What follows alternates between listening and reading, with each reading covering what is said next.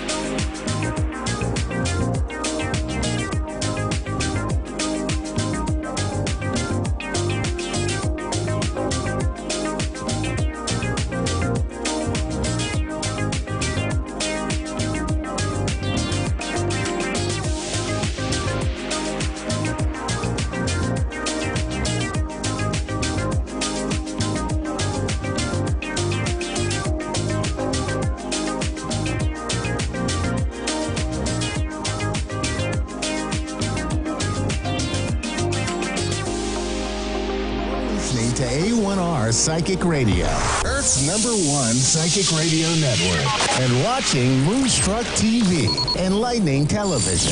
Welcome. Time for Avid Advice Live with Persian Medium Fiona.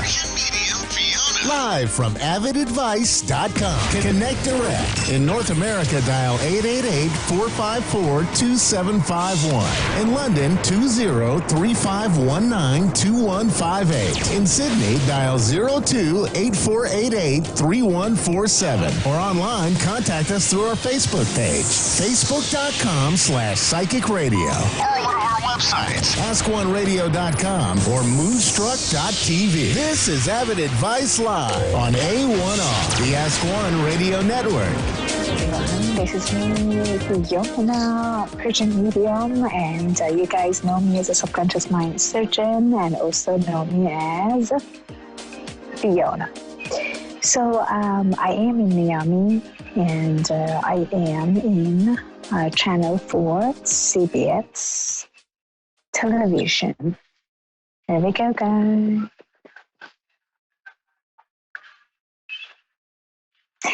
So, but as far as I know that David wanted me to do the show, my producer, and he's always serious about it. He always wanted me to take a call, and I was not on the radio show and did not have a live show with you guys for a long time because I travel a lot to New York, Miami, other countries for speaking, for interview, for TV shows, for other stuff.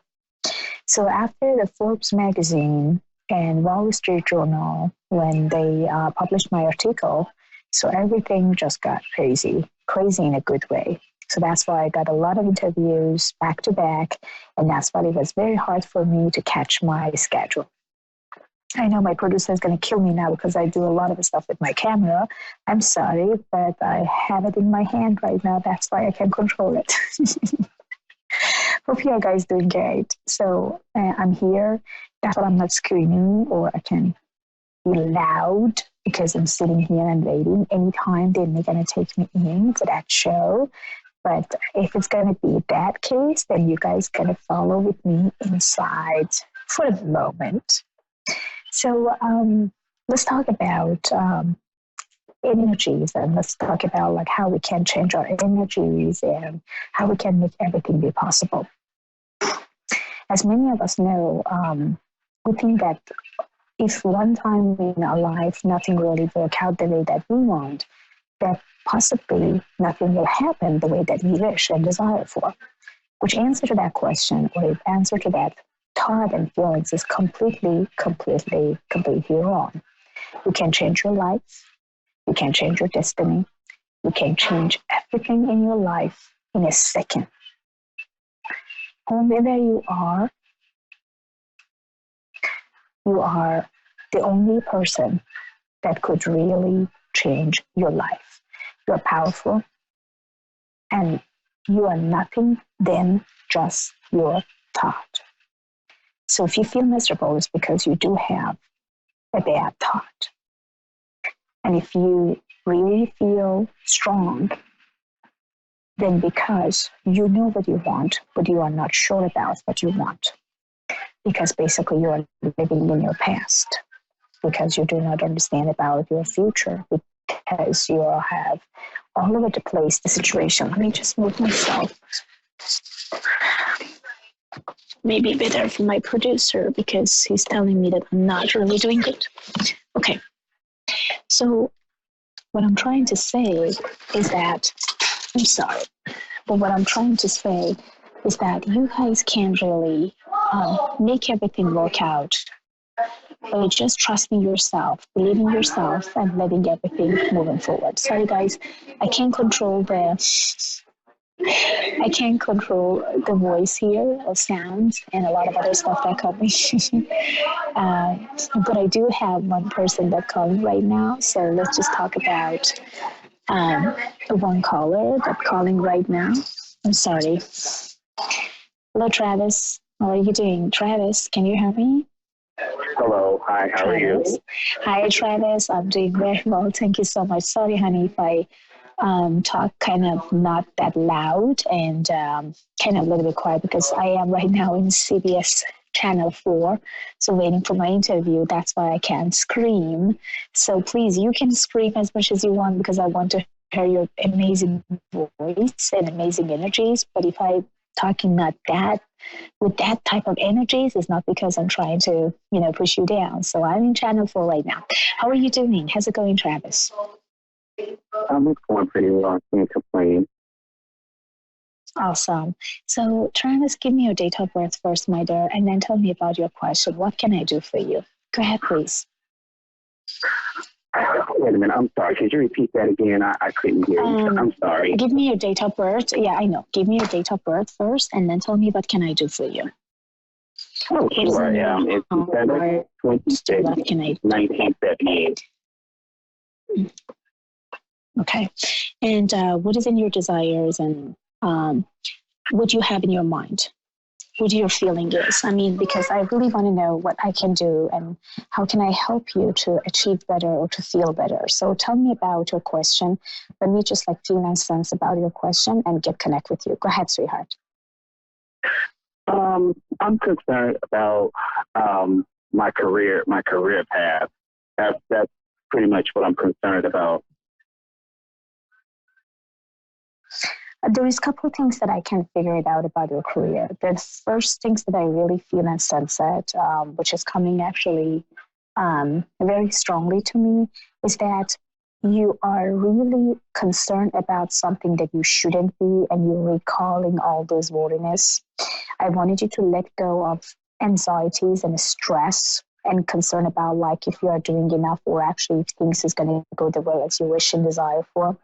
Because no matter what you are doing right now, almost around actually the month of July, we're talking about the July 25th, we're talking about the July 26th, July 5th, and July 11th. 4 days actually come as a primary in here. That's showing me that you are going to have some very extreme and very strong connection with someone that you're really going to feel connected and strong when it comes to money, finance, and your career. So whatever you don't have right now or any voidness that you do have right now is all temporary. So don't concern yourself because it's all temporary. Don't put yourself in the anxiety mood because it's not really worth it. Oh God, it's the connection. It's kind of bad. I'm trying to. Oh my goodness. Oh gosh. I was trying to hear you out. It's the connection. It's really bad, but I'm here. I know the connection is very bad because I am right now in a building of CBS 4 channels. So that's why. I mean, it's kind of it's very hard. I know that, and I think the best things for you to get your answer. Sign up on Avid Advice. My producer is going to guide you on this. Email me, and then I will answer your question. My internet is very low. I can barely hear you too. I can barely also connect with you guys. I feel like my voice is freezing, and also then my face is freezing. But I want you to just leave your name and call and communicate with me a little bit later on, and I would definitely come back to you with it. But so far, don't worry and don't concern, because after the July 25th, everything when it comes to your work and your career will get better. Okay. Can I ask you something? I just have a question I wanted to ask you, if it's okay. Sure. Sure. Well, I have, okay, this is crazy, because I've been through a hardship. It was really crazy. But for some reason, all of a sudden, it's like certain companies that I wanted to work for in the past, now all of a sudden they're coming to me. They're coming to me left and right. I just received in my email, the first one of them was it's called the Florida Power and Light Company. I received an email from them. The second one, I received an email from, oh my God, I'm having a brain freeze, American Express. And I sold a young lady today. And then there was another company called Life Extensions. But the funniest thing is that I do have a job that is starting on the 8th of July. It's with this other company I'll be starting with. But my thing is, what I want to do is, I want to be able to make sure I'm going in the right direction, because let me tell you something. There has been times I've been looking for work, and I've been going to the wrong places. It's places my spirit knows I don't belong. I don't fit in.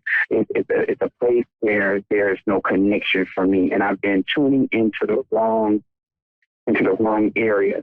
And it's just that I'm trying to figure out how would I be able to identify to know exactly what is for me, and that I know I have that connection, that strong connection to saying, you know what, Travis, in your spirit, man, you know that this is for you. You can feel it in your spirit. You'll automatically know, because I've been in places where I've met people with bad spirits, and it's not the physical appearance of them, but it's internally with them, their spirit man's, where there's no connection.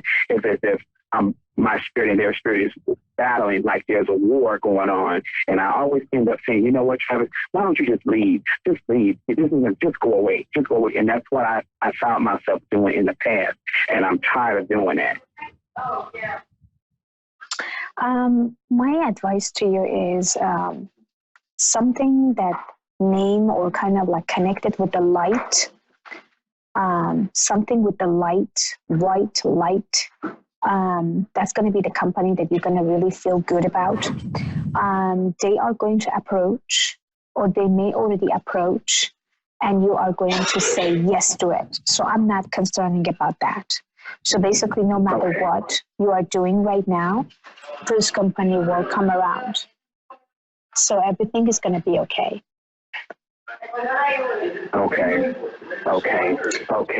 Okay. Welcome to Avid Awakening, a beautiful, gorgeous wellness center who will adjust you mentally, emotionally, and physically. Also, it will help you to manifest your finance, anything and everything you desire for. This place is a very beautiful place which is located in Corona Del Mar. So please book your appointment today.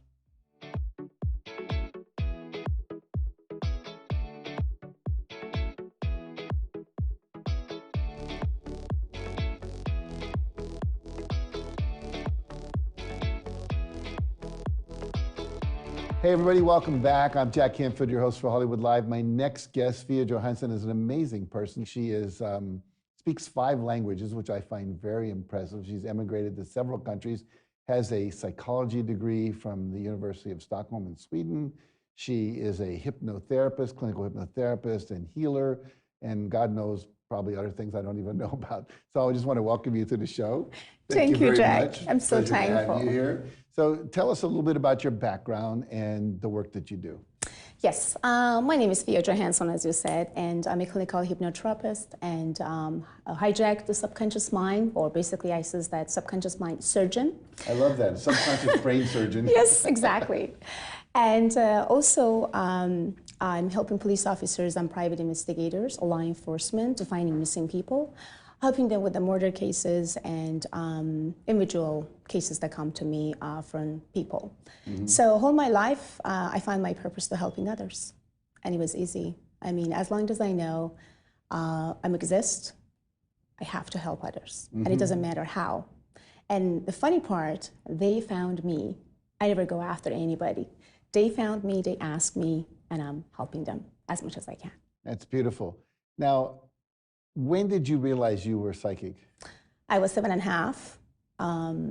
So a friend of mine was in my house, and they wanted back home. They want to go home, and I just said, no, please don't go. And my grandma says they had to. I says, no, please, because I feel in sense that if your guy is going, then there is going to be a car crash.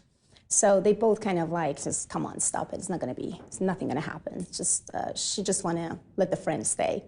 So my mom was like, okay, just go to your room, have fun, nothing is going to happen. 2 hours later, they phoned us and says, well, unfortunately, they had a car crash. Nothing bad had happened to them, but they had a car crash and they was in the hospital. So from there, my mom said, gosh, I should be scared. I was like, wow, I don't even know why I even said that, and why when I said that, things happened. And I never been normal. Like as a child, I always could feel, sense. I always been afraid of dark. I always felt that when I'm actually in the dark or actually in the dark room, I felt the heat, connection, kind of sense of somebody touching or trying to communicate with me in a very proper way, but in a way that if I could actually tell everybody, everybody could say, "You're crazy, you're getting crazy. Oh my God, take this lady to the doctor or little girl to the doctor." But then later on, when I was at the age of 14, I started to realize that, I may be an empath. Or maybe why, when every single person actually dying, people communicating with me after they are dying. So what's wrong with me? What's wrong with them? So then I studied about medium and mediumship. And I moved from my country to Stockholm. And let's just say about that stories. Well, my career started from there. It was October 6, 1999. It was almost minus 30 degrees, super cold. And it was just about 2 weeks that I moved from my country to Stockholm. I couldn't speak English. I couldn't speak Swedish. I just could speak Persian and a little of Italian. I went to the grocery store and I saw somebody is just running behind and with the gun in hand. I was like, is it correct? That was the gun? What was it? So I saw that all of a sudden shooting, and also the police officers and a lot of people get into the stores. And as I do remember, I stopped the cops to not following and going through the place that he wanted to. And he trying to push me away. So it's like, don't stop me, I have to go. And I was like, no, don't, because he can kill you. And I don't even know how I told him that he could understood what I meant by don't, you're gonna be killed. I stopped him, so I hold him like that. I do remember that. I was like little, tiny, just was cold, but I felt like I have to stop him. However, my career started from there. They understood that if I couldn't really realize and replace that person that was behind the wall, then the officer could be killed very easily in the head. So from there, they asked me a question, how you stopped the officer? How did you know that this guy was hiding behind the door and the wall? And I told them, well, that was my life and my stories and everything. So then they said, you know what? We need you, and you should just be part of us. I was just 14. I was just like a teenager. 13. Yeah. And they've been super excited. They've been amazed by everything that I did so far for them. And I started working with them until I moved to America. So I still working with them on the phone. So if they have a cases, they're calling me, they're telling me. And there's a large of clients of mine that they're calling me from everywhere, from Australian, London, Canada, whatever. And that's why I developed the Avid Advice platform for myself to let people talk to me and communicate with me about their problems. But right now, my most amazing, better say, gift that I have is about finding missing people, helping officers and investigators to solving their cases. Fascinating, fascinating. I'm curious, most people, if you were to survey the average American, would say they don't believe in psychics, they don't believe in mediums. Well, when you were growing up, was that an issue for you? As I said, mine was always word of mouth. So I mean, every single person who actually came to me first, they've been non-believer until they see something with their own eyes. Mostly, as you know, like officers, private investigators, they are not really, logical. They're kind of more logical, not biological. Right. And when a psychic or medium telling them don't do, it's kind of hard for them to accept from the beginning until actually they know that, oh, she knows what she's talking about. So for me, it was hard until they start to believe in, oh, she does. 2 years ago, I found the missing pilot, the black box of the missing pilot. Coast Guard communicated with me and says like, we are looking for that missing pilots, and the instructor, can you help us? I said, you are guys close by to the ocean, and it's just not the right place because I can hear what he's telling me exactly where he is right now. And they said, what we should do now is to send a helicopter and I will guide you guys where to go. And we found the black box, and LAPD confirmed that, Coast Guard confirmed that was from the same flight. And I was in NBC News, and then after that, people just starting to communicate more, so that's why I developed Avid Advice. for them to communicate more then. Yeah. Sophia, your success has obviously been amazing. You've been on television. You're Thank you. solving problems for everybody, including law enforcement, and doing what would often be considered miraculous things. What do you attribute your amazing success to? Believe in myself, believe in my abilities, knowing my market. I always telling to everyone, because I am helping people to develop their businesses as well. It doesn't matter what type of businesses, but by helping them how to create. So I always tell everybody, just look into what market wants from you. Don't say what market can bring to me, because market would never bring anything to you until you bring quality to market. My only word to every single business entrepreneur, woman business entrepreneur, is about believe in yourself, always quality bring always quantity, remember that.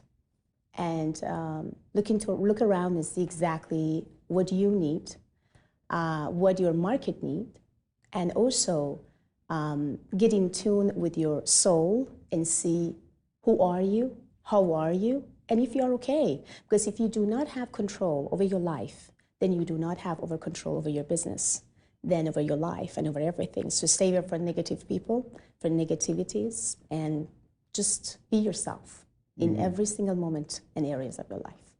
Now, you may have just answered the next question I was going to ask you, which is, looking back from where you sit now, very successful, very confident. When you were looking back, let's say at the 20-year-old Fia, what would you have told her? Anything different than what you just said? Never be afraid. Never be afraid. To show off. Show off? Yes. Because I was afraid always to show off, because when I left my country, I was just a teenager, and I've been together with a lot of Swedish, people, and I do remember the first time when I want to get connect with them, they've been kind of super cold. It takes time for them to just accept them or accept you in their group. So I always trying to hold myself back and in trying to let them to moving forward. Then I felt like, why I'm doing this? I'm a proud, beautiful young lady. Did I do everything by myself? I'm helping 1 million of people right now, and I do fantastic job with a lot of law enforcement officers. And why I'm trying to hold myself back and not speaking to them or just letting them to, take an action towards to whatever they are asking me or doing. You know what? It's time. Get up now. Just hold yourself up and just say, hello, this is me, Fia Johansson. So, and yeah, if I was just show off more and then could say that, you know what, good job, go for it. Never be afraid of talking, never be afraid of communicating with people, never be afraid of showing who you are as a person. Just be yourself in every single matter of your life, whatever happened, wherever you are, whomever you are, and wherever you are end up with, you have to just be yourself. Beautiful, beautiful. So if people want to reach you and take advantage of your talents, your skills, your gifts, where do they go? How do they find you? There's a couple ways, but the easiest way is if they can go to PersianMedium.com and AvidAwakening.com, and they can reach my platform, which is AvidAdvice.com. So, and then they sign up and they call and chat from there. Sometimes they sending me an email, because I'm receiving 1 million of emails. My assistant says, oh my God, Fiona, they want to prioritize this and prioritize that. But I will definitely get in with people when they call through Avid Advice, because that's the only way that I can communicate and connect with people directly. Yeah. Beautiful. And my Instagram, by the way, I have over 1,300,000 followers. Good for you. Which is I'm happy. And every time when I'm actually having 60-second videos, I see, okay, 3 million views. Oh, thank you, God. So I'm happy that I'm helping them. I'm happy to make them to feel happy. I'm happy to make them and feel them happy. Beautiful. Well, thank you, Fia. Thank you so much. I appreciate you being on the show today. And for all of you, check out her website. She can help you with a lot of different things. So stick around, though. We have one more guest today. So see you in a couple of minutes.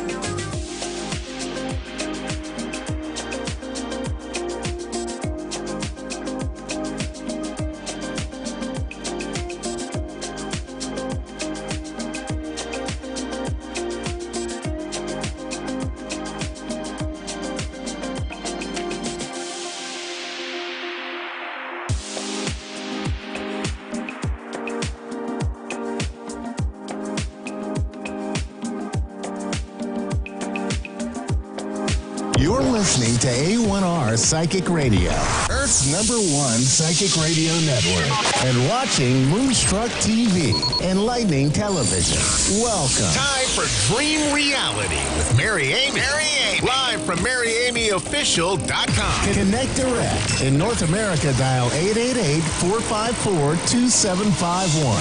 In London, 20-3519-2158. In Sydney, dial 02-8488-3147. Or online, contact us through our Facebook page, facebook.com/psychic radio. Or one of our websites, AskOneRadio.com or Moonstruck.tv. This is Dream Reality On A1R, the Ask One Radio Network.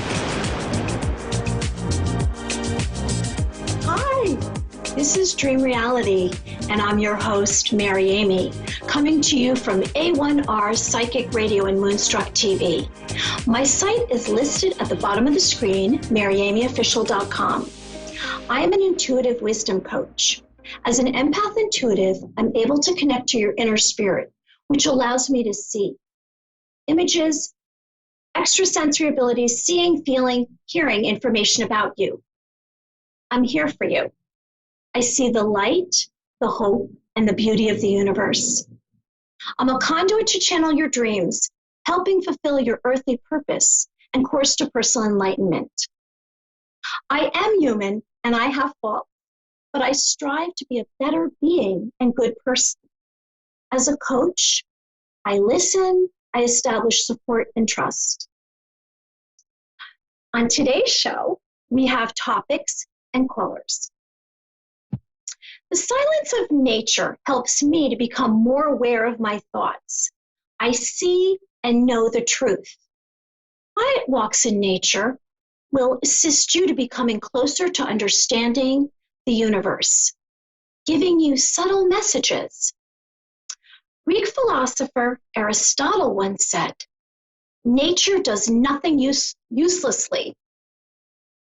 And physicist, discoverer of the law of relativity, Albert Einstein once said, "Look deep into nature, and then you will understand everything better." And that's really what happens for me, because I know that we're all connected. I know that kindness to nature and all living things raises your vibration. It's love, understanding, acceptance, to be generous, considerate, and friendly. There's even a National Kindness Day on February 17th. As an empath intuitive, I feel like I must be kind as much as I need to breathe, not for any expected rewards. I'm aware that my mission is to be a friend to those who need my support, because we're all connected. We must know that. It's not just us living on the planet, we're all connected. Here's an affirmation. Be the first to be a friend, be the first to speak of light, and be the first to acknowledge the beauty of nature. We have each other. Find a friend, one friend, and before that, you have yourself. Learn to instantly feel the strength of your mind and your physical being. Emotions are temporary. One thought can change everything. Build on your dreams and successes. Line up your words, thoughts, and actions to manifest your dreams. Never give up. Anything is possible. From my experience, I know that we all have what's called a human energy field. An energy field that's around our bodies, that surrounds us.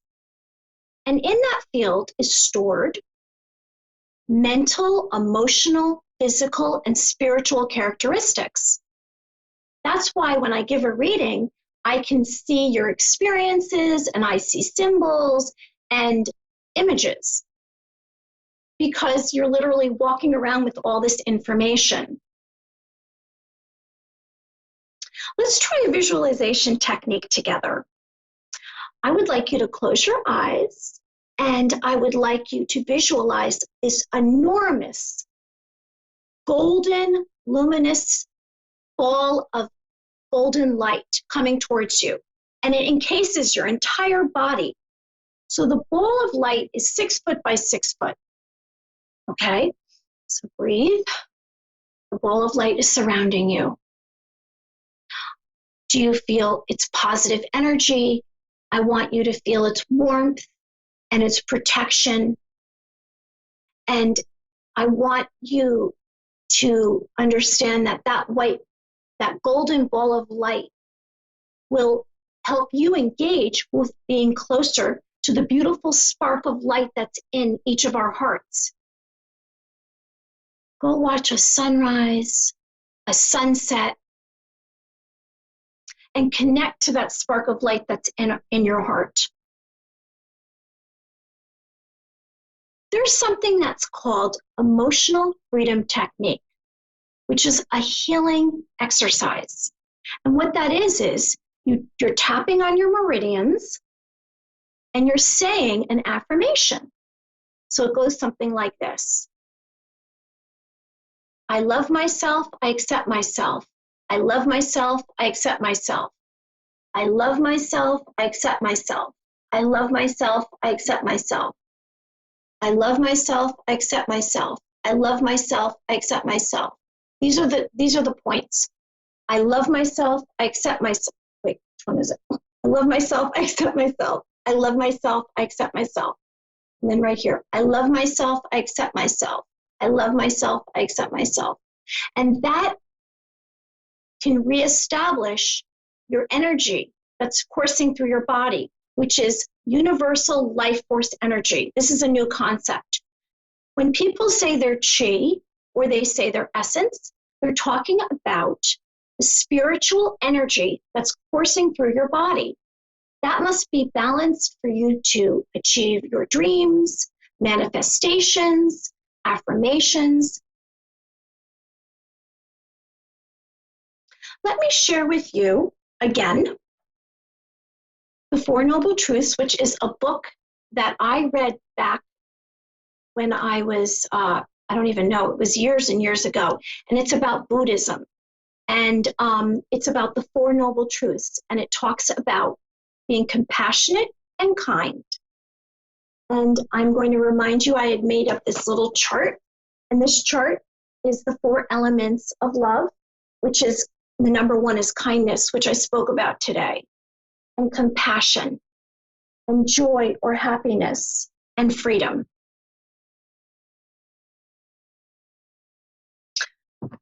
Okay, let's do a gemstone.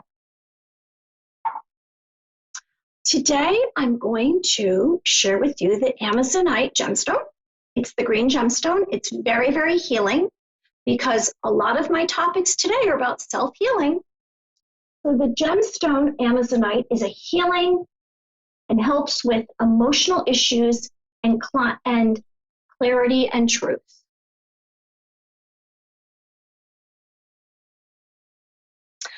I would like to remind you that you can find me on my website, maryamyofficial.com, and as well as my Facebook page and my Instagram, maryamyofficial.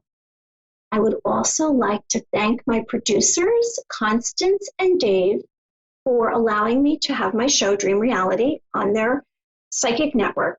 And I missed out last week, and I'm not a singer, I'm a terrible singer, but I missed singing to our producer, Dave, on his birthday. So I'm catching up now. So I'm going to sing happy birthday. Happy birthday to you. Happy birthday to you. Happy birthday, dear Dave. Happy birthday to you. Woo! And I hope you have a wonderful year. I decided this week to change. He just wrote me a message, thank you. I decided this week to try something new, which was to bring up topics each week and to start my show that way for now rather than having a guest during the rest of the summer. So this week I covered the topics, which I will every week: nature, kindness, visualization, dreams, and affirmations. I am really here, like I've said, to help people. And I'm a being that every day is a fresh day. So I believe that if you wake up tomorrow morning, whatever time that is, if you wake up with the sun, that's a beautiful thing. And you start the day with one positive thought. Whatever that is, maybe you can plan it and you put it next to your bed so that you remember in the morning, I have to start with a positive thought. And that positive thought can be a memory of yours. It can be something that you would like to achieve. But my suggestion is to start the day with a positive thought, because that one thought literally can take you, I don't know, maybe for the first 15 minutes, but you started that way. And it's harder for that to kind of shift if you've begun that way. So my suggestion is to start your day tomorrow with a positive thought. You might also want to start with looking in the mirror and looking eyeball to eyeball and say, I love you. I love you. Because self-love is how love begins, right? It begins with us loving ourselves. We really can't love another human being unless we love ourselves. And if you don't have self-love, you're going to block someone from loving you, and you're going to block someone from accepting you. And it's funny because I've learned so much in the last few months because I've had to really, really be able to articulate what I do. Instead of just doing it, I have to explain it.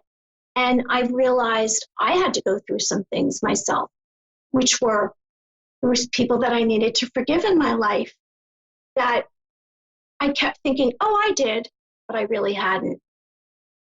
Yesterday, I went down to the beach and I put my feet in the water and I sat on the sand and I said aloud a forgiveness statement to someone that I never forgave for something that happened.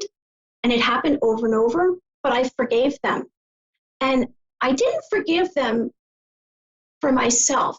I forgave them for them, to send goodness to them, because like prayers, it matters.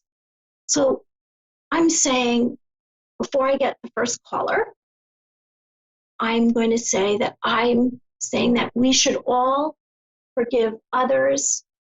And very, very interestingly,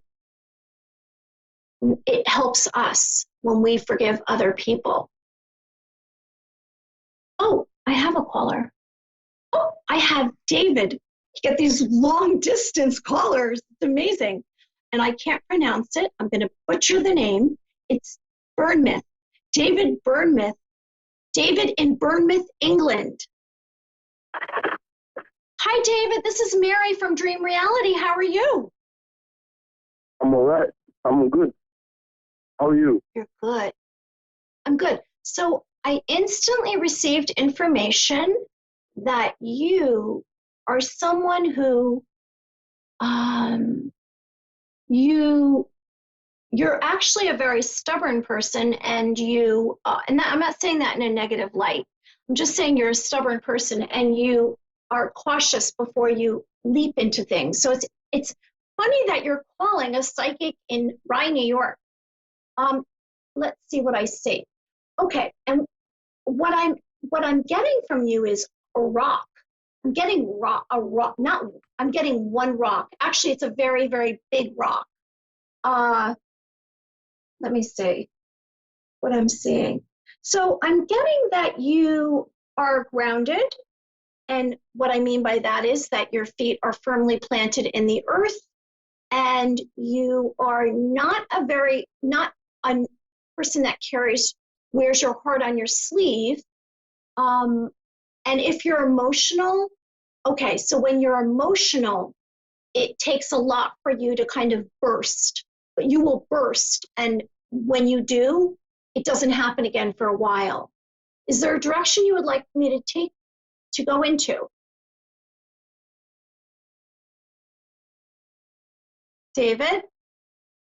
Say that again. Did I lose? Oh, is there a direction you would like me to go into? The direction. Yeah, I want to know what is blocking me, because I can feel something blocking me from succeeding in that. Yes. Okay? I agree with you. I want to know. I want to know what it is or who it is, because I had some girl as well. She said, "I'm gonna put some black magic on you" or something. She said some madness like that.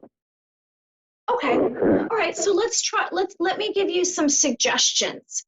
Okay. So that's not a person that you want to spend any more time with. That's the first suggestion, because that means that she's trying to harm you. Have you ever heard of anything called sage? You know what sage is? It's a herb that you burn. Yeah, I know. Do you know? Incense. Okay. Have you saged your home? Have you saged your home? Because No. all right. So first suggestion is don't spend any more time with that person. Second suggestion is for you to burn some sage all around your home, in your living space. You can look online and there's different examples of how you sage. You want to sage around doorways, basic living space, but make sure that you open windows and doors to let the confused energy out. That's number 2. Number 3 is, okay, I don't believe that this woman has the power to stop you from doing something.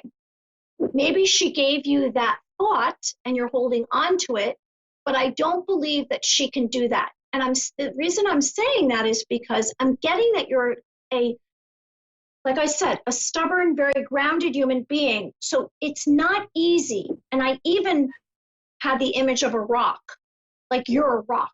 So I would say to try to do some things for this situation to become unblocked in your mind would be to do some spiritual discovery. So that might be prayer, that might be spending time in nature, that might be sitting down and writing out what's been going on with you, because I'm sensing that there's something that happened that's prevented you from, unrelated to her, that's prevented you from moving on with your life.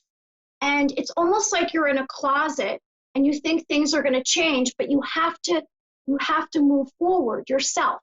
You have to put one foot in front of the other and you have to move forward past this negative energy. Okay? So I don't know if that's going to come in the form of on the weekends, you do something that is out of your comfort zone. Pick the most fun friend that you have and do something with that friend so that you have laughter and that you are excited. Plan an adventure of some kind, a trip someplace that you've never been to. Do something that is out of your norm. Do you think that's possible, David? Yeah, everything's possible. Yay! Okay. There you are. I already felt it shift. Good. Yeah, the energy shifted on you. I am so happy that you called me today, and I would love it if you visited my Facebook page or my Instagram, my website, Mary Amy Official, and I have videos and I have suggestions and tips on a calming and peaceful existence. Have a wonderful day. Bye. Yeah. Bye-bye, David. Oh, okay. He didn't even say bye. That's okay, I said bye to him. Okay, so today we have another caller and another exotic name. LaShonda in Elwood, Georgia. Oh, USA. Woohoo, USA. Okay, LaShonda. Hi, it's Mary from Dream Reality. How are you? Hello, how are you? I'm good. Okay, LaShonda. I immediately received information, let's see, that you are, it's funny, I got something related to a kitchen And then I got some kind of stuffed animal. I don't know, or it looked like a cat. All right, I'm receiving that you are someone who is has a pretty normal life, and you are you consistently follow routine. However, I know that there's something beneath the surface that sometimes can come surface up, and something might agitate you, and then you kind of come up, and there's an emotional result, and then you go back down. You kind of settle back in, and you have a loyalty and a love, but you don't necessarily show it. Do you have a direction you would like me to go into? Love, relationship. Relationship. Okay. So I'm receiving relationship is I don't feel like you have happiness related to the relationship, and I sense that you would like to have a much more fulfilling relationship, and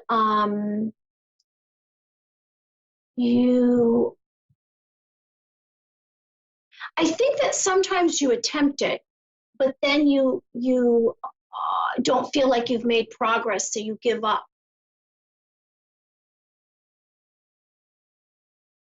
That's what I'm receiving from you.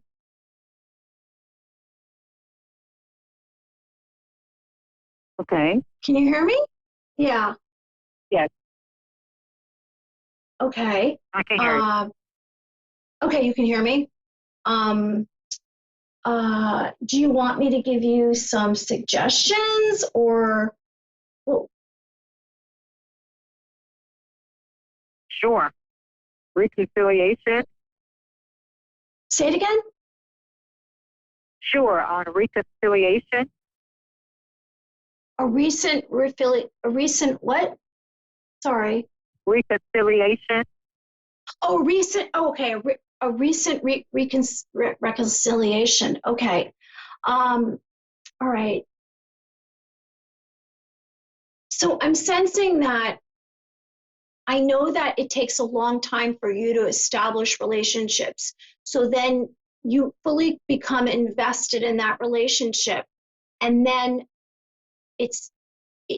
I think your expectations are for it to improve, and it doesn't. And initially you're like, okay, maybe I'll make this change. But then you kind of resort back to being more comfortable and not taking initiative to be happier. So let's see. I sense that you're actually so cautious, so protective of yourself. And I think that might be related to fear about being hurt. But it's interesting because it's 50-50. It's 50% fear and 50% that you would like things to be better. So they kind of cross each other out. Neither one is stronger than the other. Would you like to have a better intention in your relationship, in relationships in general? In other words, would you like to have a more positive outcome and be happier? Sure. Okay, so then you're going to have to make bigger changes. You're going to have to. So you're going to have to put boundaries on the relationship and stick by them, and then a time limit. So you're not going to let more time go by and then not make a change, and not expect that the other person is going to change. You're going to have to make a change. Okay. Okay? Okay. Okay. I understand that it's easier said than done. So I can sit here and say, oh, make these big changes, or You have a time limit. But I know from my own experience that all of a sudden days turn into weeks and weeks turn into months and months turn into years. And then all of a sudden you're like, oh my gosh, how old am I? And I'm still not happy. So the happiness is going to begin with you. So when you start looking more internally, you will and become aware of what you want and what makes you happy, and then you set those boundaries, then everyone else has to follow after you. It doesn't start with them, it starts with you. So for you to be happy, Lashonda, means that you're gonna have to make changes about how you handle relationships. And I promise you, I just felt that things are gonna improve for you. I just saw it. I just saw things are going to improve with you. Now, I don't know if that particular relationship is going to be everything that you want it to be, because it ended at one point for a reason. So we know that there was reasons why you weren't happy. Now, I don't know if you becoming more aware of your needs will help them become more aware of your needs, or you're going to have to move on. So what I'm sensing is, I'm sensing that you should explore that relationship some more, but I'm sensing that you might have to move past this. Okay, so I'm going to have to say it's time to go. And I really appreciate you coming to my show, and I wish you the best. Have a wonderful day. Thank you. You too. Okay. Thank you, everyone, for joining me on Dream Reality. As your host, Mary Amy, from A1R Psychic Radio and Moonstruck TV. Make a friend today, and who knows, maybe they'll turn out to be someone that lasts in your life for a really long time.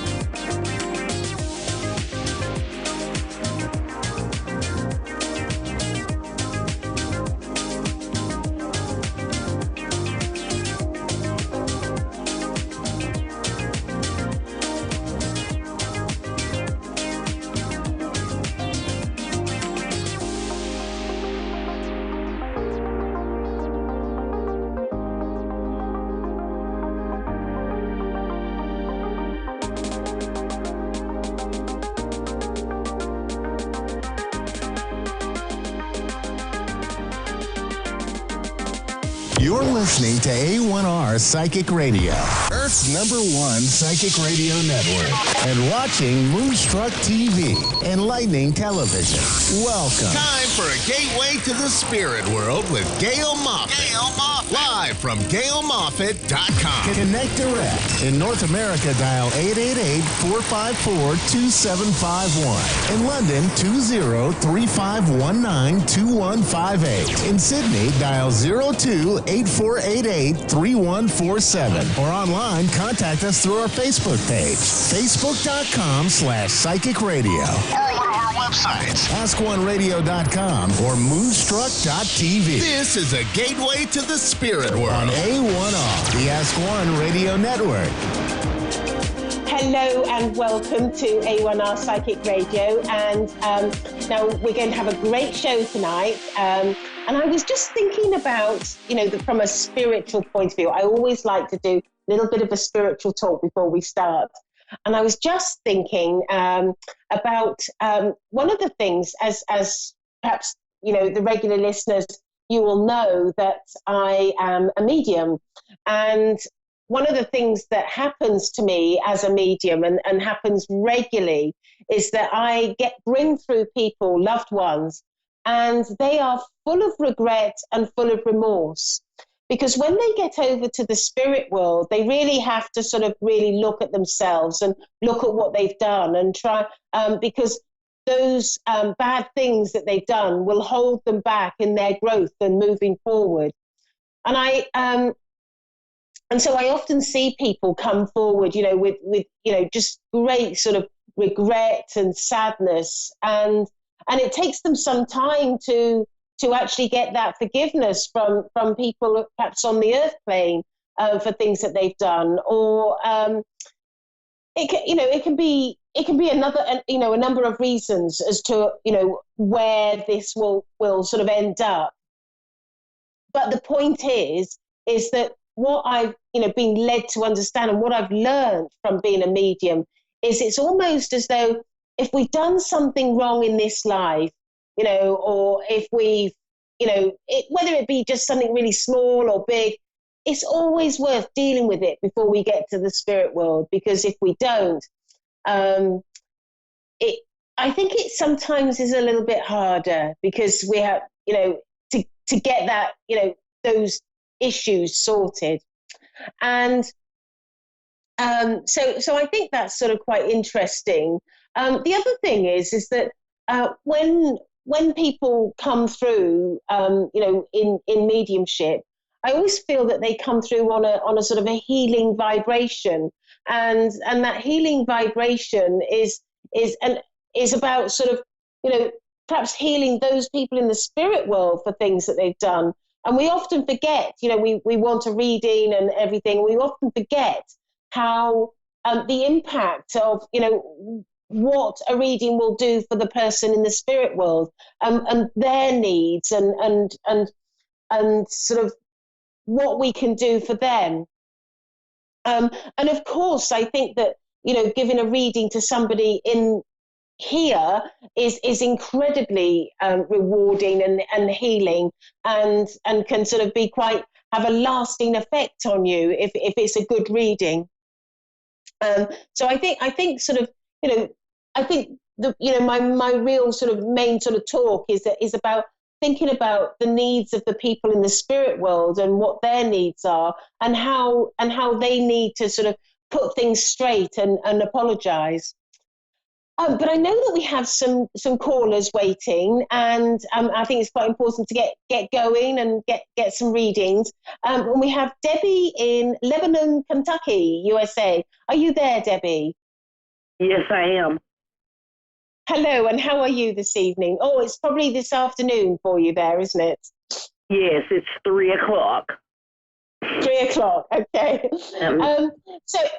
So I'm a medium. I can either connect to a loved one in the spirit world for you, or I can give you guidance from my guides. And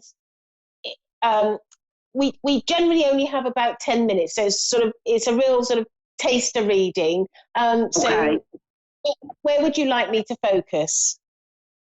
I need some guidance, I think, in my life. Sure. Okay. And is there any specific area where you'd like me to focus? Yes, on my family. I haven't got to speak or talk to my son and grandchildren in 10 months. Right.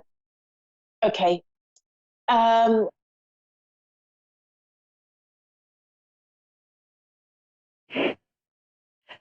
feel with I can feel with your son. I get the feeling that there's some anger there with him. Would that make sense to you? Yes. Because I feel like I feel like he can be very explosive and sort of angry over a certain situation, and I feel that he's brooded over it. He hasn't really. I get the feeling he hasn't really sort of let it go. Would that make sense to you as I talk? Yeah, somewhat. Yes. And I can also see that there's been some written messages that's gone backwards and forwards, either with a text or Facebook or whatever you use. But I can see the sort of the typing of the texting. Does that make sense to you? Yes, it does. And I feel with you that you've reached a point where you're still upset with what's happened, and you're still sort of hurt by what's happened, but you would, in an ideal world, you want to put things right. Would that make sense to you? Yes, ma'am. And I can feel also that you've gone round and round in circles, talking to other people, like, how can I put this right? What can I do? And I feel that the hardest thing for you is perhaps not seeing the grandchildren. Is there a little girl that is a grandchild? Yes. And I feel that there's a really close link to this little girl for some reason. And I with yourself, that is. And yeah. I just feel that he's quite stubborn, your son, and he's really digging his heels in on this matter. Now, with everything, we have sort of free will, and he has his free will as to when he sort of repairs this. But I just get this feeling that what my guides are saying to me is that they are going to come around your son and try and help him come forward and put the past in the past, and not harbor any grudges, because I feel the grudge is more with him than with you. Would that make sense? Can you see that there's anyone else in his life that could be helping create this problem?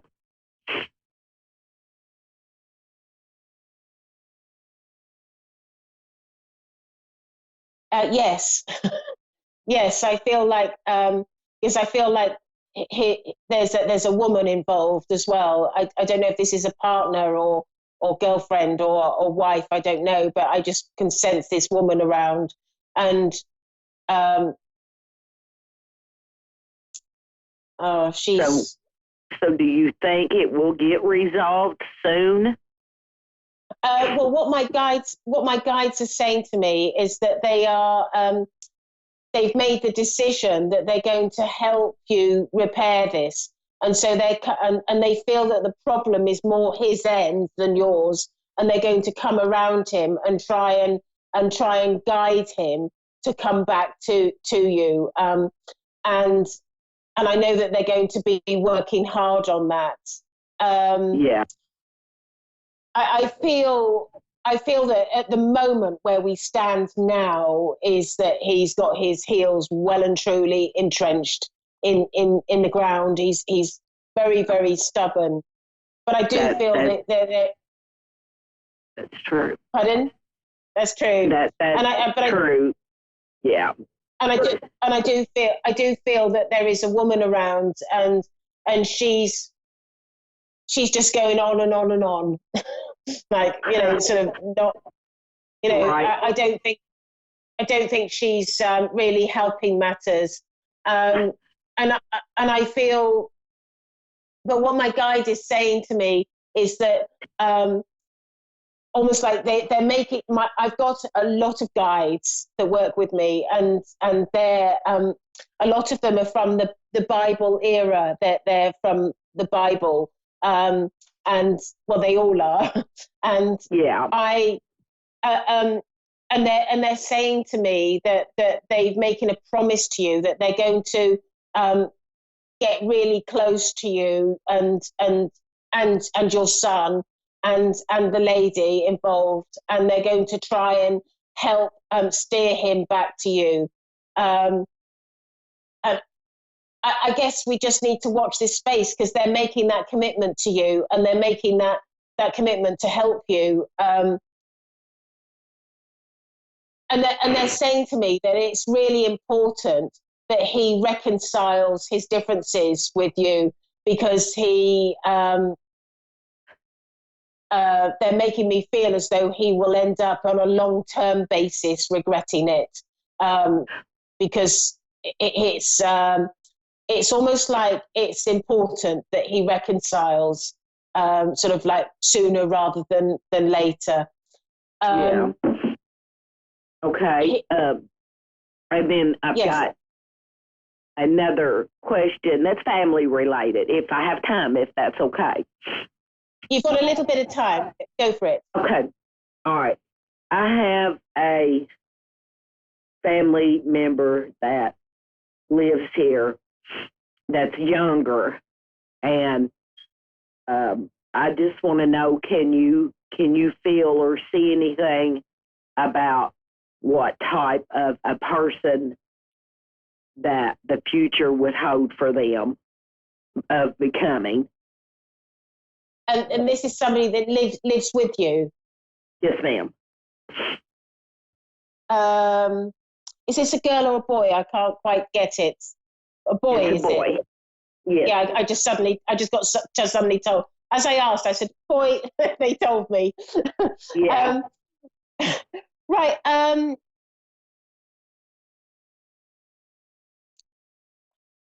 Is he, when you say young, is he like a teenager, or sort of early 20s, or so that sort of age? No, younger. He's younger. Okay.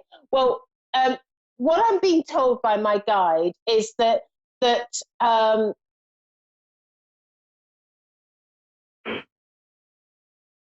get the feeling that he's quite good with computers, and I feel that he potentially will get involved more with.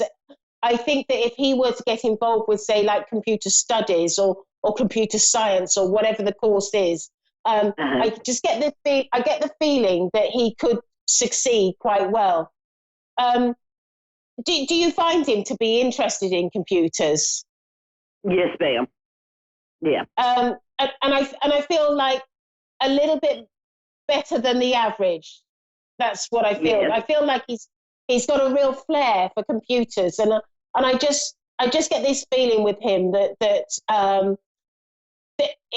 it's going to be the path that he's going to go along. He's going to be. I really feel strongly that he will gravitate towards computer engineering, computer science, or whatever the course is called. But I feel that he's going to be involved in that sort of way, because he's got a real... We have an issue with him being so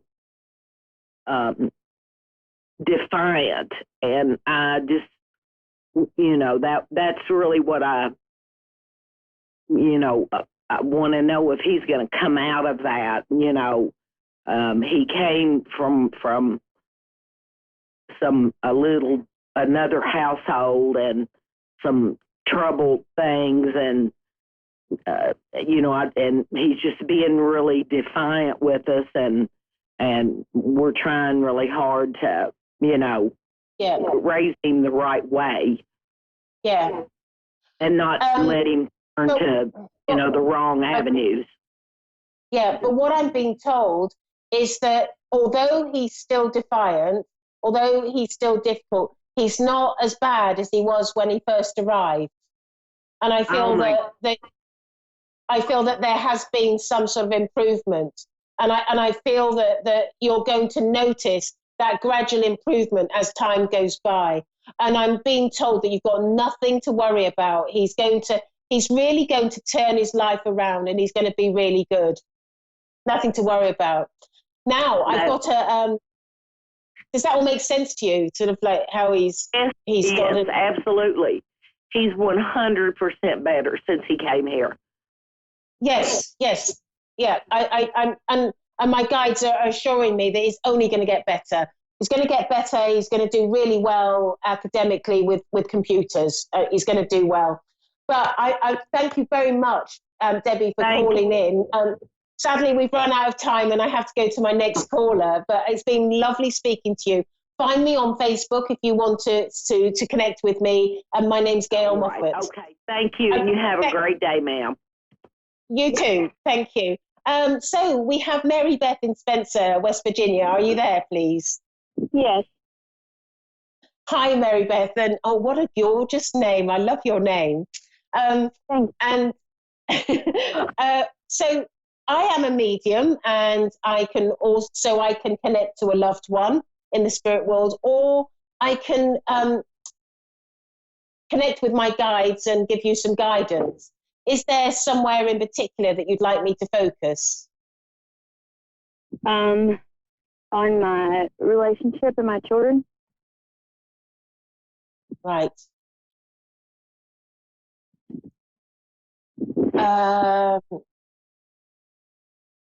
Right. Let's see. I'm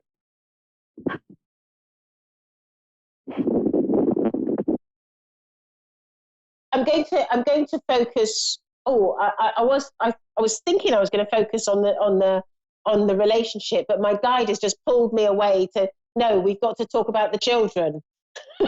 So I think there's something more pressing about the children, and I'm being told that there's one in particular that you've been quite worried about, and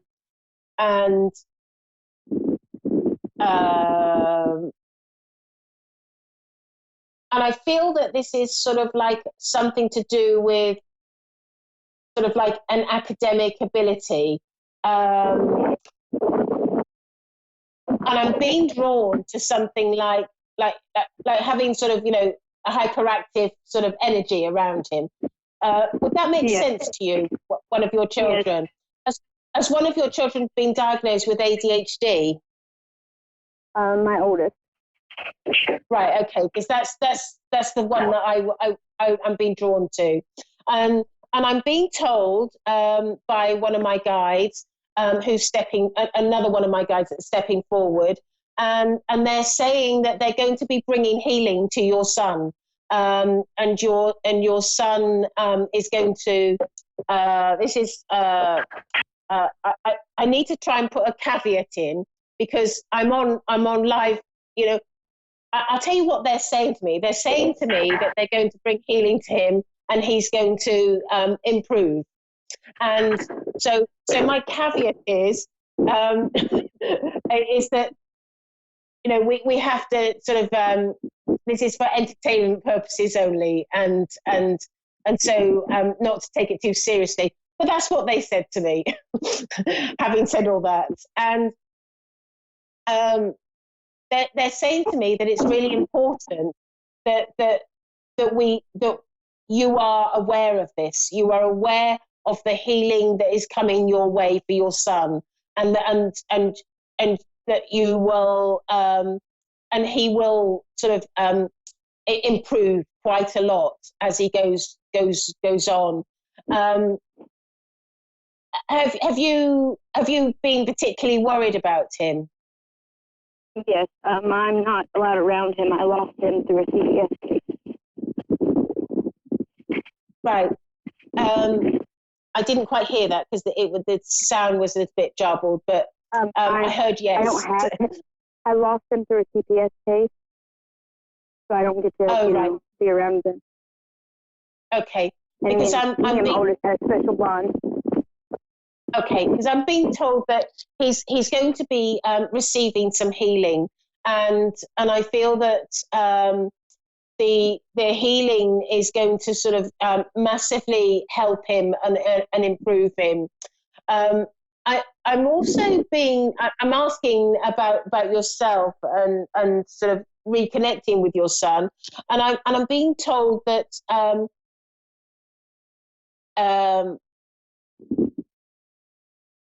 that you're okay. I'm being told that you have been reevaluating things yourself, and that you are looking to. I just get this feeling that what the spirit world are telling me, and I don't know how they're going to achieve this. You know, whether it's through yourself or through your son. But what I'm being shown is how you're coming back together, and this is not going to be a permanent situation. And I just get that feeling that you will be reunited with him, and I feel like there is going to be some healing for both of you around this. But I do feel that that you are going to be making some big changes in your life as well. And I feel I wouldn't be at all surprised if you end up living in a different place as well. I can feel a house move, and I can feel that. I just feel that you're going to be. It's almost like I'm hearing the word lifted out of this situation that you're in. Would that make sense to you? Oh, yeah. I'm in a bad situation. Yeah. And I'm being told that this is not going to be, you're going to, like, I feel, I can feel, I don't know if you're religious in any way, but one of my guides is Jesus, and he's just stepping forward. And I just know very strongly that what he's saying to me is that he's coming forward to help you and your family and reunite everybody together. And they are they are going to be working very hard on that from a healing point of view. Your son is just an incredible boy, and I feel like he's got this great sense of humour and really funny, and I feel that I just feel that it's going to be a really positive reunion. I know that the spirit world, and Jesus has just said this is ordained by God, that for this to all resolve itself. This is your circumstances are coming to an end, and it's going to change. I would say anywhere from 3 months onward, you're going to start. There's going to be some sort of changes in your life, and I feel from, if not before, and I feel that once you've established the changes and you're in a better situation, your son will be back with you. That would be great. And is there any other questions that you'd like to ask me? I was just, is my relationship going to make it? Or, I mean, we're struggling right now, and I don't know if it's going to make it or not.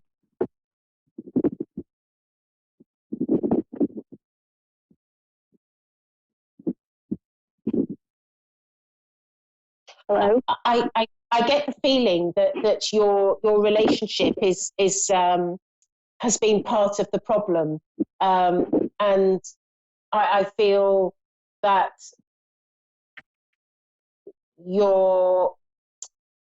obviously, I get the feeling that you will. I get the feeling that you will make the decision to walk away.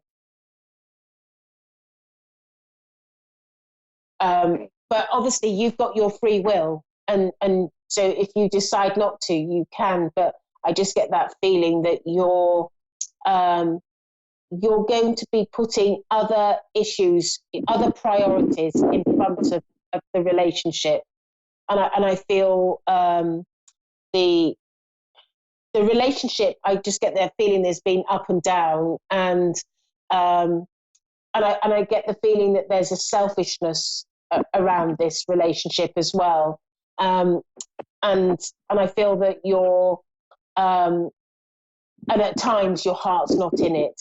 I get that feeling that you sort of think, what am I doing? And I feel that you I also feel with this relationship that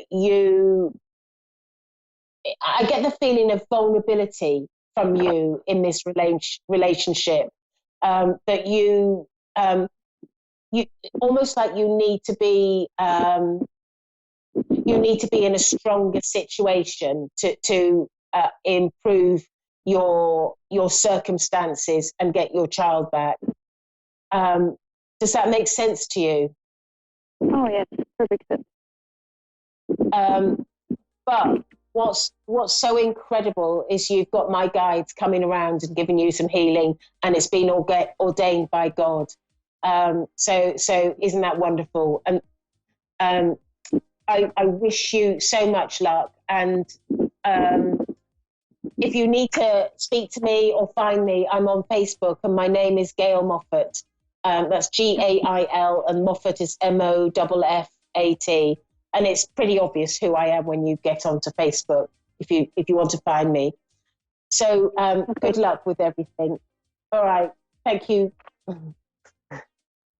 So that's the end of the show, and these are examples of some difficulties that we have in our life. But if we can rectify these difficulties and rectify these problems, then we don't have to do that in the spirit world when we get over there. So thanks for listening. Bye-bye.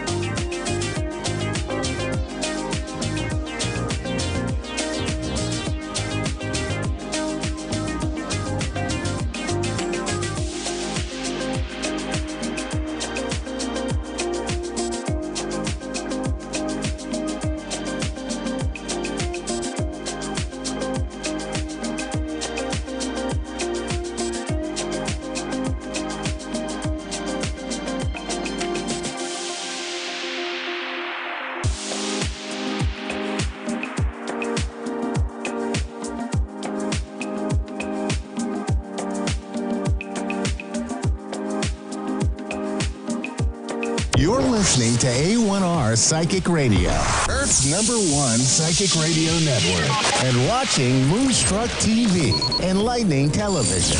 Welcome. Time for Sensing Spirituality with Ian Mason. Live from IanMason.com. Connect direct. In North America, dial 888-454-2751. In London, 20-3519-2158. In Sydney, dial 02-8488-3147. Or online, contact us through our Facebook page, facebook.com/psychic radio. Or one of our websites, AskOneRadio.com or Moonstruck.tv. This is Sensing Spirituality On A1R, the Ask One Radio Network.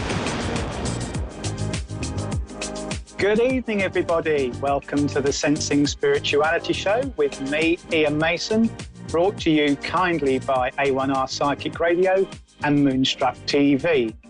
And to coin their phrase, with love, we welcome you. It's a pleasure and a privilege to be here this evening, broadcasting to you from West Sussex in the United Kingdom, where it is very, very hot today. It's a good job I've got a baldy head, otherwise I'd be a bit of a mess. But that's not important right now, so we're going to jog on. Now, something I'd like to touch on with you is that this show is called Sensing Spirituality for a very good reason, and that's to help you sense all the spirituality that is for you, with you, around you, and about you. And I also like to start the show with a little bit of philosophy. And as I'm sitting here with the mic, I guess you have to listen, really. But that's just me having a little bit of a laugh with you. Now, I'd just like to start with some thoughts for you, that one of the things that fascinates me is how we get stuck in life. And quite often when things go wrong, we can't find our way out, or so we think. And I'll be quoting a few people at the end of this show to give them the credit that's properly due, because Les Brown had a lovely saying. He said, when things go wrong, don't go with them. And what we find in life is that the three strongest experiences that we have for living are pain, joy, and love. And of course, sometimes it's those that love us that can hurt us the most. So what do we do about when we get stuck? How do we dig ourselves out of that? Well, for one, don't take it personally. Life happens with you, not to you, because you get a choice to choose your reactions to each situation. And you can't carry your stuff around with you. You've got to let go of it, or it will kill you. There's no doubt about it. No doubt about it at all. It is just too painful. Now, you know, we're far too critical on ourselves these days. And the thought that came to me a long time ago was that we have to forgive ourselves. And forgiveness is the key to the door that allows love to enter our house. Because when we forgive ourselves, we enable the love to flow within us, because we don't punish ourselves. We lift ourselves up. We allow joy and happiness to roll through us. And when we do that, our whole energy lifts up, and it gives us that great sense of upliftment and everything else that we need to get through today. And it's really, really important, because if you hang on to all of your problems, you see, as Bishop T.D. Jakes says, if you hold on to your history, you do so at the expense of your destiny. And what I want to suggest to you is that you are capable of anything. You are the architect of your life. You can create everything. And as long as you don't react to each situation in the same way that you used to, and you try something different and have that faith and courage to do so, you'll yield yourself a different set of results. Now, I had a dear friend who has long since passed, sadly. I'd like to dedicate this show to his memory. His name is Tony Cruz. He used to play golf with my dad, and when he did some bad shots, he didn't speak too kindly of the higher realms, but, you know, hey ho. Now, listen, the thing is with Tony, he was a self-made man, and he always attributed his success when he was questioned to this statement. When somebody said, how did you turn your life around and create the life that you wanted for yourself? He said, well, whenever a challenge came my way, it never occurred to me that I couldn't do it. And I'd really, really like to leave that message with you very, very strongly. It's never over. You've just got to see a different way through it and keep on pushing.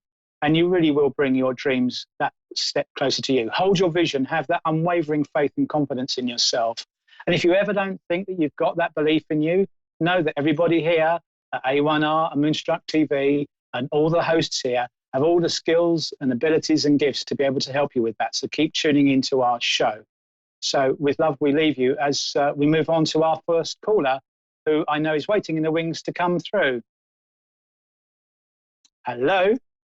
Hello? Jenny, hello? Jenny, hi, are you there? Yeah, I'm here. Jen, hi, how are you? Welcome to the Sensing Spirituality Show. Thank you. Are you well?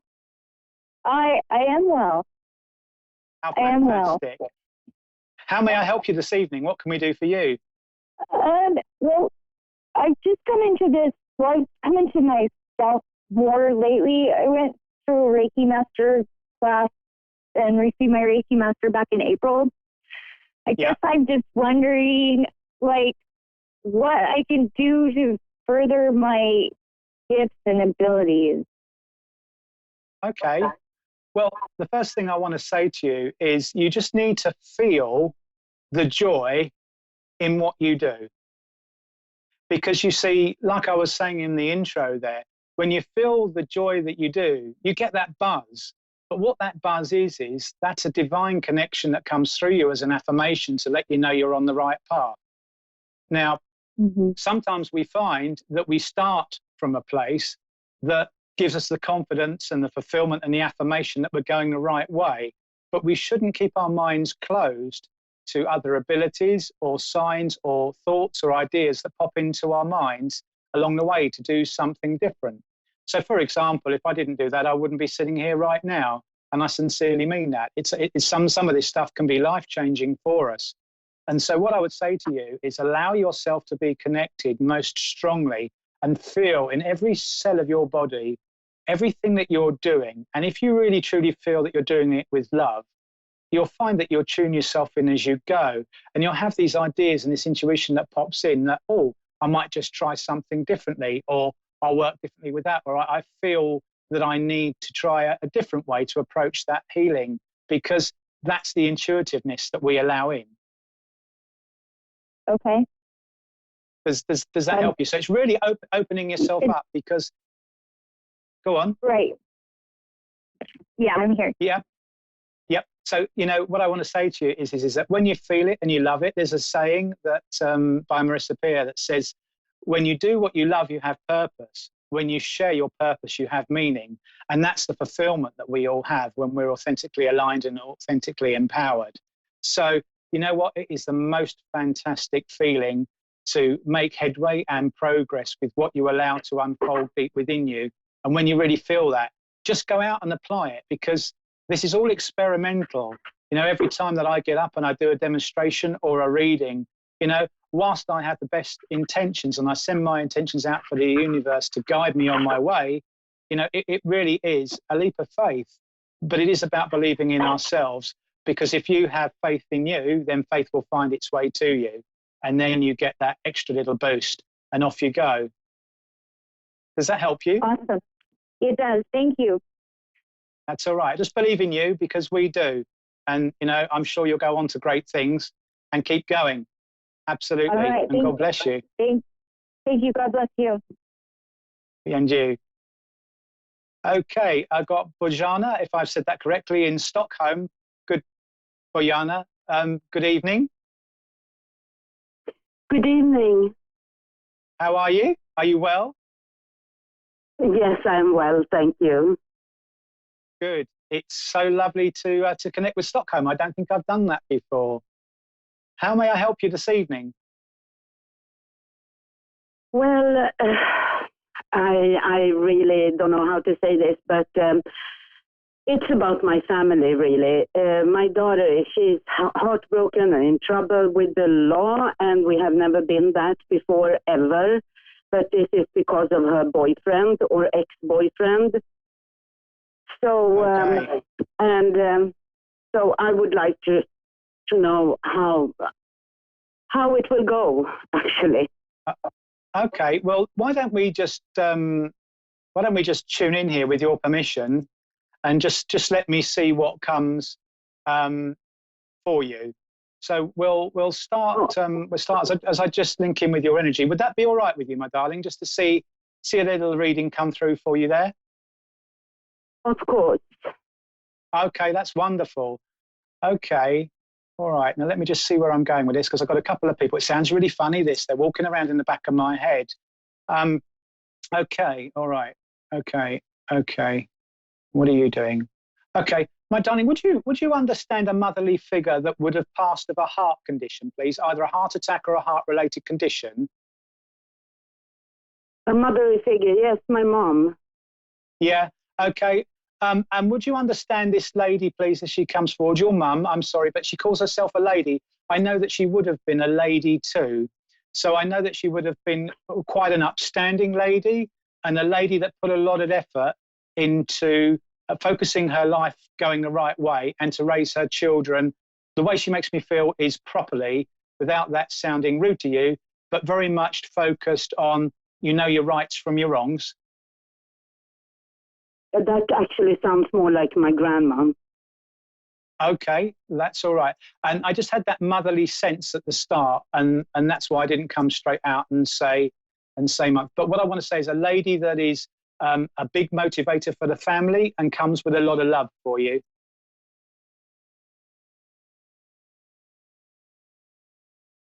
Yeah, does that make sense for you? Are you with me? Yes? Yes, it does.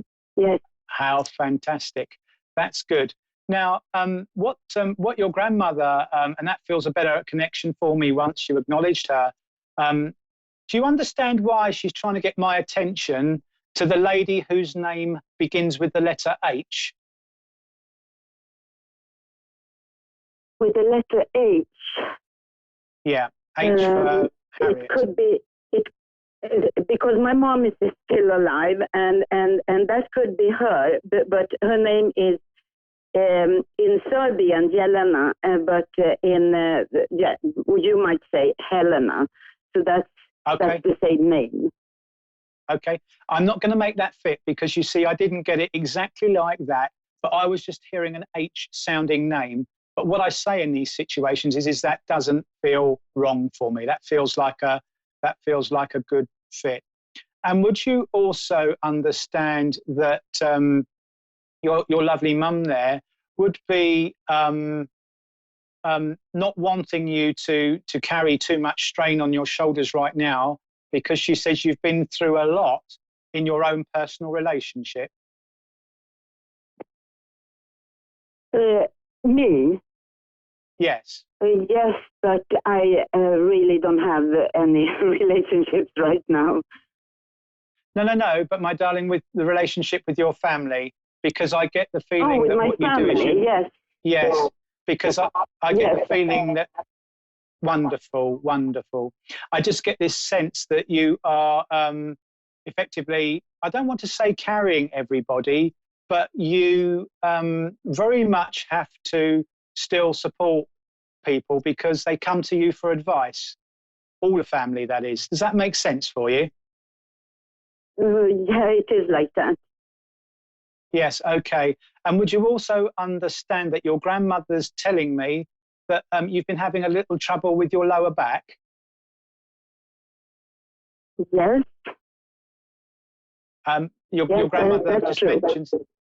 Yes, because you see, what we're doing is she's just saying, with everything that you're carrying, it's no wonder you're struggling. And she just makes me feel that if I could take the load off a little bit, I would be able to stand up straight. And that's why she brings that through. Now, I know that you talked about your daughter there at the start. And I know that, would you understand why your grandmother makes me feel that when your daughter was about 16 years old, she had some struggles, please, with life? Yeah, but yes, some personal problems, yes. Yes, that's right. And don't worry, because we're not going to talk about those on there. That's your business, not our business. But what I want to say to you is that it caused her to have to face reality very strongly and grow up very quickly. And it was quite overwhelming for her, the experiences that she went through. Are you with me with that? Yeah. Yes. Okay. And it just feels for me that what your grandmother is saying to me here is that she's quite a private girl and quite guarded with her feelings and emotions. And she just makes me feel that your daughter bottled it in quite a lot. And it isn't just that when we're younger, because we've all done this, that she holds on to those feelings, but she didn't almost give herself permission to talk about it and kept her distance from you. Would that make sense? Yes.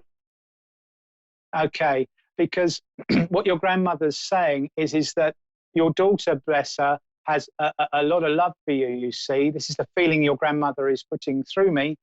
And she said at that time, you had enough to deal with, and your daughter was aware of that and didn't want to put any more pressures on you. And I think you'll understand that. Yeah. Yeah. Okay. And so what your grandmother is putting through in my mind is, please do not have survivor's guilt. Excuse me. And what I mean by that is that sometimes when we have our family members and they go through certain experiences or traumas in life, and we feel that we haven't always been there as best we're able to, we almost beat ourselves up. And sometimes that manifests within us as worry. And what your grandmother is making me feel is perhaps just a little bit of, if you don't mind me saying so, a little bit of guilt on your part for not being able to do everything that you would have done because you weren't aware that it was harboring itself in her the way that it was. Now, please don't take that you weren't in tune with your daughter. This is about your daughter not allowing you to pick up on everything that was going on around. And your grandmother says to me here that at that time, her group of friends changed. The different people that she had in her life weren't the people that she grew up with in the same way. She went off with a different crowd. Would that make sense for you? Yes. Yes, you see, and what your daughter has done, your grandmother tells me, is rather than to trouble you too much, she took herself away. And what your grandmother says is that she just needs a little bit of time to reconnect with you, because I've just got this sense of feeling that I'm picking up on is that it's not the love that's lost. It's just the love that the both of you have to get back in tune with, because you know, your daughter has always had this feeling of, as your grandmother is telling me, wanting to be so close to you, and almost like not a shadow in the sense that you're actually quite alike. Would you understand that in personality? Yes. That's yes, true. and yes, and well, I believe your grandmother, and that's what she tells me. You see, so I always go with those, and she just says to me here that now that you've cleared your life and unblocked what was in your life at that time for you, now you have the time to invest now to build that relationship back up, because you're able to have that time to connect with your daughter. Now, in terms of the relationships around her, I feel very much that your daughter is encouraged to not spend that time with you and to spend it with the friends that she is associated with. Would that be right? Yeah, well, we still live together, even though she's pretty much grown up, but we still live together, but she is not talking, and she is pretty private and yes, spending time with her friends. So you're right. Yes. Yes. Okay. But I also know that your daughter is quite creative, because your grandmother is just showing me that she must be very either arty or very designy, because your grandmother's saying to me that she does sketching and does details. We call it doodling, but creatively doodling. Are you aware of that? Yeah, well, she is doing some stuff for the company she has a company with her ex-boyfriend, and so she's doing some doodling for that. Yes. Yes. Okay. So I know that those skills and that design and that creativity is within her, and I just get this sense of almost your daughter holding herself hostage to the girl that she was when she was 16, when she's not in her professional life. And what your grandmother is saying to me is that why don't you try with the small things? And what your grandmother is saying to me here is that you don't eat meals together like you used to. I know you've told me, to be fair to you, that you live together, but your grandmother is saying you used to have such fun when she was younger at meal times. Would that be right? We always had fun together, and we were always very close, but lately, Yes. no, not much. No. But what your grandmother's saying is that if you try reintroducing these meal times and this connection, and just start with the small things, I get the feeling that once you just bring in, as I started off at the beginning of the show, talking about the pain, the joy, and the love, once your daughter gets more comfortable, she'll start to open up without realizing it. Because you see, I do very much feel that your daughter, from the way that your grandmother is showing her to me, is quite like a flower that blooms. So once she has that love with her, she does just let go. But you almost need to be the water that helps the love blossom. And then once you get that connection with her, it will build that relationship between you. And so she will be more receptive to you and to wanting to spend time together with you, so that you can really, really connect with that love, that she will take that advice back from you. And I know that you're a very good guide, because your grandmother tells me that. She says to me here that you've helped all your children. Would that make sense for you? Well, I only have a daughter, but I had many children that I took care of. So, yes. Yes, that makes okay, sense. that's fine. That's good, because I just got it as all your children. And this would be, your grandmother tells me, the same way that your dad helped you. Would you understand that? Who? Your father. Oh, I do apologise. The dog's going crazy there. So the same relationship that you would have had with your father steering you when you were younger, giving you advice and guidance.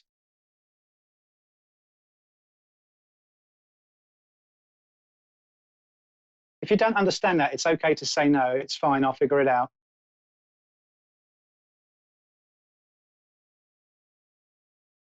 Are you still there, my darling? Yeah, I think we may have a little bit of a technical hitch there, guys.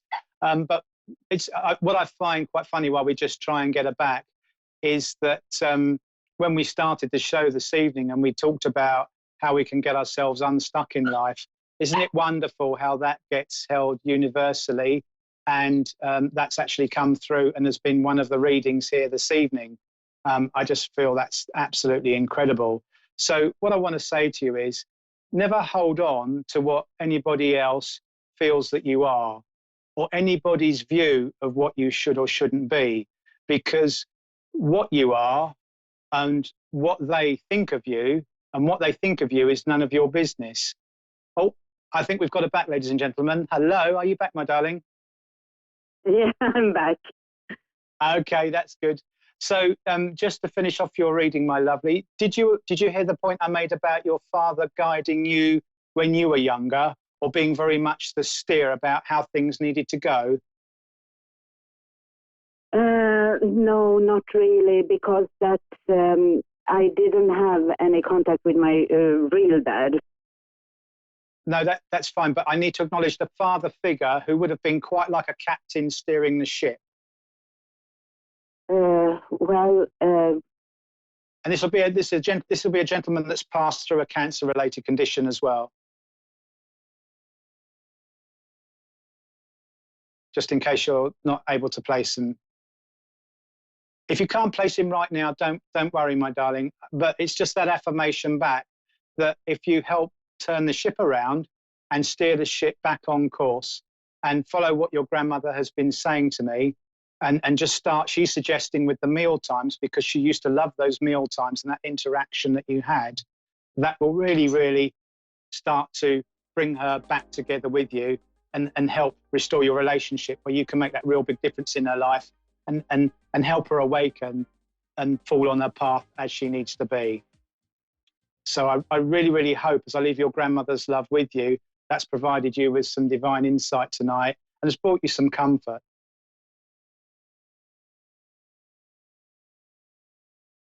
Oh, are you still there, my darling? Oh no, she's run away again. We've let her get away, ladies and gentlemen. But what can you do? Look, my darling, if you come back on the show another time, it will be my absolute pleasure to link back in with you. Ladies and gentlemen, my time is coming to an end soon. But if you wish to contact me via the show, you're very welcome to do so through the A1R Facebook radio page, or you can get hold of me on www.ianmason.com, or through Facebook myself as Ian Mason, where you'll see my nice shiny head pop up with a big, big smile that's waiting for you all. So I'd like to leave you with my love, my gratitude, my thanks and my joy to be able to share my gifts with you this evening. As I say, God bless you all. Thank you very, very much.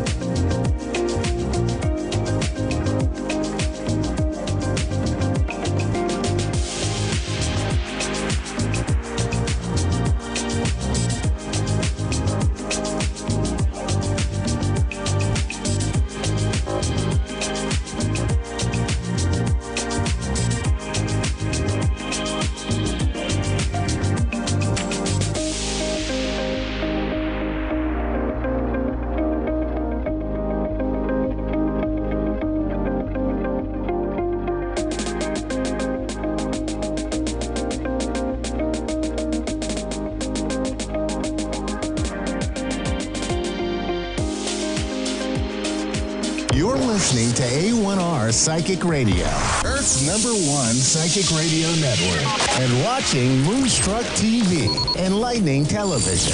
Welcome. Time for Soul Star Radio with Jacqueline Clough. Live from soulstar.media. Connect direct. In North America, dial 888-454-2751. In London, 20-3519-2158. In Sydney, dial 02-8488-3147. Or online, contact us through our Facebook page, facebook.com/psychic radio. Or one of our websites, AskOneRadio.com or Moonstruck.tv. This is Soul Star Radio on A1R, the Ask One Radio Network. Welcome to the show. This is Soul Star Radio, and we're coming to you live from the Reiki Cottage in Preston, Victoria, Australia. And good morning, afternoon, and evening, no matter where you are in the world. I'm joined by the wonderful Helen O'Connor, who's a Reiki master, amongst many other things. I know her from way back. She's a wonderful lady, and we're actually in her healing studio here. So I'd like to welcome you to the show, Helen. Thank you, Jacqueline. So tell me, we've sort of known each other way back, but for people who haven't met you, and certainly introducing sort of watchers, viewers, listeners, telepathically listening people, about your sort of journey with Reiki and what Reiki is. But what sort of got you started on the healing journey? Okay, so in October this year, and I'm very proud of this, it's going to be 30 years since I first learnt Reiki, and my life absolutely hit me on the head. I was teaching at the time. I taught in special ed. I taught kids with special needs, and I was looking for something. I'd done shiatsu, but I knew that there was something more for these hands. I'd been into psychic stuff and crystals, and obviously old hippie, getting into whatnot. But when I did Reiki, it was like, oh my God, this is what I'm here to do. And I resigned from teaching at the end of that year. That's coming up 30 years. And I started this journey. Now, back then, I was living with anxiety. I used alcohol to let you know. Very common amongst sensitive people. Yep. And Reiki just calmed me. And then I thought, I got a Reiki table and Reiki anyone who would let me Reiki them. And I began this journey. I actually spent 2 years volunteering for a complementary therapies group of people with HIV and AIDS. And that was like an amazing apprenticeship for me. And eventually became a teacher of Reiki. And then 23 years ago, moved to this property, which had a garage in the backyard. And I converted into what's now called the Reiki Cottage. And that's just turned 23 years. That's beautiful. So it's been a roller coaster journey, as anyone knows, when you commit to your spiritual journey. Woohoo! It's getting real. So panic attacks started. I, had counselling. Reiki helped. I learned tapping. I learned neuro-linguistic programming. And I've had clients over the years. I now see people all over the world for tapping. And people come to this little cottage in Preston for Reiki. Yeah, beautiful. I remember you also did some quite a lot of Reiki on me at a sort of point there, and I remember my father turning up at the end of the table, and I went, hello. I think he's dead now. There's been a few spirits in this cottage, I can tell you that now. So I was like, that's how I know my dad's dead. He's just popped up at the end of the table. We're showing us. So what sort of things, what's the most standout experience you've had with Reiki, maybe the most, satisfying, but also the most weird, like two different ones? All right. Yeah. One, when talking about spirit and your father and my father, just after my dad died, I was doing a Reiki here and the music started going on. And I just knew it was him. And I'm like, excuse me, do you mind? I'm doing a Reiki. With a client? With a client. I'm getting paid, so stop it. And so he did. And then another time, I thought, all right, I'm open for you to come. And he was a funny guy. He was a really funny guy, my dad. And I said, okay, you can show yourself if you'd like to. So within a minute, this bird came flying at the window, boom at the window, went down, shook himself off, and then just sat on the fence out there and just looked at me. And I just so knew it was him. Yeah. I've had, doing attunements for people for Reiki, their grandmothers and mothers have come in just like they had done for you. So, that's the weird stuff, I suppose. No, it's not weird, it's not weird. Do it. Satisfying, oh my God, I'm actually... I love Reikiing pregnant women. And I Reiki'd a birth once. Wow. That was pretty amazing. And it was actually a water birth. And she didn't want to be touched at that stage, when you just hate everybody. And so I put my hands in the water and Reiki'd the water. And that birth was just easy, amazing, gorgeous. I remember once... my poor dear at the time partner, and he was like, he's doing this. He's going, don't worry, it'll be okay. I'm here. And he's actually doing this around my thumb. And the first time with the first birth, I'm like totally just putting up with that because I've got a lot of other stuff going on. And the birth was like, I don't know, an hour in the hospital because, that baby's coming on through. Yeah. It was like a football match. Yeah. Certainly the midwife sort of spoke about football references. But the second time around, it was like, I'm in charge now. And it was a 7-hour birth in the hospital. And they said, the doctor's not here yet. But, they showed me this crotal thing. And we're all, and I said, and I crossed my legs and went, you show me the doctor, I'll show you a baby. But no doctor, no baby. So guess what you're doing? And but then he tried this thing, the partner. Don't worry, it'll be okay. Rubbing the thumbnail. And I just said, stop that. And then I said, give me your arm. And he couldn't use his arm or lift it for about a month after that. And so he thoroughly participated in the birth experience, but that's not quite Reiki, is it? Not quite. Not quite. Well, both my children's births were Reiki. I had a Reiki person at the birth. So the pregnancies were Reiki, and I was 37 and 40 when I gave birth. Completely natural births, no. Wow. You know. Now that's amazing. And my husband at the time for the second birth, actually, he did the Reiki, and he felt that baby receive the Reiki just as he was coming out. And it was, pretty.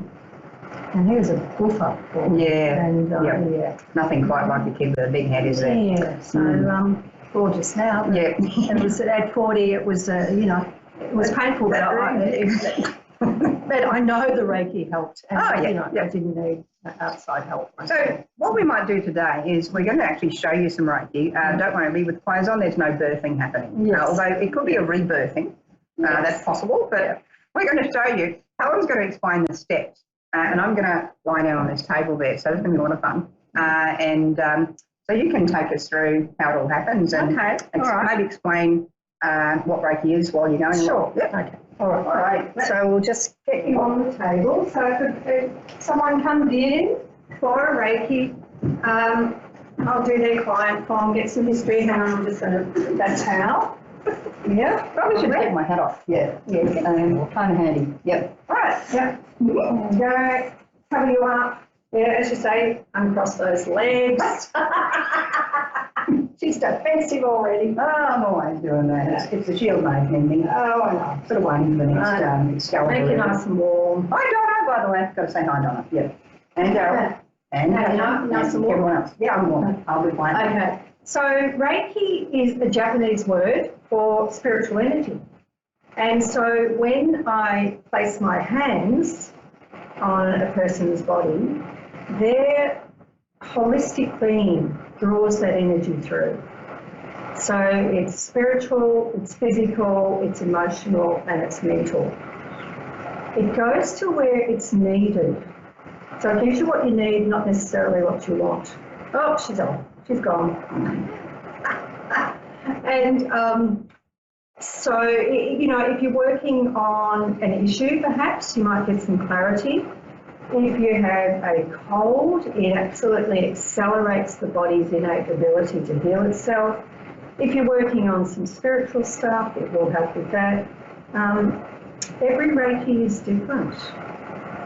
So when did you start Reiki, and what's your lineage? I learned with a beautiful woman whom I still see, called Valerie Ives.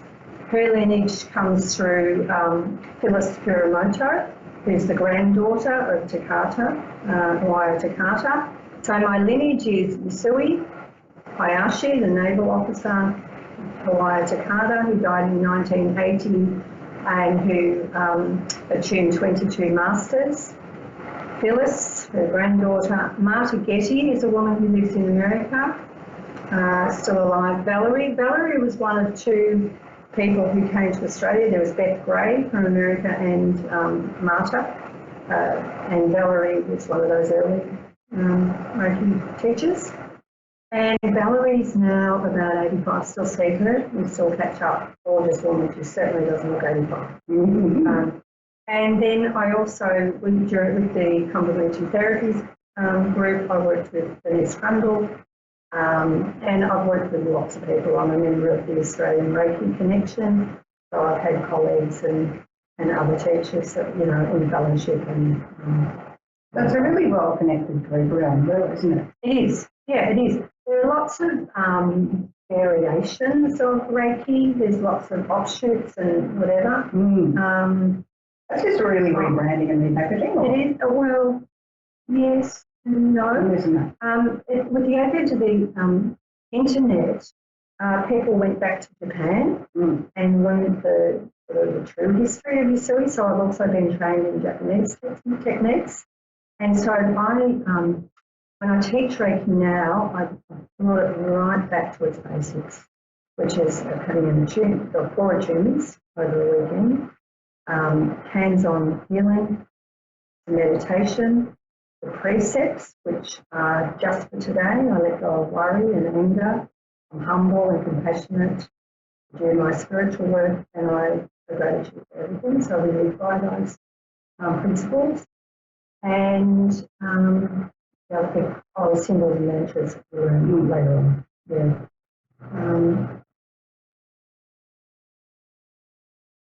I tend to, as some Reiki people give messages, I tend to not do that. I prefer that people just go within and find their own messages. I found that we had a lady, so I actually booked a Reiki with a lady once, and she says, "Oh my God, I don't normally get this stuff, but for some reason with you,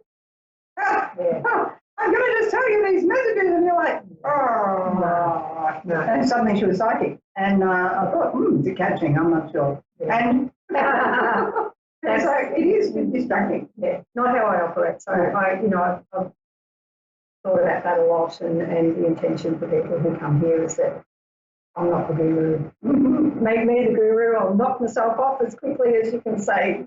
Don't worry about it. and that old word of, gee, you are you. Yeah. It's a reflection of yourself. Yeah. So you're moving the hands there, like when you're moving the hands across the body. What are the reasons for those points for people who don't know? There are hand positions that we use. Some people scan the body and go to where they think it's needed. I actually just do the hand positions. And no, I totally trust that the Reiki is going to go to where it's needed. Yeah. So really, I could hold your big toe for an hour and you get the Reiki. That could be interesting. It would put your big toe like. Not so good. I've been running too much. I'm in trouble with my diapers. Would you like your feet to be? Have a little bit of Reiki. Can we get the camera on there? Yes, we are. All right, there we are. Let's do some tootsies. This is Actually, I'll do your knees. Yeah, and your feet. Is that all right? Yeah, absolutely. Whoa, hello. Yeah. Good. Yeah. So do you find that when you're working on the feet, that brings people back into the body, or do you find that if they need to go off somewhere, that they still go off? I tend to do the feet last to bring them back to ground them. Yeah. And people who think way too much like me sort of have to start up here somewhere. Oh, I usually do start on the head, but for the purposes of today, we're just doing a little bit. And so it takes an hour. So I usually spend 5 minutes on 12 positions on the body. So a few places on the head, the heart, stomach, the hips, knees, ankles, and the feet. And also, do you find that we've heard of distant Reiki and distant healing? Yep. How do we operate that for someone? Well, if someone would like to receive, and I like to call it distance and absent Reiki. Yeah. So an absent Reiki for me, in my world, is when I sit down and send a Reiki to somebody across the world or in hospital or something. A distance Reiki is when I send Reiki back in time or forward in future. So because Reiki transcends all time and space, we can sit down on a Sunday and send Reiki to the dental appointment on Thursday. Yep. And it will kick in at that time. You can also send Reiki to your boss's chair. Now that could be fun. Your boss's what? Boss's chair. Yes. Yeah, because if they're rather grumpy and, I'm sort of feeling like if they're feeling the love, is that something you found people have done themselves? Oh, absolutely. I used to teach in a school for kids in a juvenile detention centre. Yeah. So I had 12 kids locked up in a room, and if I went in the morning, this is just when I first learnt Reiki, because I do design after that, and I would throw the symbols up into the corners. Yeah. So I'd come in and the boys would be high as kites. From the energy, not actually from drugs. No. Although, a funny thing, I used to Reiki them a little bit, just a bit on their shoulders, and one kid said, "Oh, do what you do. Do that thing you do, miss. Better than 2 bongs." Yeah, it is, isn't it? So it's like, it is. It's a natural high. So, yeah. That answers the question. Yeah, absolutely. I found once that I was doing healing to myself in all space and time. Yes. And I was flung back to a situation that happened when I was 3.5. Yes. But the funny thing was that when I was 3.5, I saw the older me come into that situation. So that's sort of, that's quite well, for you, anything's possible. God, yeah. So, but it is true, you can go back and go back to those times when, you know, the rotten times in your past, and you can go away from those and let go and heal that stuff. Yeah. So it helps with that sort of calming. And Reiki, that can work, I find, with space clearing as well. Yeah. Like how do you, you can recommend people do that? Well, the way I teach it is I grab a piece of incense and I walk through my house and do the symbols. Like I Reiki the cottage before anyone comes. Like today, before you arrived, the cottage, I have a way of cleansing the cottage with the symbols. Cool. Yeah. All right. We might sit up again. Yeah. And so here we go. So that was fantastic. I sort of went zipping off pretty well straight away. So sort of the thing you'll find, the reason why we did that so you could see it is those who are very sensitive would go, whoa, feel that energy. So even if you're sort of new to Reiki, it's a transmission of the energy. You're bringing the universal energy down and through you. But it's through that attunement that gets done. So whereas with spiritual healing per se itself, there's no actual attunement. So this is where that's different. So how, what's the story of Mikao Yusui in a sort of a shortened version? Okay, he was born in 1865. He was a businessman. He had 2 kids. He was married. He was into learning and psychic stuff. He was into psychic stuff. He decided in about 1920 or something to go and sit on the top of Mount Kurama outside of Kyoto, in Tokyo, for 21 days. And he said, I'll either be enlightened or I'll die. Yep. So off he went. He fasted for 21 days and he said a great light upon him. And he was given the gift of Reiki. We say it was rediscovered because this has been going on forever. This depends on healing, I suppose. And he spent 4 years and then he died of a stroke at 62. Wow. Yeah. But his sort of work was done, I guess. His work was done, yeah. And it was passed on through a few different people. There's a Japanese link and there's the Western link. So did he ever work with the Tibetan symbols? I'm not sure. I don't know. Yeah, because you got people using the Japanese symbol and then people using these other symbols. I don't know whether they've been brought. Look, I can't say. No, but that's where the different strains of Reiki have come in. People meditate and get stuff or think they get stuff. Or, I tend to just... I had a dream. So there's all sorts of different stories. It's an actual good. It is. I think it's always better to go back to that original, and that's where with the Australian Reiki connection, they're sort of saying, all right, well, you just need to teach the actual thing. And then anything you're doing different, back to the original, anything else you're doing, call it something else. Absolutely. And do that as the something else. But then if it's Reiki, it's Reiki. Yeah. And say it's not, if you just be very clear. If you want to bring crystals into it, then say so. Yeah. But when you come here, you just have to. Yeah. I like the purity of that. Yeah. It's a lot quieter. It is. And focused. Because when we sort of do too many things at once and go, woo, it's all a big one thing, and I'm just adding this and adding that and adding that, and I don't mind, it's all just, no. we do after a Reiki often, we will pick a card. I've got some cards over there. I always say, it's not Reiki, but we're just having some fun. Yeah. If you don't like it, pick another one. Yeah. That's good. Yeah. Cool. I like that. So let's have a look at the cards. We might do a card for all the viewers. Oh, all right. We'll pick a card for today for the viewers. Let's see what... He's got some good decks there. I have some Crystal Oracle. I love Tony Salerno. Yeah. So I have Magdalene, Crystal Oracle, or the Love card. What do you reckon we'll go for the crystals? I think we'll go for the crystals, yeah. I think that'll speak the quickest to everyone. So this is from the Crystal Oracle. Crystal Oracle. Tony Salerno is a guy who does beautiful artwork. He's a Reiki person in Melbourne. He's been around for a while, as long as I have. I think it's been around as long as most of us have. Yeah. So you can just have a little Right, here we shuffle go. and choose one of those. All right, folks And out I'll there read it for you, for all of us. for today. Healing for everyone watching in our times. There we go. As you're right. As you're right. Okay. As you're right. And it's interesting because it's got gold with quartz on the left-hand side, amethyst on the right, rose quartz at the very end, and the very start of the deck, of course, is aquamarine, my favourite stone. Really? But it's azurite we've got here today for everyone out there watching. So the words are self-confidence, creativity, and expanding awareness. Believe in yourself, for you have the ability to materialise your dreams.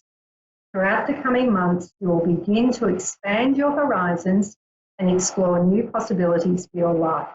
You will realise that all you need in order to manifest your dreams is self-confidence. Believe in yourself and do not let anything stand in your way. Even if you are rejected, do not give up. For even rejection can serve to strengthen your resolve and character, provided you're ready for it. Expect it and see it as something you can learn from.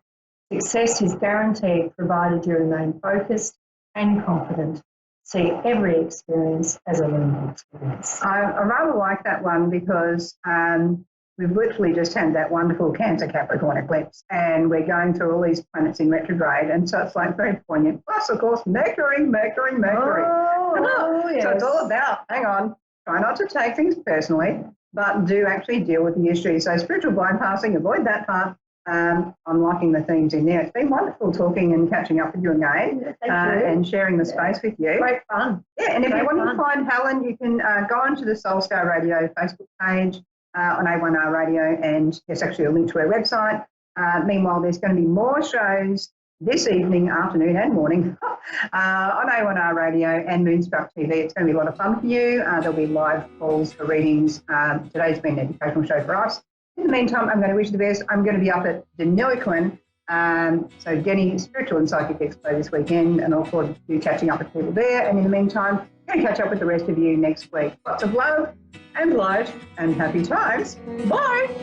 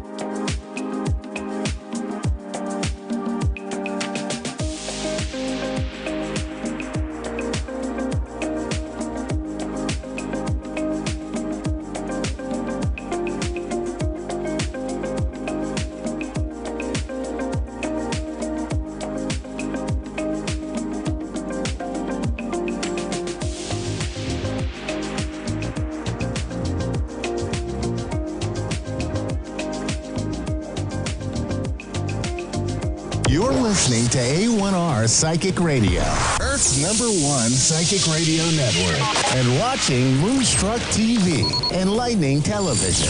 Welcome. Time for the Modern Mystic Radio Show with Mystic Sarah. Mystic Sarah. Live from modern-mystic.co.uk. Connect direct. In North America, dial 888-454-2751. In London, 20-3519-2158. In Sydney, dial 02-8488-3147. Or online, contact us through our Facebook page, facebook.com/psychic radio. Or one of our websites, AskOneRadio.com or Moonstruck.tv. This is the Modern Mystic Radio Show on A1R, the Ask One Radio Network.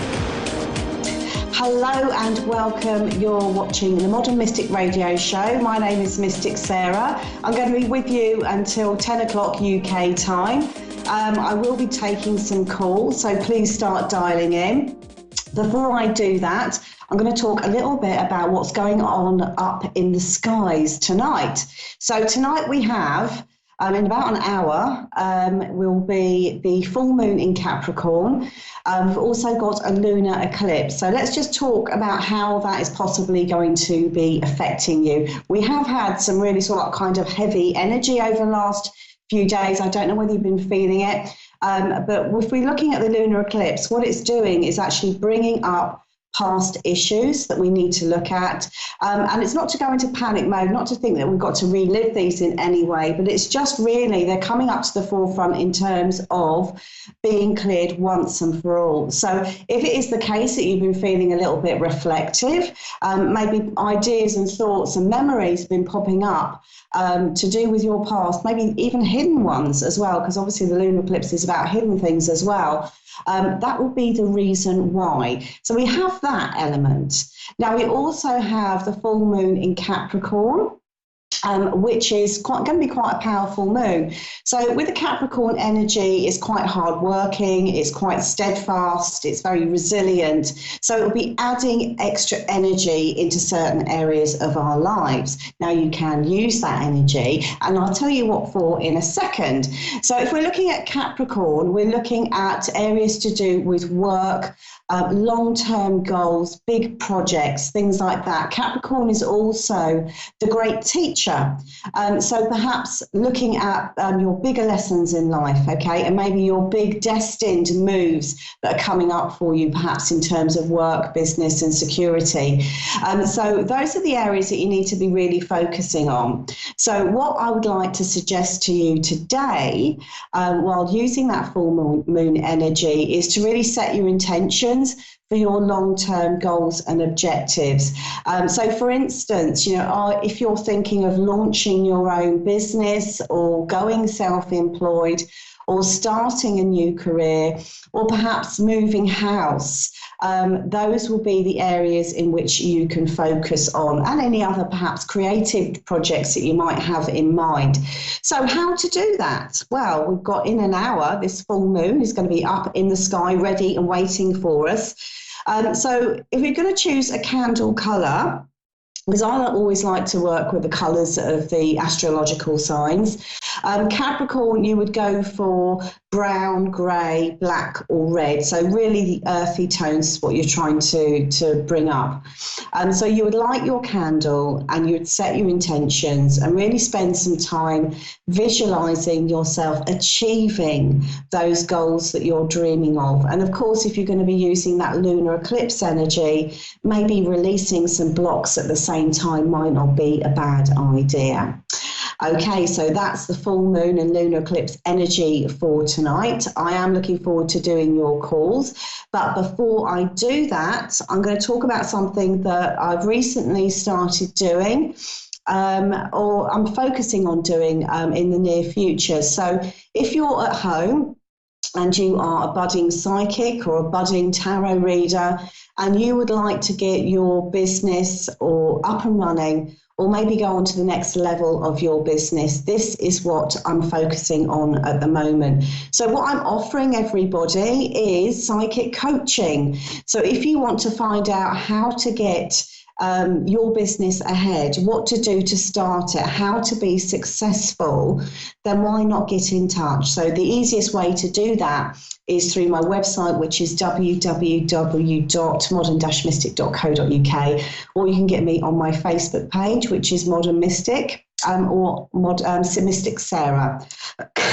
So what I can do in terms of working with you is looking at how to promote yourself, how to get your business seen, how to engage with your clients, and how to give yourself a bit of an edge, because there are lots and lots of people out there. So maybe it's something that you've been thinking about. I mean, I remember before I took that leap of faith, I was stuck in a day job that I really didn't enjoy, dreaming of another life working as a psychic, and here I am today. So if you want to find out how I did that, then I'm more than happy to work with you. Okay, so let's just see if we have anybody waiting for us on our phone lines for my first call. Do we have anybody there?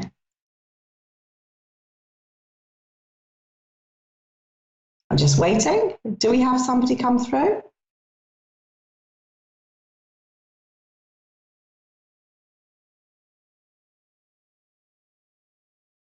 Ah, okay. We have a caller. We've got April, who is in Massachusetts. Hello, April. Welcome to the show. Hi, how are you? I'm really well, thank you. How are you? I'm doing good. Are you enjoying this full moon energy, or are you finding it a little bit taxing? I'm enjoying it. Good. Lovely to hear that. Okay, is there anything that you would like me to focus on for you tonight? I was hoping you could connect me to my sister who has crossed over. Okay, let me just see what I get for you. I'm just going to use my spirit message cards, and let's just see what we have for you.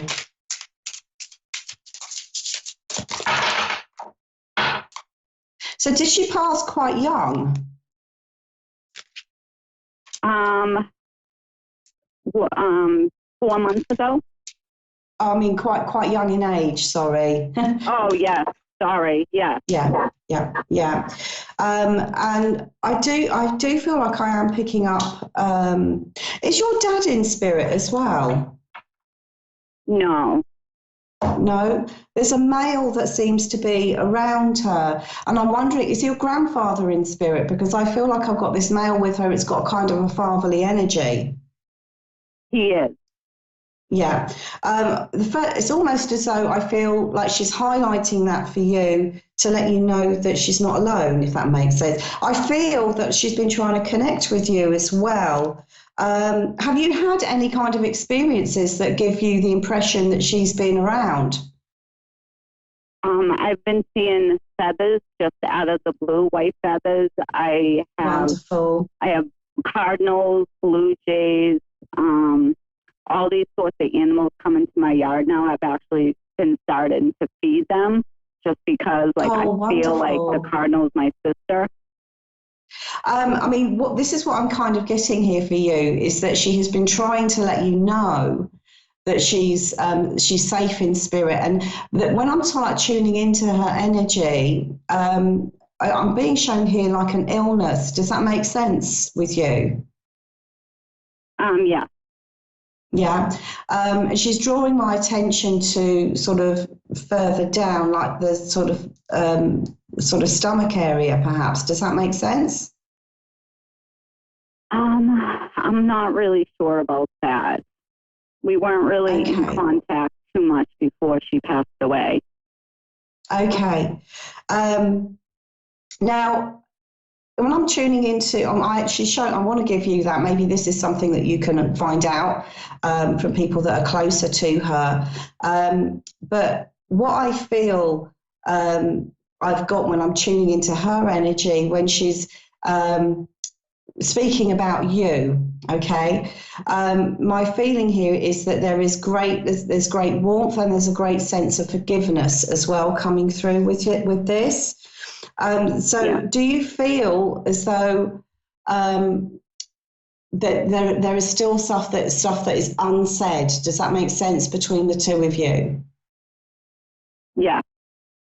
Yeah, because my feeling here with her is that this is now your time to let that go. She's giving you, I feel, really happy, positive signs that she's okay and all is forgiven. Does that make sense? And I feel like this is the message, if you like, from all of these white feathers, etc., that you are experiencing, you're now seeing.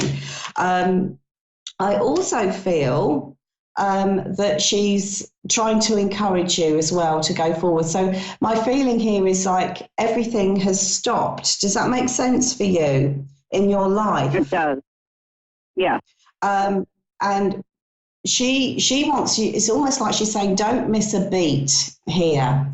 To go out and take this opportunity. I feel like what she's saying here is that the lesson that is perhaps it needs to be taken on board. She's coming across in quite a gentle way here, as though she wants to treat you really carefully. Does that make sense to you? As though you're very sensitive at the moment.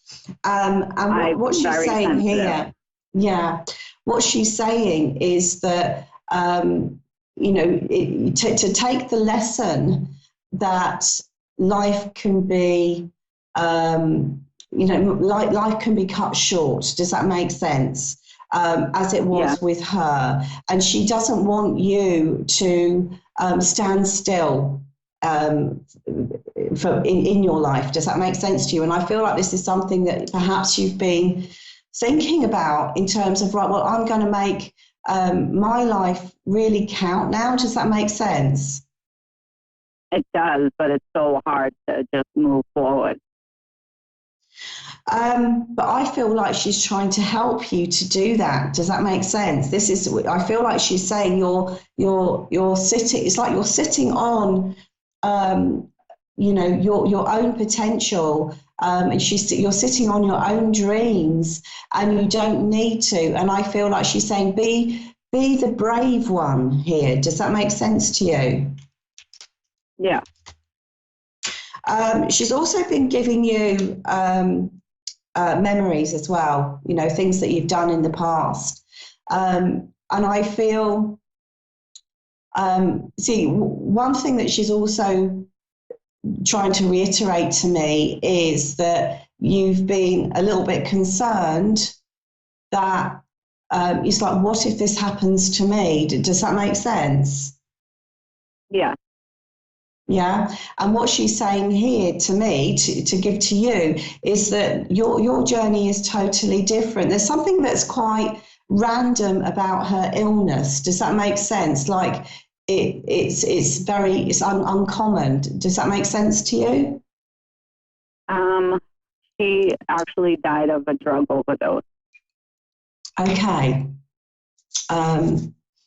Why is she giving me this uncommon energy with it? So have you also had to fight addiction issues? No, never. No, never. I don't know why she's saying that you won't go down the same road.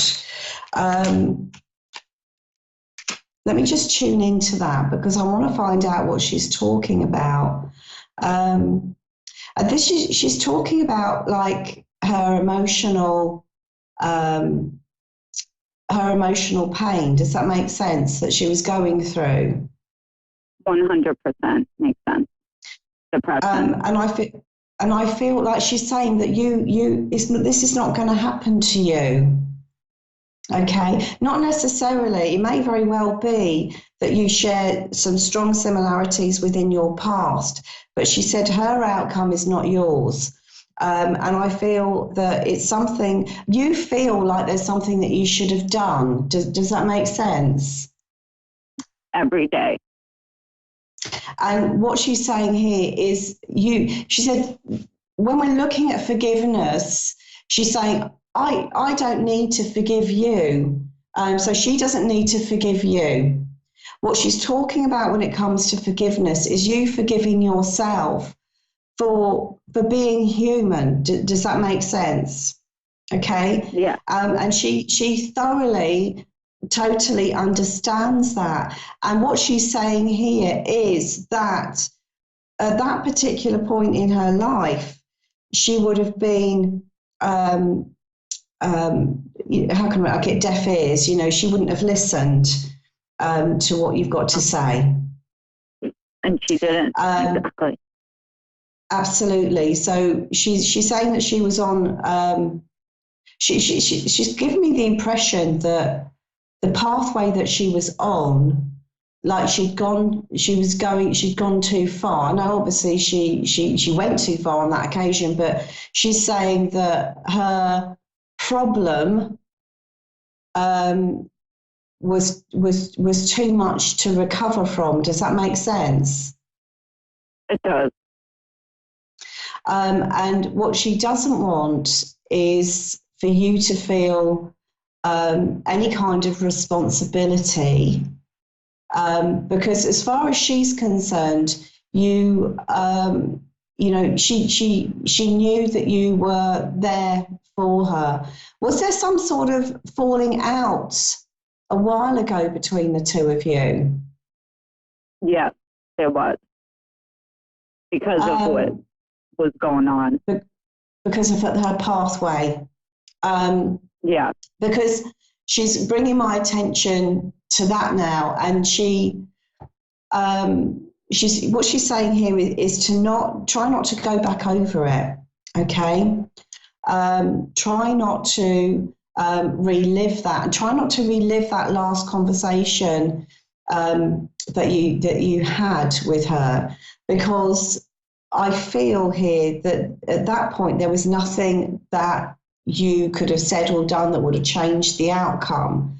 This was a course that she was on that even she couldn't find her way out of. Does that make sense? But now it's like the energy that I get, and it's quite nice because she's saying that this is the meaning of the the animals that you're getting in your garden. She's saying here she's free as a bird, okay? And I feel that a lot of her mental torment, which is where she was stuck, all of it has gone. Does that make sense? Yeah.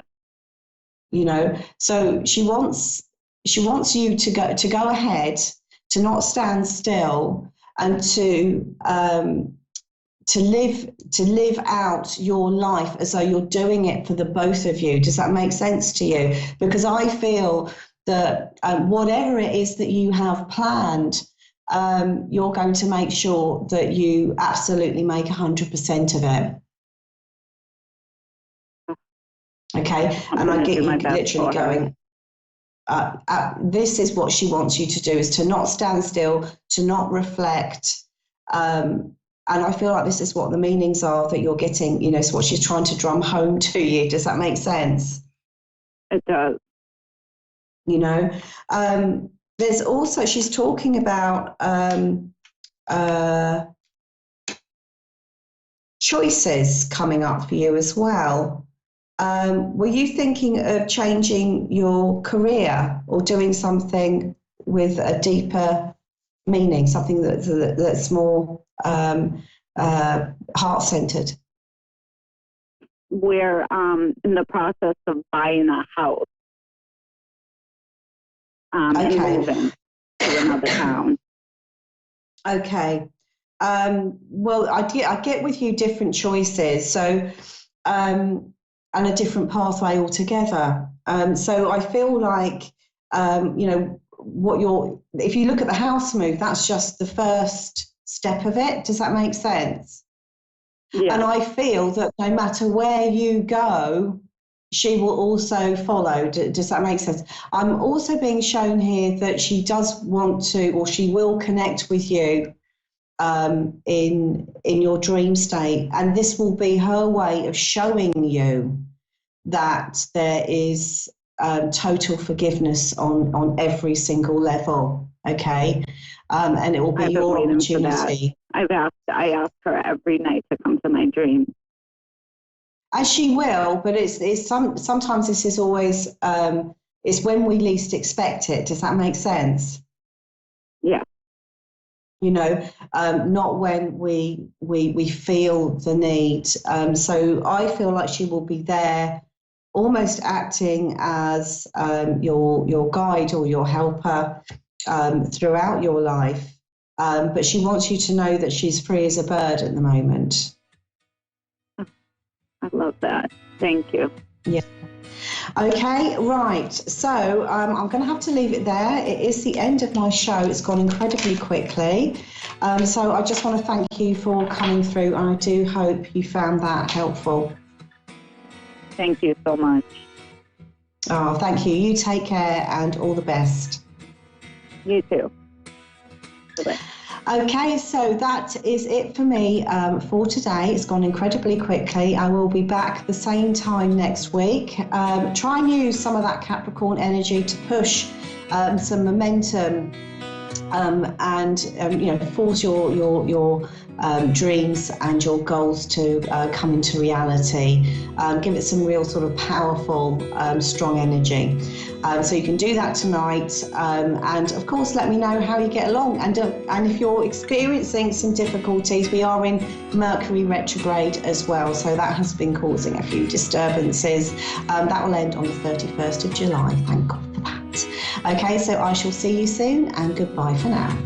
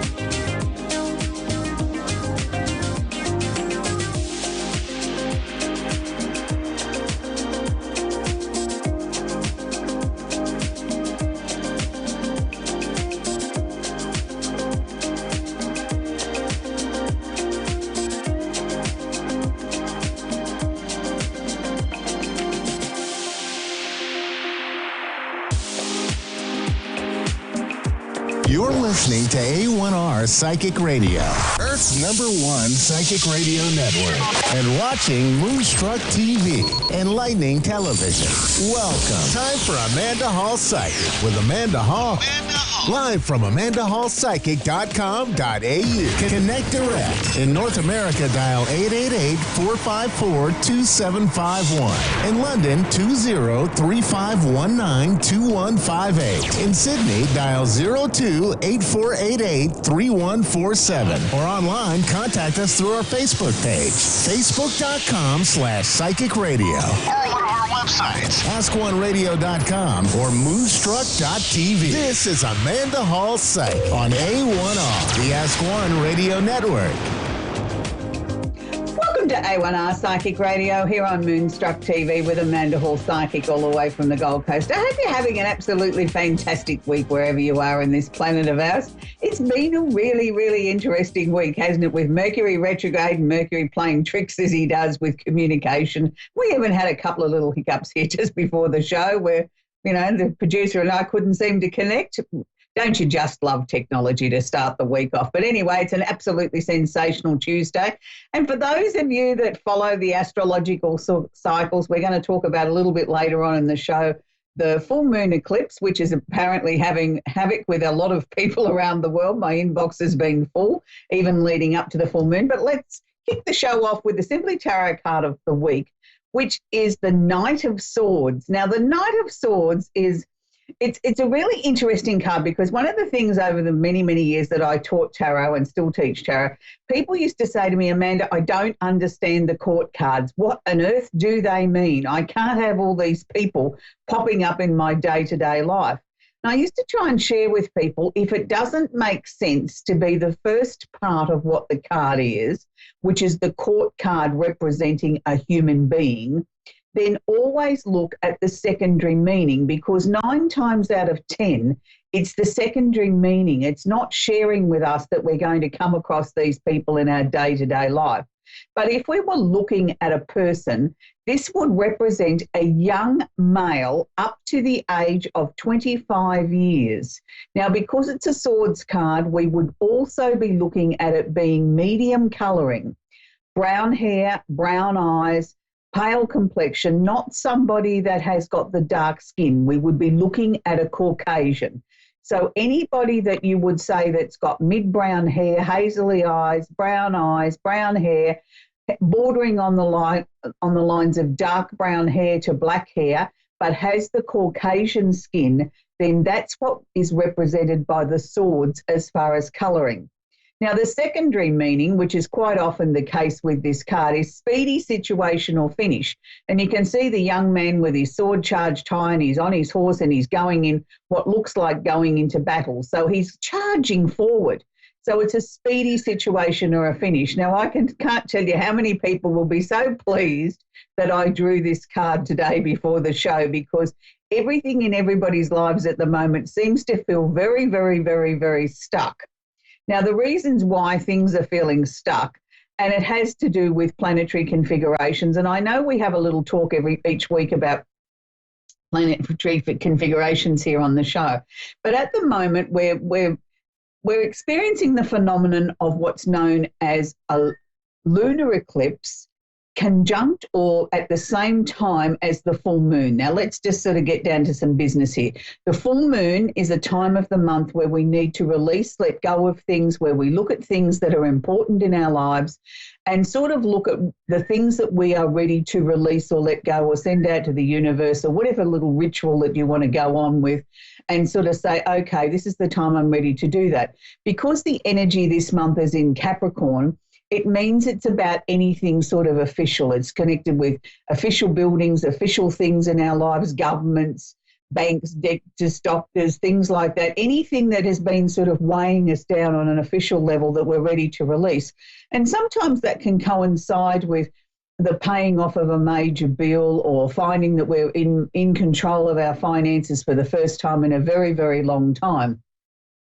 So when we team this with an eclipse, it means that we're sort of more heightened, we're more aware of the things that are going on. And we won't be getting another one of these lunar eclipses until 2021.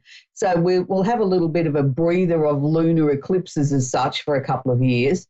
But this year it's even more important because we have 4 planets that are sitting in retrograde motion or going backwards at the same time as we have this lunar full moon eclipse. So we have 4 planets. We often talk about Mercury, and I spoke about Mercury last week on the show.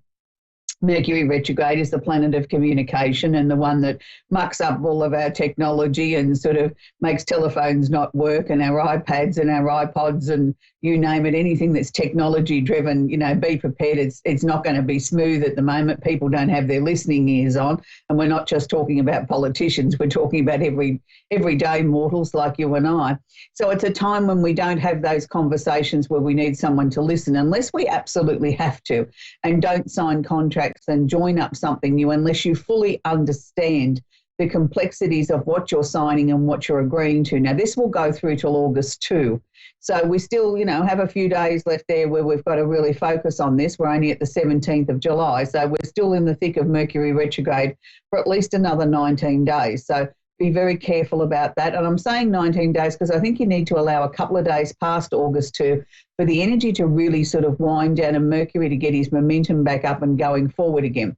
So Mercury retrograde is one of the 4 planets that's going retrograde. We also have Saturn and Pluto, which are in Capricorn as well, which are sitting there holding hands with the full moon eclipse. So when you add these 2 planets to the mix, Saturn is the planet of discipline, Pluto is the planet of transformation. So here they are all joining forces and having, playing Ring-a-Ring-a-Rosie together with the full moon and the lunar eclipse. So no wonder everybody is sort of feeling very agitated, feeling very stuck, as if nothing is moving in their lives at the moment. It's like every time I try and get something off the ground or get somebody to listen or try and move something along, I feel like I'm really well and truly stuck in concrete.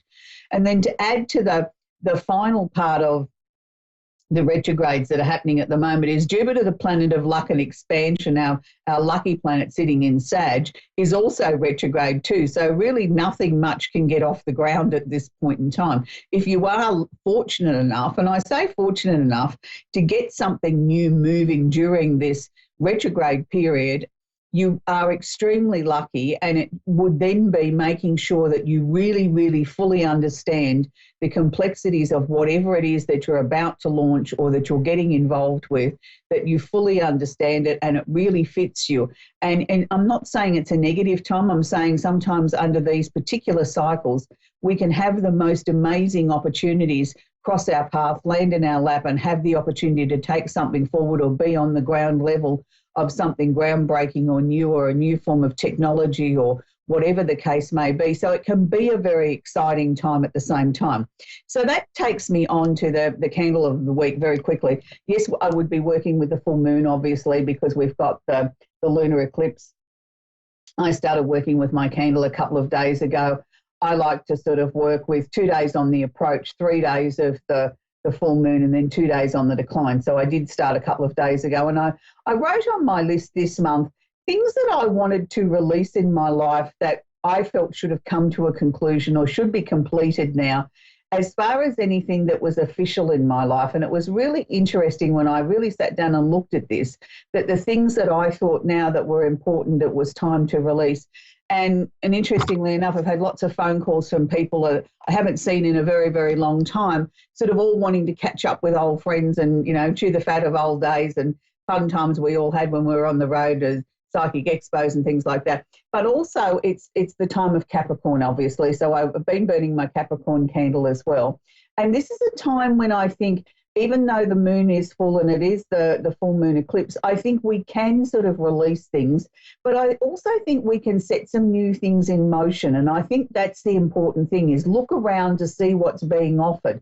Don't just sit there and feel sorry for yourself and say, I've got an excuse to feel miserable because of the full moon and the lunar eclipse and all these retrograde planets. I can just sort of take the day off or the week off. No, we can't do that.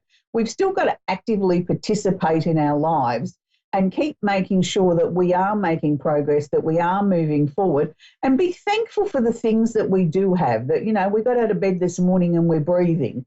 and we're still able to move and we can still have a conversation. They're all very, very important areas of our lives. I mean, each and every one of us is getting a little bit older each day, and I'm no spring chicken when it comes to that either. I admit that some days, you know, the body doesn't sort of want to cooperate the way I want it to, but that's all part of the journey of life.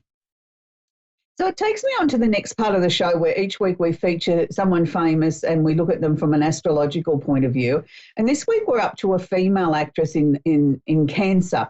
And it was an interesting concept because there were so many people I could have chosen, but I really particularly chose this woman because I really wanted to share her journey with you, that even though most of us would know her name, I don't know that many of us know that she started out at the age of 5 on the screen, where she had her first role in a movie. And I'm talking about the one and only Natalie Wood. Yes, she was married, and yes, she died tragically, and there's still controversy to this day at how Natalie died. Did she drown? Was she pushed? Did someone try and deliberately murder her? But I don't want to focus on that. I want to focus on the amazing career that Natalie had from the age of 5. She was nominated for Best Supporting Actress in an Academy Award before she was in her early 20s. By the time she was 25, she had been nominated for a further 3 Academy Awards. That's absolutely amazing for somebody so young with so much talent. She could perform in a musical. She was in many, many, many films, many television series. She could go from a dramatic actress to comedy to in a musical. There wasn't anything that Natalie couldn't do. And she did all of this with such grace and such poise. And I think she was really an amazing role model for young women and still women today to say that you can still be beautiful, you can be feminine, you can do what you love to do, but you can do it with grace and ease and poise. And Natalie truly did believe in the power of love, and she really did love her husband, Robert. She married him twice, even though I think it was probably a tumultuous marriage, because when you've got two very, I suppose, very ego-driven people that really like the limelight and want to be, you know, famous and loved and adored by their public, I'm sure that makes for an interesting marriage.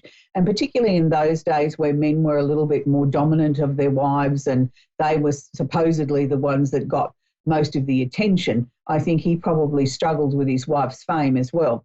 But I think Natalie Wood will be most remembered, and this is one of my favourite films that she was in, was Rebel with a Cause. And that's how I like to remember Natalie Wood, because I think she gave women a license to be able to stand up for what they believed in, that you can be a bit of a rebel with a cause, but you can do it in a way with dignity, grace and poise. So we're going to take our first caller, if we have one. Yes, we'll have one in a minute. And it's really good because it's my favourite part of the show, where we are able to sort of connect with the public and connect with our viewers and answer your questions. And that's always a very special time, I think, for any one of us here at A1R Psychic Radio. That's what we're here for, is to educate and help people find some sort of peace and understanding. So it's Shania, and you're in Shania, I beg your pardon, and you're in Lindbergh, Virginia. Are you there, sweetie? Yes, that's all right. I apologise, I've got all the names wrong today, so just, you know, I'll hope I'll get the next part of the reading right. How can I help you, sweetie? No, you're fine. Do you have a question I can work with? Yes, I just wanted to read, and like I've been going through something like recently, and it was like a relationship thing, and the person had like catfished me, and I just wanted to know like what's the whole reason, or like I don't know if she had like problems like accepting herself, but you know, I just want to know what was the whole reason, and I feel like I was getting like used. Look, the first thing I want to say to you is I want you to stop blaming yourself for any of this. The first thing that sort of jumped out at me as you were sharing with us what's been going on recently in your life pertaining to your question was that I was being shown that this is now over. It's completed, it's finished, it's over. We don't need to sort of try and regurgitate this. I mean, I appreciate that you need to have some sort of understanding. You need some sort of answers so that you can work through this and put it in the sort of past. First thing I want to say is you did absolutely nothing wrong.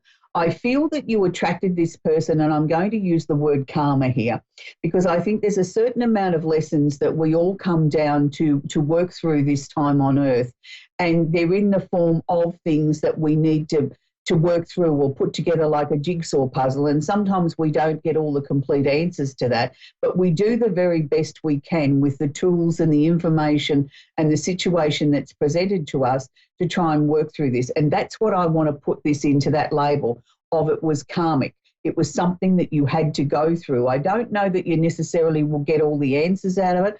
Look, I think in lots of ways, I think she felt very safe and secure being in your energy. She was able to be herself, whether that was, positive or negative. It was there in its full glory. But at the same time, I don't know that she knew what she was expecting from you. It was like, well, here it is. I flopped it all out on the kitchen table. Now you do with it what you want. But I don't know what I'm expecting or what I expect from you or what I expect from myself. So I think probably a lot of this was to sort of tidy up a number of loose ends on a karmic level, which may seem to you as if, well, what was this all about? I thought we were getting somewhere, and then all of a sudden you did a backflip and it's completely different.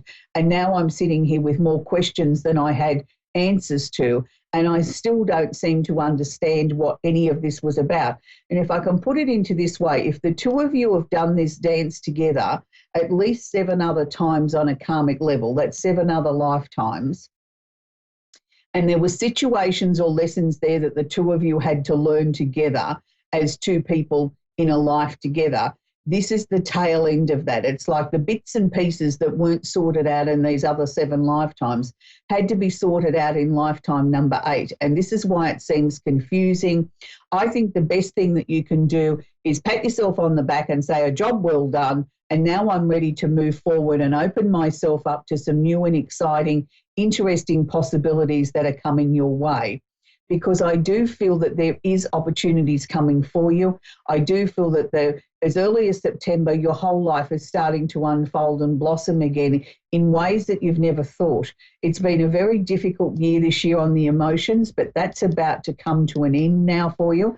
And I think now that you can start to step forward in much more positivity and open yourself up to new and positive cycles that are coming your way. But I feel 2020 is going to be more a year of change, and where you can go into the wishing well, and some of your wishes that you've held for a very long time will be granted next year for you. So I wish you well, and just know that you didn't do anything wrong, even though there's no real great answers out of this. Just accept what I've shared with you, and that will be the conclusion of that, and you can move forward. So we're going to move on to our next caller now, which is Joanne in Monroe, North Carolina. Hello, Joanne. How are you?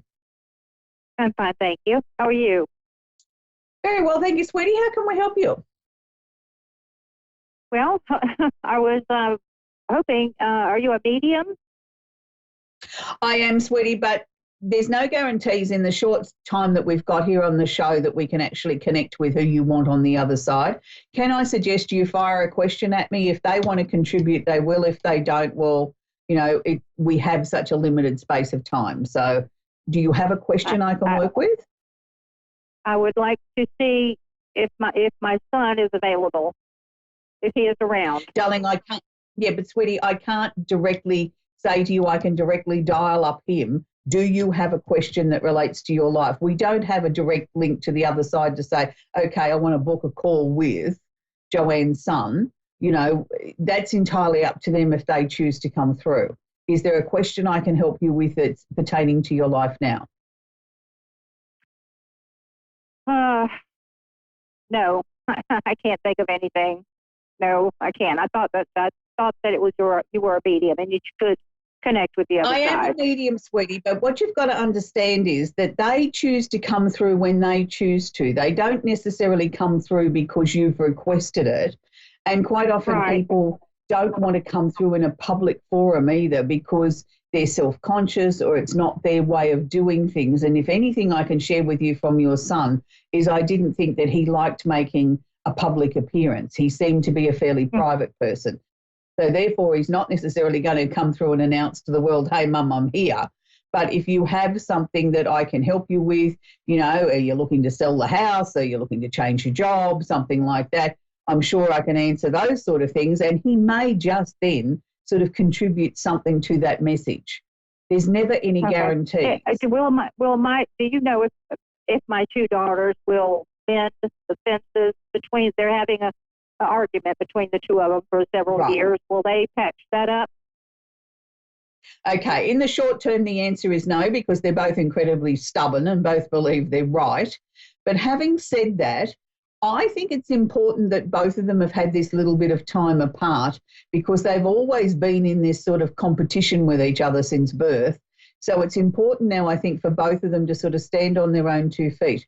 I do believe that they will come back together again. I'd like to say as early as this Christmas, but I don't think it's going to be quite that soon. But I feel that there will be a life event, and I'm not necessarily talking about a negative one or a sad one, that will bring them back together again. And it's sort of like they both come back with this very standoff sort of attitude, well, I'm not going to speak to her and I'm not going to do this and I'm not going to do that. But all of a sudden they find that they're actually sort of making a way to each other, and then they're able to sort of connect with each other, and that's a good thing. Let me assure you that you are on the right track as far as how you've sort of not taken sides in this.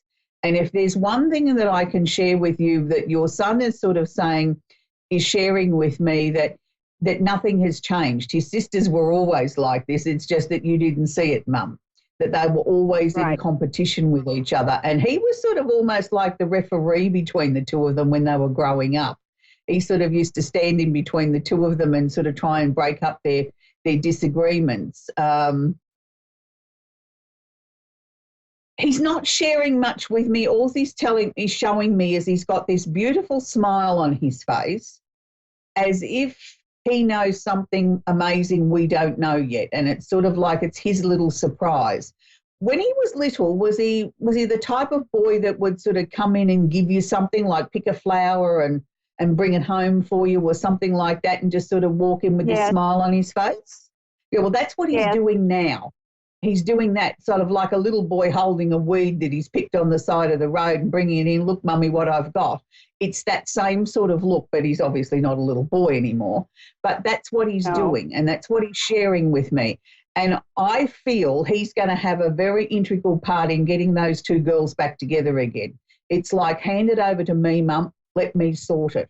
You know I can do it. Okay. And I'll bring you the gift of the girls talking again. So I feel that that's very beautiful. But he certainly is not, he's never not with you. And I think that's so true. He's always with you. He's always with you. He has never left your side. Oh. Does he have a baby with him? Yes, he does. I actually felt there was two babies. I felt there was two babies with him. Two, yes. Two? Do you know if it was a boy or girl or what? There's one of each. I have a boy and a little girl with him. Oh, okay. That's awesome. So were they two separate pregnancies, or was that a one pregnancy with twins? That was one pregnancy, but we did not know if there were one or two. Well, I feel there was two, because he's showing me a boy and a girl. He's showing me two babies.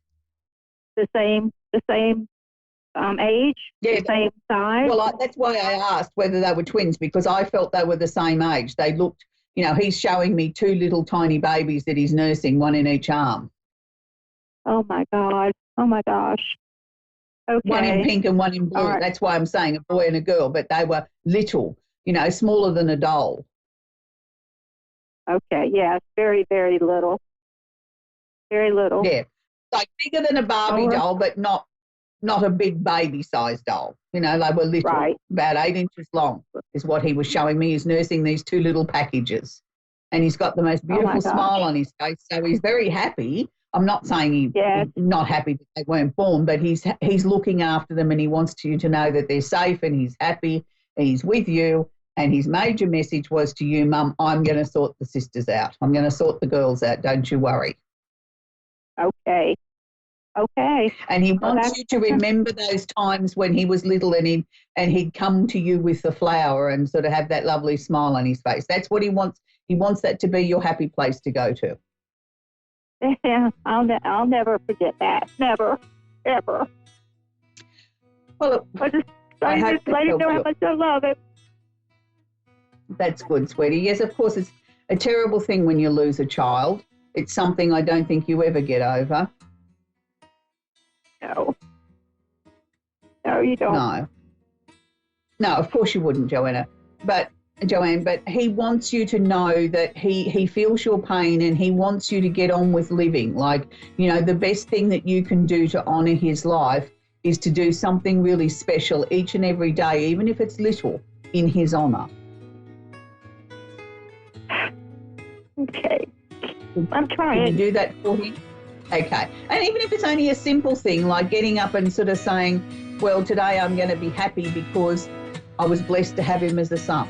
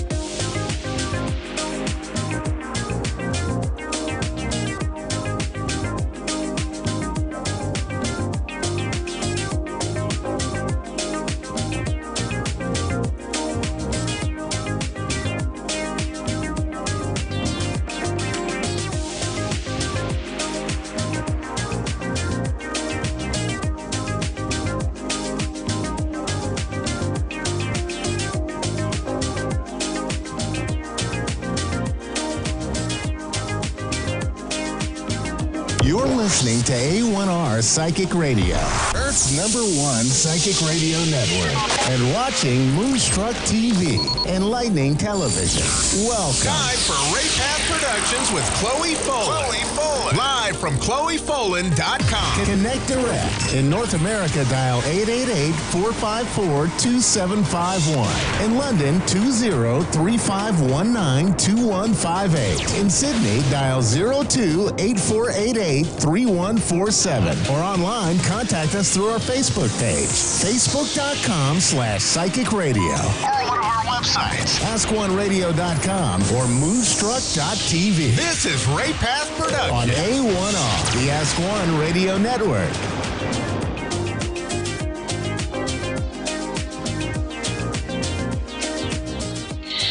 Hello, and I would first of all like to extend a very warm welcome to all those who are tuning in to the show here this evening.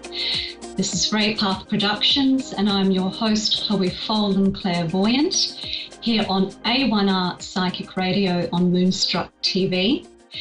thank you to everyone who's tuning in, and thank you to all those who intend on catching the show after the live broadcast. A very warm welcome to you as well.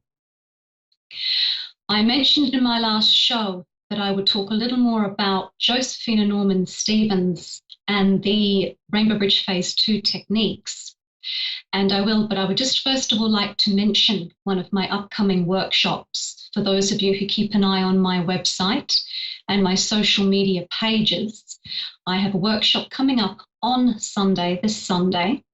It's my intermediate techniques for teaching the intermediate techniques for integrated energy therapy. So I would just like to send out heart beams of gratitude to all who have booked a place at my intermediate level integrated energy therapy workshop. I'm very much looking forward to seeing you all this Sunday at the Sanctuary Centre in Loughrea, bright and early at 10 a.m.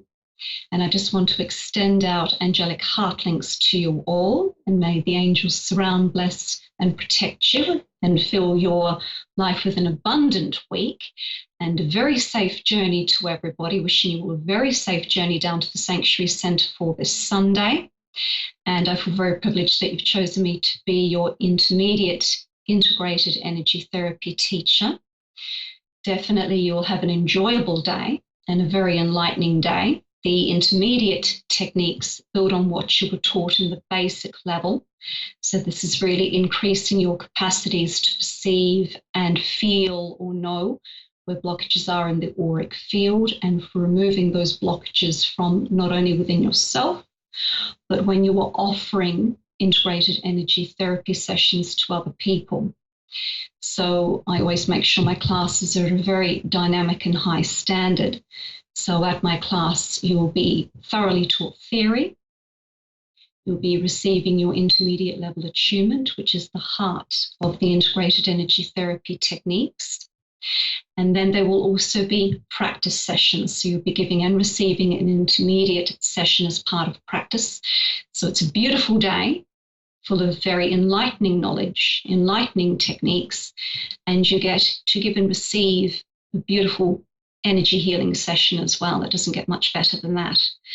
So definitely I'm looking forward to seeing you all this Sunday. And for those that do want to train with me, I will be putting on integrated energy therapy classes again next year for those that wish to join me again for basic level. So I will be putting on another basic level, but that will be next year due to other work commitments. So please do let me know if you're interested. You can put your name down, and me guaranteed a place at my first basic level that I'll be putting on in 2020. Coming right back to what I said I would discuss, and I'm sure some of you did tune in to just get a little more information over what I mentioned in the first show when it comes to Josephina Norman Stevens and the Rainbow Bridge techniques.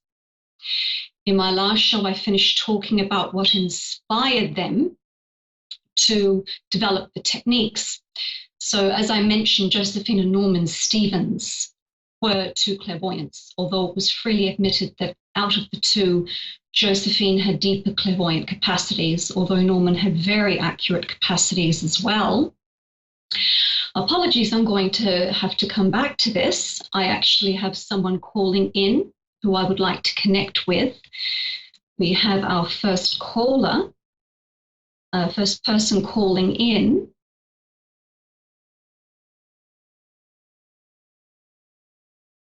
Lorena.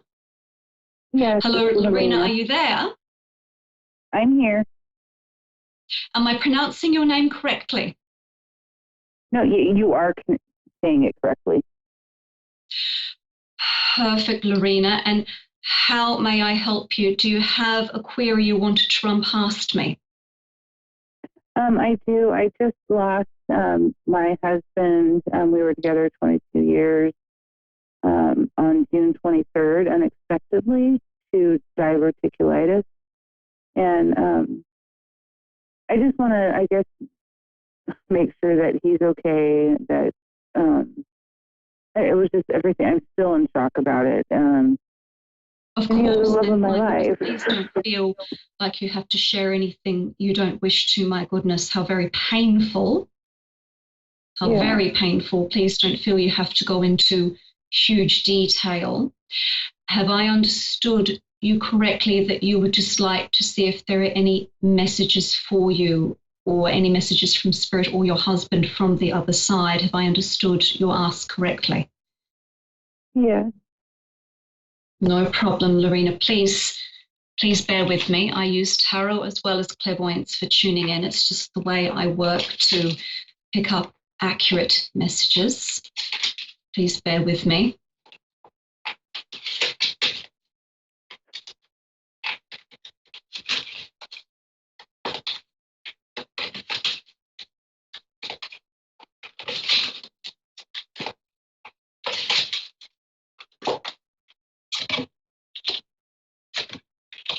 I'm just drawing some cards as well to help tap into your husband's consciousness, even though some would say late husband. I am going to say husband because just because he physically isn't with us doesn't mean he still isn't your husband to you. So I'm respecting that, and that this is still fresh in terms of how much pain it's caused you. Now, even as soon as I started shuffling the cards, this beautiful pink light started coming through. And that is the energy of compassion coming through. So the minute I gently work towards establishing a link with your husband, straight away, beautiful compassionate energy came flooding through. He has nothing but compassion for you. And compassion for you still being here in the physical. And like that, to him, I just want to verify this was a shock. This was a shock on many, many, many levels. So when you were saying to me that this was quite sudden, you meant it. Like that, he's even saying to me, this was unexpected. It was just what is happening, what has just happened. Like that, he is aware that he is in spirit and he is safely in spirit. So if one of your queries to me were going to be, is he okay? My goodness, he is. And he is at peace, meaning his consciousness is at peace. And he is at peace, but still a little bit shocked over how sudden everything was. But he is at peace in spirit, but he has a huge amount of compassion for you and a huge amount of compassion over you having been left in the physical. And what he keeps showing me visually over and over and over again through visual images, and he knows to you, it must sound a bit strange, but he just wants you to be happy. He just wants you to find some happiness. He does not wish you to be in pain over this for the remainder of your life, even though we all understand grief and everyone respects the grieving process. But like that, in his way, with the images he's showing me, he wants you to, in any way, shape or form that you can, to find happiness and to find some happiness and to enjoy that happiness. He wouldn't want you in any way, shape or form finding happiness while you are still in the physical and feeling guilty about it because he's not there in the physical to share it with you. So that's something that he's really pushing forward image-wise, where he understands that you do miss him dearly and that there is a lot of shock. And there's a lot, to a certain degree, still unresolved around processing that shock. But he wants you to definitely work back towards happiness for yourself here in the physical and to never feel guilty over finding happiness or to partake in happiness. Definitely why you are still here in the physical, and you will be for quite a while. when he re-meets you, he wants to know you were happy. That's what he wants. He will be there, but I'll say it again, you will be here with us in the physical for a very long time. And that's also why he's telling me to tell you to find and enjoy some happiness, because he will be there when in a very long time you do transition as well. He will facilitate and be there for your transition, and he wants to know that you did find some happiness when you rejoin him. Okay.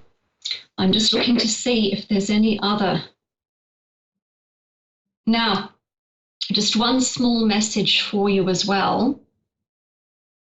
And I'm getting this from the tarot as well. And once again, this is coming from him, like that he understands that you miss him. But this is one way he's coming through to show you this is him. When it comes to finances, did he make sure, now like that I understand that the death was sudden and unexpected, but did he make sure that financially there was no worries there? What I'm being shown is that even though his death was unexpected, that there were finances there to support what happened. Like I said, this is coming from him. I've got pentacles here, pentacles being shown by a man, and this is him. This is him I've been tuning into. So like that, this is just one way that he's coming through to verify himself to you, that he just wants me to acknowledge as verification to you that like that was something that he's relieved about, that even with all of the grief and the pain that this has caused you, that in one way he is glad that, you know, financially there was support there for you through such a painful process, a really painful process. And he is glad that that was there for you and that you had that, because he definitely doesn't want you suffering. So that's just him acknowledging, look, my goodness, I'm glad that was there for you. I'm glad the financial support was there for you with all of the other horror going on. Yeah, thank you. He was only 48. Sorry, could you please say that again for me? He was 48 years old. Yes. And we didn't have a lot, but he, I think, prepared me for being on my own in his own way. So I can understand him saying that. Like that. This was sudden. And it did seem to be, even though it was sudden,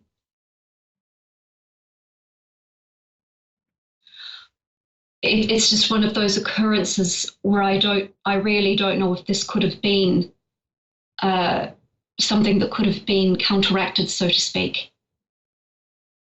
So, yeah, like that, what I'm also seeing is that everything does need to be as peaceful as it can be from here on.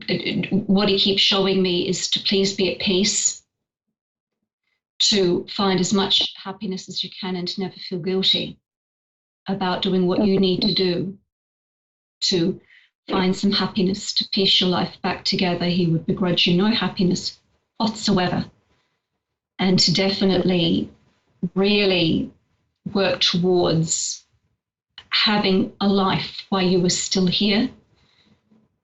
And like that, that's the way you can honor him, is by still enjoying your life as much as you can, even though what you're going through is very painful. And of course, you'll never forget him, but to definitely find some joy and some happiness. And he's giving you full permission to live a full life while you were still here. And he will be there to meet you on the other side, and he will want to know that you were happy. Oh, good. Okay. I was curious if he's going to be there.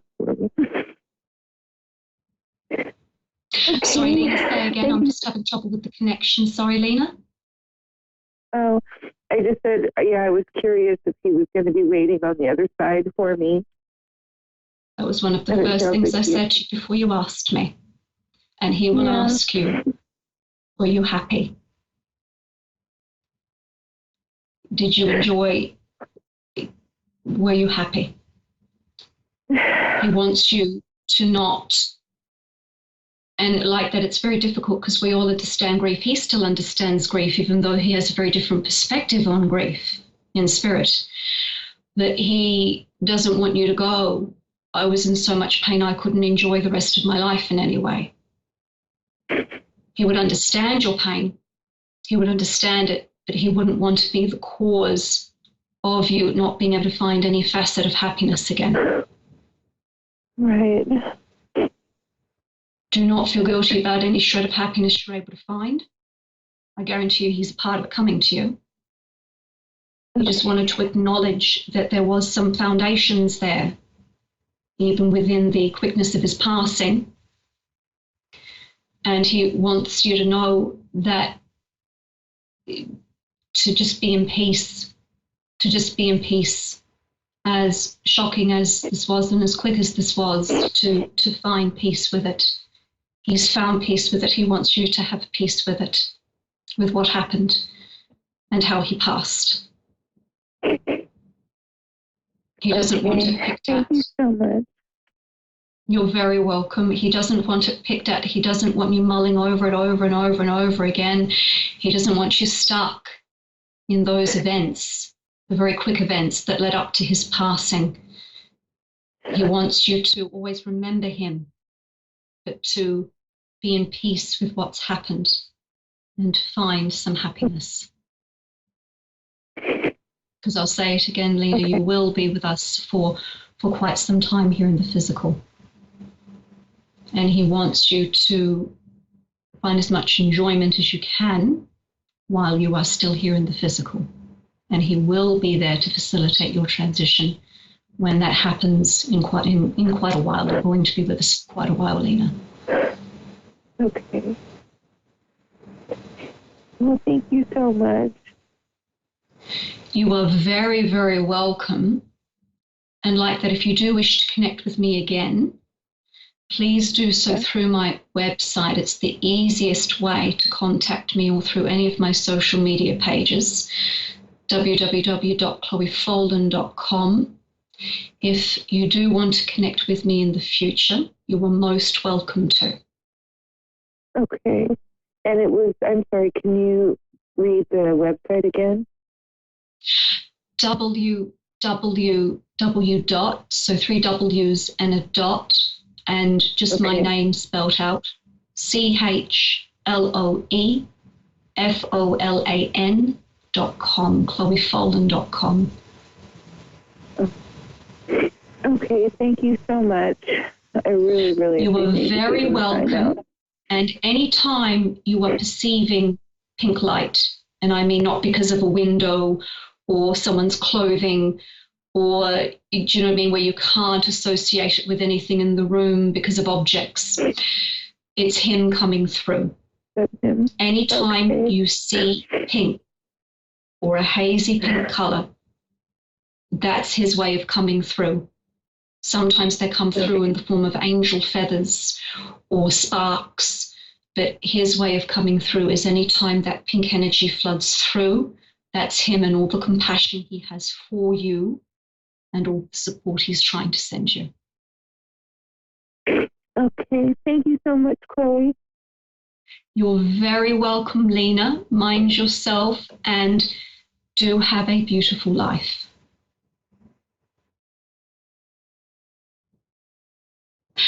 Perfect. We have another caller, Sarah. Yes. Hello, Sarah. Can you hear me? And my apologies. Yes, I Sarah can. from Ohio, I believe. Are you there? Yes, I'm here. Sarah, apologies. I think you were holding for a while, but I had a lady who was in need of some extra support, and I wanted to make sure she got that support. So thank you for your patience, Sarah. How may I help you? I want to know, we did a DNA on my daughter and her father, and it was 999.7. But I have another guy that is swearing that she is his, and she doesn't look like my husband. Okay. So just so I've understood you correctly, you have one daughter who's had a DNA test done, and that's you've had one daughter who's had a DNA test done, and that came back with results that everyone was happy with and everyone was expecting.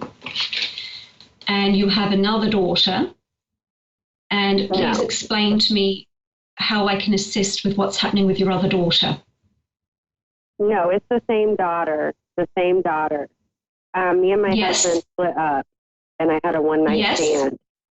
And we did a home DNA test, and it was sent to like a medical lab and everything, and came back that she was his. Well, I have another guy saying that no, she's his, and he wants a DNA test, and she even looks like him. Okay, this is where I will do a spread on this, but like that, even though you're saying that the first test was a home test, you said it did go through a proper medical lab. I'm just drawing tarot why I do this. Like that, if it went through a proper lab and a proper lab came back and told you that definitively your daughter is, meaning your ex-husband's, then my goodness, that she would be your daughter then. The other guy might not like it, and he can demand another test, but I would be certainly asking for him to pay for it if he doesn't want to believe the first one. Like that, do keep in mind that sometimes children don't look like their parents. They don't at all.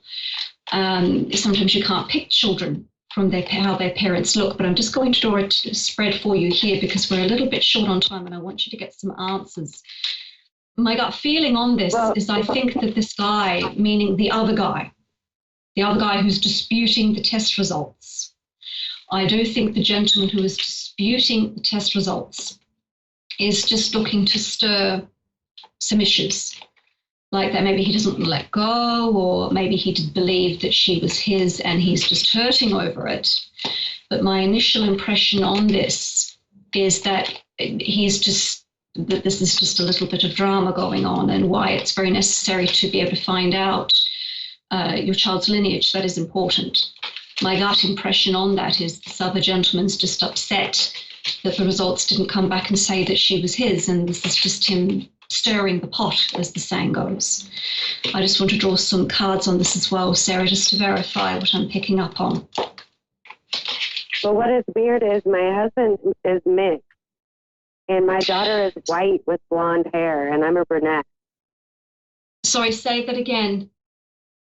My husband is mixed, and my daughter is white with blonde hair, and I'm a brunette. Like that, this is where DNA gets very interesting. Even with children of mixed background, like that, some genes can be recessive. I have come across cases, and there has been cases medically documented, where you can have two people of Caucasian descent who had no clue there was any African lineage in their DNA. And then all of a sudden, these two Caucasian people can have a child that looks of African descent. And before there was DNA testing, it broke up a lot of marriages, and a lot of women got accused of cheating. But when DNA testing gained ground and was more accessible to more people, it was found that no, actually, genetically, this is your child. So like that, especially when it comes to children of mixed race background, it's very complicated which genes can end up being dominant, which genes can end up being, recessive. So like that, trying to even guess by race, this is where DNA testing is needed, because when it is mixed background, that can be something that really does need a DNA test to verify. So is that making sense, Sarah? Yeah, but my son is dark. So that's where it's kind of weird. And like that, Sarah, that can happen. That can happen. So like that, I do believe that the first test you had was accurate. I do. I really do believe the first test was accurate. But like that, if the other gentleman wants a test, I'd ask him to pay for it if he's disputing the first test, especially when it was done through a lab. And if he wants another test, let him pay for another test. But I do believe the first test was correct. And I just believe that this is a way to just stir things, or maybe he's hurt because he thought the child was his. We have 60 seconds, Sarah. I'm just going to quickly pull the cards just to see. But like that, yeah. Sarah, I do believe that the first test was correct. I really do believe the first test was correct. So like that, just to stop any further arguments, ask him to pay for another test. I do believe it will come back verifying what the first one said, and at least that will put it to bed. You know, whatever you need to do to get the drama to be cut down on, for peace for you, peace for your family, peace for your children, and no question marks or what ifs. That's what you need to do. But I do believe the first test was correct. Okay, thank you. You're very welcome, Sarah. You're very welcome.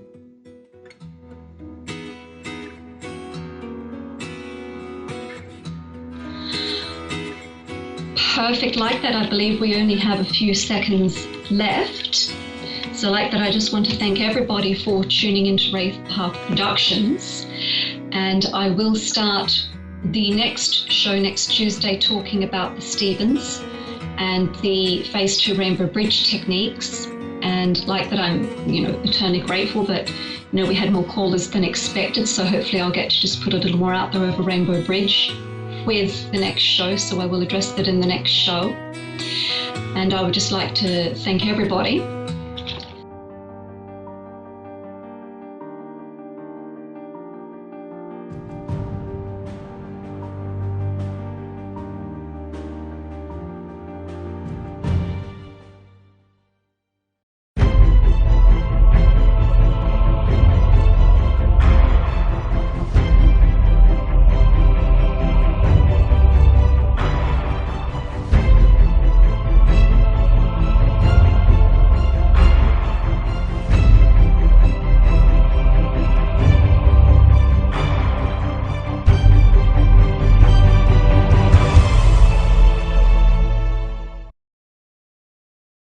Hello and welcome. You're listening to the Modern Mystic Radio Show. I'm your host, Mystic Sarah, and we're on A1R Psychic Radio, the world's #1 psychic radio network. Plus, we're on Moonstruck TV. So if you would like your own private reading with me, it's very easy to do that. You can go straight onto my website, which is www.modern-mystic.co.uk, or you can find me on Facebook under Mystic Sarah and also under Modern Mystic. I do a weekly free psychic session, so if you fancy having your own mini reading, you can get involved in that way. Of course, you can call in tonight. I am taking 2 callers tonight. So let's talk about our topic for today, which is the full moon in Sagittarius. We're still within that energy, so I wanted to really recap on certain things that you can do around that full moon energy. And when we're looking at full moons, we are looking at using that energy of the full moon to amplify what we would like to achieve. Now, with each moon, in terms of where it falls within the astrology side of it, will be good for certain things. So let's have a look at what a full moon in Sagittarius possibly could be good for.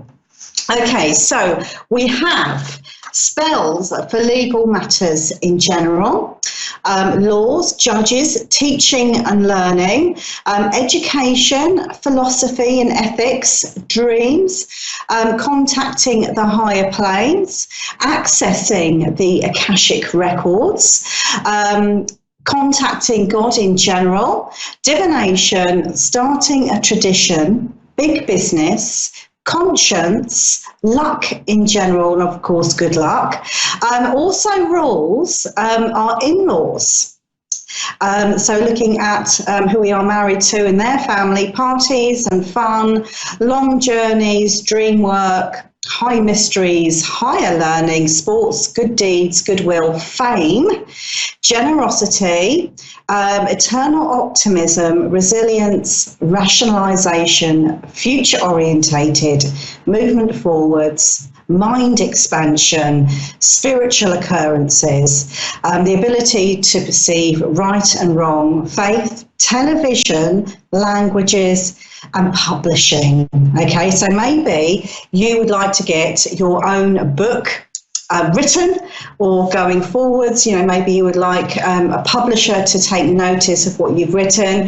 Perhaps you want to get onto TV, perhaps you want to launch your career.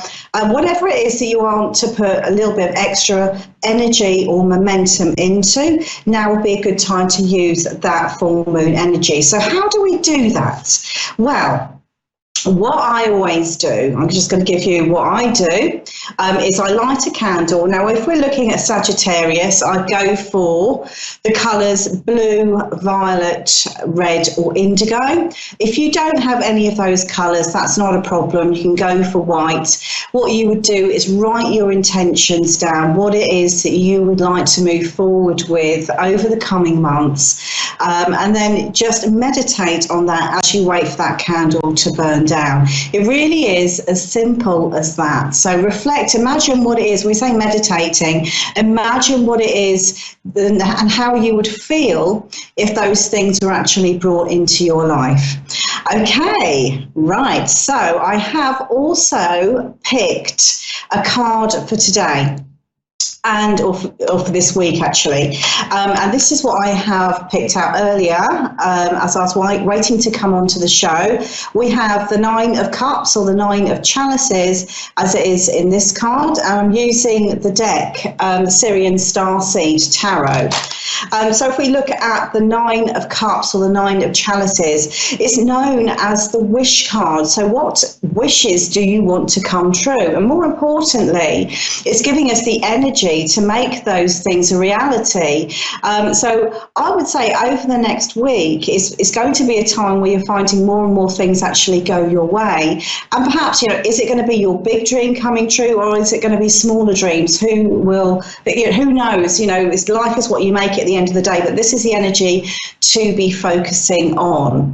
Right, okay, let's go on to my first caller. We have Laura, who is in Dublin, Ireland. Laura, can you hear me?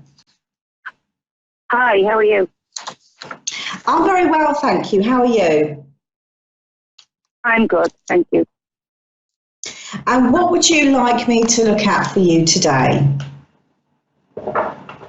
I've a lot going on at the moment, as in I am trying to move premises. I'm trying to move house, and I'm just wondering if it's going to happen this year. Okay. All right, let's have a look and see what we have for you.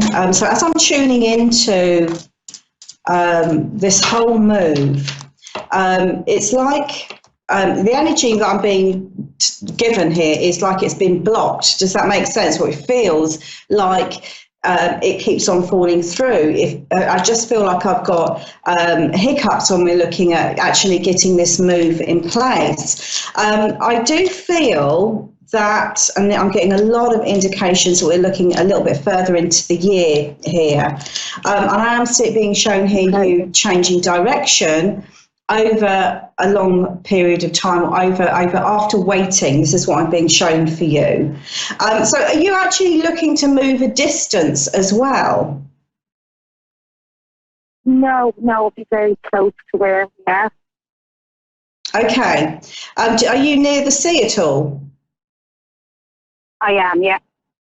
Okay, right, it's just I'm picking up water around your move. So it feels as though the move itself is, it feels like it's in the lap of the gods. And I feel like you've got to be patient, because the house that you are meant to be actually moving into, it feels destined in some way. So I've got the element of divine timing around it, which I feel partly accounts for this sense of a long delay. in terms of getting the ball rolling. If I'm going to look at a timing for you, I mean, I have got this year, but I feel like I'm looking at after summer. I want to go sort of September, October time for you, okay? This is when I feel that all the right conditions are actually going to be there. And this is also where I feel that the right house for you is going to be coming in.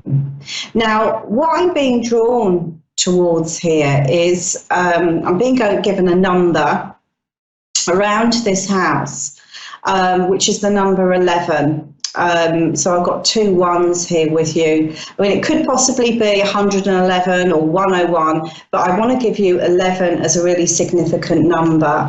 I feel that in many respects, the place that you're in at the moment holds within it some difficult times. Does that make sense? Some difficult memories.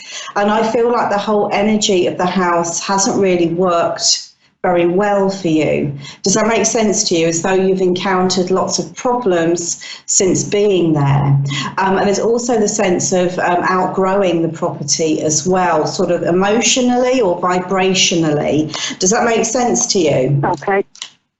Yeah, so definitely outgrown it, as in kids. There's so many kids, there's no room left. So when we're looking at your next move, I feel that it's going to match you a lot better, or certainly match the family a lot better than what you have at the moment.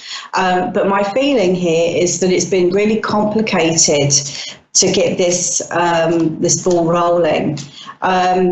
I keep on being shown here the month of October as being really, really strong with this move. This is where I feel the right house is actually going to call to you, okay? I feel like that's... This year or next year? I feel like it's this year. I do feel that it's this year. But October seems to be the month for you. I feel like this is where everything is kind of falling into place. And also it is the point where you're able to start all over again, because this is what this move really symbolises for you. Does that make sense to you? Yeah. Yeah. Okay, has that answered your question? Yes, it has. Yeah, thank you very much. Thank you very much, and take care, and thank you for calling into the show. Okay. Thanks again. Bye-bye. Right. Thank you. Enjoy your evening. Right, we're going to go on to our next caller, and we have Shannon, who is in Stockbridge, Georgia. Hi, Shannon. Can you hear me? Yes, ma'am. Hi, how are you? I'm very well, thank you. How are you? I'm okay. Thank you. What? Oh, thank you. What would you like me to look at for you? I feel like that my whole life is in chaos right now. I have 4 grown children, and but they don't live with me. It's just like there's so much going on. I don't know how to explain it. Just maybe a general reading, maybe. I'd like to know if if this is going to get better anytime soon. Okay, let's have a look and see what we've got here. Okay, so as I was listening to you speak, one of the most confusing things with you at the moment is that next step, okay? Or what is it that you need to be focusing on to change the trend of what's been happening, okay? Because what I'm being shown here is like you being caught up in everyone else's issues and problems. Does that make sense? So instead of reaching that quiet time that you thought you were going to be getting, it's almost as though I feel like it's like your time is totally dominated by everyone else, and just when you think you're going to get a little bit of time to just focus on you or breathe, you know. I feel like, boom, something else comes in that, because what I'm being shown here is, you know, yes, we have got major problems being presented, but also we have, it's like a whole variety of smaller issues, okay? But it seems to be, it seems to be like compounding everything at the moment. Like I'll get this great weight, as though you're totally overwhelmed by what's going on in and around you, okay? So instead of reaching that sense of balance and peace, it feels like it's gone the opposite way. So what is it? This is the thing. What is it that you need to be focusing on to break this trend? Because I feel like in many respects, you've given it the gift of time, and it still hasn't got any better. You know, it feels like it's got worse. So I feel that something needs to shift with this. Right, so let's just see where you are at the moment, because I feel like the energy is actually talking about, the cards are talking about you kind of reclaiming yourself. Does that make sense? Reclaiming your life. And I feel... Yeah, I feel that, I mean, part of that is going to have to be learning to say no from now on, okay, within reason. It feels as though there's like everybody kind of pulling all of your energy out of you all the time. And what I'm getting here with this is that you're exhausted from all of that. Does that make sense? And you've got no energy. It's not just time, but you've got no energy to move forward with anything in your life. And you feel now stuck, you know? I really do, yes. More stuck than you did when your children were younger. Does that make sense? Yes, yes. Now, yes, ma'am. Let's just see what we get in terms of you and how to make the shift.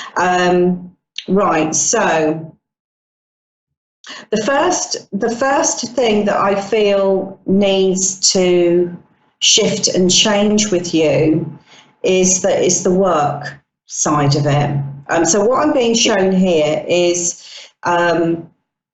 that's what you need to focus on to begin with, and then I get other things, almost like a domino effect, starting to shift and change for you. Okay.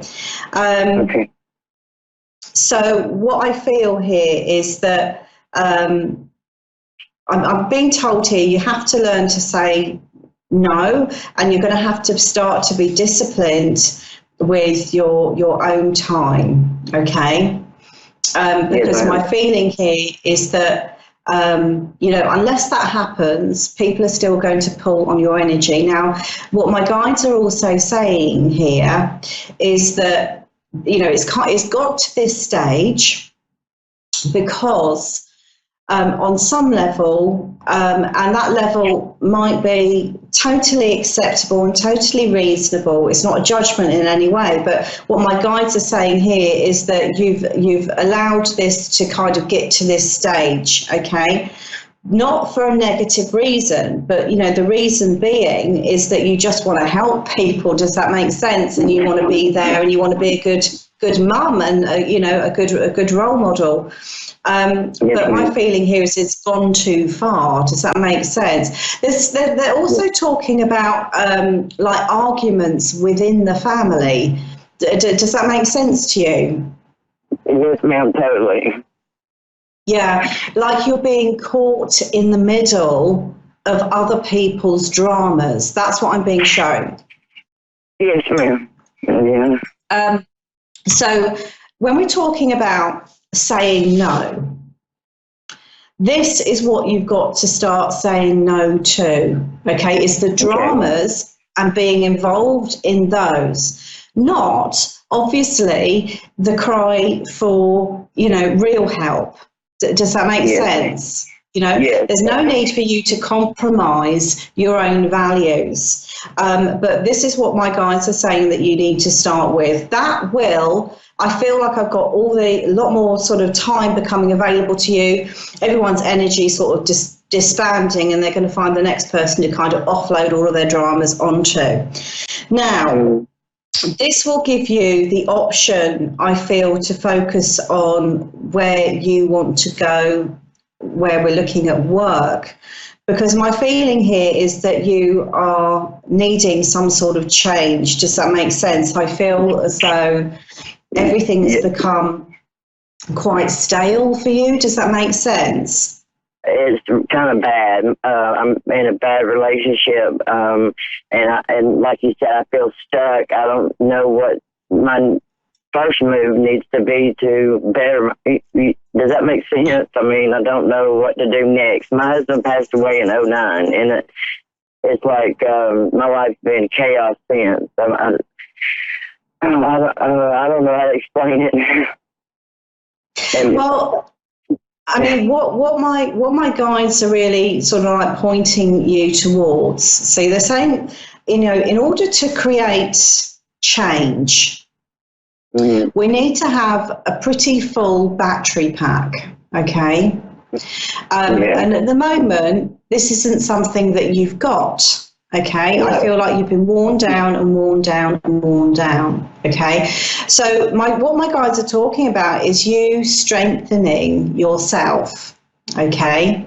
And it's actually starting with an area that has got nothing to do with your home life. Does that make sense? Yes. Yeah. So by strengthening the work side, what you're going to find is that that's going to give you extra confidence, okay, as well as many other things. But that is your first step, clawing yourself out of, the situation that you're in at the moment, okay? It feels as though everyone is taking advantage of you in one way or another, okay? Yes. And the person I'm with yes. I mean, in terms of actually walking away from that situation and walking away from that relationship, that is going to take a lot of energy for you. And I feel, in some respects, people would just say to you, well, why don't you just leave? But I don't feel like it's as easy as that for you. I feel that, it might, do you know what I mean? I feel like it's going to cause other problems. It doesn't seem that that's just the sensible, otherwise you would have done it. Does that make sense? If that was the easy answer, you would have done that by now. Yes, I really have.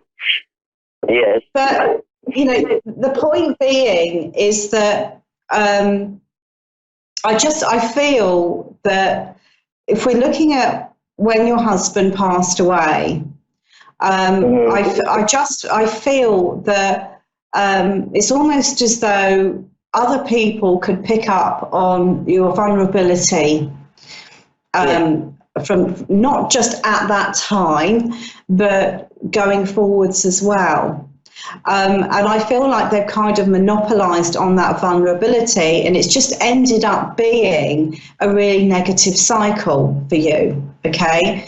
But as with everything, I am a strong believer that the challenges that we're given are never meant to destroy us. We are always destined to overcome them.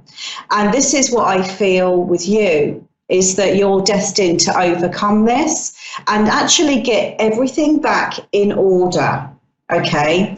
The challenge being is that you haven't been able to do that ever since your husband passed away. And you've never really felt complete since he's gone. Does that make sense? There's always been something missing since he's left, even though you've got another relationship.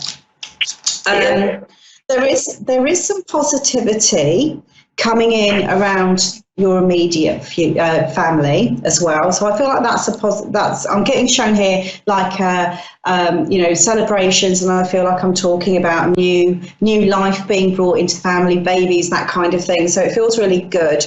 That's something to look forward to. Now, in terms of your husband, I feel like you've fallen into quite an emotionally bereft relationship. So it's no good. It's toxic. It's no good. And I know this. I just don't know how to get out. Well, this is what my guides are trying to direct you towards.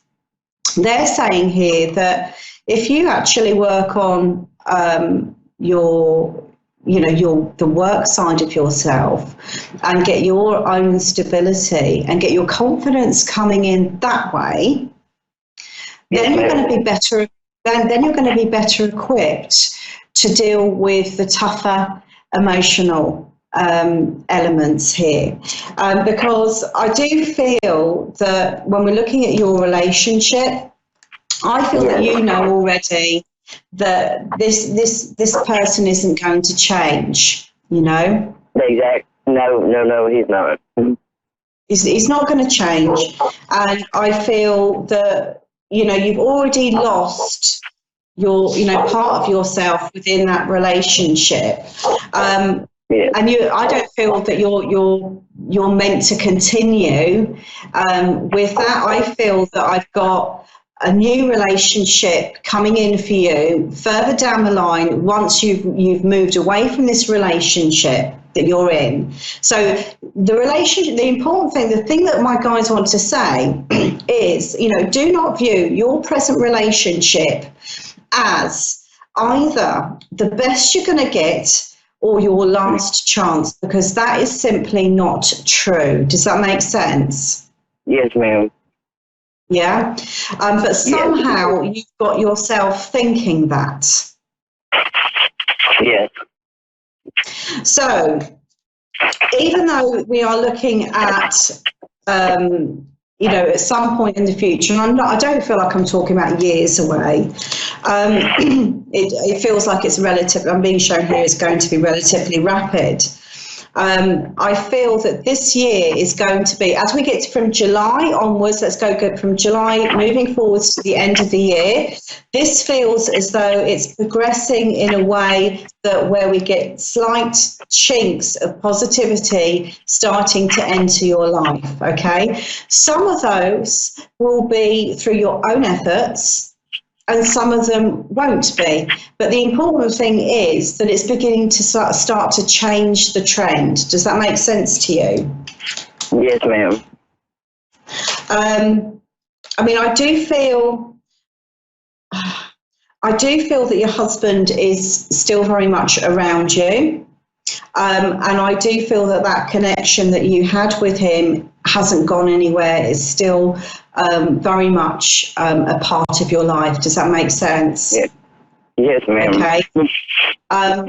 Now, I'm also being shown here with him that he passed away quite suddenly. Is that right? Yes, ma'am. Went to sleep and didn't wake up. Yes, ma'am. I feel with him that, how can I put it? It's like there's something here that he left everything in a mess. Does that make sense? Or there was so much to sort out afterwards. It wasn't just dealing with that.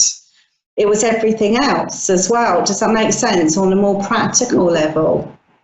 Yes, that makes sense. However, this is something that you sorted through, you dealt with, and you did a really good job, and particularly in terms of like moving forwards with your life. Okay, I feel that he's going to direct you to your next relationship, and the person that I've actually got you with has, I feel, lots in common with your late husband, and I feel like when you look at him, you'll say, how can I put it? You'll know that your husband would have approved or would have liked the person that's coming into your life. Does that make sense? Yes, ma'am. Like, can you see, like, how, when this might happen? Because it's like I'm just miserable right now. Yeah. I mean, like I said, I feel much depends on when your first step comes in. If that comes in, which I feel it will do over the next 6 months, I feel like I've got you walking away from your relationship that you're in at the moment, and I feel that within 6 months of that time, you're going to have this new relationship enter your life. Okay. Okay, so it's not a long wait, but it just feels as though there's a couple of things that need to happen before that's able to come into your life.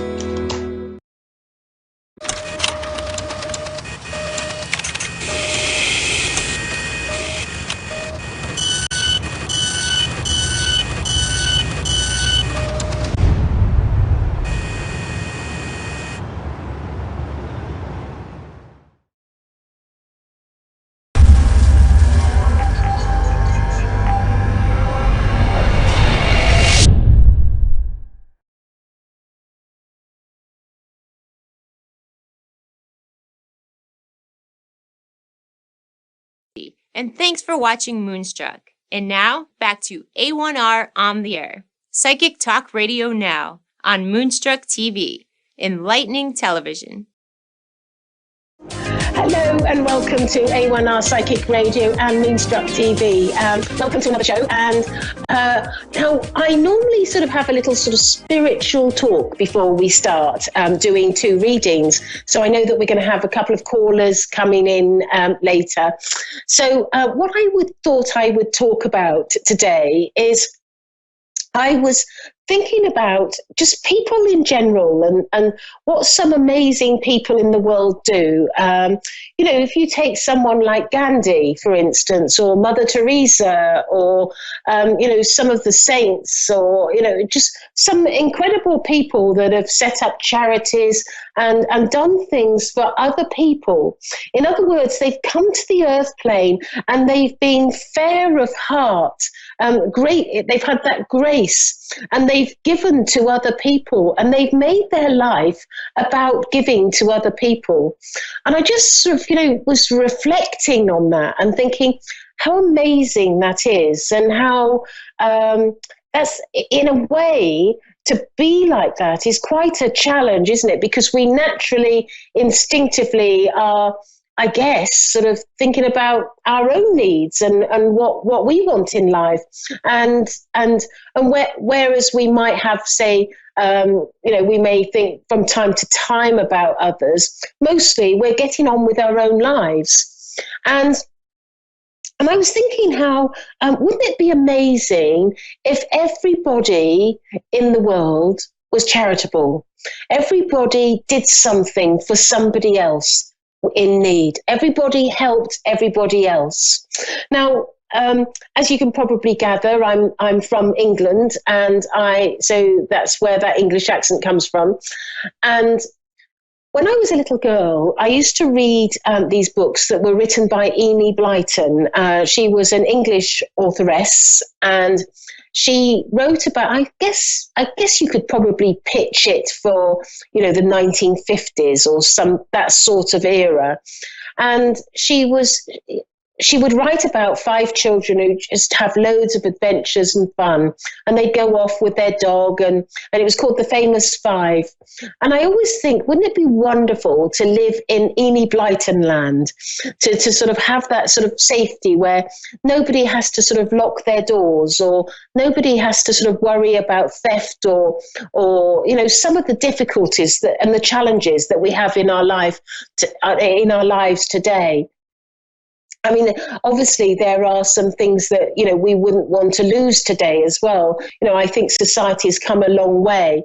But I think sort of, what I would just sort of love is what I want people to sort of think about is about operating from your heart is on some respect a challenging thing.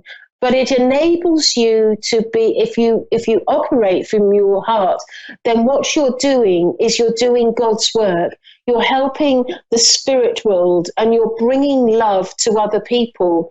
And I firmly believe that that is absolutely what God wants of you. He wants you to be good to others. He wants you to help others. He wants you to support others. So it's sort of just, and that's not to say that we just ignore all our needs. And of course, our needs have to be met. That's quite important. But I just think it's something to sort of think about how we are in our life. Interesting, I remember I had a friend who's passed now, and we both lived in London at the time. And she said, and London is very much the sort of place where you would go out into the streets and nobody would say hello. Nobody would sort of, look at you. They would just get on with their daily life. And that was the way London was in those days. And I remember her saying, I'm going to go out into the streets and walk along the streets, and I'm going to smile to everybody that I pass by, and I'm going to give them a smile. Isn't that amazing that she thought that? And she said it was just incredible how people would actually smile back, because London is not known for it. It's quite a solitary place in a way.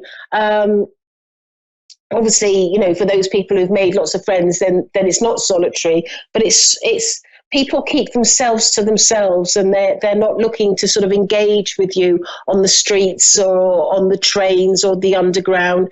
It's very sort of much like that. But what she was showing to me is how she wanted to actually show love. I mean, a smile is showing love to somebody, and how she was attempting to do that. I just thought that was just sort of quite sort of incredible. Her generosity of heart, I think, is what she had. Now, I know that we're going to have a couple of callers, and I believe I've got one waiting. Brooke in Broussard, Louisiana. Are you there, Brooke? Yes, I'm here. Hello, and welcome to the show. And how are you today? I'm very good, thank you. Good. Now, have you ever had a reading before? I have, but I don't think it was accurate. Right, okay. Well, hopefully we can do something better today. So I'm a medium, and that means that I can first of all, I can connect to loved ones in the spirit world, or I can speak to my guides or your loved ones to give you guidance. Is there a particular way that you would like me to work? And if so, where would you like me to focus?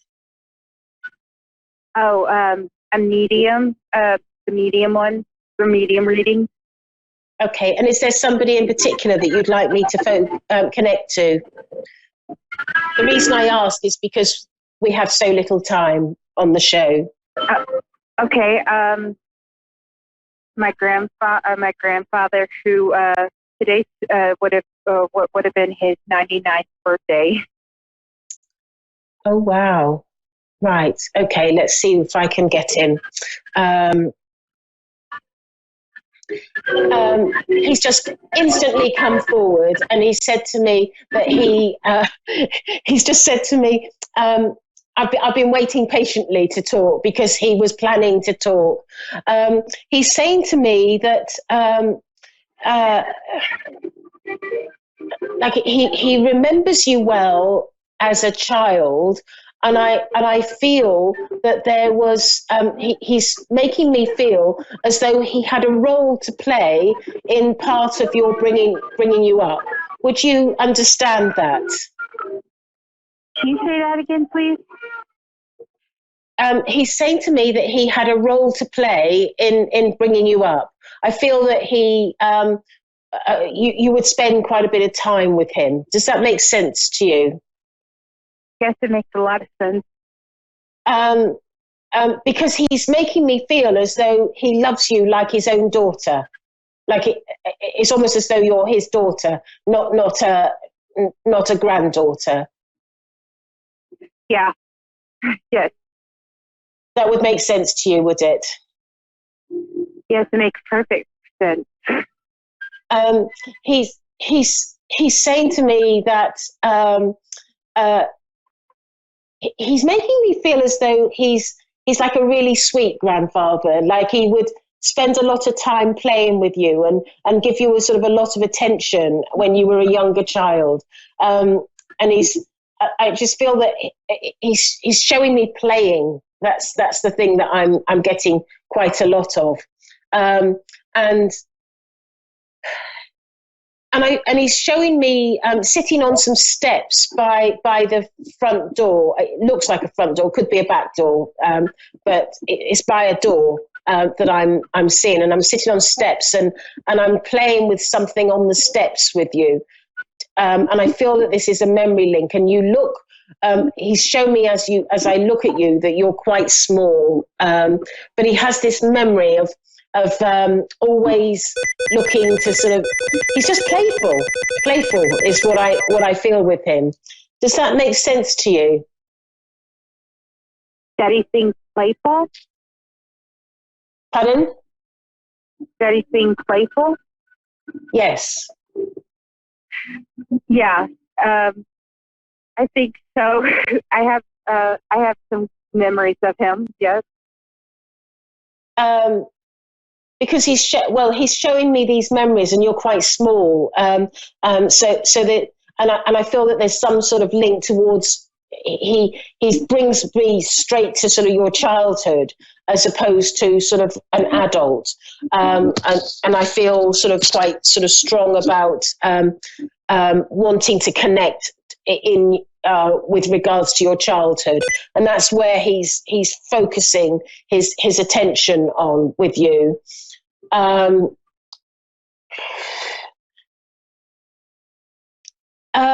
Yeah. I feel with him that he's making me feel as though he was a little bit upset with certain things with regards to I feel with regards to your parents and how they were doing things with you. Would that make sense to you? Wait, can you say that again? He's telling me that he was a little bit upset with your parents with how they were doing things with regards to bringing you up. Would that make sense to you? That would very much make sense to me because my mom was more of a loving person than my father. So. But he didn't agree with some of the parenting ways that they adopted, the style that they adopted. But he's drawing before you mentioned about your mum being more loving, he was drawing my attention to your mum, and I feel that he makes me feel like he's more connected to your mum. So this that he has more of a love for your mum as I'm talking, which would suggest to me that your mum is his daughter. Yes. That's correct. Yes, very much. And he's saying to me that he always had a problem with her choice in other words, your father. He didn't agree with his behavior. He didn't. He found him to be like he worried about his discipline and his methods of how he would treat you and how he would behave. Yes, that makes total sense.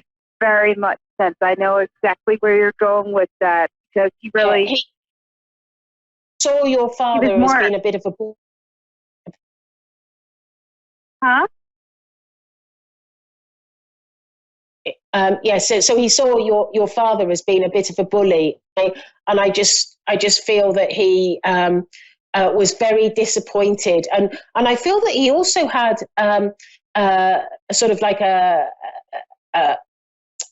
he also had a concern for your well-being, because he's making me feel as though your father could be a little bit too heavy-handed in his discipline. Would that make sense to you, Brooke? Like to a T, like, my gosh. He broke your jaw, did you say? Huh? Sorry, I didn't quite hear you. What did you say? I said that he was concerned about your father because he felt that his discipline was too heavy-handed. It was. To be honest, it very well was. So it makes sense. He was concerned for your safety and concerned for your well-being, and he's telling me that when he was able to see you and have you with him, he always felt a little bit more comfortable because he knew that you would be. He was concerned for your safety, and he's saying to me that he's making me feel as though he highly disagreed with your mum marrying, or I don't know whether they were married, but being together with your father, and he just disapproved totally of the relationship, and he's also saying to me that he wasn't always nice to your mum either, and your mum suffered at the hand of your father as well. That's all true. That all makes total sense. He's saying to me that he's making me feel that you made a decision from a very young age to find freedom, to be almost like you're escaping, and I feel because I feel that you've left home at a young age. Would you understand that? Hard to understand what you just said. Can you repeat, please? You left home at a very young age.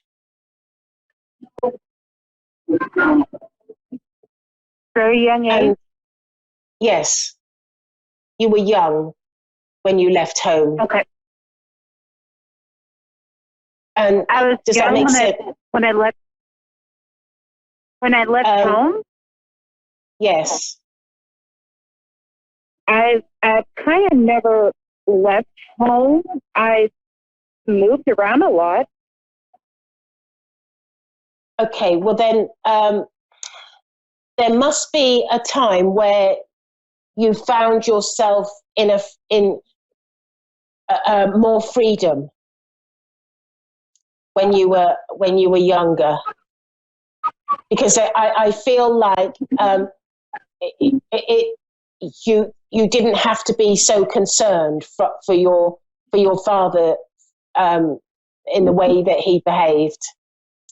Oh yeah, I was always a daddy's girl, and I just I would worship the ground he walked on and everything, and it was just the way it was supposed to, the way I felt it, because I was very well attached to my father. But I do feel that you became more secure as you got older. It was something that you more dealt with as a younger child, not as you got older. And I feel that your father is drawing my attention to your mother, and he's saying to me that she, as a result of being in this relationship, she lacked confidence and self-esteem. That is true. She kind of did. My father actually made her feel insignificant and everything, and she didn't Yeah. I've run out of time and I have another caller, but just to sort of round it off, and I'm just asking your grandfather for the sort of last thing to say. He wants you to know that he is walking with you in your life. He's with you in your life and making sure that you're always safe. He's making me feel that part of the reason that why he was on the earth plane was here to make you safe and make you happy.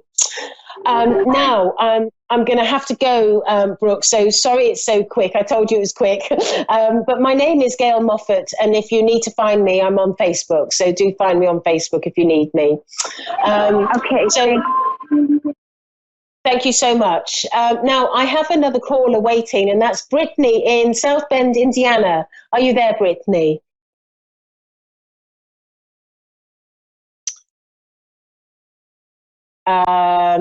We're just waiting for Brittany to connect. Are you there?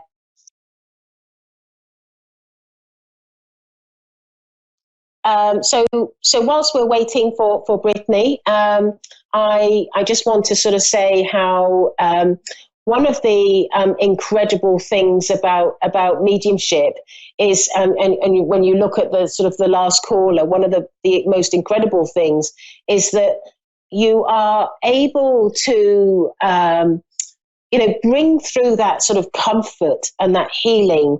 And I think most of all it's healing, to know that somebody that you love is still around you, to know that they still care, to know that they are watching over you is just something just so miraculous in a way.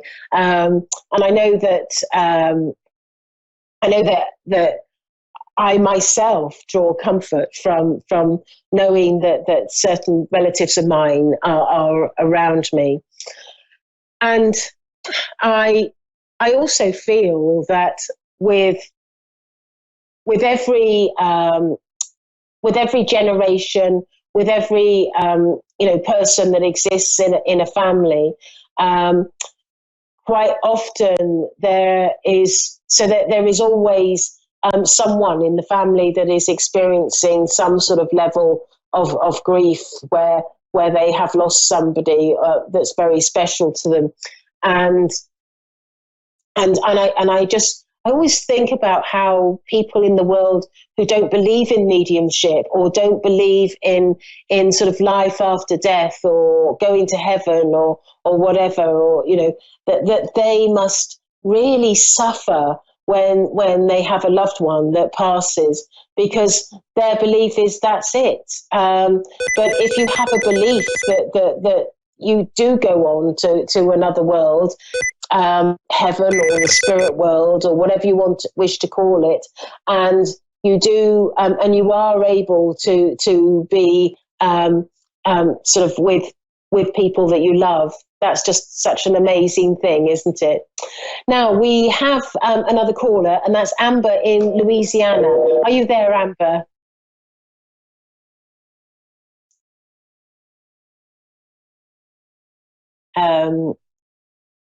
Okay.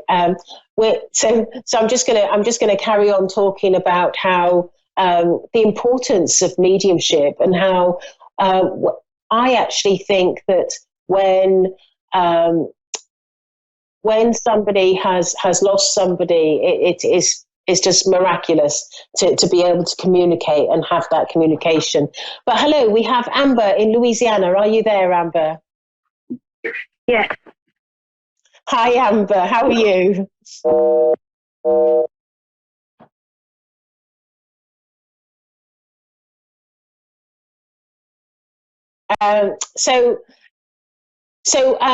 I think that we're sort of coming to sort of the end of the show, but I know that so I was talking about how mediumship is so very important in our world, and I just wish that people would those people that wouldn't believe in this, or those people that don't agree with it for one reason or another. And I just wish that people would embrace it, because my experience of mediumship is not, the spirit people that I speak to, or my guides, are beautiful souls, and they look to help so many people, and they look to support so many people in the world. And my talk right at the beginning was about being, having love in your heart and giving to people. And I know that, my guides always sort of try to instill in people that it's about giving. That brings on to another subject, is about forgiveness as well. I think that forgiveness is sometimes very difficult, but probably one of the biggest challenges that we have in this world, to forgive people that have wronged us. But I think if we can forgive people and show love in our hearts, then that's a tremendous gift, not only to the person that we're forgiving, but it's a gift to ourselves, because we're not carrying it along in our life. We're not having to deal with these the negativity of life, because I always think that sort of negativity will bring our energy down and not help us to shine. And what's important is, we've got this opportunity to live this life, and we should shine, and we should lift ourselves up from the negativity. And I think that if we can start by forgiveness, that's just and having love in our heart for even the people that have done us wrong, then that is just a wonderful thing to achieve in life, and a wonderful thing to be. And I know that and one of the things that the spirit world has often said to me, actually, is that it's hard to forgive, but it's even harder to forgive ourselves. That is sometimes the hardest forgiveness. But I also think that, when we get over to the spirit world, it doesn't end there. If we need to forgive somebody, we still have to achieve that. We still have to do that in our lives. It's so important, forgiveness, and to have love in our hearts for everybody, even those people that we like to call our enemies.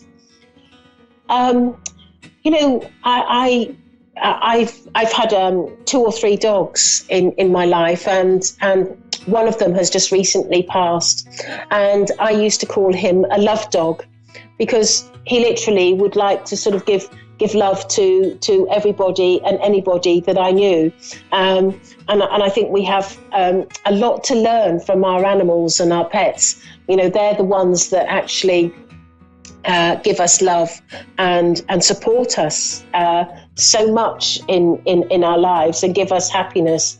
If only humans could give love in the same way. So I guess have love in our hearts, and forgive not only others, but forgive ourselves for our actions. And that is just, I guess, the important message for today. I hope you've enjoyed the show. My name's Gail Moffat. You can find me on gailmoffat.com or on Facebook, whichever way you'd like to work with that. And I look forward to hearing from you, and see you next week. Thank you. Bye-bye.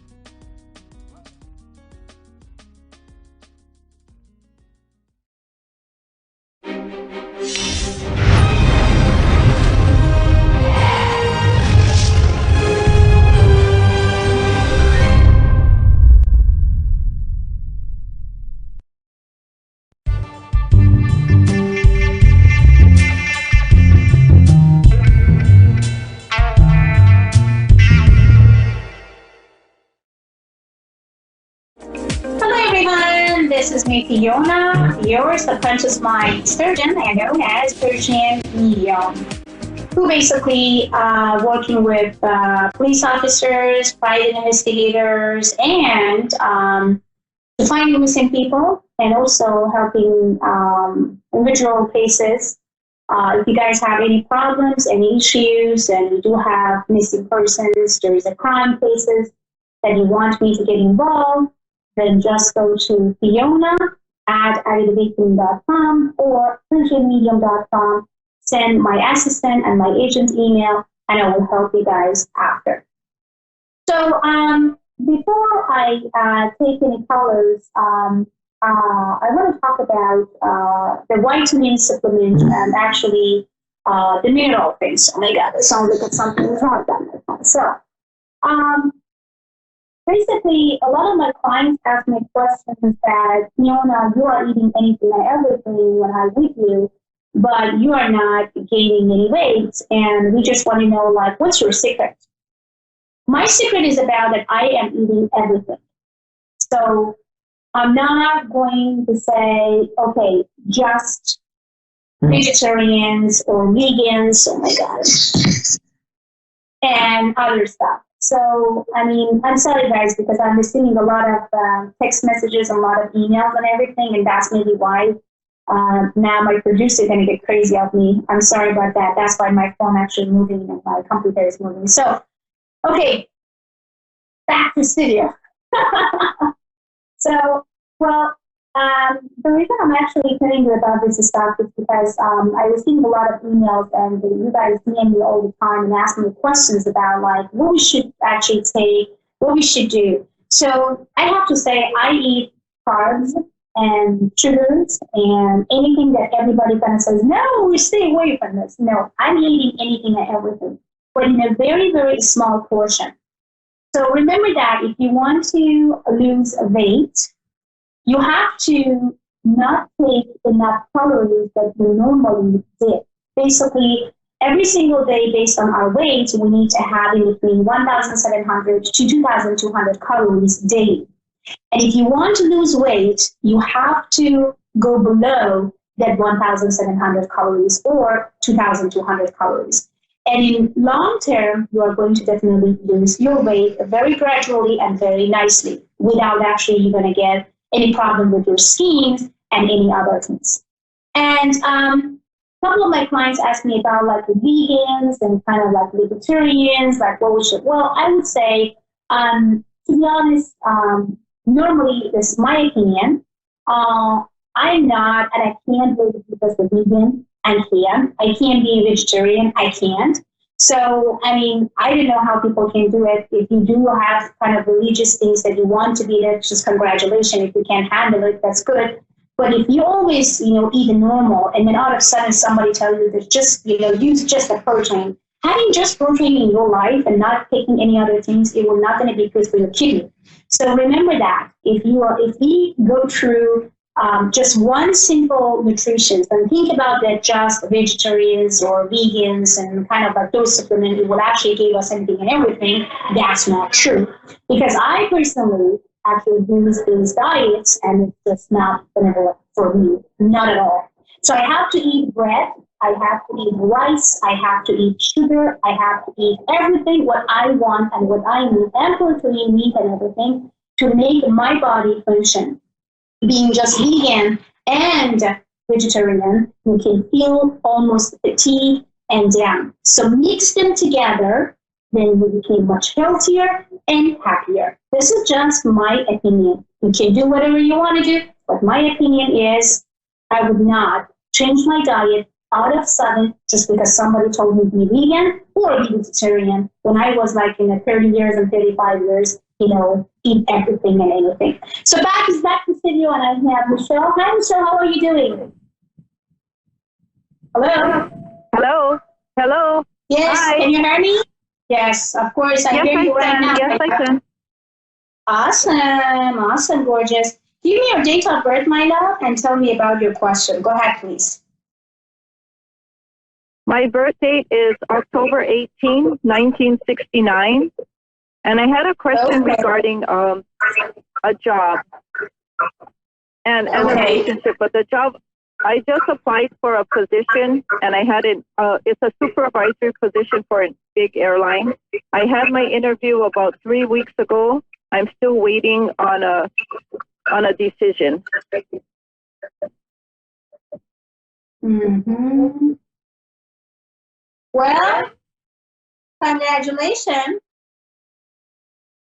You will have it.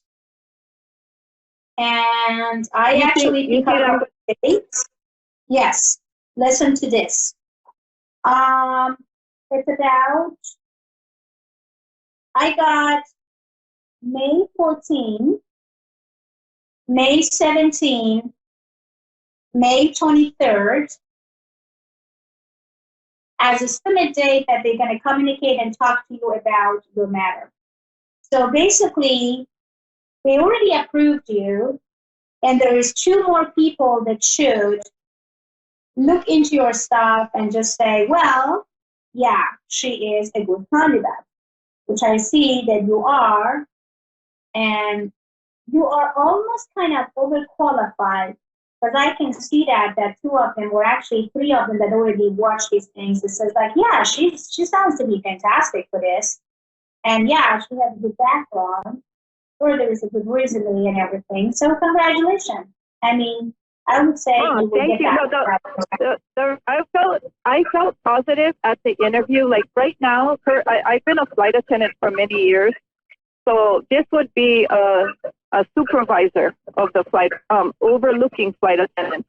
And I had my interview about 3 weeks ago, and they would contact me in about 2 weeks. But then I saw the opening again, so I got kind of discouraged about it. Like I was kind of I wasn't too sure, so I emailed just to, I just was saying that I wanted to follow up and, on my application, on my interview, and they're saying they're still conducting interviews. I mean, what I want to recommend you is just leave them alone. Don't try to communicate and try to connect and ask them a question where we are at. The reason that they did not have a conversation means the good things, actually means the very fantastic things. I'm happy that they did not have any conversation with you. And no news is good news, because if they actually feel that you are not the right person, they would actually, answer you right after, or actually 2 days after that, I'm sorry, we just move on with some other person. Right. I see that right now they do really care about you and your background. They do care about you and your, your experience. And I see a couple of things and a couple of factors. Actually, you been very good. And that's why one of them actually mentioned about like, wow, like she sounds really good and I never would qualify. And that's fantastic. So yeah, they just wanted to figure out like how much money they had to offer you, like as a salary, what else should be, what type of actually personality, or better say, what type of responsibilities you're going to have more than what you know already. So it's just a matter of like discussion, a lot of simple things, a lot of level of details, and those details is not really that important. You should be concerned. It's actually the regular kind of routine things, and that's why there shouldn't be an issue with them. So I mean, you're really going to feel good about it, So that's exactly what I can see. And so you see me back home. Say it again, honey. I work out of San Francisco. I work out of California, but I live in Hawaii, so I'm away from my children at times, and I kind of want to be home based, so I can be around for them more. So that's why I'm hoping to get a position, so I can be more in their everyday lives and still do what I love doing, like helping people and It's a big. Well, it's a actually, step up. I It's a see the step move up. for you. Yes, I see that move for you. So there is a move, and there is actually a reconnection for you and your family. And it's just going to happen because I can see that you usually affirm this for a long time, and congratulations, because whatsoever you ask, you are going to receive. So yeah, you do fantastic, sweetheart. I mean, I wanted you to visualize more. I recommend you 10 minutes before your bedtime. 10 minutes before your bedtime, Have your mind completely set, meditate for 10 minutes and see yourself in the place that you want to be, feel yourself in the place that you want to belong, and actually, feel yourself with the person that you want to be with. If it's going to be your children, your family members, anybody, anything, I want you to feel and sense yourself almost in 21 days, 10 minutes before your bedtime. Just feel, sense, and reconnect, and make your frequency catch and connect with the universe frequencies, which actually going to give you a very fast and very awesome result. Focus on the positive, they'll begin. And when all the negativities come to your mind or doubt comes to your mind, please distract them, remove them, reduce them, and relieve yourself from all those thoughts. So basically, as far as I'm concerned, everything sounds to be very good for you and your family. Money-wise, everything is open. There is no blockage. And credibility-wise, reputation-wise, it sounds like that everything is moving forward. And when it comes to your health and well-being, everything sounds to be good as well. So don't express yourself more than you do today. Don't try to let yourself to feel all over the place. Make everything to, work out and calm down. And the rest will come to you when you visualize your 21 days, 10 minutes before your bedtime. It sounds like a miracle. Big miracles will come after that. So congratulations and wish you luck, sweetheart. And if you need me, and if you want to talk to me, if you want to tell me anything or ask me questions, and you can find me on A1R, or somehow it's kind of hard to find me, go to advice.com, advice.com, sign up there, and then you can email me, you can text me, and you can call with me from there. It's the easy way that you ask me a question. Hello, can you hear me? Yes. Okay, back to you, and now I have, let's see, Tanel. Hello, Tanel. Hello, I'm here. How are you? Hi, Tanel. How are you doing? I love your name. What does mean? Thank you. Tanel? Do you know that? Yes. Tell me. I'm sorry, what did you say? Tell me about your name. What does mean your name? I don't know. I know my parents just named me after the singing group Captain and Tanil. Okay. That's a nice name. I like it. I really react to it. Like Tanil, it's beautiful. I like it. So it's not something that you see and actually you hear every day, but it's also kind of, perfect, luxury enough, gorgeous enough to feel. You're fantastic. Okay, cool. Cool. Right. Okay, fantastic. And maybe your parents actually love the musicians group of people, maybe music, maybe song, maybe something, because I can feel and sense that they really been into when you came to this beautiful world. They really wanted to name you this. So congratulations for that. I'm happy for you. So Tanil, give me a sense of birth, my love, and then tell me about your question. Go ahead, sweetheart. You said tell me about your what? Your date of birth. My date of birth is March 19th, 1984. Okay, and then tell me about your question, what you have in your mind and what you want to know of your moment. Well, my real question is, I'm starting a new job on Monday, and I want to make sure I'm making the right decision by changing this job. Because I'm really already missing my old job already, and I haven't even started yet. And I'm very worried. Okay, that's for you. If you make the right decision, answer is yes. You already make a right decision. If this decision will help you to grow or actually make you to become, successful enough to feel proud of yourself or actually give you enough money or finance or better finance, answer is yes. So you got all those answers as yes. So you should not really be worried about it at all. Well, that's a good thing to hear. Yes. So, I mean, it sounds like it was a very nice decision so far as you made, and it sounds like also that will change a lot of circumstances around you to the better, which I love it. And this change and this challenge will take you, baby, to the next level, which I'm happy for that. So you should not really be worried and concerned about that change. You should say, I am in a position to receive this change. I am asking, and now I am receiving. So be positive about that change. Be receptive about that change.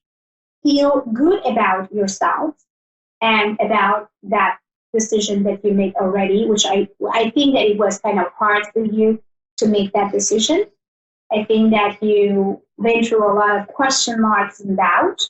But what I love about you, you are more positive and see the positive things about that are going to be a negative actually interaction. So I love that how positive you are, how positive you are thinking, how powerfully actually you feel good about yourself and what you are up to right now at the moment. So good for you. Thank you. Good for you. So tell me about if you have any other questions when it comes to love life, when it comes to actually other stuff, because I see that you have a couple things in your mind besides that job and that decision. I see also a little bit of confusion. It's not job related or career related. It could be a little bit of stress about passion, love, or feelings, because I can see that you've been emotional in the past of 3 weeks. Again, it's not job related, it's actually emotional related. So what's going on, baby? Yeah, I'm actually a little conflicted with somebody that I really care about. And I know that he doesn't want to be in a relationship with me, but I just want to know, how does he feel about me? Like, we had a really big situation with us and we stopped talking, and we talked here and there, but lately I just been thinking about him a lot.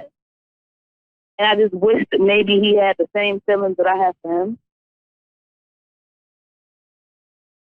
You know what I feel about this guy? I mean, he has feelings for you. He does love you, but he's very scared of obligation and responsibilities.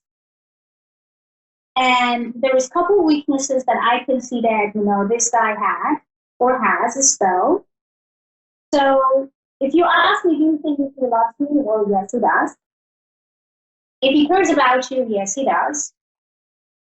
If he feels that you are a real deal, yes, you are. But when it comes to just making a decision, getting married, or actually doing a lot of other stuff, he sounds to be a little bit guarded and careful. Okay. Give him time. Let him to digest. But don't doubt about his feelings. Well, there's also somebody else who I see that they want to be in a relationship, but I don't like him at all. And it's like he's more like a friend. That's what I found out about your confusion emotionally. That's what I felt that okay, you're confused emotionally, you're emotionally involved with something that you have to also feel. But you know what? It doesn't matter if the second one badly wants to be with you. It should be you if you want to badly with him or with the first one. So you should not force yourself in anything, and you should not actually tell yourself that because the second one is actually a very good guy or somehow wants to be with me, well, and the first one doesn't like me or doesn't want me the way that I want, that I have to actually jump to the second relationship or actually with the second person. You should not do that. I think give yourself actually, I know that you gave yourself a lot of timing because I see that it's just been an ongoing process in the past of couple of weeks and actually 2 months. But I wanted you to give yourself a little bit of time to digest what exactly you want to do. Well, the first guy, he always going to be guarded. He always going to be quiet about his feelings. So you're not going to hear lovey-dovey things from him because this is exactly who he is as a person. I mean, his personality is based on this. But when it comes to the second guy, so basically you're going to feel a lot. I mean, basically he's the guy that's going to always come around and feel good and, make you feel yourself. But if there is no attraction from your side, then don't waste your time. Right, and that's what it is, no attraction. Then don't waste your time. Because you have to be together with someone that you feel good about that specific person. And if you don't, then don't try to pretend that you're okay. By pretending, my love, nothing will happen. So you have to feel that I am completely connected to this guy. I love this guy. I want this. I want that. But if you don't feel and you're not really feeling happy about this, just let it go. It's time for you to let go. Don't force and don't feel poor for him. Sometimes we women, we say yes to men just because we feel bad, because he's a good guy, he's nice, he didn't done anything to me, but I feel bad if I'm going to say goodbye to him. Well, don't do. You know what? If you're not feeling good and you're not attractive, then don't waste his time and his heart, and don't play with his heart either. If you know sooner is much better than later. So my advice to you is cut the cord with the second one, or at least have him as a friend, and tell him that you are just my friend, nothing more, nothing less. And then when it comes to the first one, give him time and see if he can get rid of these fears or actually that type of weaknesses, which I can see that come from his past, and we can't do anything about it. That's it. And just the first one I did something very horrible to, so I don't never expect him to forgive me. Yeah, I understand that. That's why I think that you have to give time. And I think that you understand when I say that to you, because you know better than me right now what is wrong and what is good, because based on how you feel, both the guys right now at the moment, you know exactly what I meant by just say goodbye to the second one, or somehow have it just as a friend, and then give time to the first one and feel like what he's going to do. But as far as I'm concerned, you are doing fantastic. So, and I think almost after July 20, July 23rd this year, you are going to settle down with your love and your passion. So you're going to be fantastic there. Do you have any other questions, sweetheart? Just one more, because I know you have a lot of people you have to get to. I need to know, am I going to learn how to drive this year? Am I going to get a car? Because I have so much bad anxiety. Well, those anxieties and stresses come from unnecessary stress. You are a type of the person that bring unnecessary stress to yourself, which is not good. Oh, we have just 90 seconds. So, honey, for more information about me, go to avidadvice.com, PersianMedium.com, avidawakening.com. But avidadvice.com, that's the only way that you can email me and you can chat with me and you can call from there. Thank you so much, guys. Have a great one, and bye.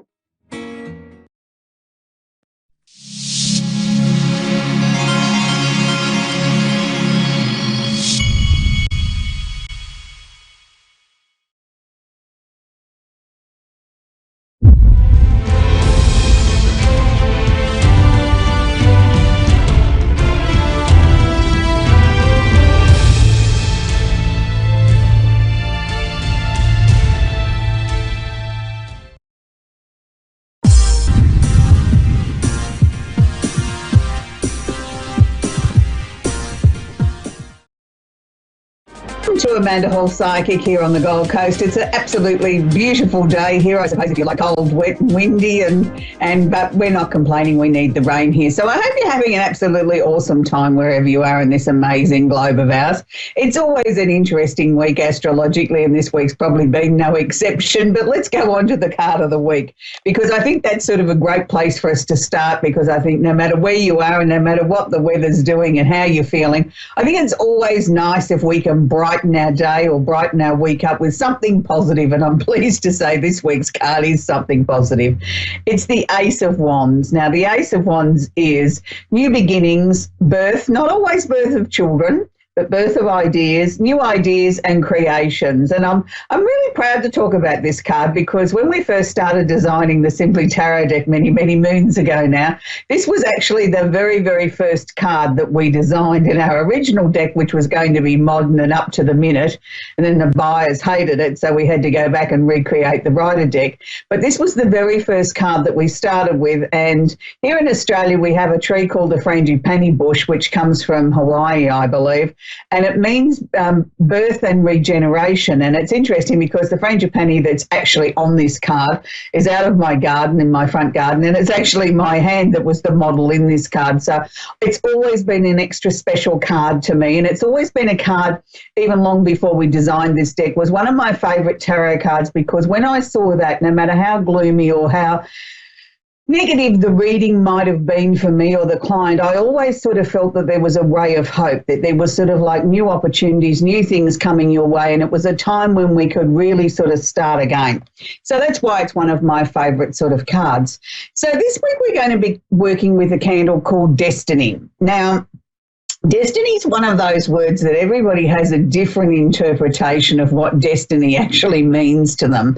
But in my interpretation, destiny is something that we can create. It is something that's within our control, but it's also something that's probably meant to happen in our lives no matter what. And it's sort of one of those unusual words. It's a bit like fate, karma, destiny. They're all pretty much the same sort of word. It depends on which one's your preference. But destiny is actually one of my favourite words. And I quite often think of when I was creating the Simply Tarot deck, it was my destiny to do so. And I used to use that word a lot. And I can remember sort of suggesting to the publisher, why don't we call them destiny cards? And they said, no, but we're designing a tarot deck. And I said, yeah, but these are like destiny. You know, this is what a destiny is. That these are destined to me in the marketplace and these are destined for people to love them and whatever. But anyway, they won and I didn't. They called it Simply Tarot, and I sort of still like the word destiny, and it's one of the things that I suppose that I taught a lot over my career about controlling your destiny or working with your destiny is something that we can all do. And I'm a firm believer in the power of positive thinking and being as positive as possible, even in the most negative situations.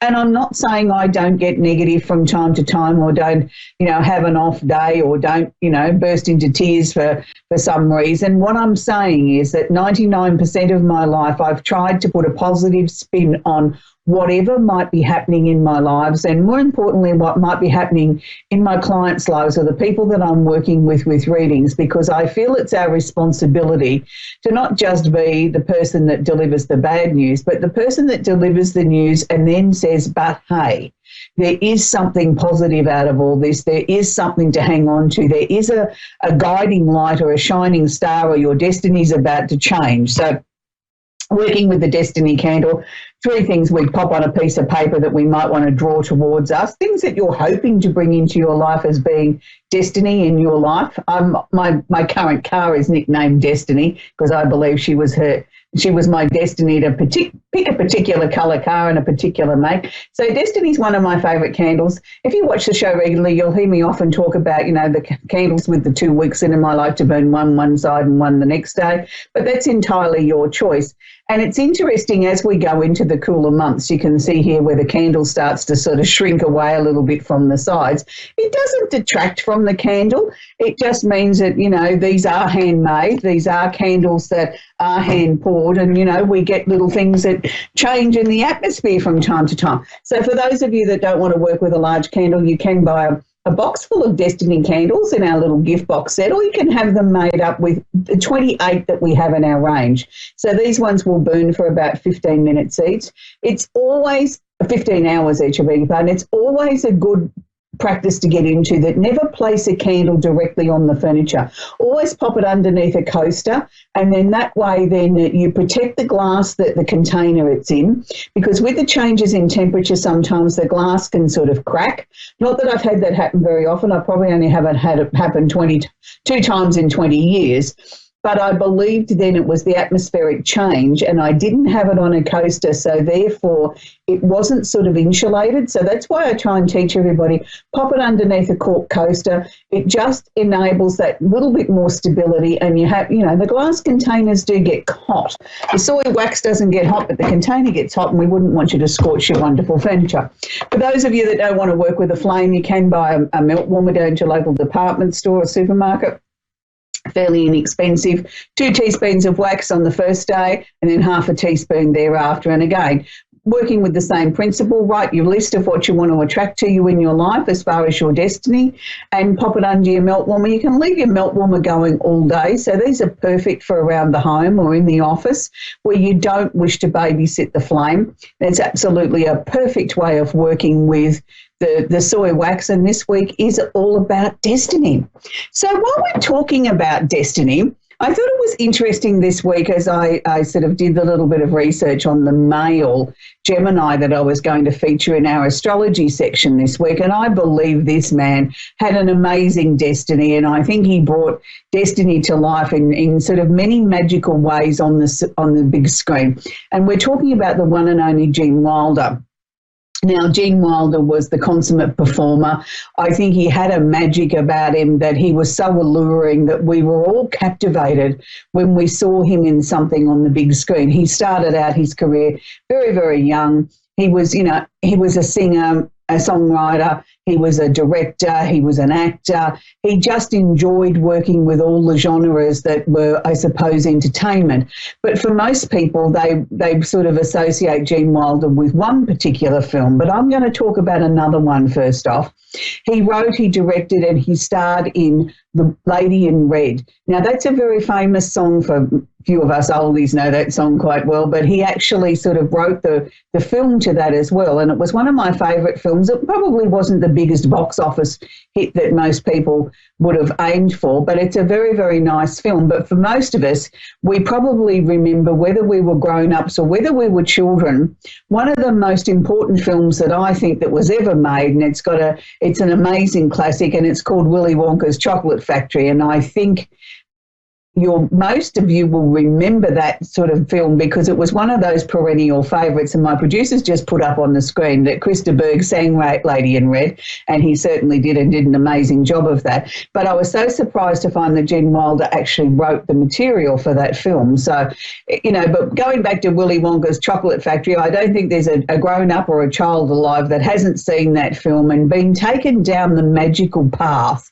of the picture, where everything was bright and positive and happy, and it was sort of his destiny and everybody's destiny in the film that everything was going to be amazing, and it was just put such a positive slant on childhood. And it's one of those, I don't think we make enough sort of films like that today, where we take children on a magical journey about, that you can lose yourself in the positivity and things can be happy and sweet and nice. We're too busy filling our children's heads full of action films and robots and things like that we've lost a little bit, I think, of teaching them about imagination and being sweet and nice. But anyway, that's my little topic for the day. So moving more along with the astrology of the week this week, I mean, we always have a little glimpse around the universe. We always have a little trip around there to see what's sort of actually happening. And this week, it is actually the time of the year where we're focusing on the energy of Cancer. Now, a lot of people sort of say to me, oh, I don't particularly like this time of the year, Amanda. I feel frumpy. I feel like I want to sit on the couch and eat chocolate and just watch movies. And it doesn't matter what part of the world you're in. I mean, here in the Southern Hemisphere, we can excuse that a little bit because we're in the middle of winter and not all of us want to venture outside in the cold and the wet and the wind and the rain and the snow in some parts. And, we use that as a little bit of an excuse to sort of stay home and sort of curl up on the couch with a good film and, maybe have a chocolate or two. But the thing is, I mean, for the Northern Hemisphere, where you guys should be out and enjoying the sunshine, you wonder why all of a sudden you feel this need to spend some time at home or spend some time with yourself. And it is because of the Cancerian time of the year. It's asking us to just sort of slow down a little bit, honour our emotions and listen to what's being shared with us. And that may mean some time by yourself or some time by the water. whether that be the ocean or the creek or the river or the stream, or just sitting by a wishing well. It's a time of contemplation and allowing our mind to sort of just be and see what messages come towards us. But also this year for the time in Cancer, we also have 2 other planets that are sitting in the Cancerian energy at the moment. One is Mars, the planet of action. It's holding hands or conjunct Mercury, the planet of communication. So it's an interesting time because in as much as the Cancer sun is asking us to sort of honour ourselves, to be gentle with ourselves, to sort of sit, to allow our emotions and our instincts and our intuition to sort of come to the forefront and give us the messages and share with us the information that we may need and things that we need to look at, and not necessarily a time of necessarily releasing everything, but just sort of honouring that, nurturing ourselves and sort of feeling more at home with ourselves. And then right behind that, in comes these 2 big, powerful, hard-hitting planets. And I'm going to use the word hard-hitting here because Mars is coming and Mars is sort of waving his big stick and sort of saying, I want action, I want things to happen now. What are you waiting for? Why aren't you doing anything? And when he's holding hands or conjunct Mercury, then the communication can become a little bit boisterous. It can become a little bit more forthright. It can become a little bit cranky. It can be sort of, well, why aren't you paying attention to me? I want to get my message across. So it's almost like conflicting sort of energy sitting in Cancer. We've got this nice, gentle, calming sort of Cancerian energy with the sun basking on the water. It's like the sun sharing its beautiful light over the lake, and it's sort of everything's twinkly and sparkly and calm, and then all of a sudden it's like in comes this angry sort of storm behind it with the clouds coming in saying, I was here first and I need more attention.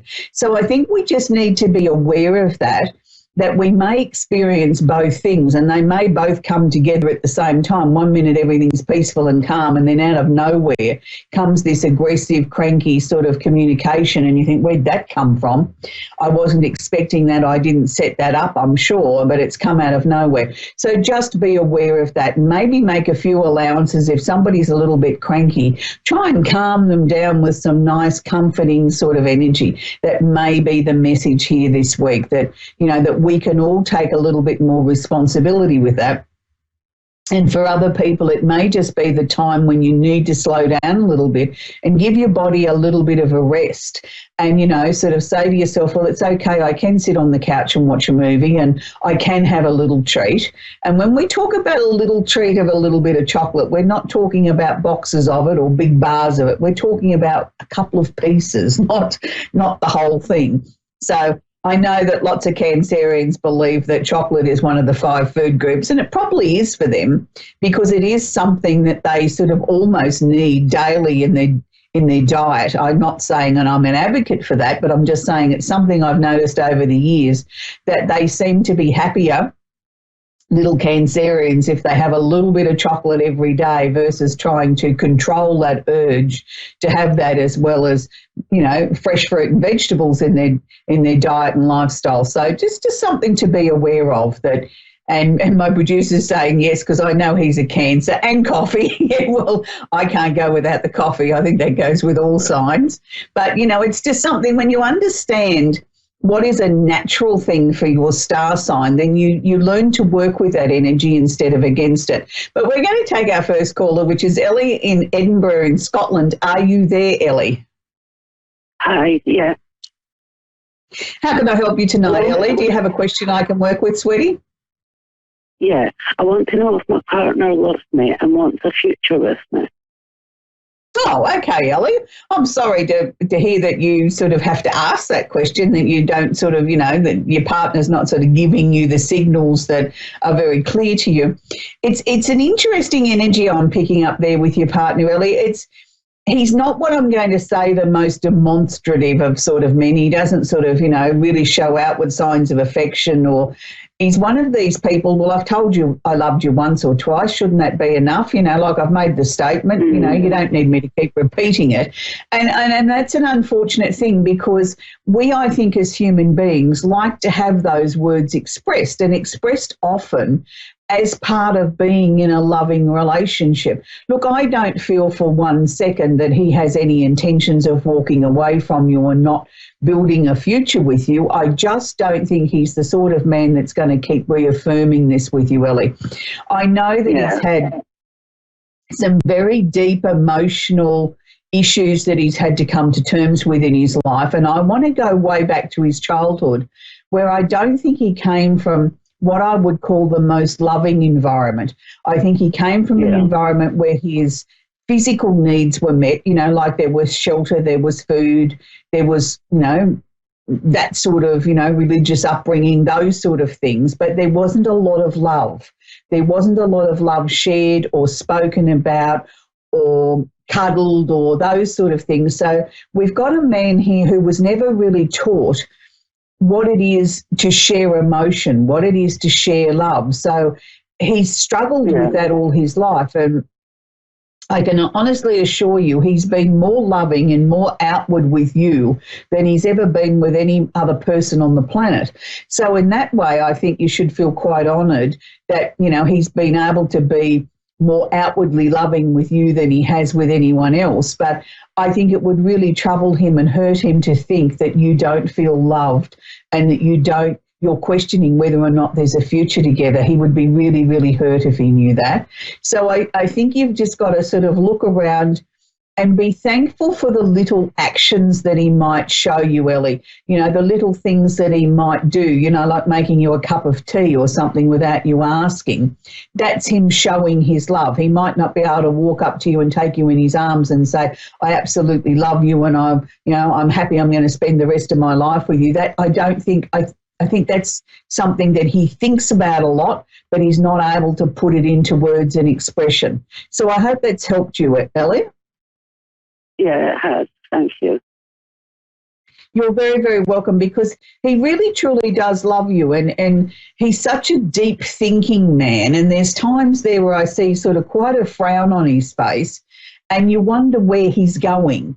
And I think a lot of times that's him sort of questioning, am I good enough for Ellie? Do I give her everything that she needs? It's sort of like he's searching his soul to make sure that he's meeting his obligations and showing you his love in the only way that he knows how. But he would be devastated if he thought you believed that he wasn't going to be around forever. He really would be. It just upsets me because he's back in touch with his mum. She never brought him up or anything like that, but he's all for her. And like on her birthday, he bought her a present and stuff like that, whereas when it comes to me, he doesn't.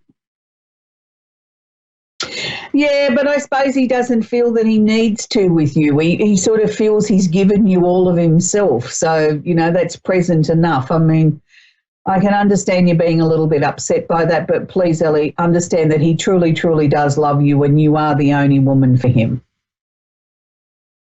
Right. He's going to stay with his mum for a week. I'm just a bit insecure. Is he coming back? He's going on Thursday. And maybe a week, maybe just under. No, he will be coming back, Ellie. He's spending time with his mum. Who knows how long she's going to be on earth with us. So I suppose he feels that that's important. Anyway, Ellie, we have to leave it there, sweetie. I wish you every success with your relationship, and I know it will be perfectly fine. We're going to talk to Marlene in Los Angeles now in California. Are you there, Marlene? Yes, I am. How can I help you tonight, sweetie? Oh, just I wanted to see if you see anything in the future as far as love or, career. Okay. All right, Marlene. The first thing that they're showing me or sharing with me is that 2019 has been a year of change for you and endings. It's sort of like, I've really had to clear a lot of things out of my life. Is that how you've sort of been feeling? As if, I've cleared a lot of things out, I've let go of things, but now there's sort of like this emptiness there. I haven't had anything to replace it. Yeah. Yeah, well, that's good, because that means now that we've made way for new things to come into your life, particularly love. And it's interesting because they're showing me here someone from your past coming back to cross your path again, a man with dark hair, I couldn't see his face, so I can't really describe that to you, but I know it's somebody from your past. And I don't know that there was ever really a relationship there as such. I think there was definitely an attraction there between the two of you. But I feel that there wasn't the opportunity then, because one or both of you were in a relationship, to explore where that could have gone. Now, I see him crossing your path again in August. Now, I'm not necessarily going to say this is going to be the next new relationship for you. I'm just going to say to you, this needs to come back. We need to look at it. And you might take one look at him and think, oh, yuck, what did I ever see in you? And just look at that as a marker in time. Because directly behind that, I do actually feel you're going to meet somebody that's going to come in that will be the new love of your life. And it's like we've almost got to clear this one out of the road too, because he's come back into your mind as, you know, I wonder what could have happened there if things had been different. And that's all it is. It's like a flick of a switch. It's sort of like I look at it, no thank you, goodbye, move on, next. And the next one that comes in, I feel, will be clear and free of title. There's no baggage. There's no current relationship there that he's just walked out of. He's ready to sort of go into a serious relationship if he meets the right person, which is you, which is great. And I feel very comfortable with that. And I feel that relationship will be very strong and very right from the very beginning. And it will grow very, very quickly into a very serious, committed relationship. The next thing that they're sort of showing me is that, yes, you mentioned about your career. Is it sort of, you know, is there new possibilities or new opportunities there? There will be, but I'm not sure that it's going to be this year, Marlene. I know that you're sort of looking around, and I think that you're sort of preparing and, you know, to sort of make a change, but I just don't know that anything crosses your path that is really what you're looking for to make that change just yet. I'm not saying don't look. I'm just saying I'm just not sure that there's something there just at the moment. If there is something, it'll be more towards the end of this year or the early part of next year. It doesn't seem to be right on the threshold at the moment. There's no point in making a change from one situation to another and then being in exactly the same situation in 3 months' time and thinking, well, that was a waste of time. All I've done is change the window dressing. You need something more that you can get your teeth into.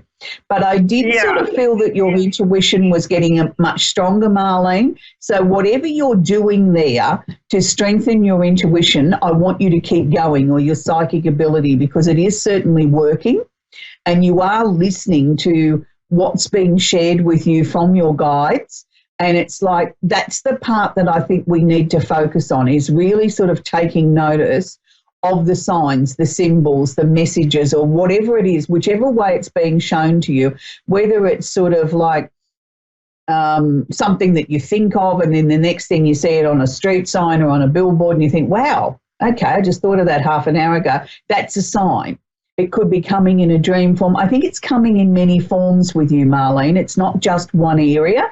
It's like sort of showing you that messages can come from all different directions, and they want you to sort of be aware of that, because you are very highly tuned and there's more messages to be shared with you. But I just know your life is about to take off in an almighty big way, in a way that you couldn't imagine. So maybe it's probably best if we have the relationship come towards you first, get that nicely settled, and then you'll be ready to move into the new job. I hope that's helped you, Marlene. Oh, that helped a lot, especially the psychic abilities I have. I dream a lot, and then I get numbers all the time, and just a feeling. And so, do you know why it's like all this? You know, like getting, you know, my abilities are getting more attuned.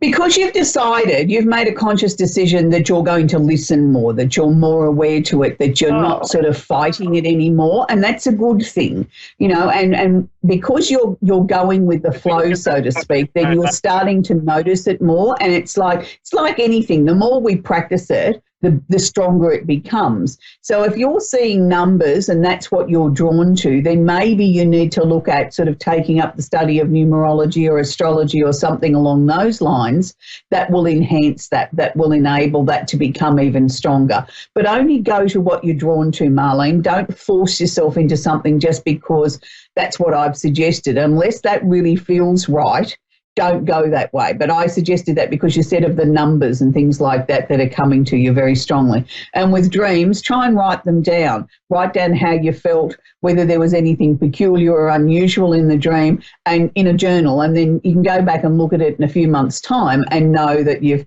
had answers there. Anyway, Marlene, that's where we've got to leave it because we're about to come to the end of the show. Thank you so much, Amanda. To thank you. You're very welcome, sweetie. I'd like to take this opportunity to wish everybody an amazing week. Whatever you're doing around this amazing planet of ours, make sure that you're kind to yourself, kind to other people, but don't forget to take the time to nurture yourself a little bit, maybe with a good film or some Netflix or something like that, and a little bit of chocky or a glass of wine, a cup of coffee on the couch.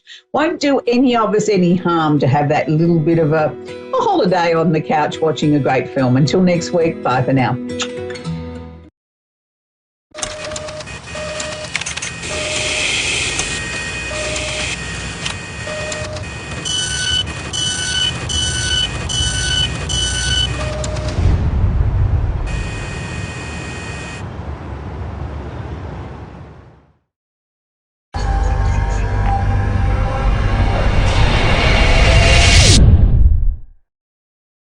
Hi, I'm Jenny, and thanks for watching Moonstruck. And now back to A1R on the air, Psychic Talk Radio now on Moonstruck TV and Lightning Television. I have a very special guest with us today, Dawn Barlow, and I want to talk about her book that we're actively promoting. So, hello, this is Dawn Barlow. Hello. And welcome to the show, Dawn. Thank you. Now, can you tell me a bit about your book? It's called From Dark to Light. Tell me about it. Yes, it's called From Dark to Light, a memoir of spiritual awakening, and this is the book right here. Wrong. The wrong way. Anyway, my book is about a spiritual awakening. It goes from my life, being born into an abusive alcoholic family, all the tragedies I endured in my life, and all the spiritual things that happened in between, and bringing me to the point where I realized I'm a medium.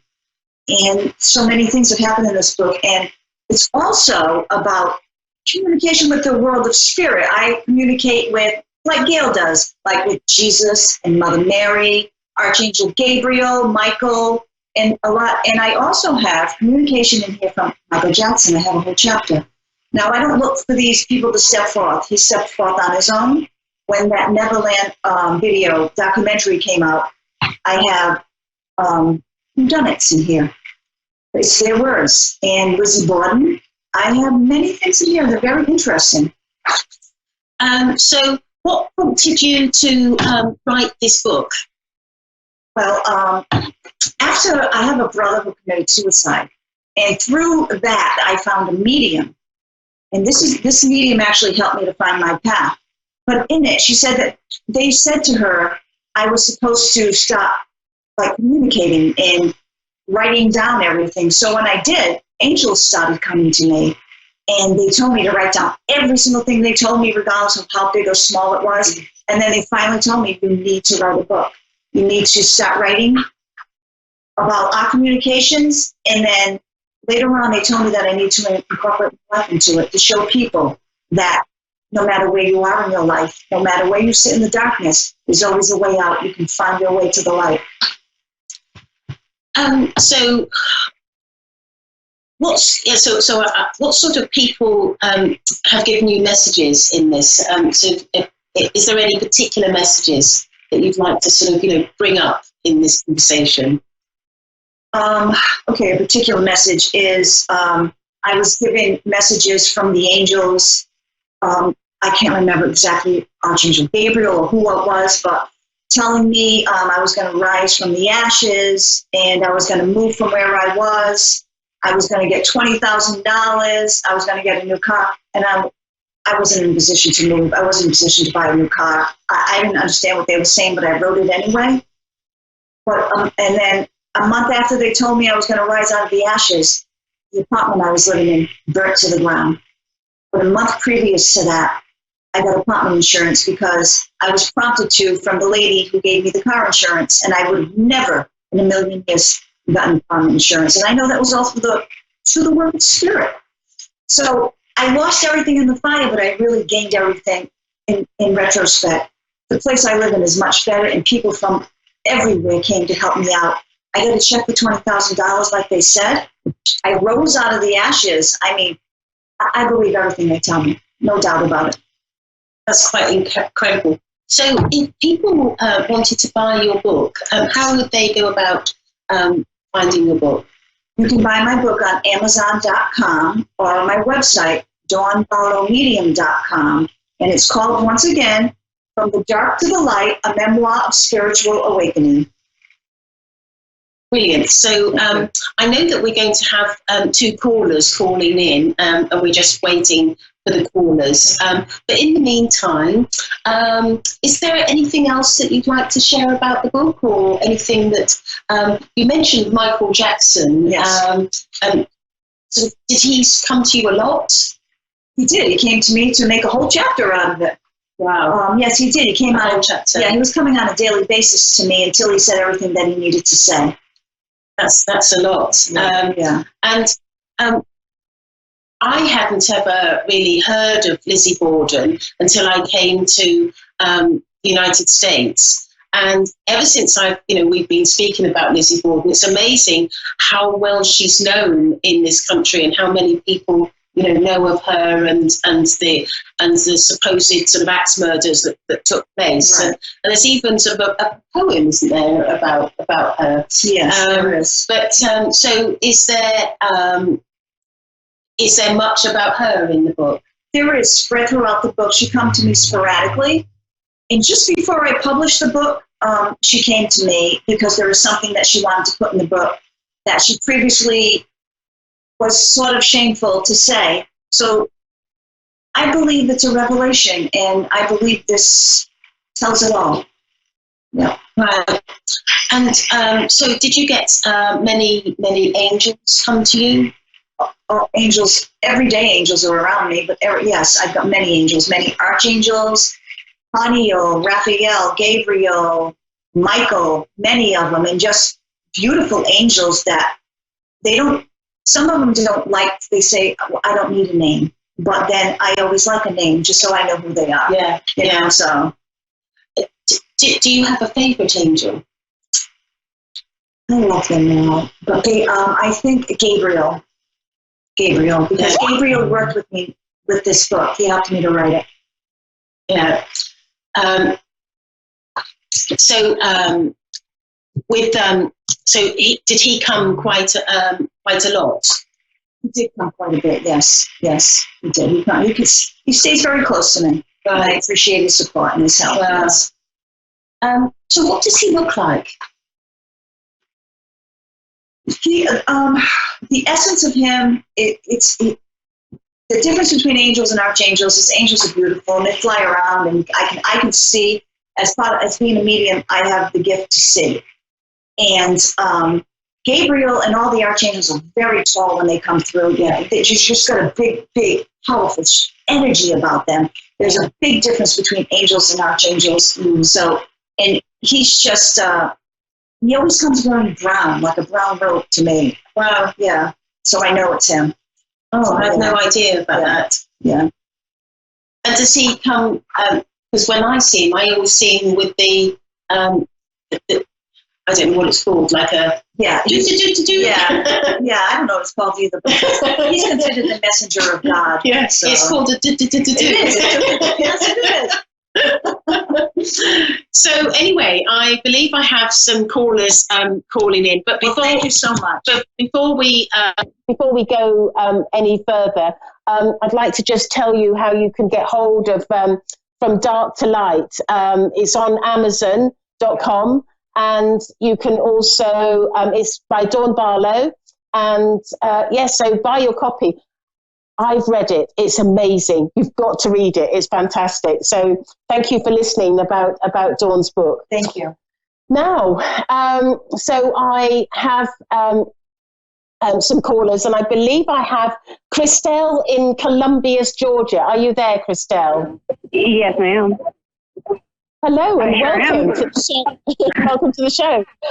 Now I'm a medium, and I can connect to loved ones or give you guidance from my guides. Is there a particular way that you'd like me to work? Loved ones would be, or guidance, whatever is necessary. I feel like the spirits will tell you what I need.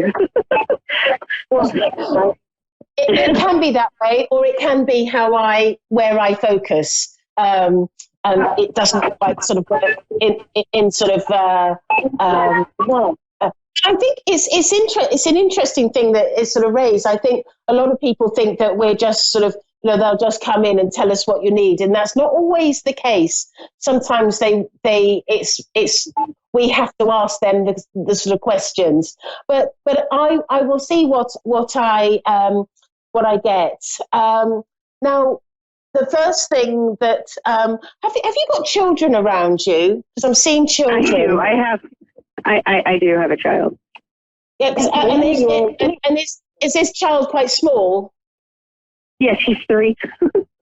Yeah, I felt like 2 or 3, sort of, quite small, and I'm being drawn to the idea of you having children, and I'm being told that is this a daughter? No, it's not.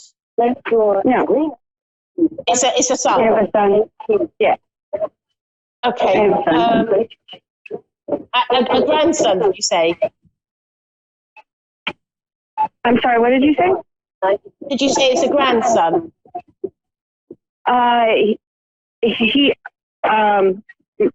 Well, I don't have any grandchildren.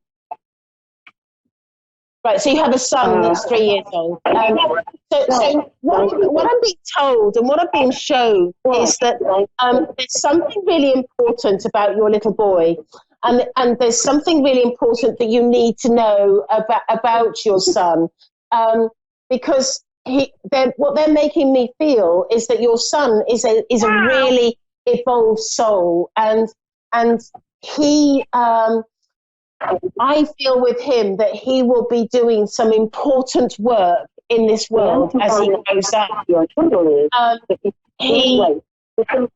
feel that something about helping mankind, and I'm not quite sure exactly how that's going to be, but I feel that I feel that there's a real importance for his academia, because he needs to be have everything that he needs to be sort of academically achieved. I'm being shown that I just feel that he's going to do something quite astonishing, like really astonishing. He's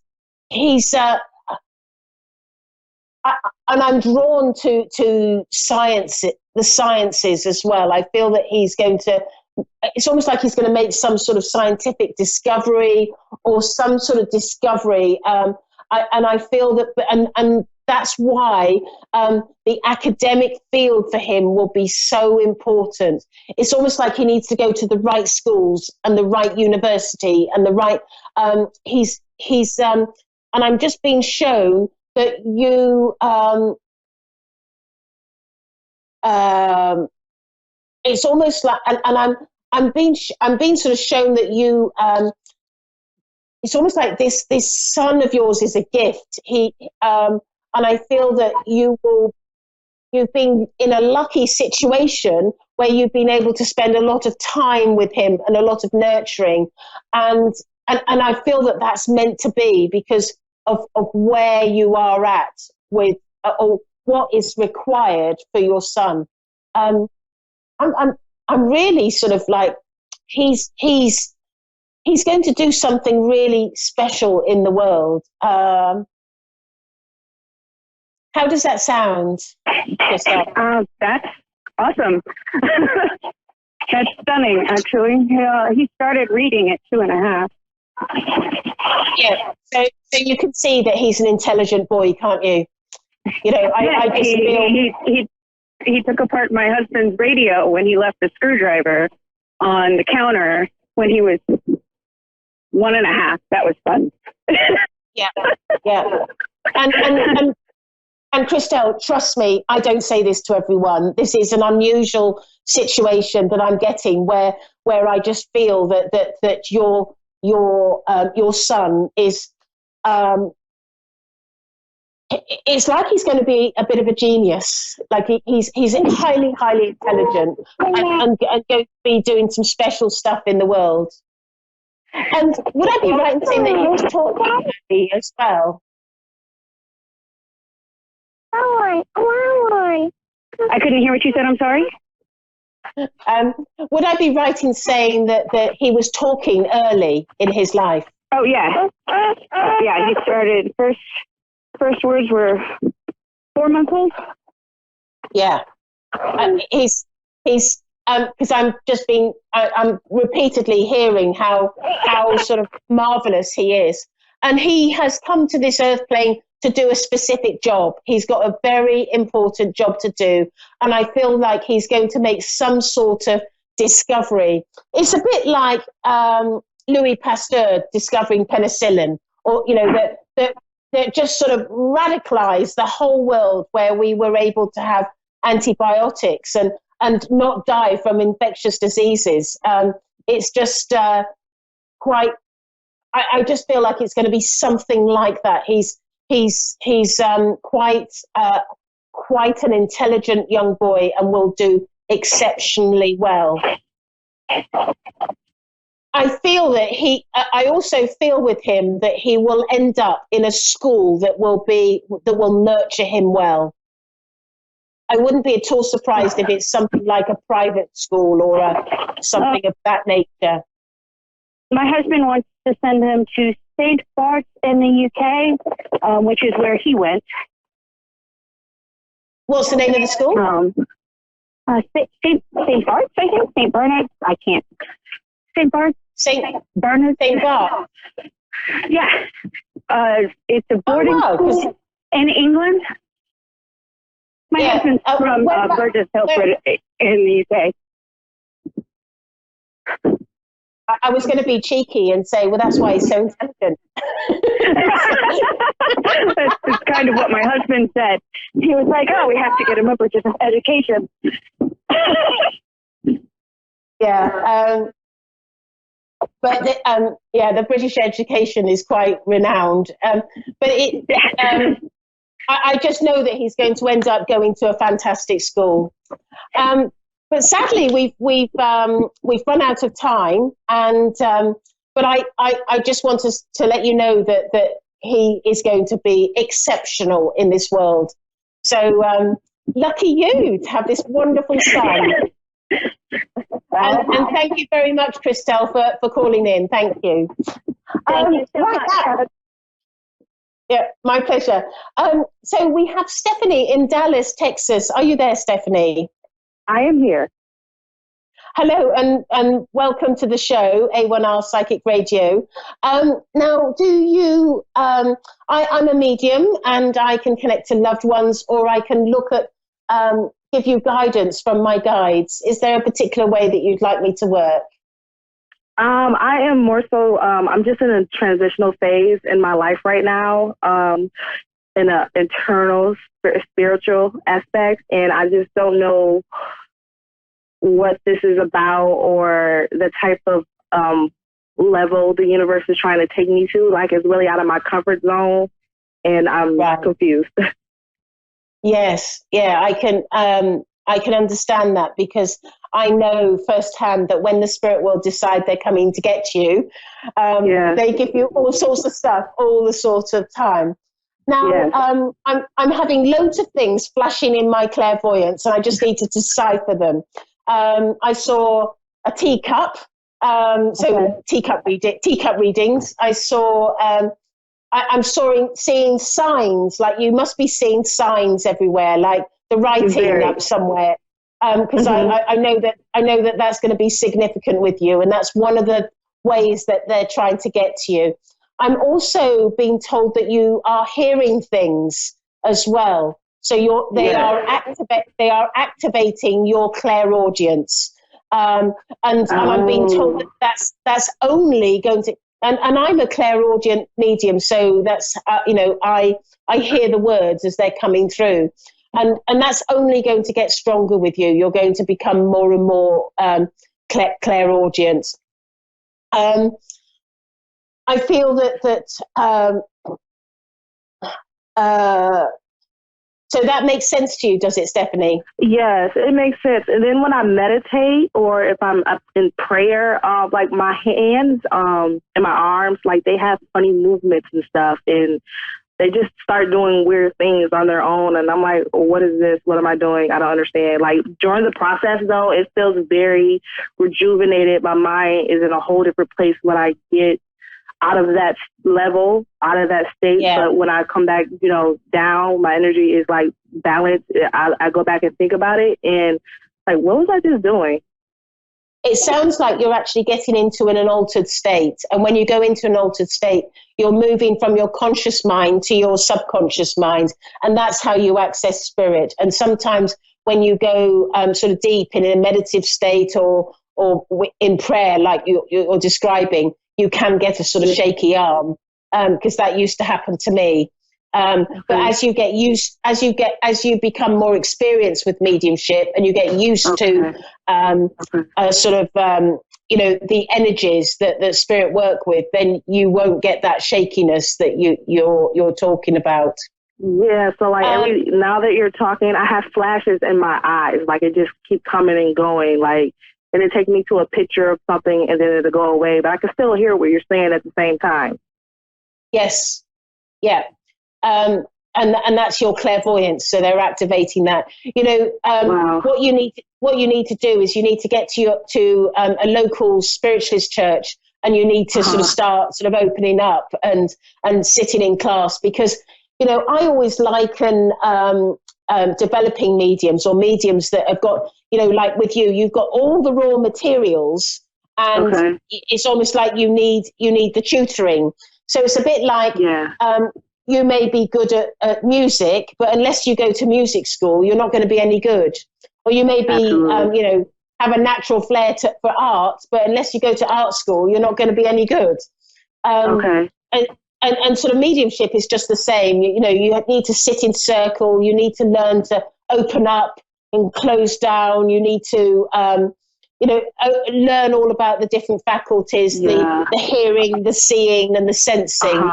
And these, and with practice, you will only get better. I'm being told that your mediumship has come from your mother's side of the family.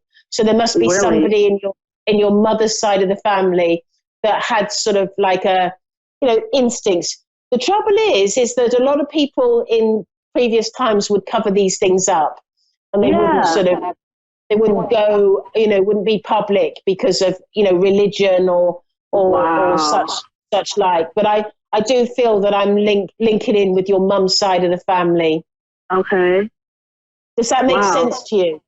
Well, it kind of a little bit, because as I'm going in through the DNA process, there is some things that I've noticed, like only my mother's side of the family have. Yes. Like we're Native American. I've seen that in a dream. Like it was just like a big red flowers, and I just seen this Native American in this native suit playing the little, I don't know the proper name for it. I guess that's some information that I need to do upon myself. Is it just your mother's side of the family? Witch magic and stuff, don't they? Is it just your mother's side of the family that's Native American, or is it both? It might be both.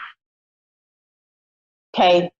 But I just feel very strongly drawn to your mother's side of the family that have this sort of connection. And Native Americans often appear as guides. I know it sounds like a bit of a cliche, but how many people who are mediums say, I've got a Native American working with me? And the reason being is because they were so incredibly spiritual. They were amazing, amazing people. And I know that, but I can feel that your awareness. And I feel also that you've been sensing things before they're going to happen. So in other words, you've had some premonitions as well. I'm sensing around you. Yes, and it's like, and they're getting more and more intense, and like I've been on social media, and then when it comes across, like after I say it before it happens, and then when it happens and someone in my family sees that what I said came true, it's like, but then they paint me out to be the bad guy, like, oh, she's crazy. They just think the most crazy stuff ever.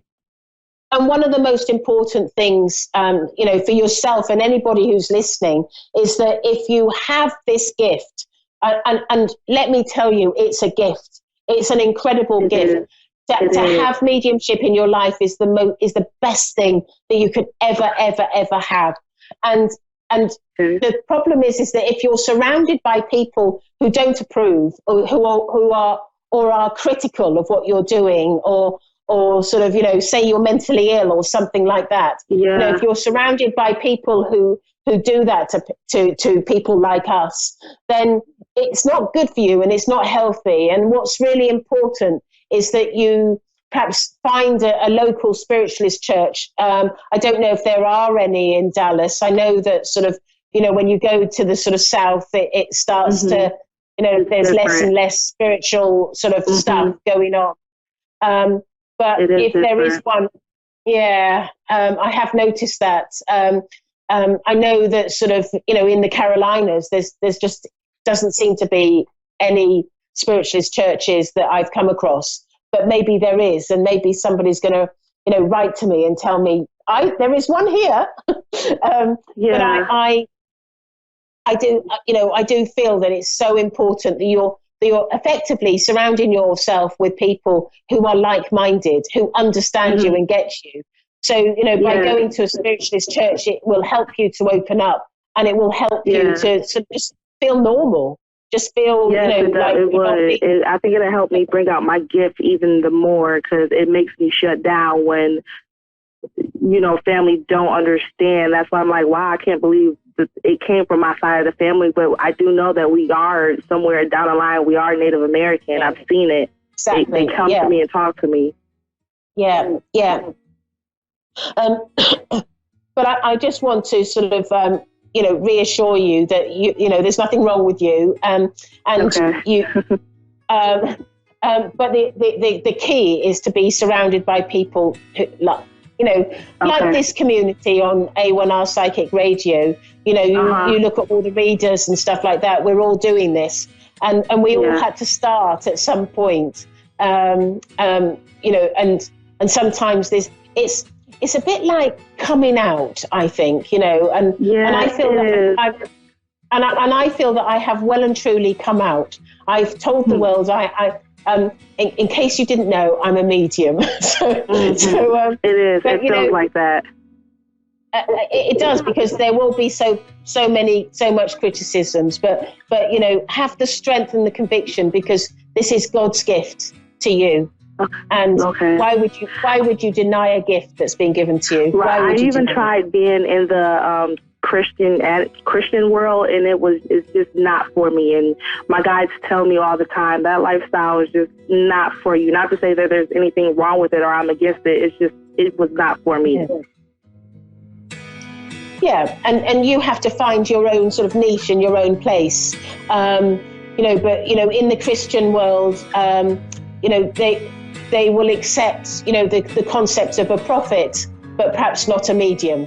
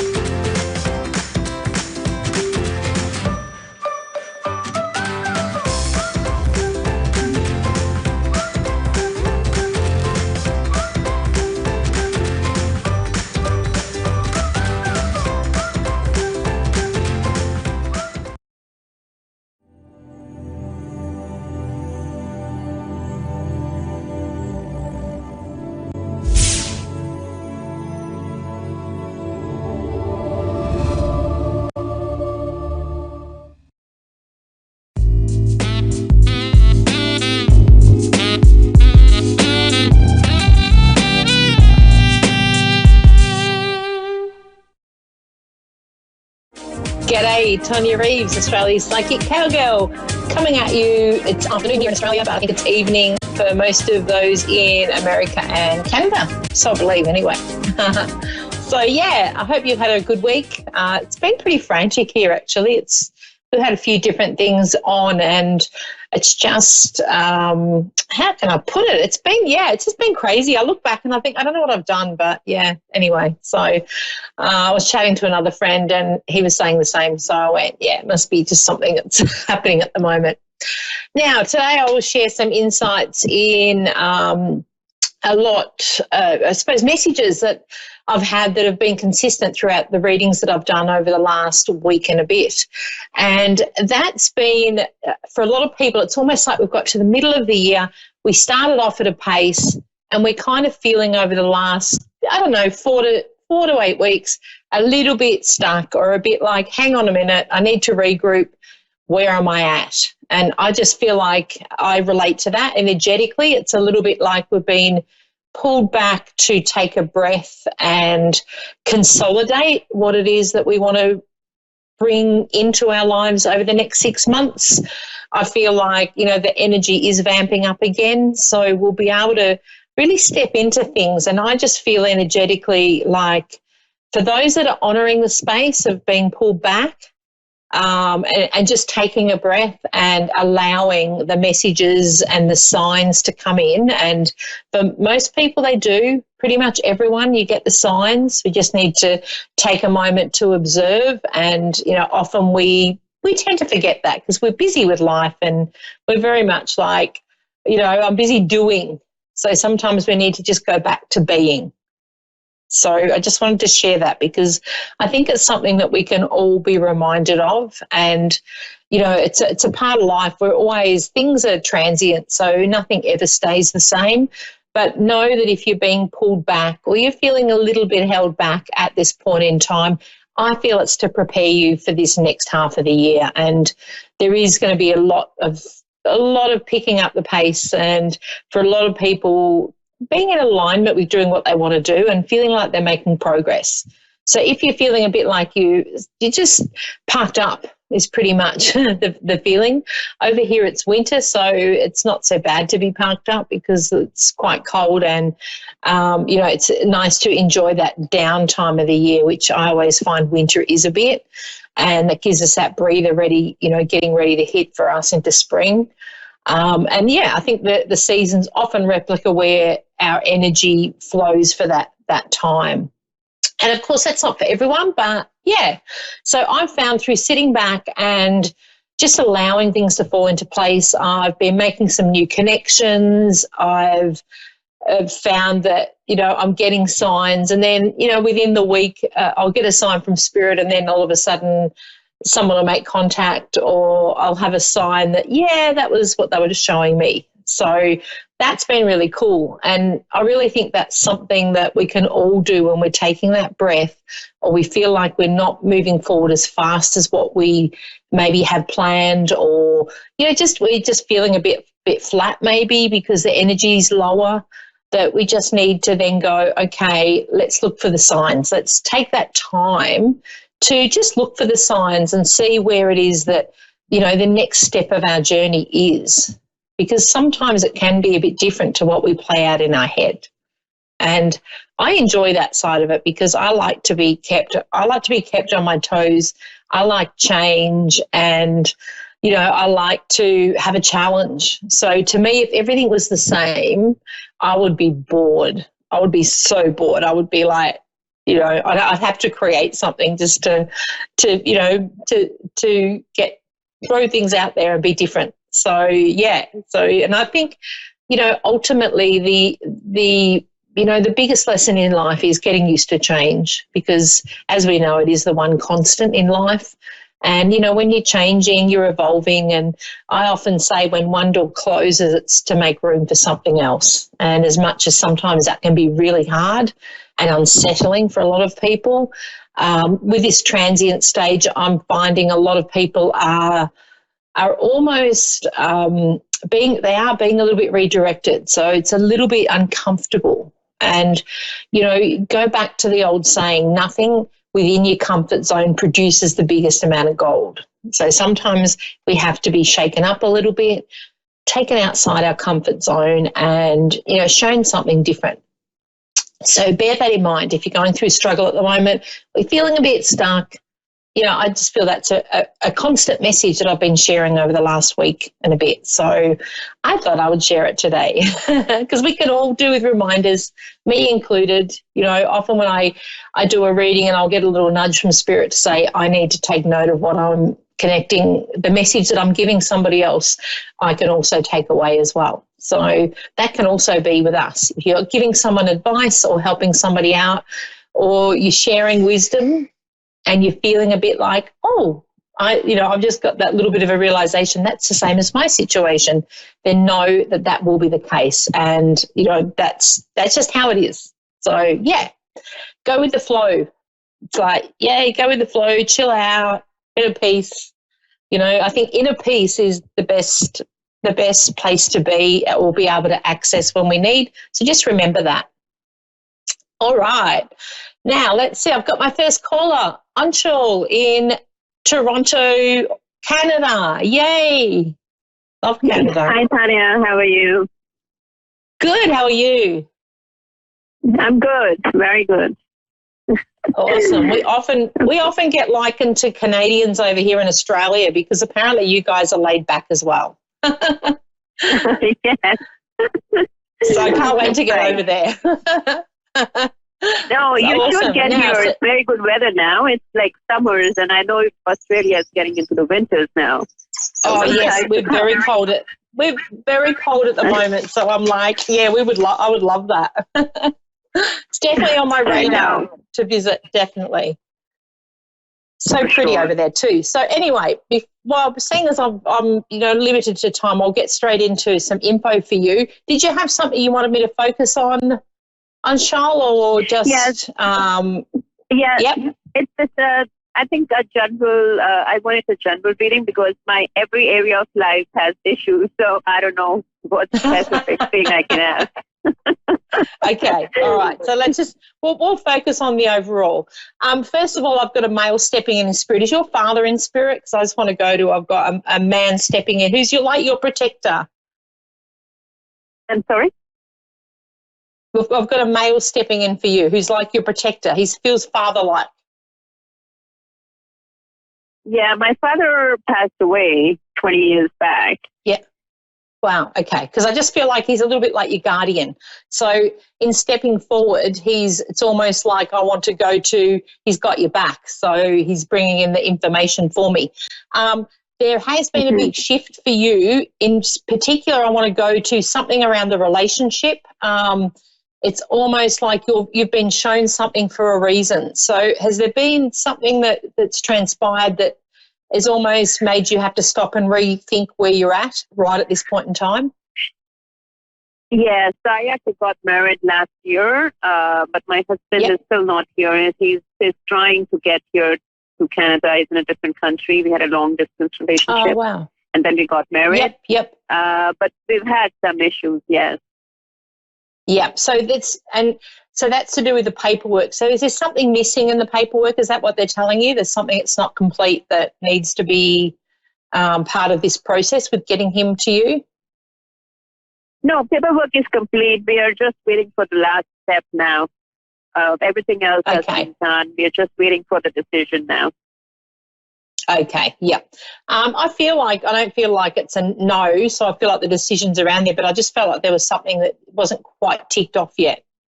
It's kind of like what I was being shown. But I think we had more. Me and my husband had issues. It's this long distance. It's already difficult, but it's just difficult. We've had some fights, some issues. Yeah. It's disheartening, so it's a little bit like I feel like he feels a bit worn down with it. And, when we get disheartened, it then tends to make everything look a bit not as ideal as it once did. But I feel like things will change once he comes over, and it's almost like things will fall into place better then. It's just been that long a struggle and that ongoing. And I also feel like you guys thought it would be a lot quicker. So it's almost like, I was excited and I'm ready to come, and then all of a sudden it's like the rug was pulled out, or there was something that was more of a hiccup than initially thought. Right. Okay. So there's that question around it. So it's also making you question a little bit too, I can sense. Like there's something around you going, oh my God, is it not meant to be, or is there's something? Is there another guy around you as well? Because I feel like there's somebody else as well. I don't have anybody around. I just feel like this. That's interesting. I'll leave that one with you, but it's like there's somebody else around as well. So it's always like, because I feel like for you, I'm going, I'm in two minds a little bit. But I just want to say on that, it's like Spirit's showing me that, what is meant to be will be. And I feel like I definitely see him coming out. And I feel like there will be a bit of adjustment for both of you. Of course, when you're finally together after having a long distance, it changes the dynamic. So I feel like that will be when you will go, okay, am I going to 100% commit to this or not? Right. But I don't see it being, I see it's going to be your choice.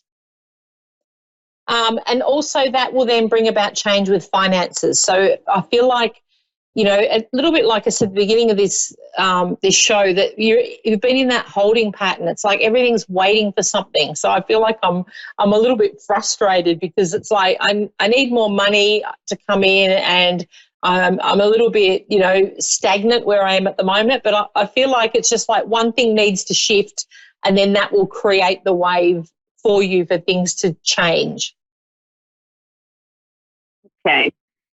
Okay. So from the relationship, you said it's my choice. So are you seeing any break from my marriage?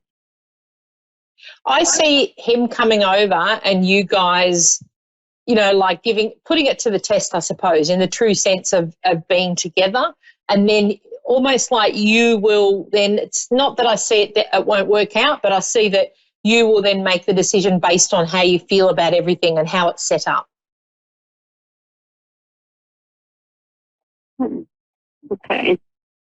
Okay, but it's not.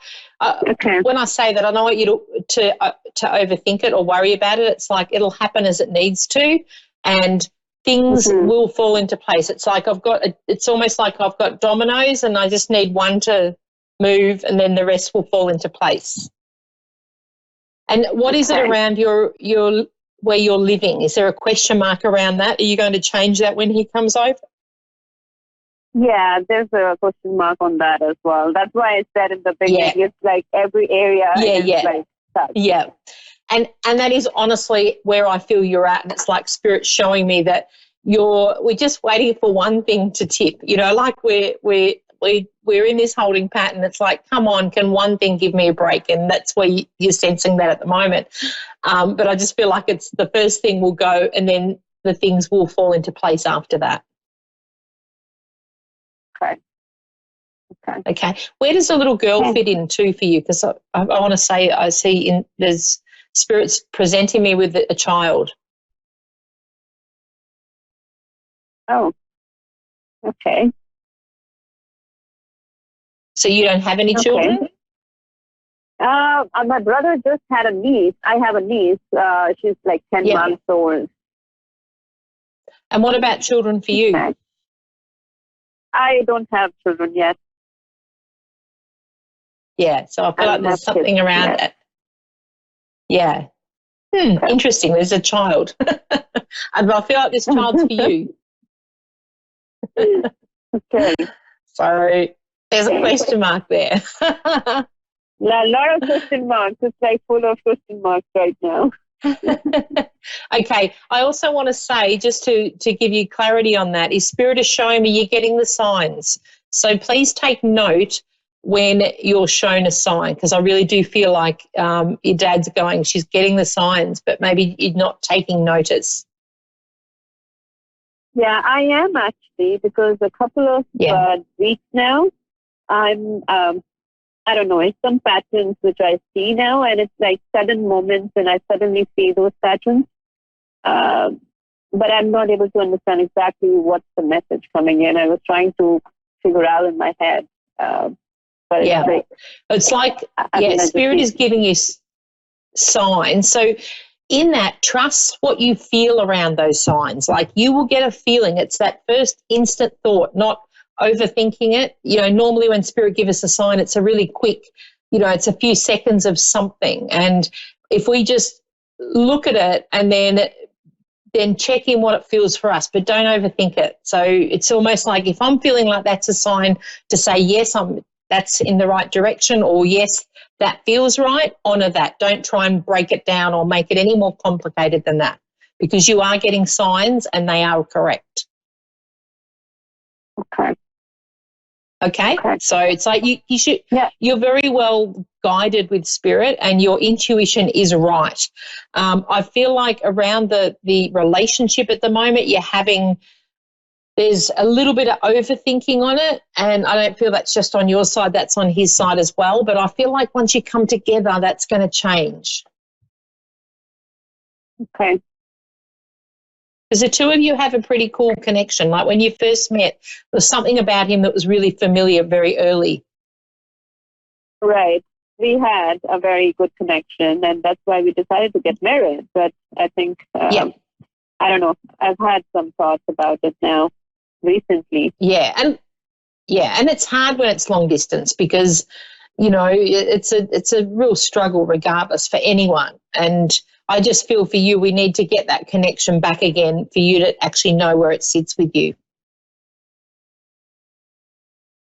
Okay. Are you planning, where does the plan of the two of you catching up? Have you been over to see him, or are you planning to go and see him? Sorry, planning on doing what? Visiting him, like going to see him? Not yet, because we thought that it would be done and he would be here in summer, because he just came in January this year. But now it's kind of delayed, and we're waiting, and I just switched my job, so I can't take off like that in between. Yeah, damn, because I feel like if you could just take that time to go and catch up, you would be able to rekindle and get that message through really clear. Okay. It seems a little difficult right now because I just started a new job 2 weeks back. That's true. Yeah. Look, it doesn't matter. I just feel like for you, we're just going to sit back and go, what is meant to be will fall into place here. Okay. You'll get clear signs. Just trust that, because it's like you're getting signs, but you'll get even stronger signs. Okay. And I don't feel like you've got married for no reason. So I don't feel like it's just a case of you've done that and you're going to go, oh, my God, what have I done? I don't feel that. I feel it's for a reason. Right. Okay, so keep the faith on that. I will. And I'm kind of just a little confused about the other guy you said, but I think I'll just let it be for now. We'll see. Yeah, absolutely. We want to keep it uncomplicated for you, and I just want to. Probably the main thing in this message for you is just honour who you are, and you will make the right decision. So don't get into your head about, oh, what if this or what if that. Just go, you know what? I've got my new job. I'm setting myself up, and whoever's meant to be in that picture will be. Okay. Yeah, it's your time to shine this year. So don't doubt yourself. I feel like for you, there's still the best is yet to come. So there's a lot of great stuff focusing on and being around you. So it's almost like whoever comes along will be joining in on, on what's to come for you, which is good. It's a positive thing. Okay. All right. Thank you. So trust yourself. Yeah, you're on the right track. Don't, and that's that's part of the message too, is you're where you need to be at this point in time, and we're not going to over worry about it or do case scenarios. We tend to, as humans, do these, what if this and what if that? Just let that go and say, you know what, I know I'm where I need to be, and all that is for my highest good will come to me. And that's a great affirmation even to have. All that is for my highest good will come to me always. Okay. Okay? You got this. No, thank you. Thank you. Thank you for My that. pleasure. Absolute Thanks, pleasure. Leave all those doubts behind. I know it's easier said than done. But, yeah, I feel for you. You're all good. Okay, I better go on to my next caller. Thank you so much for calling in. Thank you so much. Take care. My pleasure.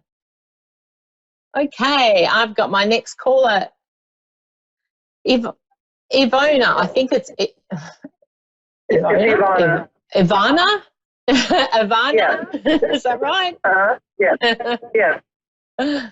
Oh, I love it. You think being psychic, I'd know how to pronounce names by now, wouldn't you? Doesn't work that way, though. I understand. So how are you today? Thank you for ringing in. Thank you. I appreciate you. My questions or what's on my mind is love. I met this man named Dan, and his feelings are growing for me, but he's apprehensive about getting in a relationship with me, and I'm just wondering what you see around that and our connection, and maybe what I can expect or any advice. Yep. So you're quite a powerhouse within yourself, and I feel like when I connect to your energy, you're fairly independent, and it's almost like I don't need somebody to complete me, but I'd like someone to come along for the ride. And I feel like with Dan, it's a little bit at times he gets a little bit intimidated, and I don't feel that's a bad thing, but it's just like he gets a bit overwhelmed at times, and it's almost like it's just a case of him adjusting to that. So I don't see it being a big thing.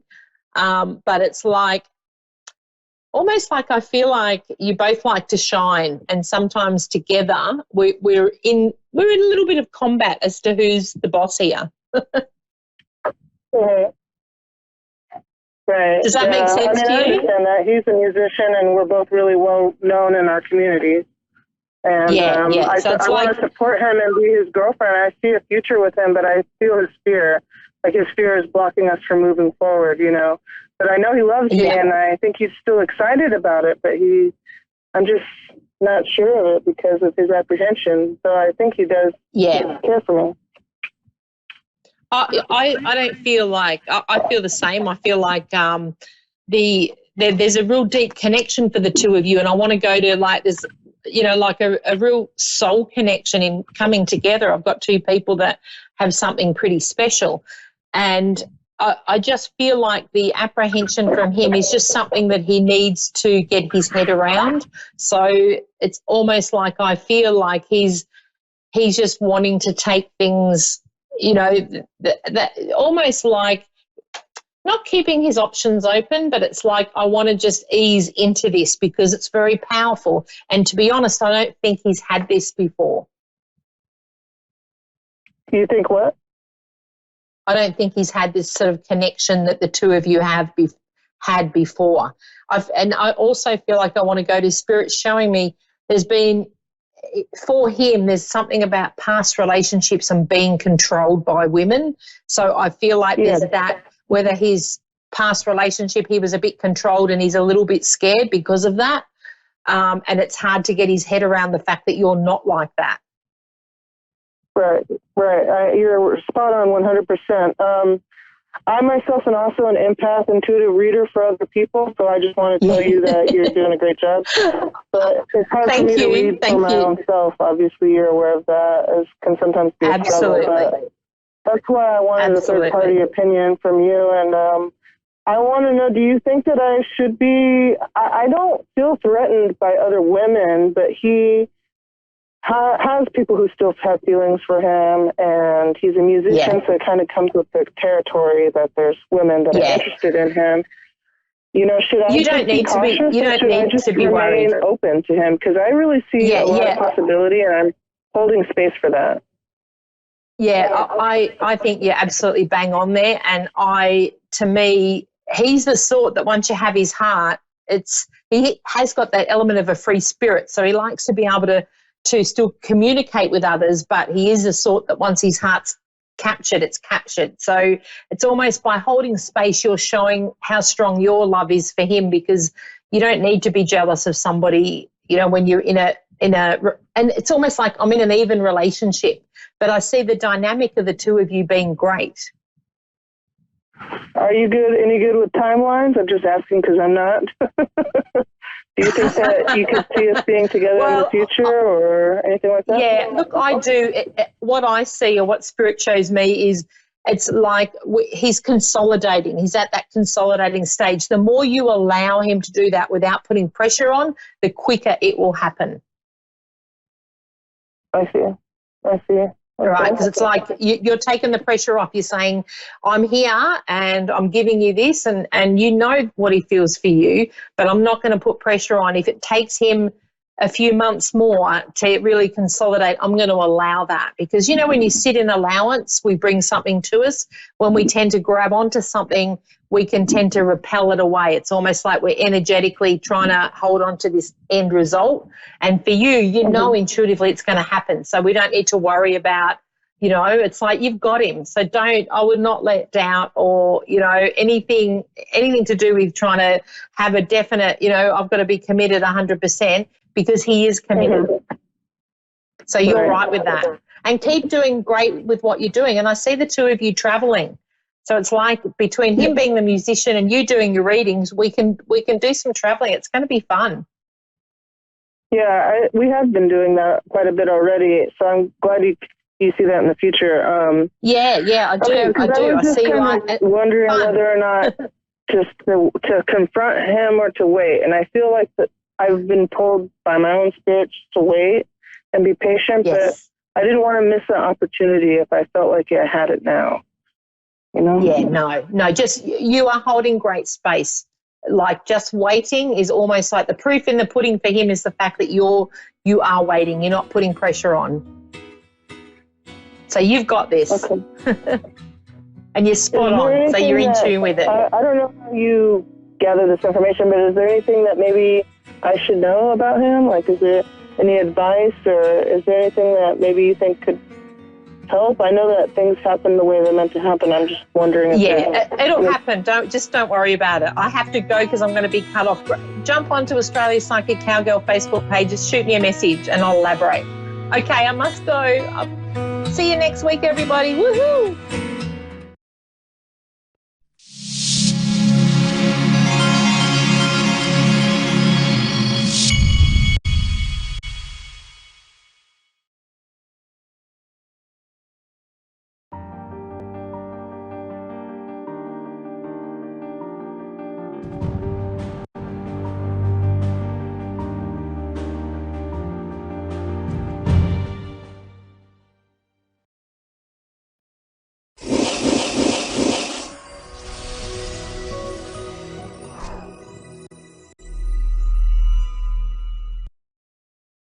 Hello everyone, this is me, Fiona, Persian medium, and you guys know me as a subconscious mind surgeon and also know me as Fiona.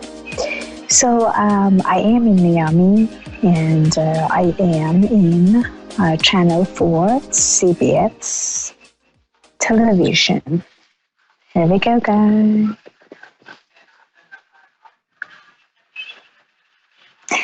So, but as far as I know that David wanted me to do the show, my producer, and he's always serious about it. He always wanted me to take a call, and I was not on the radio show and did not have a live show with you guys for a long time because I travel a lot to New York, Miami, other countries for speaking, for interview, for TV shows, for other stuff.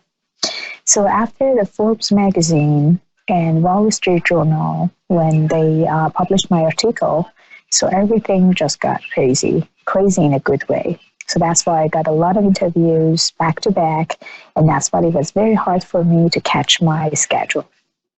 I know my producer is going to kill me now because I do a lot of stuff with my camera. I'm sorry, but I have it in my hand right now. That's why I can control it. Hope you guys doing great. So I'm here. That's why I'm not screaming, or I can be loud because I'm sitting here and waiting. Anytime they're going to take me in for that show. But if it's going to be that case, then you guys going to follow with me inside for the moment.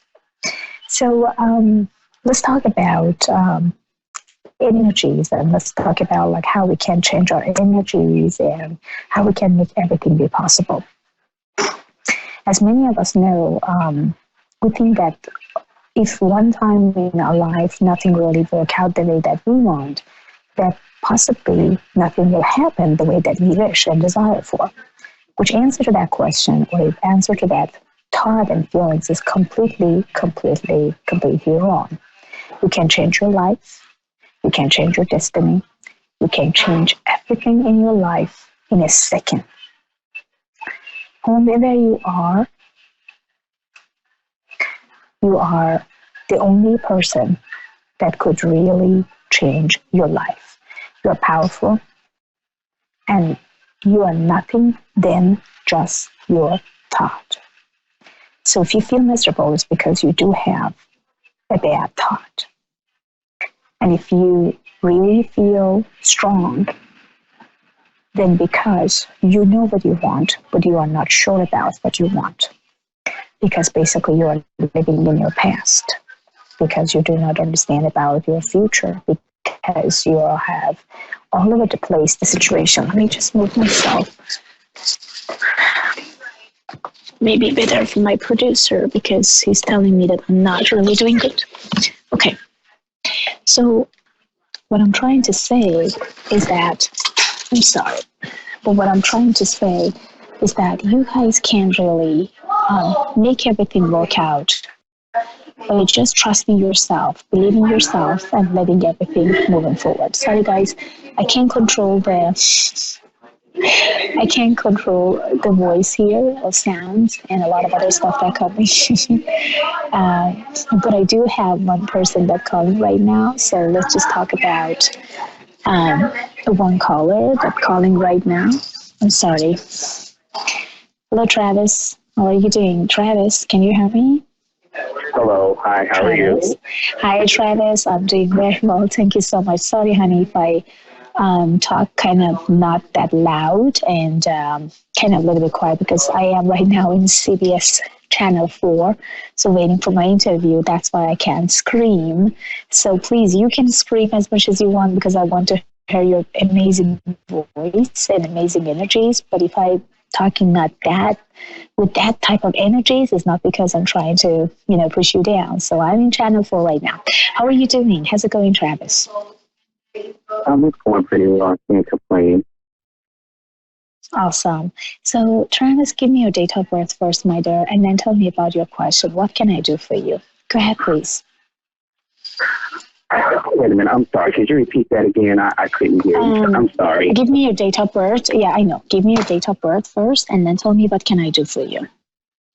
Oh, sure. It's December 26th, 1978. Okay.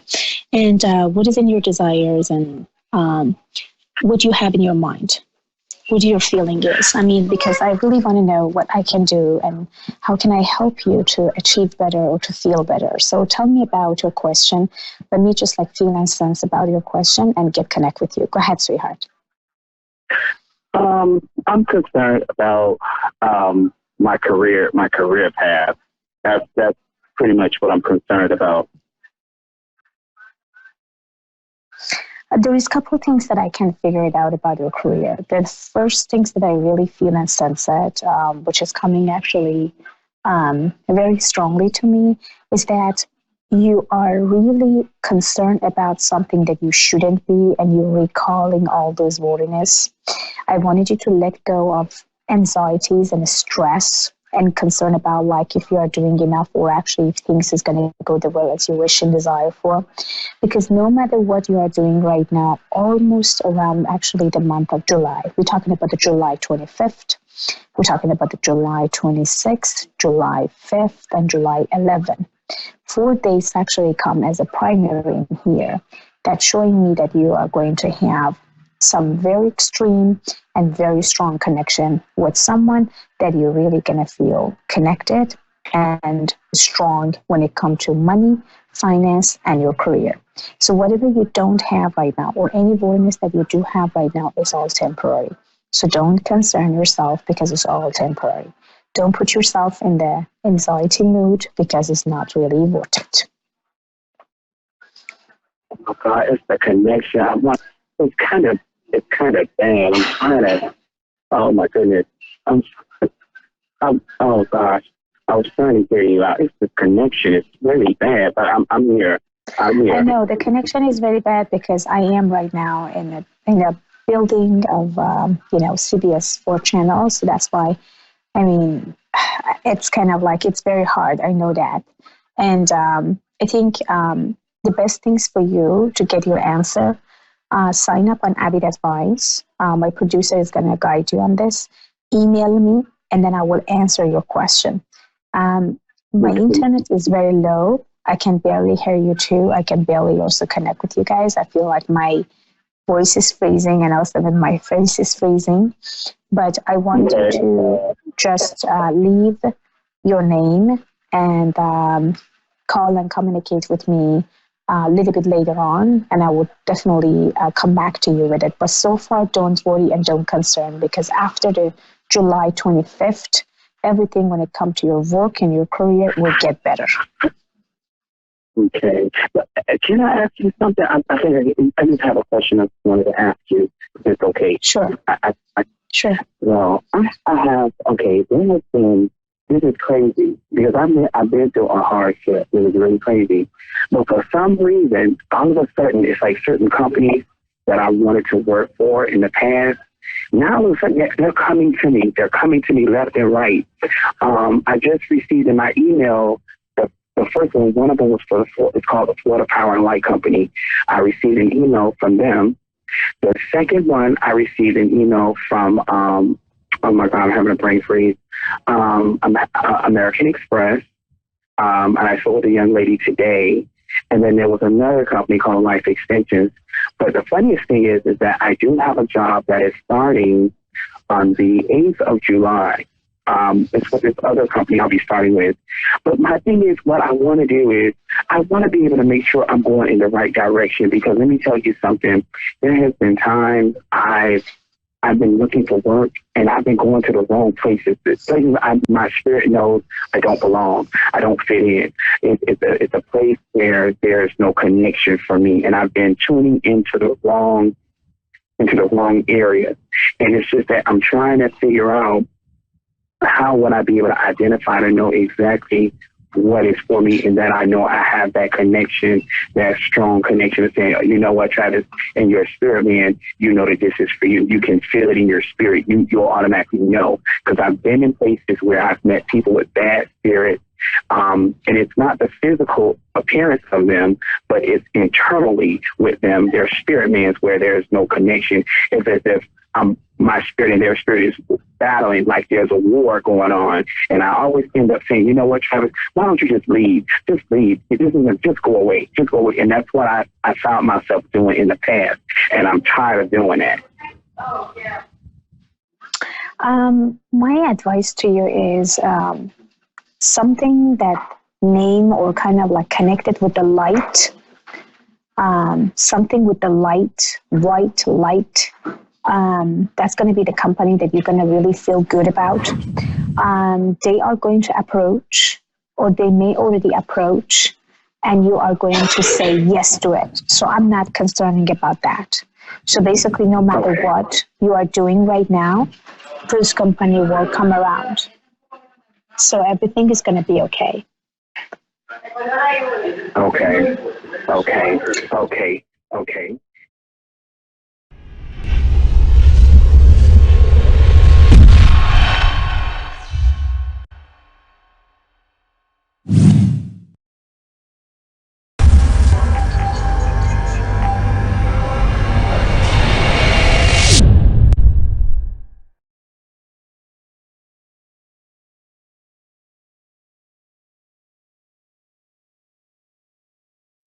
And thanks for watching Moonstruck. And now, back to A1R on the Air. Psychic Talk Radio Now on Moonstruck TV, enlightening television.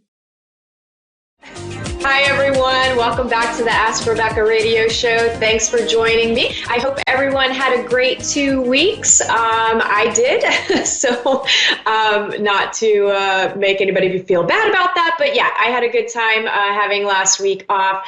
So some of the things that you could have been experiencing leading up to today and possibly continuing on into this upcoming week are several things. So one of them is indecision, self-doubt, fear surrounding taking risks, solar plexus activation. Maybe you've had some energy in your solar plexus or just kind of felt like anxious there, or I don't know, it feels like anxiousness, but not anxiousness in the chest, more in the stomach. Almost like the feeling of anticipation, that butterfly feeling. Maybe you've had some high and low emotions. Maybe you felt like crying 1 minute, but not really knowing why you feel like crying. You just feel like crying. And then in another moment, you might just feel super happy and really pumped about something and excited. And again, not really knowing why you feel that way. You could have experienced some dehydration, sunburns, nausea, headaches, vertigo, irritation and frustration, maybe some guilt.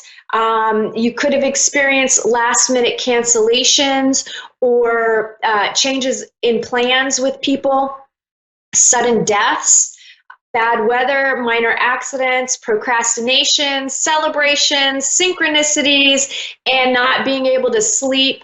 And then maybe even when you do finally get to sleep, or maybe you have been sleeping, then waking up between 2 to 3 a.m. And then just bouts of extreme tiredness where all you really kind of feel like doing is taking some naps or sleeping in late. So the energies have kind of been all over the place, and you could have been experiencing any number of those things, plus things I probably didn't even mention. Okay.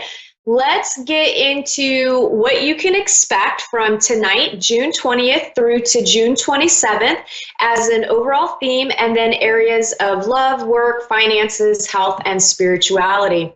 So the general themes, it feels like it's going to be another intense week, and just really the next several weeks I feel are going to be somewhat intense in various ways. We have eclipse energy coming in, we have the summer solstice energy, we have galactic energy waves coming in from beyond the sun, we've got solar waves coming in, we have the divine feminine energies and the divine masculine energies, all of it just hitting us at the same time. So depending on what is happening in your life, you will feel like you're going back and forth between awesome manifestations, feeling super high and happy and full of energy, to negative manifestations, and then emotional purges and low energy where maybe you're dealing with, some of those purging energies of sadness and fear and guilt and shame and all those uncomfortable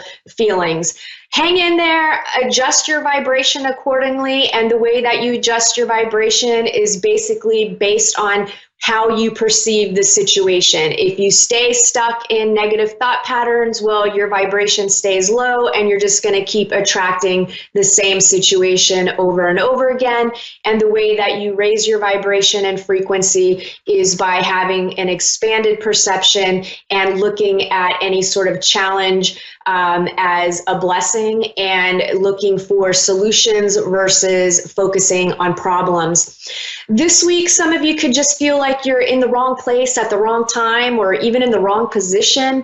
I feel like some of you will need to take urgent action to get yourself out of some bad situations that could have you feeling like it's a life or death type situation. Now, that doesn't mean you're going to be in a life or death situation, but because the emotional awareness that you might be going through just will have it feeling that way, where you just feel like, if I don't quit this job right now, I'm just going to die, right? That kind of a feeling, not life-threatening situations, although you never know. This is not an exact science, so I can just kind of tell you what I feel. Some of you could just be feeling extremely stuck to the point of feeling paralyzed with fear, or just not knowing what to do, what direction to go in. Typically, I would say just try to let go and sit with those feelings, and things will kind of play out, and you'll know what direction to go in once that energy shifts. Lastly, some of you will be accessing your inner realms of knowledge, and you're sharing them with other people. It could even just feel like all of a sudden you know something, right?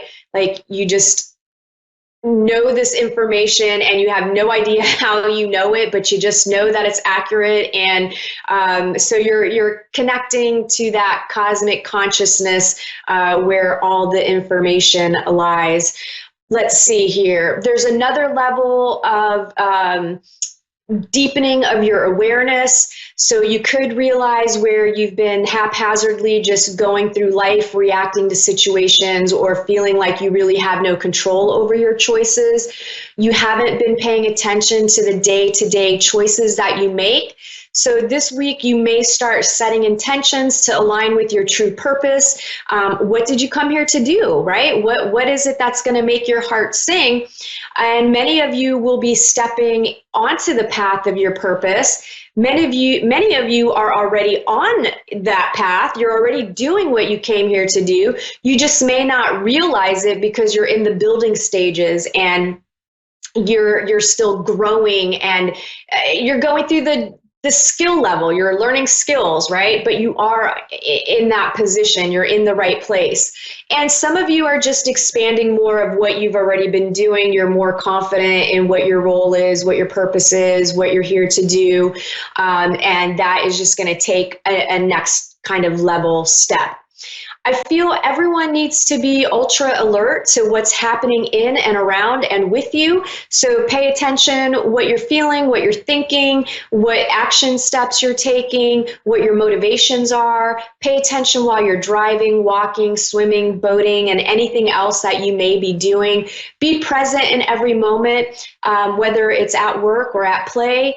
And too many of you just have blinders on, and you're missing out on opportunities or the truth of situations, and you're not able to practice discernment because you're not really in the present moment. You're in your head just thinking about the past, and thinking about the future, and worrying about things. And so it'll be really important for you to continue to work on being present and becoming aware of what's going on with you.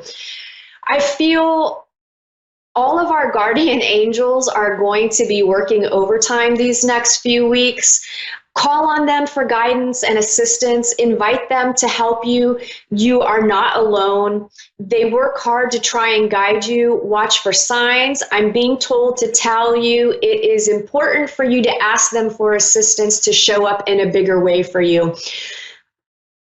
You know, they can't give you the answers, right? They can't tell you your purpose. They can't tell you who your soulmate is. They can't do those things because there's rules and there's laws in place. And these are things that you are here to learn and go through on your own, but they can nudge you in certain directions. They can help you feel more at peace. They can guide you through synchronicities to validate the path that you're taking. They do that through people in your life. They do it through music. They do it through everything and anything in the universe. The universe is constantly communicating with you and telling you exactly what you need to know and trying to guide you and teach you what is happening with you.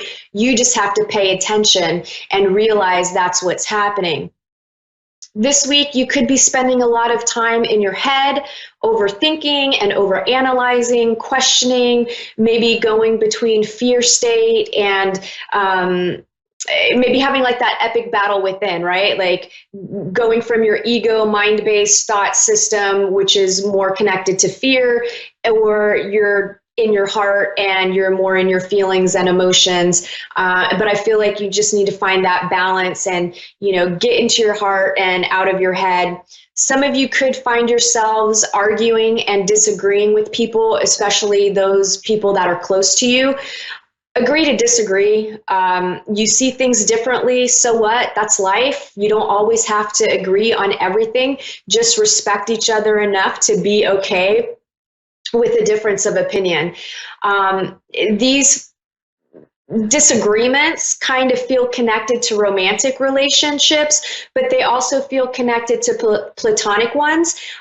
So the way that kind of feels to me is there could be some disagreements over you or the other person neglecting the friendship due to maybe spending more time in a romantic relationship, or the giving and receiving is out of balance in some way between your relationship. So there could be things that pop up where you're just going to have to honor and respect what each of you feel and agree to disagree, and then figure out with a compromise of how everything can work out for everyone.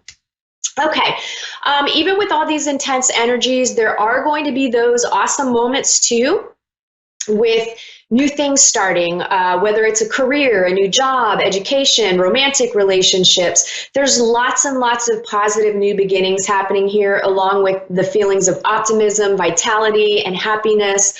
At minimum, you'll start feeling this way and start seeing some positive changes and forward movement in your lives, especially if you've been working hard to get yourself in a better situation. Some of you could even be receiving an increase in your finances, whether through money, gifts, or some other form of abundance. Animal spirit energy for the week is the crow, and this energy is spiritually strong, creative, and watchful. The crow has long been a symbol of magic. A crow personality is drawn to the supernatural and has a gift for seeing the unseen and knowing the unknown. It's said that the crow holds within its mind's eye the three past, present, and future. Crow energy is potent and should only be tapped into when the mind is clear.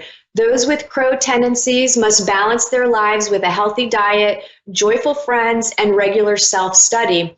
When in balance, you're more psychic, you feel strong, you've got clarity, you're clear. When you're out of balance, you feel ungrounded, you're hypersensitive to everything. To bring yourself into balance, practice daily meditation. Okay, work. For those of you that are employed, I'm feeling promotions, new projects, new responsibilities, or just some good news in general at work. And some of you could decide to leave a job for something new this week. You may be questioning or feel doubt, but I'm feeling the move is the best thing for you. On the downside with this energy, there are some of you that will just not like your job anymore, and it feels like low morale. Everyone at work is feeling this way. It's not just you. It just feels like some of you are really in like blah, like I just hate my job about your working environment, but you're in it together. And for some of you, it's just going to be a passing phase. It's just the energy, but for others, you may feel like it's time to make a change and you very well could quit your job. Work, for those of you that are looking for a job, I'm feeling pretty optimistic for new jobs if you've been looking. Some of you may not start until July, and some of you may not get a job until July. But I do feel like you're getting callbacks, you're getting interviews, you're getting opportunities. There's definitely movement happening here for you, and you'll see some real progress. Love, those of you that are in committed relationships and dating seriously, overall, things feel pretty great. Some of you may get engaged or have deeper levels of commitment, or you're reconnecting in some way if your relationship has been a little bit stagnant. Some of you may be in new relationships or dating someone new that has a lot of potential, and all you can do is focus on being with that other person. You know, you guys just cannot get enough of each other. Like, you have to spend every waking moment together. You've got to be texting, you got to be talking, you got to be just smooching on each other. So I just feel like a lot of your energy could be on this other person. Careful not to neglect time for yourself, work, and friendships. And lastly, for a few of you, some past issues may come up to the surface again. And this is your opportunity to forgive and forget and to start fresh. And if you can't, then don't expect anything different out of your relationship. Like, you've got to just get on it to resolve these things. Those of you that are single and looking, get out and mingle. Put yourself in multiple dating apps. Tell all your friends and all your coworkers that you're single and you're ready to mingle. Go have some fun. I feel something new starting for many of you this week. Lots of potential there, lots and lots of potential. Finances, money just feels more available to many of you. Some will be paying off debt. Some putting money into savings, some are making some investments.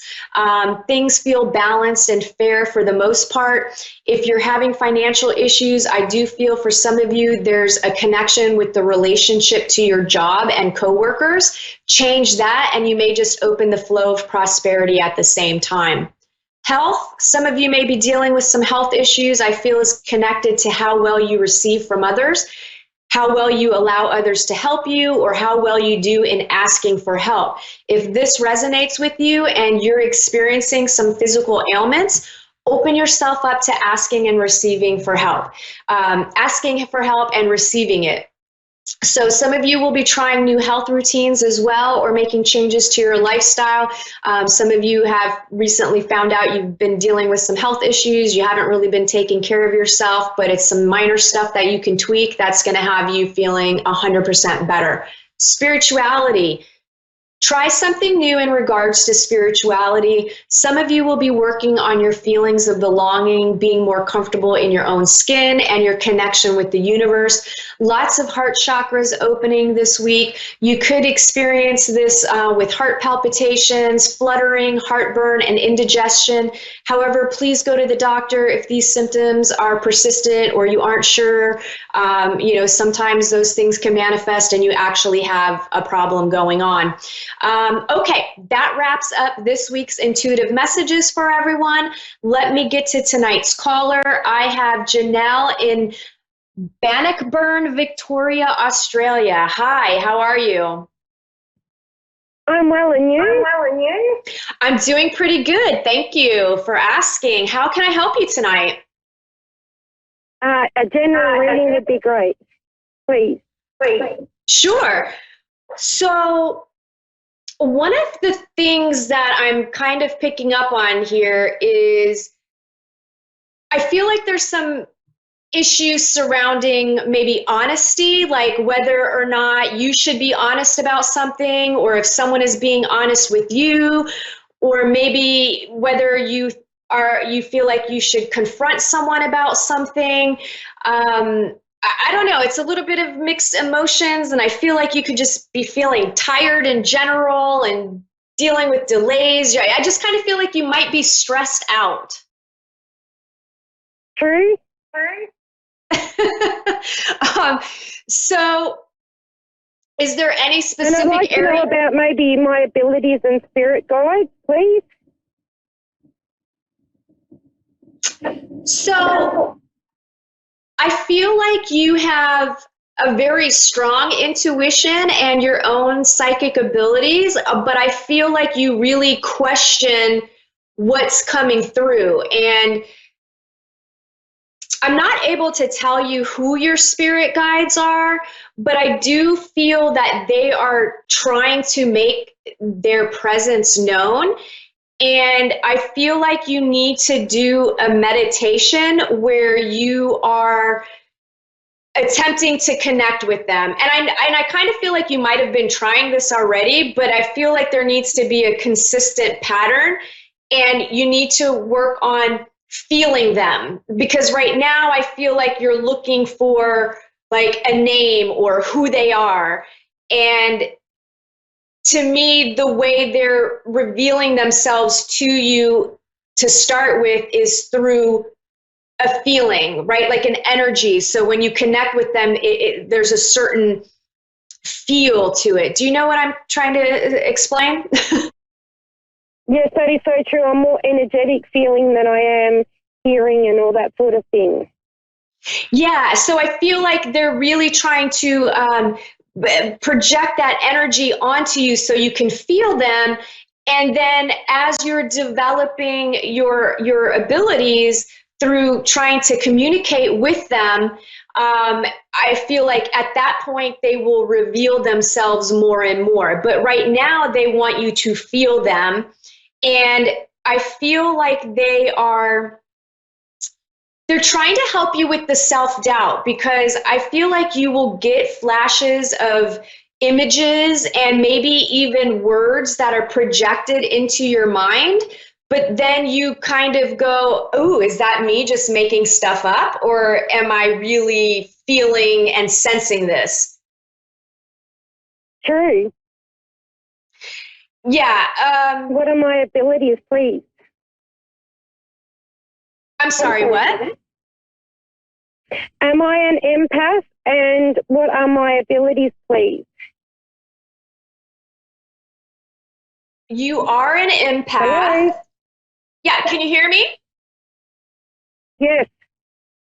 Okay, so yes, you definitely are an empath.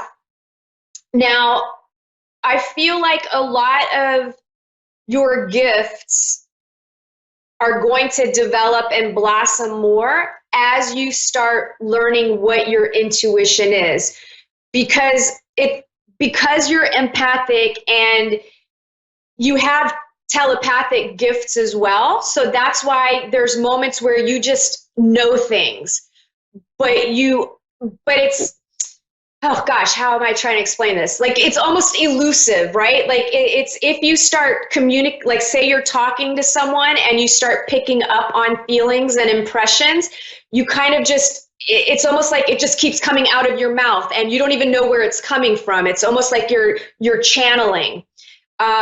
And I feel like this is happening so that in the future, you will actually be able to channel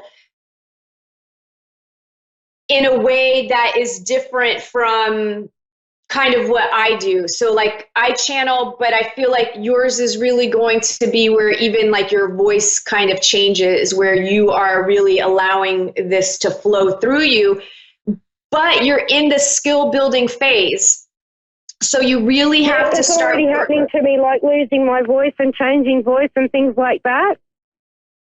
Okay, so it's already happening. Yes. Okay. What can you suggest that I do to improve my abilities? Because I do believe that I am I a medium at all? Yes, I do feel like you have mediumship abilities. That's where I feel the strong connection with telepathy. So to me, mediumship is just telepathic communication with, people that no longer have a body.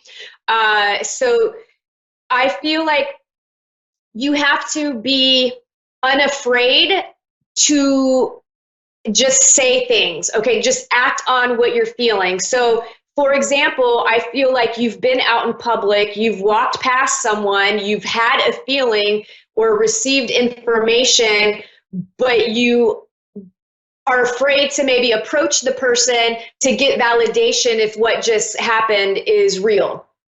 So, true. I feel like you have to let go of that fear of rejection or fear that people will look at you weird. And I know what that feels like because I've been there. So can I ask you one also, do I have any witch qualities about me, please? Which qualities? Yes. I'm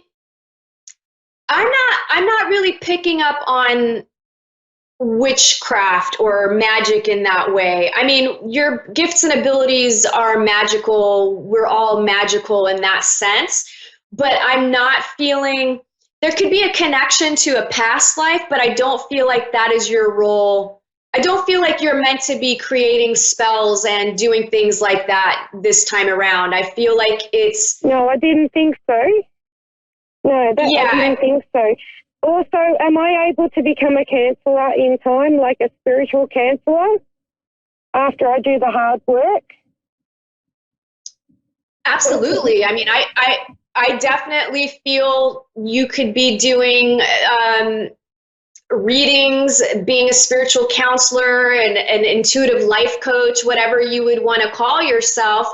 To me, I feel like this can happen quickly. Like, you're already experiencing a lot of things. You just have to build the trust with yourself that what's happening is real. And the only way that you will be able to do that is by acting on what you feel and what you get. And I can give you an example from my own life. When all of this was, when I first started coming out of the closet, one of the first instances, I passed a gentleman coming out of the restroom. I got information from his cousin as I passed him, and I contemplated the whole time whether or not I should tell this person because, you know, one, he seemed a little intimidating and I just thought he would really just shut me down. But I couldn't let go, so I went and told him. I gave him the message, and the man broke down crying and said, "Thank you so much. I was literally praying yesterday that I would get the answer to my question from my cousin." So trust that if you have that strong feeling, it's your guides pushing you to act on it. Don't be afraid. And you know what? Even if somebody were to say to you, "No, that doesn't make sense," trust that it will come to them later, okay? You just have to build up your confidence. That's all you're lacking, is the confidence. Yes, and I'd also like to say, am I helping people already? Yes, absolutely. Just your presence and your vibration alone is helping people without you even really realizing it. But I do have to go. Janelle, thank you so much for calling in. I hope that you have a great evening, and I wish you the best of luck. All right, everybody, thanks for tuning in. I will catch up with you next week. Bye.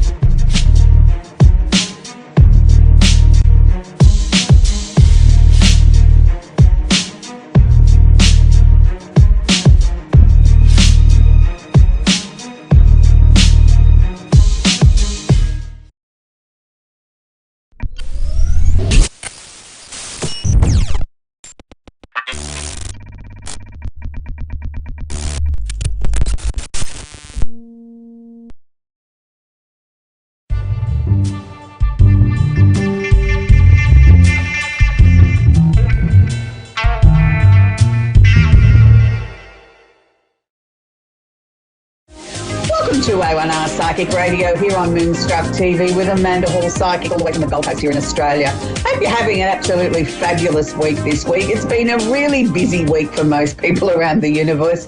It's interesting because I've been very busy as normal, but yesterday I did a show out of New York, and it was a completely different audience to what we have here on A1R Psychic Radio.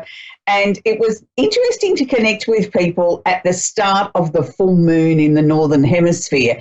And everybody was sort of saying that basically the same things that I'd been sort of hearing and seeing in the lead up here in Australia to the full moon in Sagittarius. And some people are calling it affectionately the strawberry moon.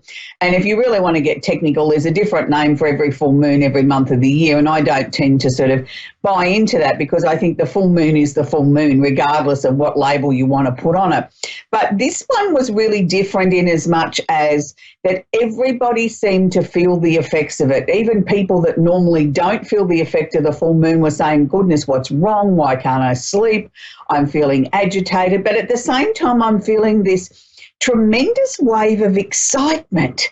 And it was like the two things don't gel. One minute I'm feeling really edgy and cranky and could bite somebody's head off. And then the next minute, this wave of almost unbelievable excitement, like the night before, you know, Christmas Eve, the night before Santa's coming. And it was like the two things didn't sort of gel. So it was interesting when I was talking and working with people yesterday out of New York on the show there, that everybody was feeling the same sort of thing. And people were phoning in and saying things like, I've never, ever felt a full moon like this in my life. Now I understand what people talk about when they say that they can't sleep. So I thought we'd sort of talk about that first at the top of the show before we go into our usual things, because this one really took me a little bit by surprise. Yes, it's the full moon in Sagittarius, and for those regular viewers, you'll know that I'm a Sag. So normally I could honestly say that I get excited about this full moon, because to me it's almost like an opportunity to kickstart my year for the second or third time, where I normally sort of sit down and look at what I'm personally doing in my life. What do I need to let go of? What have I achieved? What do I hope to achieve before the end of the year? And it's almost like a shot of adrenaline to me. It gives me that sort of kickstart, because it's winter here and I'm not a winter person. It usually sort of starts to energize me and gives me creativity, and sort of I usually find just prior to this that I've got a real low spot in my energy where I just want to hibernate and curl up on the couch with a good book and sort of lock the cold away and sort of not really talk to anybody. It's my little bit of hibernation time. Not that that happens for very long, a few hours at a time. But this year it was sort of very different. And I mean, yes, I'm an astrologer, and yes, I work with the moon cycles, and I have a fairly good idea of what's happening around the universe most days, but this one did catch me off guard. I normally personally don't have trouble sleeping in a lead up to a full moon or during a full moon. And I sometimes think, gee, people probably just do this out of habit. You know, they look at the calendar and say, oh, good, it's the full moon, well, then I can't sleep, you know, and talk themselves into not sleeping. Well, I can categorically say this time it affected me in a way that I could not go to sleep for love nor money. No matter what I did, I couldn't go to sleep. And even if I did sort of start to drift off, my mind would not stop. It was almost like I went through things in my life from as far back as I can remember being a little girl. Things that obviously I'd tucked away for later on actually came to the surface, and I looked at them and I said, oh, for heaven's sake, let go of that. Why would I be holding on to that? Something that happened when I was 7 or something when I was 10. And it was like a real clear out, and it wasn't anything scary. It was just sort of like a highlight package of my life, of the things that I'd put away to deal with later. Well, later happened to be in the last 3 days. It all sort of happened, and it was like a slideshow. It went bang, bang, bang, bang, bang. But it was interesting to see how trivial some of the things are that we don't deal with at the time in our lives, and we put them away for later on. And I suppose for most of us, we never really revisit that unless we're forced to, or the full moon makes us do it. We tend to sort of lock all these things away in our subconscious and the unconscious part of our minds. And that sort of led me to look at it and say, well, okay, maybe this is sort of like an almighty purge for me personally, to release a lot of stuff from the past, which I thought I'd done, and sort of, you know, wipe the slate clean and look at that there must be some new, big and exciting things heading towards me in my life, because I need to make room for them. And we quite often talk about that on the show, that, you know, at the time of a full moon, it's like emptying out the closet. You can't possibly put any more clothes in your closet if it's full. You have to release some. You have to take some off the hangers and donate them to charity, or pass them on, or put them in the bin or whatever, to make room. Well, our lives are no exception. We need to clear things out if we want to start to bring new things in. So it's really interesting, because over the last couple of weeks, I have been sort of looking at things in my life and looking at, you know, the next stages of what I might want to achieve, or where I'm taking my work and things like that. And yes, I have made a couple of decisions, and there's a couple of changes coming up, and which won't affect this show. But it was sort of like, isn't that interesting that sort of by me physically looking at and making my adjustments, which I said I do, you know, a couple of times a year, I look at what's ahead for the next 6 months, usually in June, and usually just prior to my birthday or thereabouts. And it's like this was sort of really synonymous this year. And I feel a lot of people are feeling the same sort of change. It was like we all had to stay awake of a night to sort of clear the clutter out of our minds, clear old emotions out, and get ready for some exciting new possibilities that are coming into our lives. So it has been, and it is still continuing to be, a very, very, very powerful full moon this month. And the full moon happened or is happening from June 17 or the 17th of June. So for those of you in the Northern Hemisphere, you started yesterday. For us here in the Southern Hemisphere, we started 24 hours before you. So it is a powerful full moon. So that leads me into talking about how we sort of work with a full moon, and we will get around to the card of the week in a minute, but I want to just focus on the moon because that's how I opened the show. And it's like this particular full moon, yes, it's in Sagittarius, so it's a mixture of being fiery, outspoken, sort of a little bit impatient, even excited, even sort of like you can't sit still. It's like you've got ants in your pants. You're sort of up, you're down, you're jumping all over the place. You're writing things down. You're starting this and you're starting that, but not really completing anything because your mind's just so busy and we're sort of jumping from one thing to another. Even though we're partially through the full moon cycle, I still want to how to work with a full moon, and there's no reason why we can't pick it up from in the middle of the cycle and continue on to the end of the cycle. How I like to work with full moons is I like to look at 2 days on the approach. So I started my process of the full moon back on the 15th of June or June 15. And I started with, I wrote a little list. I wrote 3 things that I wanted to release, but more importantly, I wrote 3 things that I wanted to attract towards me or to give a helping hand to that I am sort of working on. And it was interesting because the 3 things that I wrote that I was releasing this month were connected with work and with things that I'm sort of coming to their own natural conclusion or their own natural end. And it was like just enhance that, enable that to sort of work and allow that to sort of disappear out into the universe the way that it should. But by the same token, I wrote 3 things that I'm currently working on that I would like to attract towards me. So it was like I was feeling the energy even before the 15th, where I was starting to sort of focus on this full moon coming up in Sagittarius. So I started working with my full moon candles, and I started working with a candle that represents the fire signs in my range. So because I'm a Sag and I love working with a Sagittarian candle, I probably lit this one first every day versus the full moon one every day because I really wanted to get that fiery sort of energy sort of happening.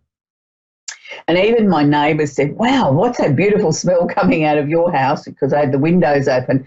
Everybody could sort of really smell the beautiful candles this time. And it's interesting because I work with them all the time, but it was just sort of as if everything was exaggerated. So with my full moon fire sign candle, we've got the 2 weeks there. I like to light 1 wick one day and 1 wick the next day. It just gives you a longer sort of burn time. And it's something I must talk to you about too. Working with soy candles sometimes can get what's called a frosting on them. If I turn the candle around, you can see that it's gone a sort of a different sort of colour. It's not vivid deep pink or deep red. And that means that there's nothing actually wrong with the candle. It's just the way that the soy wax sort of settles. And this is how you know that these candles haven't been mass produced, that they actually have been hand poured with love and the intent, purpose and direction has been infused in them. And, you know, I've had people say, oh, there's something wrong with my candle, it doesn't look right. Well, that's just meaning that it's been hand poured and this is just the way the candle's actually got its own personality, if I can put it that way. So don't be alarmed. There's nothing wrong with your candle. You don't need to throw it out. It doesn't mean it's old. It just means it's got a personality all of its own. Then I wrote a second identical list and I used it underneath my full moon candle. So I put it underneath the full moon candle as well. Again, same principles, dual wick system, lighting one side one day, one side the next day. And again, you can see the little bit of where the candle wax is coming away from the glass itself. That doesn't mean that there's anything wrong with it. It's just the contraction of it being a little bit cooler months where the candle sort of shrinks a little bit. And if I turn it around, you can see vaguely on the screen where this one's gone into a little bit of frosting as well, where it's leveling itself out, where it's sort of saying, You know, like I'm hand poured, I've been poured with love. So this is my own character for my candle. So I just thought we'd clear that up today while we're talking about it. So for those of you that don't have the room for a big candle, you can always grab a gift box and make it up with whatever candles that you like. This week I've put 2 fire signs and 1 full moon. But you can certainly choose any one of the 28 in our range, and you don't have to work with the full moon if you don't want to. You can work with anything that you like. So for those of you that don't want to work with a candle, of course, you can always pop down to the local department store and pick yourself up a melt warmer. And with a melt warmer, we take a teaspoon each of each wax and putting that in at the beginning of the 7-day cycle. Same principle applies. Write your list out, read it out aloud before you turn it on. This is just a safer alternative rather than working with flames. And a lot of people sort of say to me, that's great, Amanda, because I don't really want to work with a flame. I don't really want to sit there and babysit it. And this is just a very good way of getting the same concept, and it's something that's safe. You can leave this going in the home or the office. Make sure you switch it off at the end of the day. So that's how we work with a candle. So if we're working with a candle, minimum of 15 minutes a day to 2 hours, we need to read it out aloud, what's on our list, and believe in what you're talking about. Anybody can write anything on a piece of paper, but if you don't truly believe in what you're asking for or what you're trying to attract or what you're trying to release, then nothing will work for you because you don't have belief in what you're asking for. So that's really a big part of the story, is that you must truly believe. And I always suggest you don't ask for the impossible. Ask for something that you know is possible for you to achieve in your lifetime. Don't sit there and say, oh, wow, it's the full moon. Please bring me all the money in the world. Well, you know that that's not possible unless you put effort and energy into it and you make it happen. It's not just going to land in your lap. So we're going to go on to the card of the week this week, the Simply Tarot card of the week. And it's, at first glance, you sort of might look at this and think, oh, isn't that a negative-looking card? And it can be considered a little bit of a negative card. It is the 8 of Swords. It's the card of frustration, feeling bound and gagged. Now, it's interesting because she is bound and gagged in the photograph there of, you know, she's got a blindfold on, she's sort of tied up with ropes, and she's got the 8 swords behind her. And this is a little bit how I think people have been feeling with this full moon energy. It's almost like I've been feeling a little bit bound and gagged. You know, there's been so much I've had to deal with. I just want to take some time out and just sort of let the world go by and gather my thoughts. So don't look at this as a negative. Look at this as these may very well be self-imposed restrictions that we're putting on ourselves, that the full moon is asking us to release ourselves from the things that we feel in life that are holding us back. So I hope that's sort of given you a little bit more insight into what's happening with the full moon. And before we take our first caller, I just want to sort of talk about one of the other major configurations, which sort of goes hand in hand with what we've been talking about with the full moon in Sagittarius, is the planet Jupiter. Now, Jupiter is the planet of expansion, opportunity, luck, and including expanding waistlines, I might say. But Jupiter's been sitting in Sagittarius now since last December. He will be there till the end of the year. But Jupiter at the moment is going retrograde or backwards. And we quite often talk about that with the planet Mercury. But yes, some other planets do go retrograde at different times during their cycle.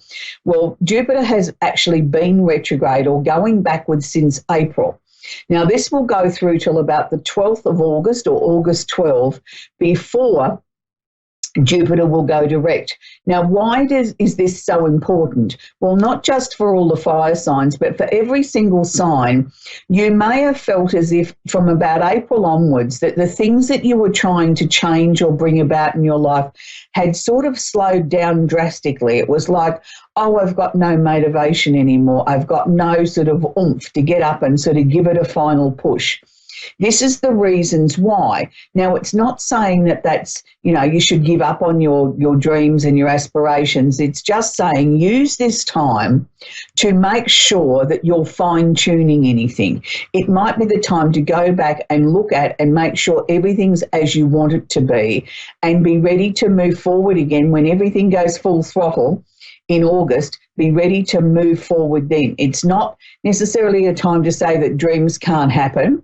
It's just a time of reassessing, reorganising, allowing our wisdom to come through. And we all have a certain amount of personal wisdom, but I think at times we're just so busy running around from hither to thither that we forget to allow that to sort of happen. So it's a time now to really make sure that we do that, and particularly as we head into July, because in July we're going to have our dear friend Mercury is going to go retrograde too for 3.5 weeks, and he'll just sort of finish about a few days before the Jupiter retrograde. So it's sort of like let's beat Mercury to the punch. Let's get in and sort anything out that we need to sort out now about our new direction in our life, and then just, you know, give ourselves a little bit of an easier Mercury retrograde. So we're going to take our first call, and it's Jessica in Nashville, North Carolina. Are you ready there, Jessica? Yes. Do you have a question for me, Jessica?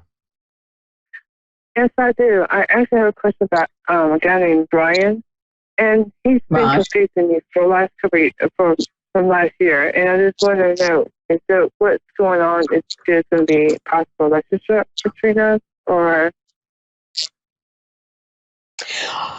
I think with Brian, I don't think Brian knows what Brian wants. So it's really hard then for sort of, I suppose, Brian to put it into words, what he's sort of expecting from you and what he expects from the relationship, because he doesn't know himself from 1 minute to the next what he wants out of his life and where he needs to go and what he needs to be doing. Look, I'm not saying the relationship's over. What I'm going to say to you, Jessica, is I think maybe take a step back a little bit and be a little bit more objective about the whole relationship, not just what's going on now. Have a step back, look at it from beginning to where you are now, and be very open and very honest with yourself. And I feel by doing that, I think you'll be able to fill in some of the gaps. I think some of the things that have troubled you over the time will start to make more sense. And it's like I can put that into a pocket and I can put that into another pocket and I can see the bigger picture. Look, I don't dislike Brian. I think he's a nice man. I think he's just had an awful lot on his plate, particularly in this last 6 months that he's had to deal with. And I think he's felt a little bit overwhelmed, not sure what the next step is. So he sort of seems to be like a fly. He's flitting from one thing to another and not really settling on anything to sort of say, okay, this is the direction that I need to go. So they're showing me from about August that the relationship itself will start to stabilise again. And I feel then you start to sort of feel more secure in the relationship. You feel more secure in how Brian feels towards you. And you sort of feel, yeah, I can see this really developing into something serious. But just changing the subject just slightly, have you been considering looking for another job? Because they're showing me a question mark around work, Jessica. I have thought about it. It's the place I'm actually working at. It's actually I'm working for Side So I haven't had it that's because I am a single mother, so it's hard for me to actually get out because I don't have vehicle and so forth. Yeah, I just feel that there's something coming towards you as far as a work opportunity that will fit in with your current lifestyle, that will sort of, you'll embrace with both hands, and it's like, wow, this is good. I can see my life starting to unfold in a direction I'm happy with now. So that's good. Well, we're going to leave it there, Jessica, and we're going to move on to Joe in Denver, Colorado. Are you there, Joe? Hello, Joe. Hello. Hi, Joe. Can you hear me? Have you got a question I can work with? Hi, thanks for taking my call.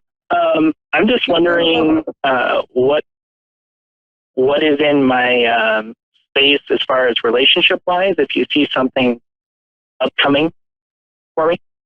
I do, Joe. Okay, the first thing that was showing me, Joe, was that you've been through a lot of endings, change and transformation this year.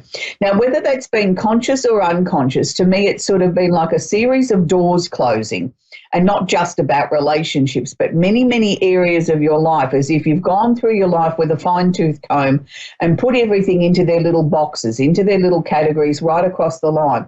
That's a good thing. because in the process of that, you've actually looked at relationships of the past and learnt a lot about what you want, what you need, and what you need going forward. So now you have a very clear picture in your mind of the type of relationship you need for this stage in your life. So having said that, I feel that it's not too far away before you're going to attract a new love in your life. I'm seeing as early as next month, and I'm seeing a lady that I would describe as being sort of medium coloured, very interesting lady. I wouldn't call her drop dead gorgeous, but I'm certainly going to say she's interesting, she's attractive, she's got a bubbly personality, but at the same time there's this real innate sense of honesty there. You know, she calls it as she sees, and I feel that's a refreshing change for you to have somebody in your life that's going to be very honest. There's always been people that have had an agenda or a hidden something or other in their lives that, you know, you go along for a while and then all of a sudden you see the real them and you think, oh, what did I get myself into? There'll be nothing like that with this lady. I really like her. I think the two of you are going to connect very, very quickly, and it's going to develop into a really serious relationship very, very quickly, Joe. And it's interesting because both of you haven't been in a relationship for some time, and it's like the age-old question, well, where do I go to meet somebody? And, you know, it's difficult, it's hard. But I'm always of the belief that when the time's right, the universe provides, no matter what, whether it's, you know, we bump into somebody in a market or we meet somebody at a gathering or whatever, when the time's right, it will happen organically. I don't think we have to physically try and force it. I mean, yes, we have to go out the door, we have to partake in life, but we don't necessarily have to force trying to meet people to make a relationship happen. Have you just moved house, Joe? I haven't moved. I've changed careers. That's what I've done over the last year. I committed to ministerial school. Right. Ironically, about a year ago. Okay, but did you make some changes to where you're living during that time too? Did you change the furniture around? Did you clear the cupboards out or something? There was a change within the home as well. I've been doing more work from home. I stream online. I've kind of created my own home, so to speak. I created a community about a year ago. Okay, that must be what I'm picking up then, because they were sort of saying to me that the home was becoming very important with whatever changes were there. It was like I feel really secure now. I feel I'm almost there with what I was trying to create. Yeah, I'm trying to create a spiritual community where people can raise their vibration and their energy level, and they can find their spiritual gifts. That's what my baby wonderful.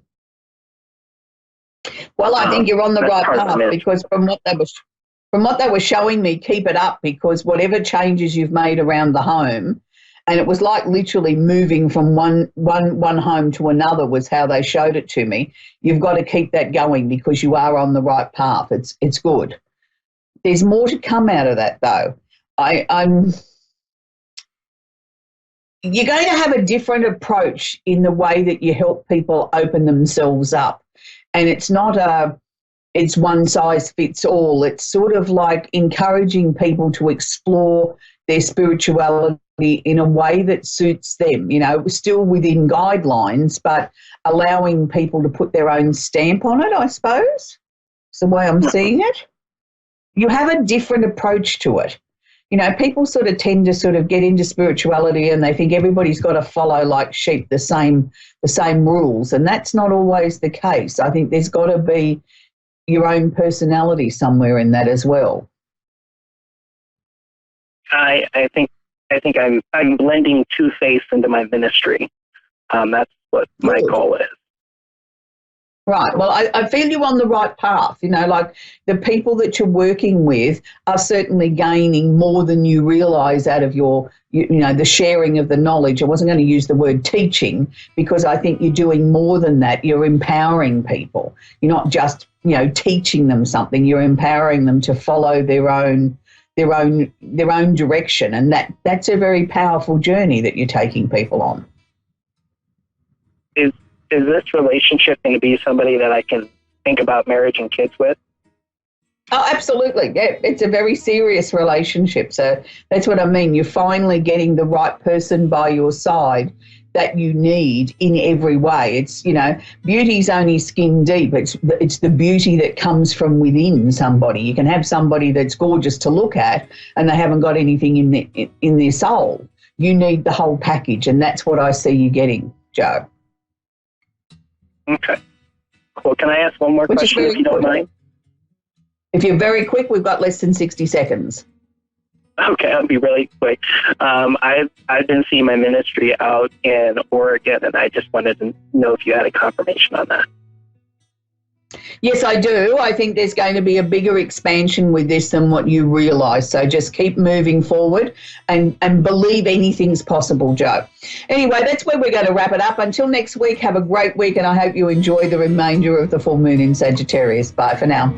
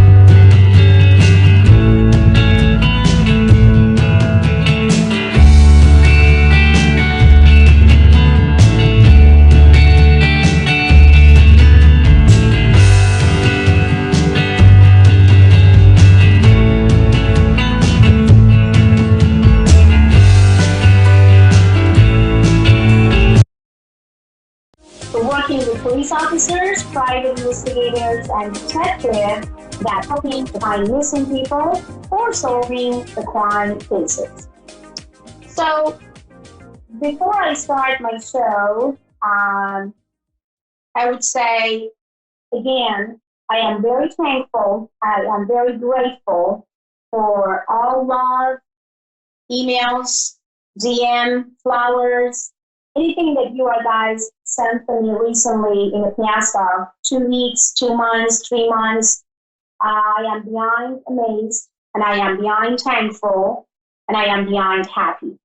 So thank you so much for everything. So let's just talk about self-love. Let's just say stop sabotage yourself. Stop controlling yourself. Stop feeling that you have to explain yourself and prove yourself to others all the time. Give yourself a little bit of time to understand about your feelings, your passion, and your inner peace. There is no bitter feelings than when you're respecting yourself and your own passion. If you do not respect yourself, if you do not love yourself, if you do not forgive yourself, nobody else is going to do. So in order to change your life, in order to bring love, prosperity, abundance, and passion in your life, you need to let go of all the negativity, let go of negative circle of people, let go of blaming yourself, and let go of shaming or having guilty feelings about your past. As I always remind my students and my clients, past is about 5 hours ago, and future is about 2 hours from now. I wanted you to always, all the time, be in a moment, live in a moment, and stop blaming yourself. If you do not have enough self-care, if you do not have enough love to yourself, you're not able to love anybody else. You're not able to give any of your talent and heart to anyone. I'm sure that you may have children. I'm sure that you're starting to think about, I would love my children to death, but somehow in some points I'm depressed. I can't because I am in an abusive relationship. I can't because I'm not ready to take on. I can't because I'm this, and I can't because of that. But you think that you can't do it. You think that I can continue to be in an abusive relationship because I have kids, and you know what, I had to. I don't have any choice, which is completely wrong. So that comes my self-love, my self-care, my self-passion, and stop sabotaging yourself because you have kids. Your kids will be more than happy to have a very beautiful, successful, amazing mom or a handsome, successful, amazing dad than being together with someone or being in an abusive relationship. So it's time for you to watch around and see, are you living healthy? Are you happy? And do you love yourself? Back to studio, your guys listening to I Would Advise the show, and this is me again, Fiona, your subconscious mind surgeon, as known as Persian medium. So, hello, Tonya, how are you doing? Can you hear me? Hello, hi, I'm good. How are you? I'm doing fantastic, sweetheart. Thank you so much. Thank you for asking. Give me your date of birth, my heart, and also tell me what you have in your mind and what I can do for you. Go ahead, sweetie. Sure. So my date of birth is 5/21/86. And I guess right now I'm just kind of wondering if I'm going the right way. I took a kind of a leap of faith and ended a relationship in hopes that it would bring me closer to where I need to be as a person. So. Okay. Let me open your pentagon. I'm trying to read it right now for you. Number one, if you are making a right decision, answer is yes. You did make a right decision. If the timing is right, the Pentagon wanted you to wait a little bit. That means that don't rush. It may be because there's a couple things that still need to repair or somehow need some specific or some significant attention. Maybe it has to do with finance, maybe it has to do with other things. But it says making a decision to get rid of this relationship, it's the correct decision. Doing it now, it's not the correct decision. So it means that you have to wait a little bit, and I'm asking the Pentagon, when would be the best time for you to leave? And I'm getting back actually around the month of July. So July 23rd, July 29th, and August 5th came for you when it comes to leading the relationship or what we can name on right now. You got it, my love? Yes, yes. Okay. I think you perhaps may know that why is not rushing is a good choice or good things to do, because the Pentagon shows that decision is good. Absolutely, you have to, but not at the moment. Okay? Okay. So when it comes to your career and finance, I'm getting a couple questions. It sounds like that you want to be also spontaneous in some way and doing something, which again, Pentagon shows don't rush. So tell me about it, because I need to give you the best of advice, as the Pentagon shows that you are running and rushing too much on something. That means that your mind is all over the place.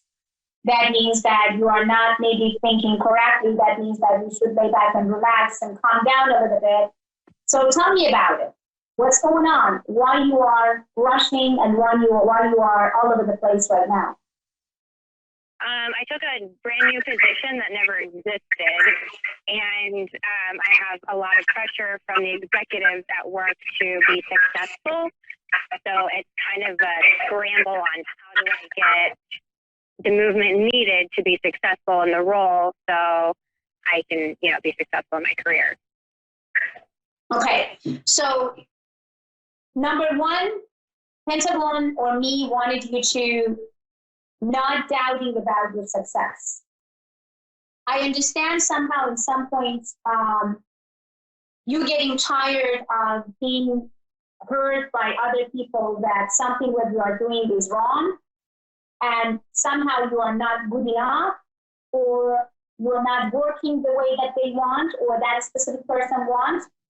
But Pentagon shows if you calm down and not taking any of those things personal and not allowing your emotional feelings making a decision for you, then there is no problem. So you can easily get in, okay?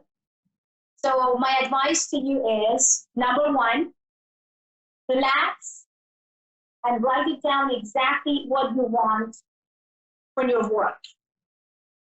Number two, don't take any of those advice, maybe craziness, maybe push or force personal. Hold it there and then feel and sense that you get things done correctly, and nobody and no one can stop this progress. You got it? Okay. And number three, in between now until June 17th, don't change anything and don't do anything. Just relax and let everything come to you. So it means that you have to control your emotional feelings, means that you need to let things come to you by themselves, means that you should stop stressing yourself, and means everything coming in your way of some reason. So just relax until June 17th. And your time started from now. You got it? I got it.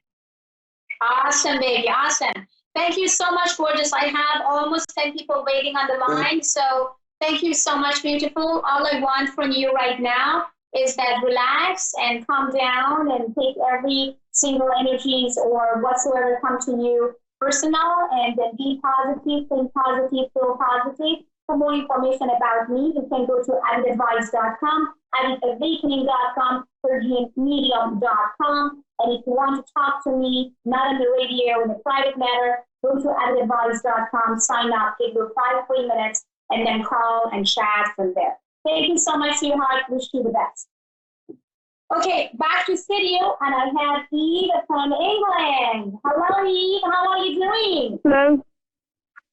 Hi, how are you, sweetheart? Can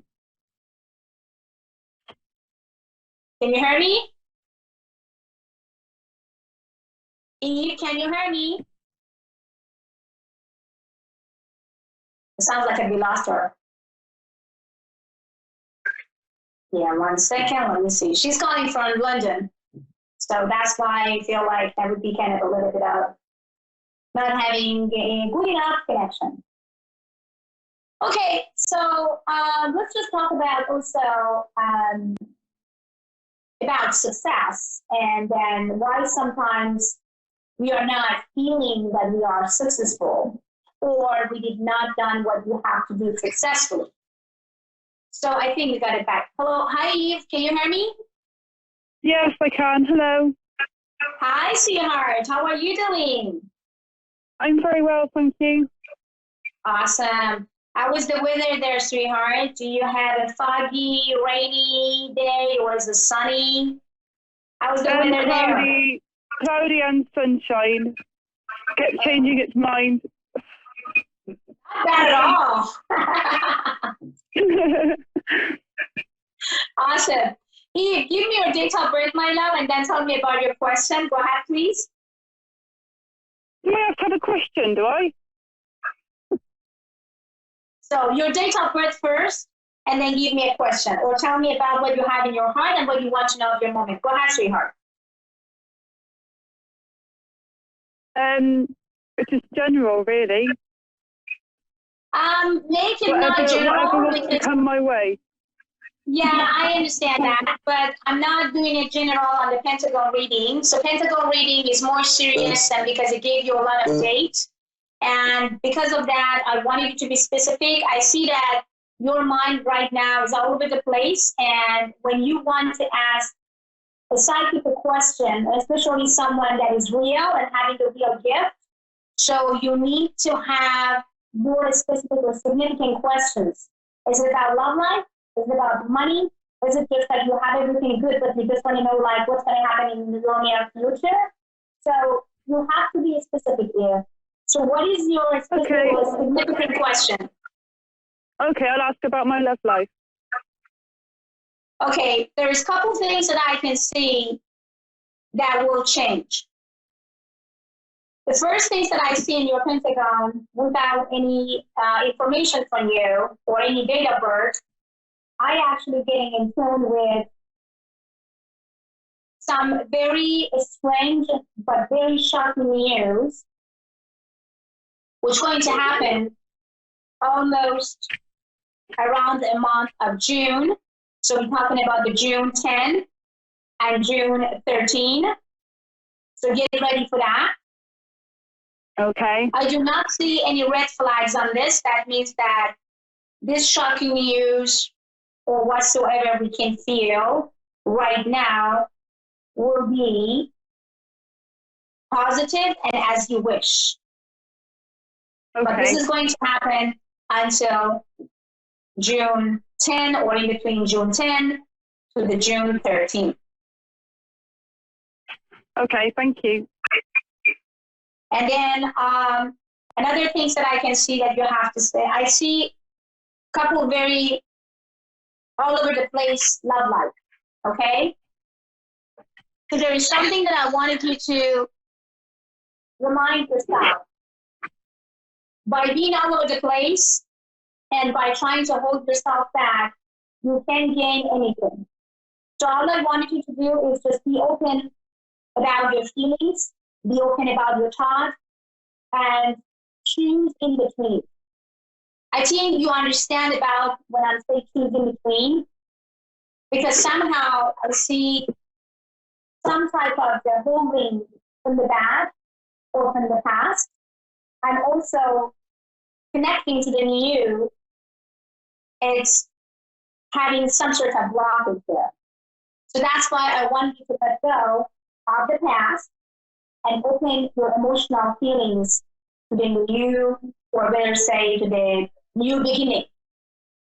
So that's why that's better say made as a new beginning.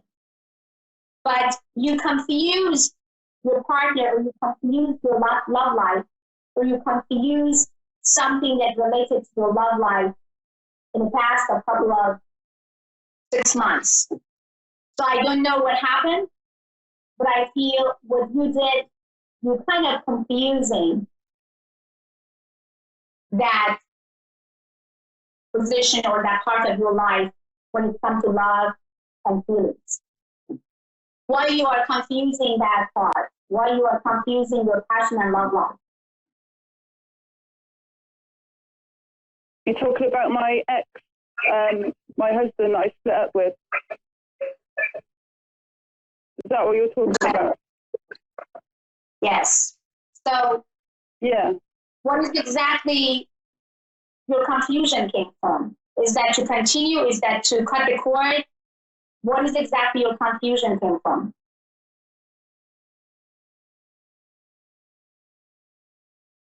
The confusion is he's not paying child maintenance. So I don't know what's going on with that. Because obviously I need that money coming in and it's not.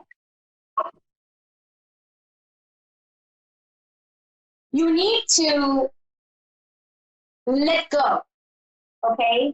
When I say let go, that means that basically cut the cord with anything or everything that's holding you to your past, okay? Okay. Yeah, This past it would help if I didn't worry about it, yeah. Yeah. You have to let it go.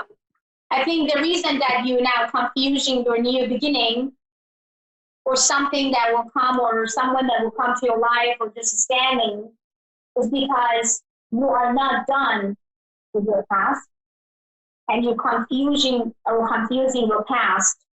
And this confusion that coming in the middle is making everything to be turbulence.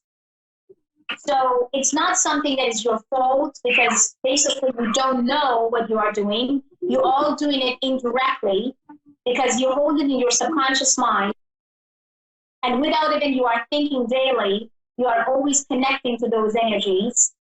So my advice to you is drop it, let it go, and cut the cord in between you and your past. Yeah. I don't care what was it in the past, who actually had rights, who made the right decision. What I do care right now, in order to be successful in your love life, be successful in to love yourself or having enough self-care, you need to let go of your past. Yeah, absolutely. Yeah, I mean, I got a new future, I got a new boyfriend, so yeah, I need to let go of that because it's negative. Yeah, it's time. It's really time. And stop blaming yourself. Stop having guilty feelings. Stop making yourself feel not good. Just relax and feel good about yourself. The one thing that you should know is that everything happened of some reason. And what happened in your past and what happened with your new relationship or happening with your new relationship, it's all not accident. Happening of some reason. So take it positive, breathe into new relationship, give your new relationship a fresh air to feel good about you, about your feelings, and about your connection to yourself. Yeah, I know what you're saying. Yeah. Are you still talking to your ex or are you still communicating with him somehow at some point? No, there's no communication. I don't speak to him. I blocked him because he's horrible. So really the only thing, obviously there's a lot of damage done because I had to call domestic abuse and it was very nasty towards the end because I was getting out of a narcissistic, quite, verbally abusive marriage, which took a lot out of me. But now I'm in a new relationship now. I do feel like I need to let that go and move into a new energy. And it's difficult sometimes because, you get used to being treated like crap. And then obviously something new, it's that paranoia that things could go wrong or something like that. That's what I exactly told you at the beginning of my reading, sweetheart, is that don't recall. I absolutely get that.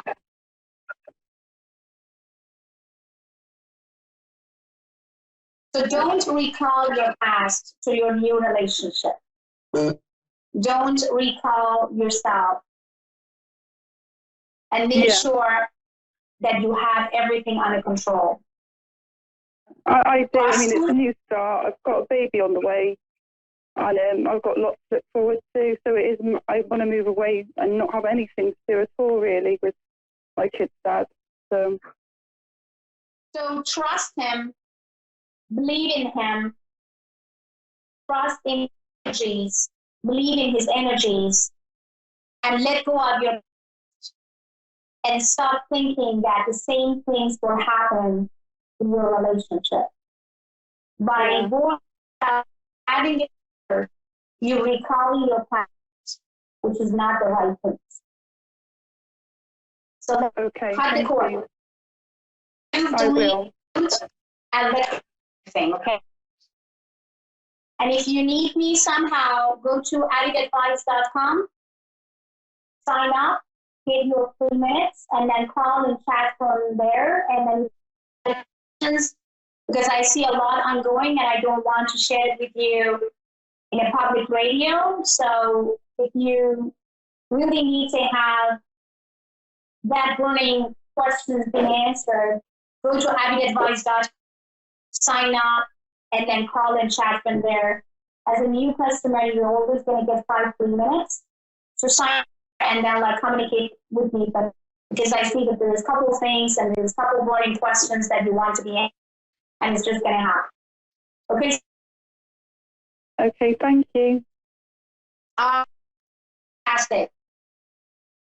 Any other question? No. Awesome. So then relax, and this relationship that you have already will succeed, and I can't see any red flags or any negativity. And keep it in your mind, June 10 through the June 13th. Thank you so much for listening and watching. Thank you, sweetheart. You are very welcome. Thank you. You are very welcome. You are very welcome. Bye, gorgeous.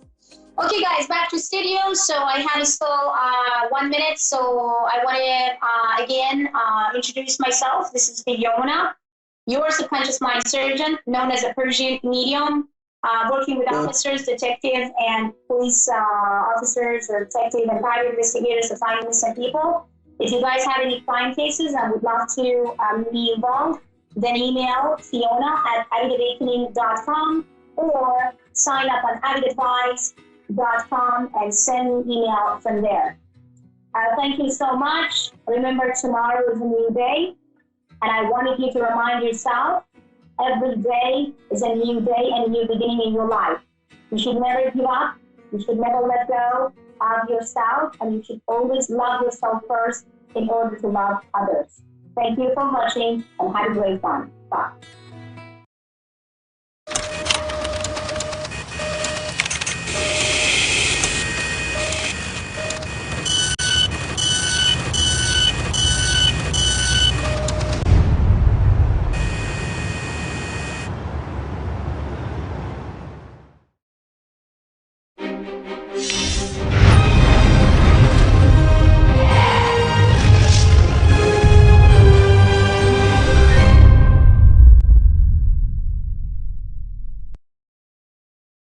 Hi, I'm Ron, and thanks for watching Moonstruck. And now A1R on the air. Psychic Talk Radio on Moonstruck TV. Enlightening television. Hey, howdy everyone. How are y'all? I'm coming to you live right here in Mineral Wells, Texas. The angels want y'all to know that y'all need to focus on yourself, okay? So they're saying focus on you, right? So therefore, they want you to focus on your goals. Focus on that inner work that you're doing because you're making progress. And if you can get to August 16th, past the Mercury retrograde, Neptune, all the 6 planets, past the eclipses, August 16th, you will see this new you that is dying to come out, okay? The world is ready to see you shine, shine, shine, shine. And the card is, if you can see it, it is imagine. Imagine who you're becoming. Imagine that brighter being, that higher consciousness that you're having inside your soul. Imagine how it feels to be free and not having to hide who you are, because you are truly an authentic being. And the angels want you to shine, and they want you to imagine the feelings that you're setting out there. Imagine the intentions that you're putting to the universe, because what you put out there is what's going to come back.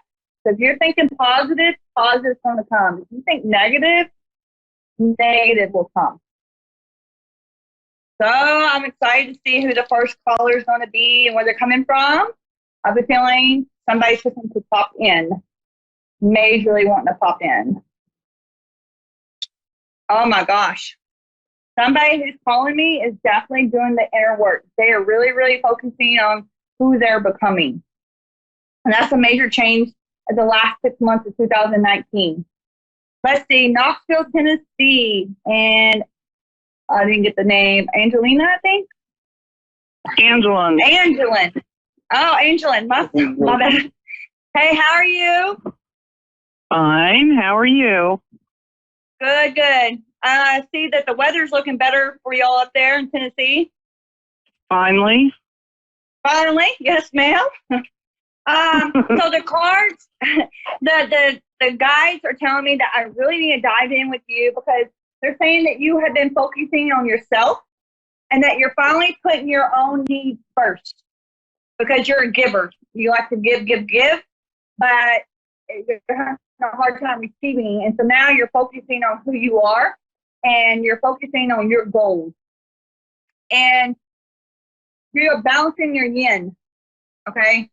So you are balancing who you are. You're really coming into who you are being. I say in 2 months, you're definitely going to see a different consciousness about you and about how you present yourself to others and how others are going to view you. It's like you're not putting up with no one's crap. You're done. I don't do that now. Yeah. You go, girl. I mean, you're just like, hey, if you can't stay in your own lane, mind your own business, you don't need to be around me. You're tired of people's drama. Treasure Island, right? So I'm seeing that your money is coming in. I definitely see that you're going to be traveling. Are you thinking about taking that vacation? We had thought about it, but right now we just don't have it. You're going to. You're going to take that vacation and you're going to have it. And believe it or not, they're also going to gift you with like discounts. Okay? I mean discounts. It could be discounts as in getting a hotel room, extra $25 off. It could be a discount as you want a free dinner. They're giving you some discounts. Oh, nice. Is this you and your spouse? Yeah. Yeah, because y'all need it. Y'all need it for a long time. Y'all definitely need a long time. Are you still there? Okay. Yeah, I'm still here. Okay. So the next card was Between Worlds. Okay. Can you please look up the spiritual meaning of a flamingo? Pink flamingo. No, I've never heard of that one. Okay, there's a message there for you. Okay. And when it says in between worlds, that means you're in between of letting go people, places, and things. That goes back to focusing on you and who you are. You're definitely in between of, so let this person go or shall give them the benefit of doubt. Let them go. They are not going to serve your journey in a positive way. So if you have that one nagging person that's negative, I mean negative, like, oh my gosh, it's too hot outside, like, so negative about everything and anything, you have to say, you know what, I got to distance myself because that could put you in a negative mood. Does that make sense? Yeah. Yeah. Very much so. And we don't want that. Yeah, we don't want that for you no more. Okay, so I do have someone that's popped in.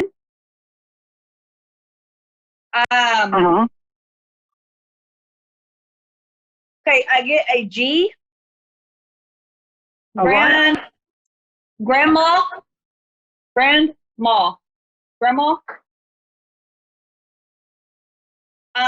My grandmother? Yes. Were you close with your mom's mom? Yes. Because y'all look alike. Very. Y'all favor each other. So do me and my mom. Not only with like the genetics, but the character, the personality. Oh my gosh. It's like y'all could all three been sisters together. Oh, that would be me and my mom. She's around you. She says that she sends you butterflies. That's my mom. Is her birthday coming up? Yes. Yeah. So do you go put flowers out for her? No, I'm not very good with flowers.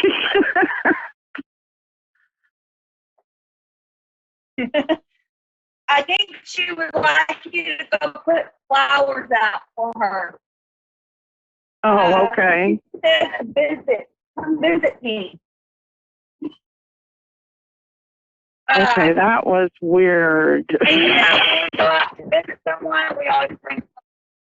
I think she's talking about, people don't come see me as much as they used to, and she would like a visit. Because she visits you. She said, I'll visit her. I'm sitting on her porch every morning waiting for them. She likes to see the sunrise on the porch. Oh. She says the sun rises, the sun sets. So if it's not your front porch, do you have like a side porch or a back porch? Yeah, I have a back porch. But Okay, it's kind of dangerous. Is there, did you used to have a swing or a rocking chair or something there? Oh, they're out on my front porch, yes. Because it's like in my head, she's going back and forth. I think she watches the sunrise on one side and the sun sets on the other side. Yeah. Yeah. Are you a baker? No, my husband is a chef. She likes his cookies. He likes She says fresh cookies. Yeah, I do that sometimes. She's telling me, she's like, oh, Misty, you just tasted the cookies. They taste so good. I'm like, oh, yeah? She's like, yeah. Oh, yeah, I do make cookies. So she's the one who's talking about you need to leave that negative Nancy person behind. She's like, why does she still hang out with that person? Oh, my gosh. Well, it's my mother-in-law from my first marriage. Oh. So you're no wonder. So that means you're between. You're like stuck in between your mother-in-law. Yeah. Yeah. Yeah. Yeah. The only thing we could do then is just be positive, right? Just send out positive energy to her. Like if she says something negative, you change it to something positive. Does that make sense to you? Yes, it does. Yeah. I have a question. Because Grandma's talking about a cat. Huh? A cat. What about him? Who has a cat? Do you have the cat? I have 5. Is there a gray one? Yeah. Well, gray and white. Gray and white? Because I wrote down gray. She's like, that's my funniest cat. She loves that cat. She's like, that cat, if you see that cat like in the corner or meowing, she's like, that's because I'm petting it. Oh, okay. Yeah. So if you see him meowing and, acting like somebody's actually petting him, it's because she's really petting him. She's not scared she of must her. be talking about Princess. Oh, okay. That's a gray striped cat. Okay. Because she's like, I love that cat. That cat is just so lovable. Yeah, she is. Did you rescue her? Yeah. Yeah. Okay. Well, most of them are rescues. Yeah. My mom But that put one that had a in really, me, yeah. yeah, that one really had a difficult journey though. Yeah, She she said, did. She came from yeah, a drug addicted home. yeah. But look at what you did. You brought life into that cat. Oh man. And they're very happy you did that. They're very grateful you did that. Mm-hmm. So she wants to talk about kids. Do you have 2 kids? Yeah. Okay, she wants you to know that the second child, she sets with them in the vehicle. Okay? Do what? So she sets with them in the vehicle and she requests that they stop driving so fast around the curbs. Yeah. Mm-hmm. Mm-hmm. So, yeah, well, right now he's not doing much of anything. okay. So when he does go back to driving, he needs to slow down around them curves. Grandma says it's too fast. Yeah, she's real paranoid about that, for sure. I don't blame her. Just know that Grandma's with y'all and she watches over y'all. Thanks. Okay? Yeah. And make sure you go visit Grandma, please, and bring her some flowers. I on her will. birthday time. On her birthday time. And also know that you're going to make sure y'all have that vacation. And don't worry about the funds. Keep saying, don't worry about the money. It's just going to appear. Okay? Well, okay. And she says to tell you to keep focusing on yourself because you're doing a good job. Okay. Okay? Much love to you. All righty. Thank you. You're so welcome. Okay, I think we have another caller coming in from, I think it's Kentucky. And it was a long name. Hi, how are you? Oh, okay. I'm Miss Betty Ann. Hi, honey. How are you? I'm good. From Kentucky. Woo. Yes. Rat Ridge, Kentucky. Yes, ma'am. Okay. Okay. So I have a man that's popped in. Very funny. He's wearing coveralls. He has a lot of hair on his face. You know, I have a hard time hearing you. Okay, can you hear me now? Yes. Okay, so I have a man that's popped in. He's older man. He has a lot of hair on his face. He has overalls on. Old school overalls too. I don't know why, but I have like a jug. It's like that's a jug. The old school jug. Do you know who this is? No, ma'am. Okay, let's talk about your property. Is your property by any coal mines or anything like that? No, ma'am. Okay, let me ask you this. The property you live on, was it your family's or did you move on to it? I am actually homeless and living in a motel right now. Okay. Well, I'm going to tell you this much. This man is from wherever you're staying at, he's connected to it. So he's just watching over you. So if you see your lights come on and off, don't worry about it. Okay, don't get freaked out. Okay, or if your TV comes on, don't get freaked out. But he's protecting of you. He's very protective of you. Know that you're never homeless. Know that you are fixing to have a major change in your journey. He speaks about you going down there to the nearest workforce center, and there's a job there for you. Okay? He wants you to go down there and talk with the people. Okay? Also, if you are going to the shelters to eat, he wants you to know that there's people there that can help you further your living situation and can help you get more stable. Okay?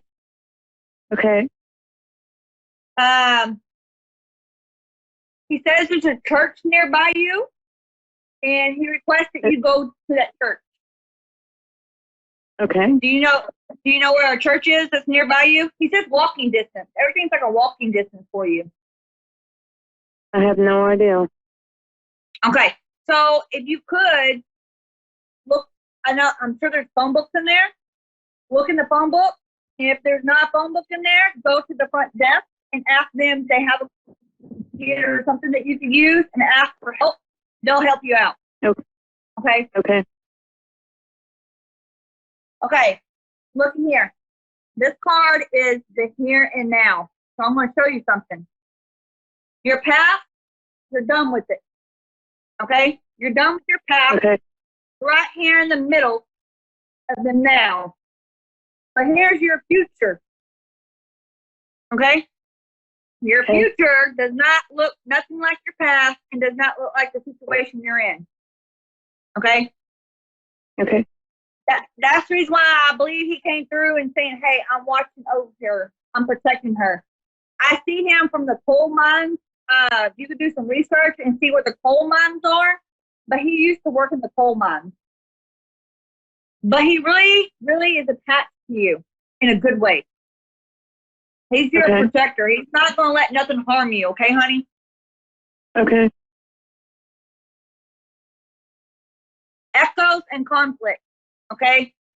So don't worry about any conflict that's coming up. You will make it. You will be fine. You're going to come out of this on top of this. Okay? Okay. Okay? And if you want any more assistance, give me a call. DM me. We'll get you some help some way. Okay? DM me on Psychic Medium. Okay? Know that the angels love you and know that you're going to be okay. You're not going to be in this situation forever. It's in the past. Okay? That's really good to know because I'm having a lot of issues. Your time's coming. Your time's coming, honey, okay? Can you give me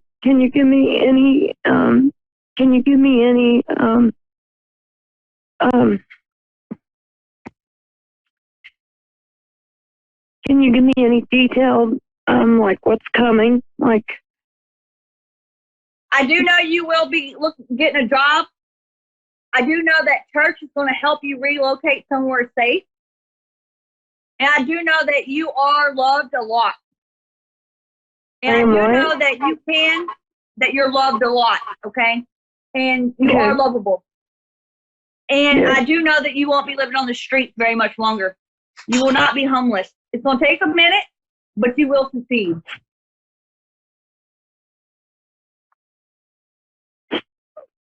Exchanging gifts. Do you hear me? Exchanging gifts. You're going to have gifts given to you. They're coming, okay? They're coming. Okay, thank you. And thank you so much. I want you to contact me if you need anything. I'm sure there's some way that we can get some help for you. How can I contact you? Psychic Medium Misty. Find me on Facebook. Psychic Medium Misty? Yes, ma'am. Okay. Okay? Okay. All right. Know that you're loved. Thank you so much. You're welcome. You're welcome, honey. Much love to you.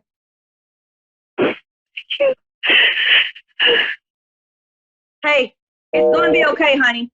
You're going to make it. I promise you, you will make it. You have the heart. You are focusing on you. And you are going to make it. You're going to succeed. Okay?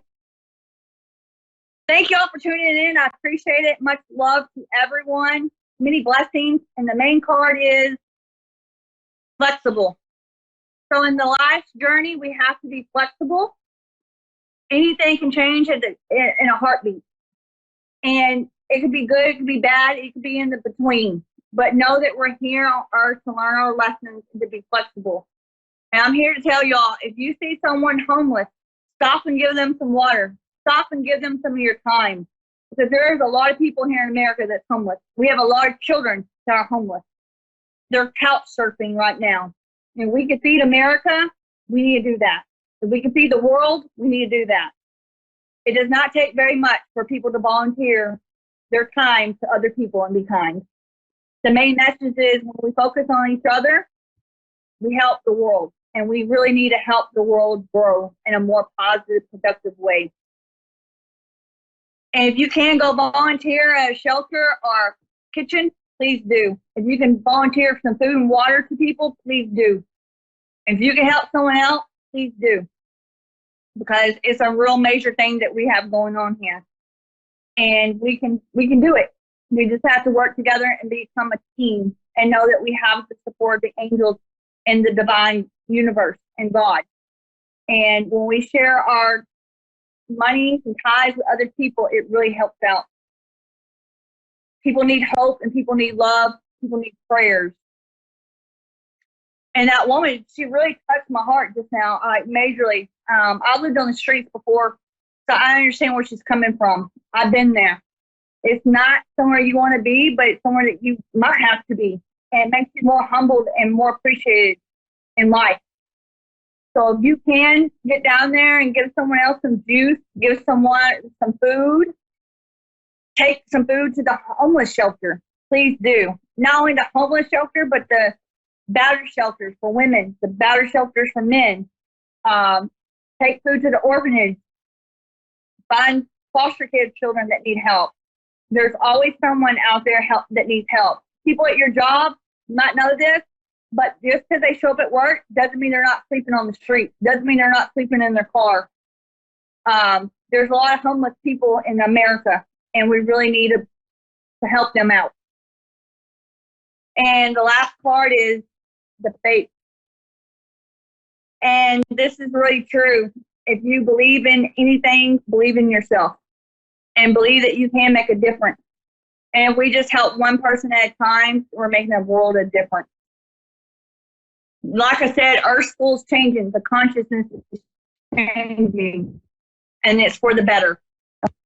And like the angel said, focus on you, to have no ego. And don't think that you're better than anyone or above anyone or below. We're all equal.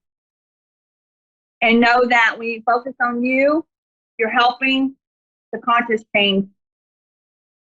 And like I said, if you could give a man a bottle of water, it'll make a difference. If you can give them your shirt, it'll make a difference.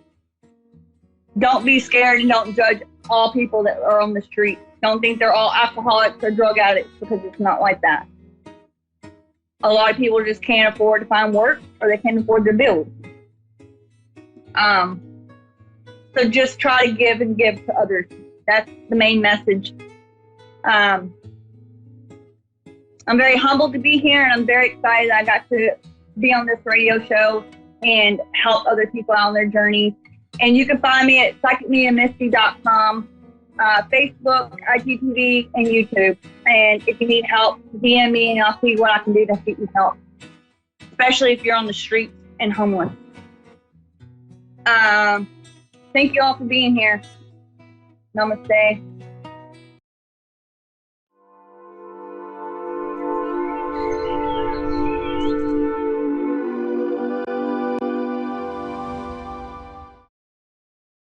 At A1R Psychic Radio, we know you lead a busy life. That's why we've assembled Earth's top psychic TV and radio hosts in one location. Psychics, mediums, astrologers, tarot practitioners. Your premium encounter with our hosts is free when it's done on the air or on our TV station, Moonstruck TV. Our hosts are all light workers with hearts of gold. Our audience is global. It's no wonder we're live with free readings 3 times a week. That's right, all psychic and medium readings, along with astrology and tarot advice, 100% free. And with A1R, you can know we critically screen all of our hosts. They're all 100% of the light, no scammers. Join us Tuesday, Wednesday, and Thursday for a truly mind-blowing experience. You're always welcome here. We love our listeners. Anyone can ask anything. Love, life, career, family, and more. It's your reading. Ask your question. Our hosts truly care and can't wait to help you. Earth's top psychics host shows on A1R Psychic Radio. Why? Because the audience is first, and they know it. With love, we welcome you. This is A1R Psychic Radio.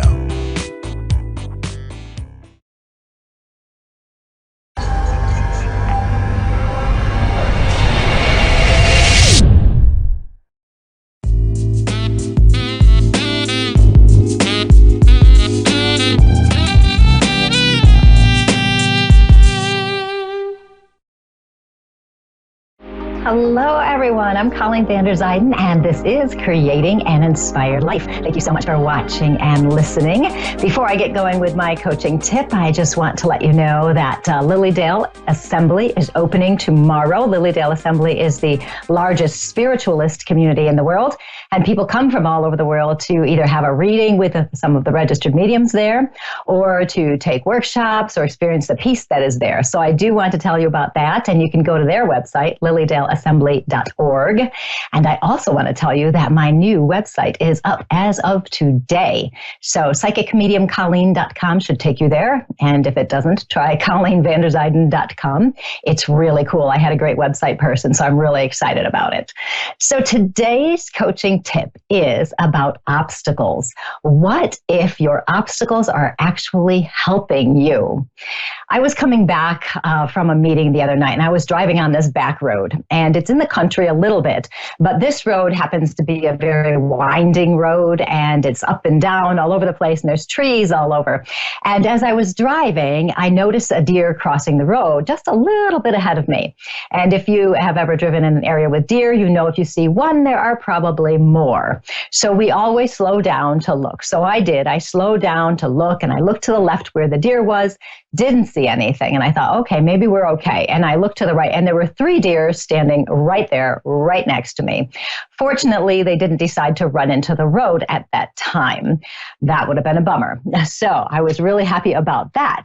So as I passed these deer, I decided I was going to speed back up again. So I get going. I didn't go very far at all, maybe 30 seconds worth. And all of a sudden, something ran out at me from the left. It was so fast, I don't even know what it was. So I slammed on the brakes, and I looked around. I looked in the rearview mirror to see if I'd hit something, didn't see anything. So I thought, well, that was strange. So I kept going. And 5 seconds later, this bird comes out of nowhere on the right side of the road and flies right at my car, so close to it that I thought, oh no, I definitely hit that bird. And I didn't see anything again or look. And I thought, this is so strange.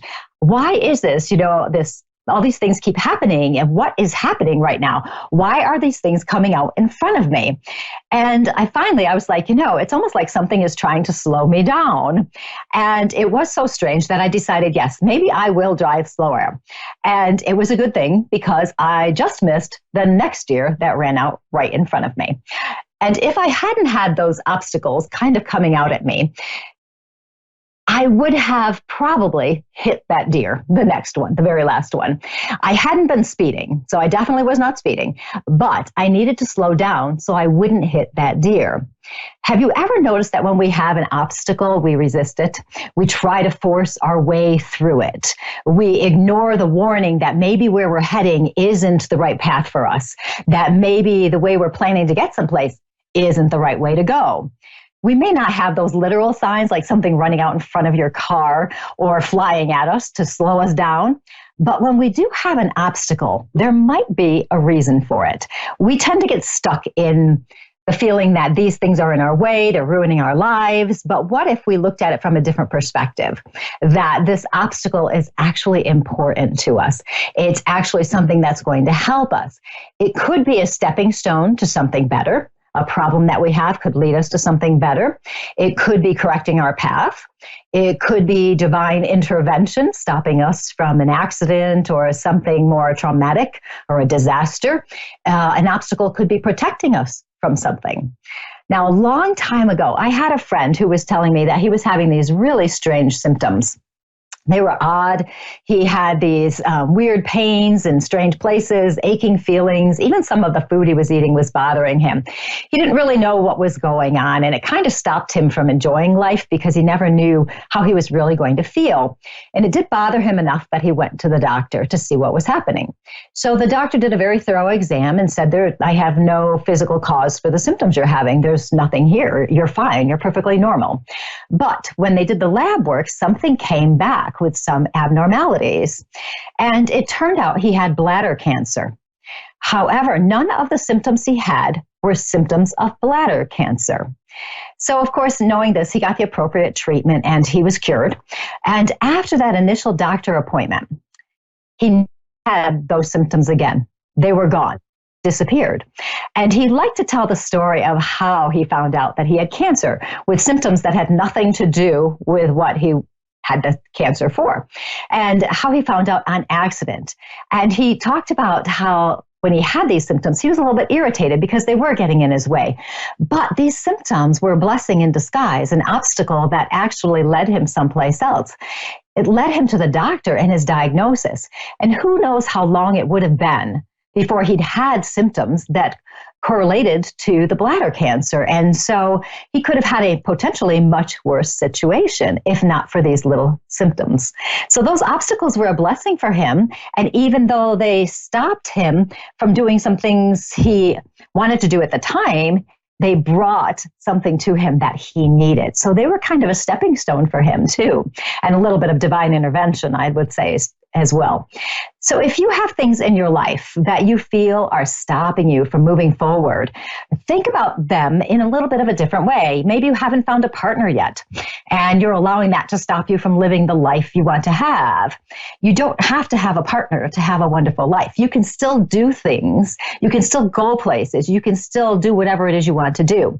Yes, I know it's a lot better if you have a partner and it's more fun to do things with somebody, but it's not necessary. And what if this time, this obstacle of not finding somebody yet, what if this obstacle, this time of waiting, is exactly what you need to be ready for when the right person actually becomes available to you? So maybe it's not an obstacle. Maybe it's protecting you from meeting a horrible person that would have been just the worst relationship ever. Maybe you're learning more about yourself. You're learning about what kind of person you want to be and becoming the right person to attract the right person to you. So another example, say you want to buy a new house, but you don't have enough money yet. Rather than giving up and deciding that you'll never have the money, because so many people will do that, well, I'll never have the money, so they just give up. Change your perception. Just because you don't have the money now doesn't mean you'll never have the money. That obstacle could just be a step towards what you want, a time for you to figure out a way to save money, to become more resourceful, maybe to look for a house that's within your range, or to work on your patience. Who knows? You may not get this house in the timing you want, but if you keep working towards it, this obstacle could lead you to a better outcome. So if you can look at these problems from a higher perspective and know that obstacles could be there to help you, they could be protecting you, they could help you learn more about yourself. So think about this. Are you the kind of person who gets easily irritated? An obstacle could teach you patience. Maybe you give up and stop trying. That could teach you resilience. Maybe you feel like life is unfair or too hard. This might teach you acceptance, to realize that life is the way it is. Or maybe you have a lot of negative self-talk in your head and it seems impossible to change it. You don't think you're ever going to be able to change it. Maybe this obstacle can help you learn about self-love and compassion for yourself. There are so many possible outcomes that could come from having obstacles. And I'm sure if you look back on your life, you'll find times where you've had big obstacles and problems.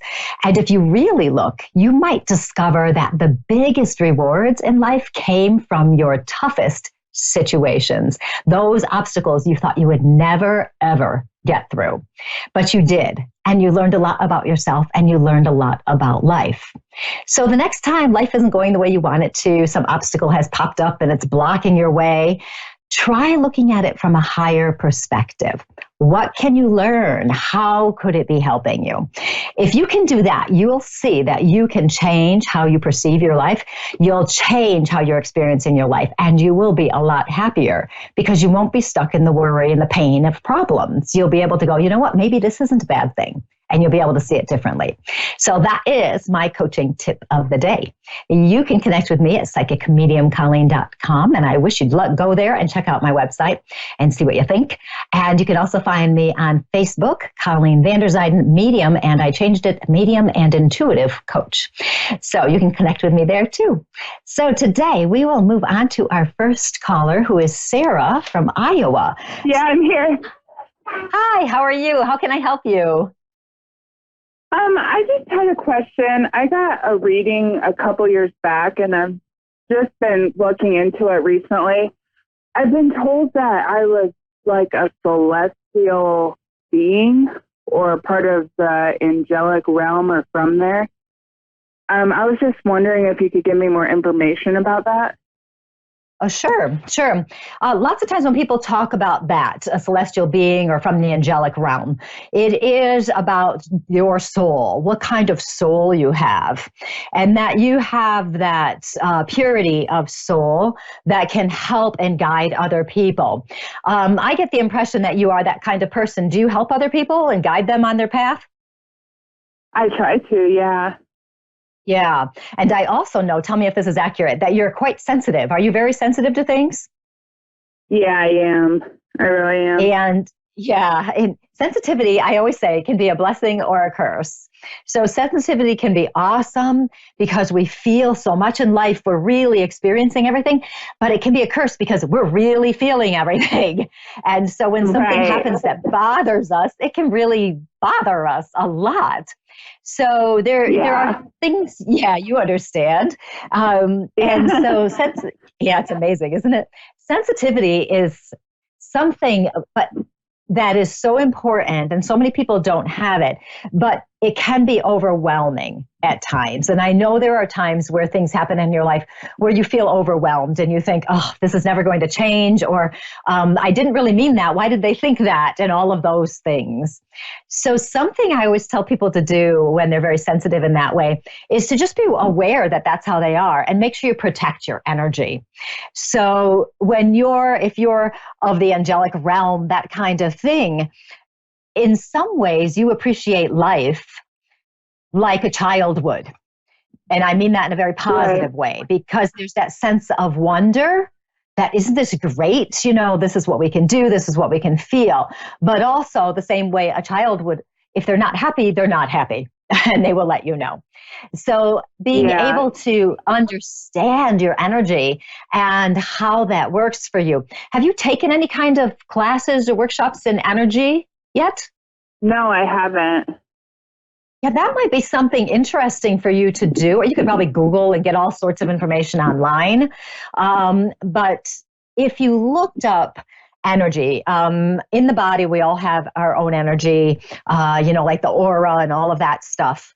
And when somebody is very open, and I know you are, your energy just kind of goes out. And so what can happen sometimes is other people's energy will come into your body and can affect you. So that's why when somebody, if they're mean to you or whatever, it bothers you so much because you're very open. So when you're open, you've got to be aware that that's what's happening so that you can detach from that and not let everything bother you and take you into a place of pain or anything like that.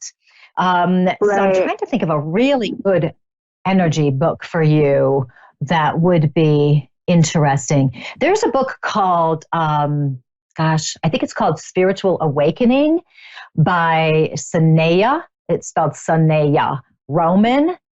And I think she channeled the information.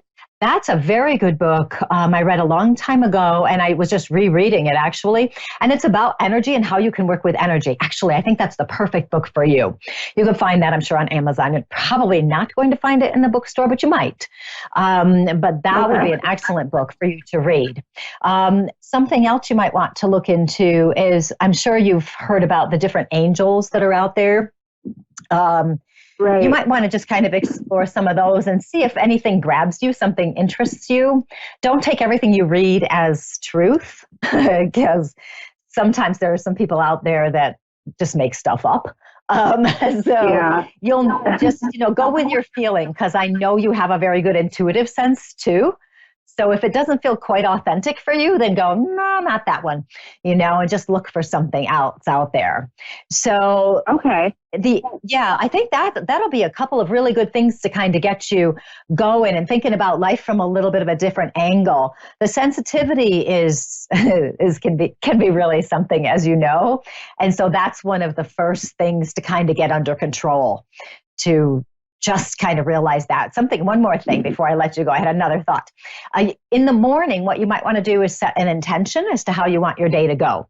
I always used to say something along the lines of, I send my energy out and I ask that only those who can best benefit from my love, wisdom, energy, healing come to me. Everybody else stay away.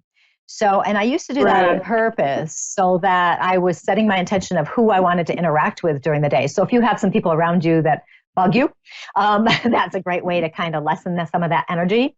And I would say it out loud. So something like that. And I would also put my arms out and like make this circle around myself. So I was kind of setting that up. And that may help you protect some of your energy a little bit. So you could try playing with something like that too. That might be fun. And just see, I have a little note on my mirror that reminds me to do it so I don't forget, because I have new intentions all the time. So I just put a little note there in the bathroom. So try that out. Okay, yeah, thank you. You're welcome. Well, you have a good time, Sarah. I hope that I get to talk to you again sometime, because it sounds like you're going to be having a good time on this journey. Yes, I am. Thank you so much. Awesome. You're welcome. See you later. And that was Sarah from Iowa. And now we're going to move on to Alejandra from Illinois. How are you today? I'm doing good. How about yourself? Doing quite well. How can I help you? Just some guidance. Some kind of life guidance for you? Yeah.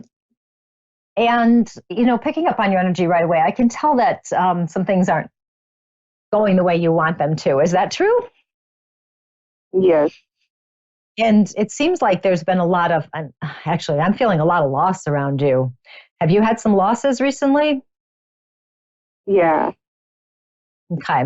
And have you lost a person who's very close to you by any chance as well? No. They were really close. Maybe I just feel lost, like friendship-wise. Yeah. And it's an interesting feeling. And the reason I asked about if you'd lost a person recently is because I can feel a spirit here. So I'm going to touch in with this spirit here because I do have, and it feels like a woman here on the other side. And as she's coming in, she is giving me an impression of an illness, that she is ill before she passes. I'm also getting a little bit of breathing issues with her and something in the stomach as well. So there's some uncomfortability with her. And this woman is showing me as well that when she was here in the physical, her life was very difficult. Lots of problems, one problem after another. She kept going, but it was one problem after another. Do you have any idea who that might be? No, honestly, no. Only like people that have passed away that I know have been male figures, like uncles. Okay. Keep that in mind, Unless because it could my be somebody. grandma, I never met her when I If was you hear little. stories. Okay, so if you hear stories, or maybe you can ask somebody about her, because this is a person that literally her life was hard. It was difficult. There were lots of problems. It was one thing after another with her, but she keeps going. Okay, so there is that feeling of keeping going. There is a little bit of, I'm wondering about if she's English speaking originally, because I feel like there might be a different language in there with her. So anyway, I'll leave you that as the information because she's actually coming through, because she's talking about you. You would normally have more resilience. You would normally be able to handle whatever's happening in life, but it seems like you've had enough stuff happen more recently that you're just tired now. Are you really tired? Yeah. And it's like, yeah, that's true.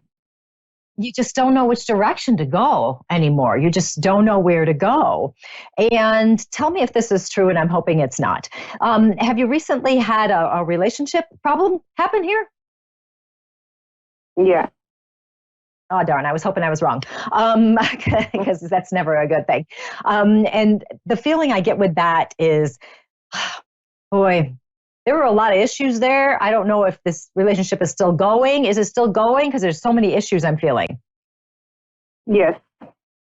Okay. And is there a lot of, are you guys having some real interesting communication issues? Yeah. I feel you trying to fix things, but I'm not feeling the other person working as hard as you're working. Does that make sense? Yes. And true. I get a real sense of you feeling, and you mentioned lost.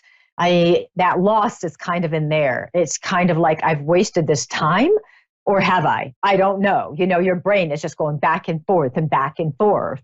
And there's so much there. I want you to actually take some time for yourself and figure out what it is you really want and what you really need.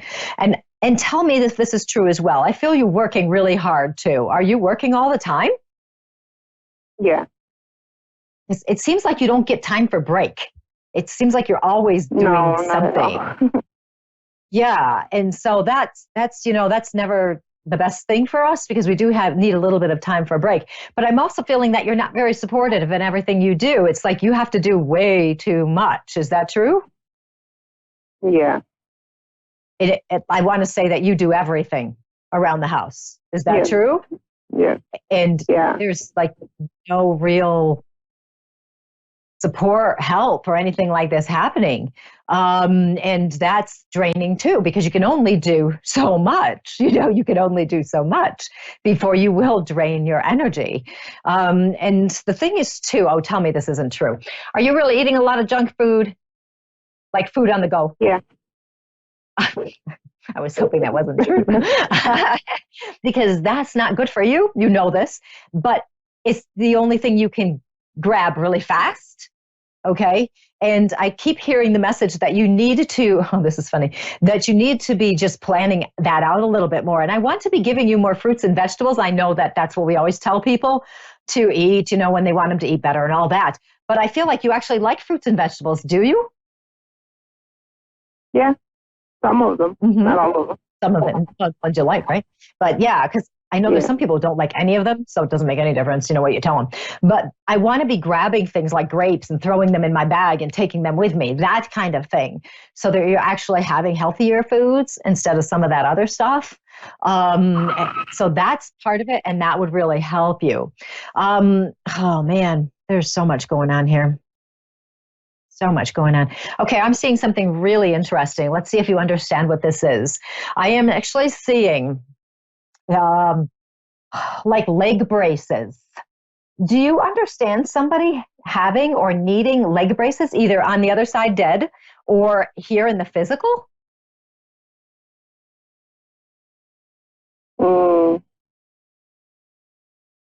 No. Okay, that's okay. Maybe.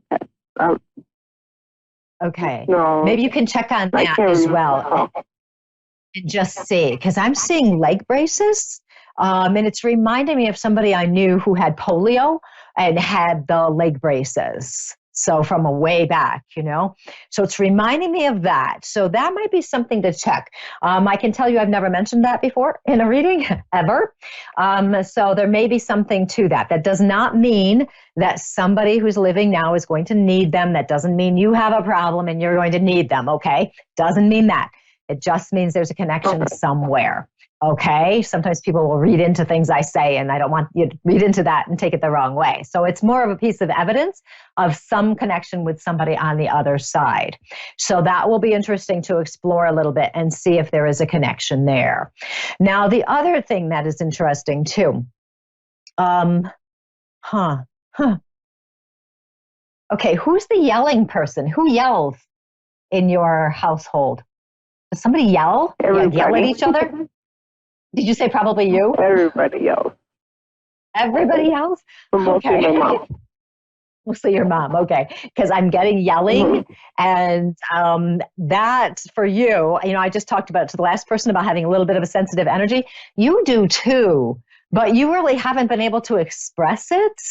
I feel you hiding yourself, not saying things you really want to say, not explaining things to people. that you need to say. You try to keep the peace, so you're not really speaking your mind. And that can affect your energy a lot as well. And so if you're trying to protect yourself from people yelling at you, there's something to be said for coming up with a plan as to how to protect your energy. If it's go for a walk, go do something else, whatever you have to do to protect your energy, so that you're not feeling drained with that. So that's important for you. Interesting. And the other thing is you might want to start kind of practicing speaking your mind a little bit, but do it with the right people that you can trust. They aren't going to get on your case and yell at you, or they're not going to be mean to you. You've got to do it to people you really know. Like really share something with a good friend or something and say, I'm really feeling down now, and I would love if I could just talk to you for a minute about it. Something like that, because when you speak that and you show your vulnerability to other people, you're establishing a very good connection with them and you'll feel stronger. So if you need to do that, that's something to consider. So I'm going to be running out of time. So I recommend that for you might want to listen to this again. It'll be near the end of the show, of course, so that you can hear some of the things I said and kind of decide what kind of action step you want to take. Because I want you to take something, figure out a way to protect your energy, figure out a way to speak your mind to the right people, that kind of thing. That will help you get stronger and feel better. And you'll start to get back on your path and not feel so lost. Because that's part of the problem. You're not really living true to yourself. So you've got to get back into that. Yeah. So think about some of these things I've said, because that will help you. Maybe do a little writing on it as well. So Alejandro, I've got to let you go, but it was so nice talking to you. Thank you so much for calling. Thank you. I really appreciate it. You're welcome. You have a good day. You too. Yeah, and thank you. And it's so interesting, because there are a lot of people right now out there in the world who are feeling lost. They're feeling like they don't know what to do. They don't know where to go, which direction to go in. And it's so very important that you just stay as true to yourself as possible. Figure out who you are and stay that way. So thank you so much for watching and listening tonight. I'm Colleen Vander Zijden. You can connect with me at psychicmediumcolleen.com or on Facebook, Colleen Vander Zijden, Medium and Intuitive Coach. Thank you, and I will see you guys next week. Goodbye.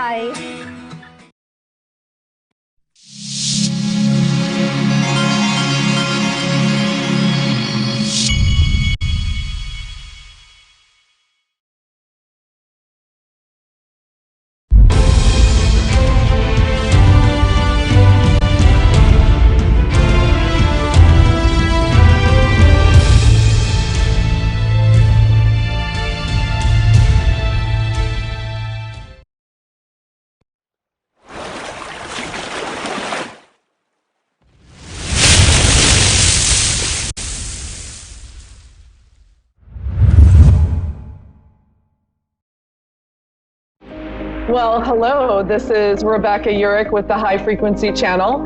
And last week I talked about designing the life that you would love to live and how important it is to know what direction you're going in and where you want to be in order to experience full spectrum wealth in your life, meaning full spectrum relationships, career, money, time, all of what life has to offer. It is important to know where you want to go. So designing the life that you would love to live is very important. Remember what I said, everybody's talking about what they don't want, and that is what they're getting. So like I said, I want you to talk about what you do want. I want you to design a vision of the life that you would love to be living. And then once you have that, so that is step number one. The next step in dream building is to decide for your dream. And decide means to cut away from, which means that not everything in this moment can go with you on your way to creating this life that you would love to live. So it means to cut away from what can you leave behind that is getting in your way of reaching your goals and your dreams. So could it be watching TV too much? Maybe we need to let go of the TV, or some food that might not be making us feel good, or what is it in your life that you can let go of? When you decide for your dream, it means to cut away from. It means to decide. It means to put your foot down and draw a line in the sand and say, not that, I want this. And then the third step to dream building is putting fear in the passenger seat. So when we begin to move forward towards something that we've never had before, there's going to be a little bit of fear. Fear comes up. And that is where it paralyzes most of us.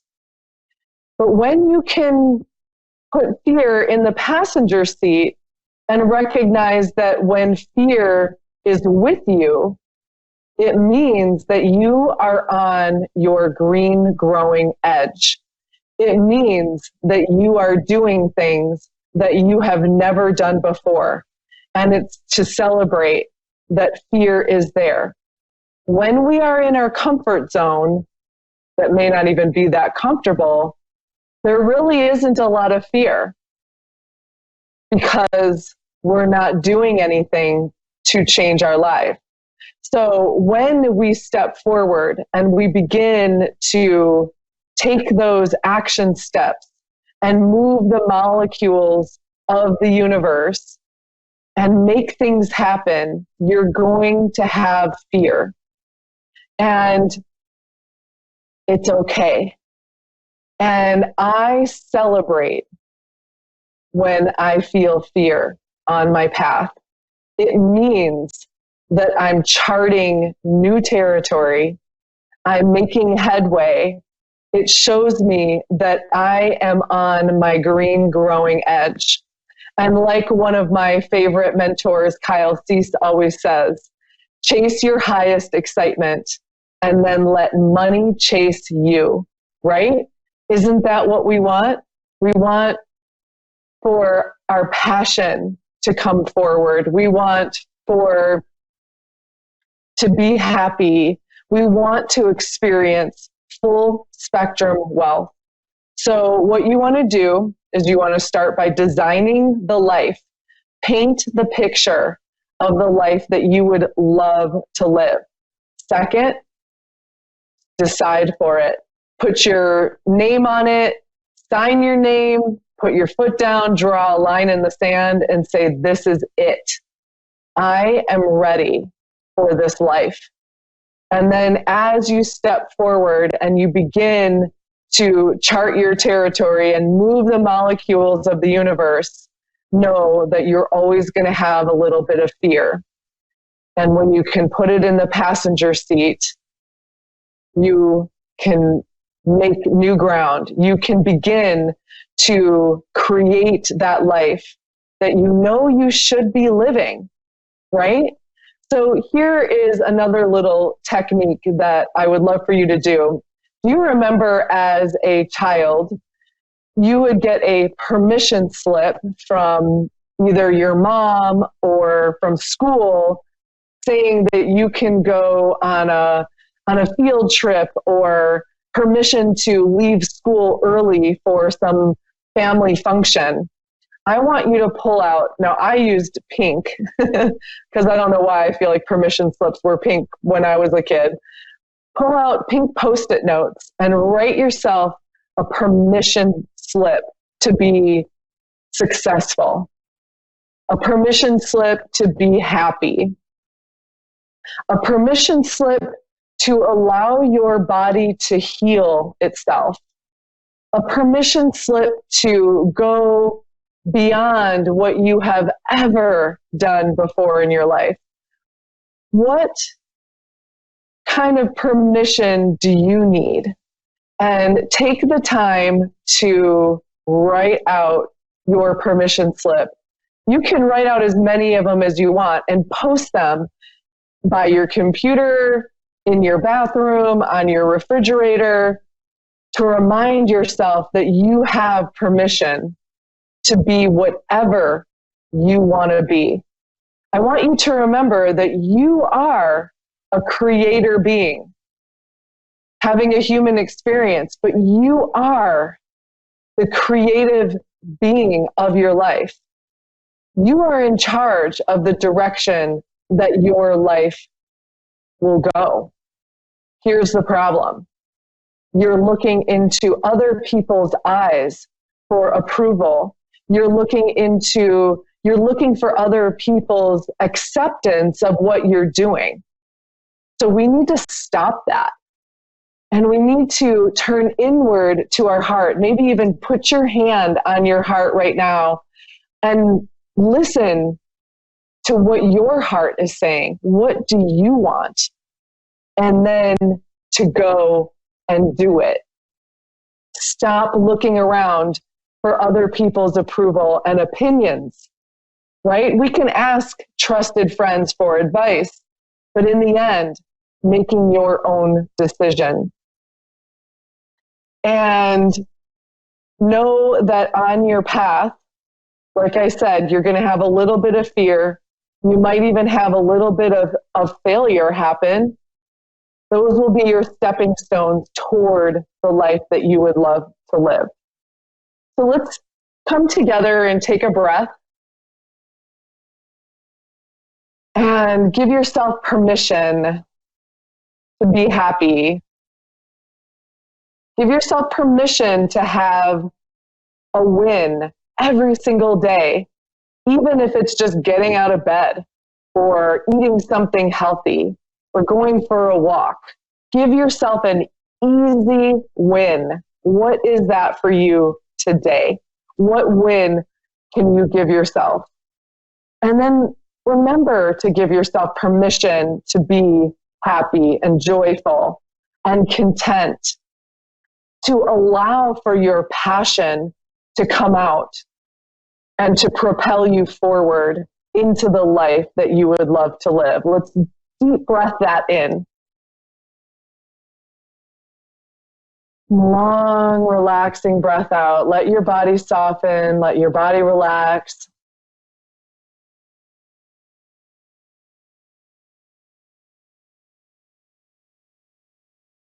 Good. And now I would like to do a reading for everybody that is listening. So this reading is for all of us. And here, let me just shuffle this up a little bit. And yes, I am going to get, so I don't have these little things dangling from, I love this. Be gentle with yourself. You've been through a lot and need time to heal and recover. I feel we all have. We all have been through the ringer. We all are living on this push planet. Force everything to happen. Push it. Make it happen, right? Maybe we need to take a bath. Maybe we don't need to make any decisions right now. Maybe we just need to relax and be in this present moment, in this beautiful, generous present moment. So take a look around. What do you have around you? Do you have family? Do you have your computer or your phone that you're watching this on? Do you have food in your belly? Do you have warm water at your disposal? Look around at what you have. I mean, even your car and your favorite spot on the couch, a good book. We have so many beautiful things to be grateful for in this moment. So bring yourself back to the present moment using your internal pause button. We all have one. We just don't ever use it. Using your pause button to just pause yourself and to look around and take a moment to look at the miracle, the gratitude, the beautiful things that you have in your life. It will always make you feel better, right? And be kind to yourself. I'm going to pull another card. I want you to think about how you speak to yourself. Would you speak to your children that way, or would you speak to other people that way? Probably not sometimes. So I want you to change your dialogue, change the negative self-talk into something way more positive, and tell yourself you love yourself. Give yourself the support that you need, right? We have to fill ourselves up.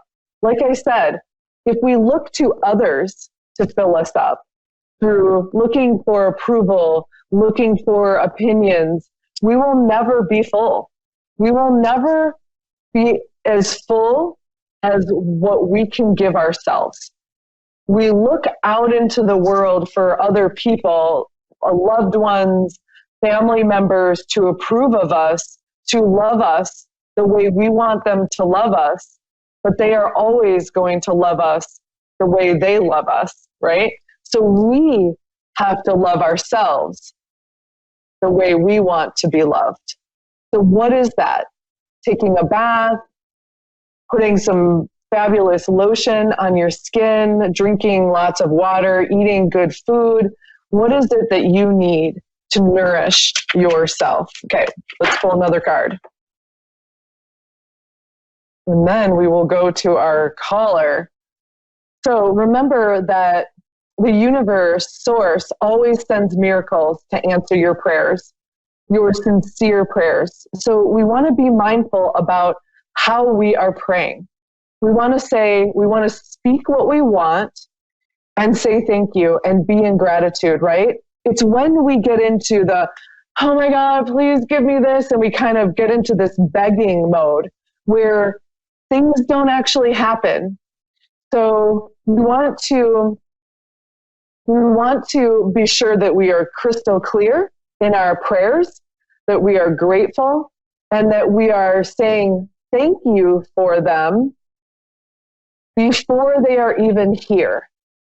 Because if we every single night say, I would love to bring a beautiful partner into my life, and then every day we say, I would love to bring a beautiful partner into my life, we are always saying that there is not a partner in my life and that is in the future.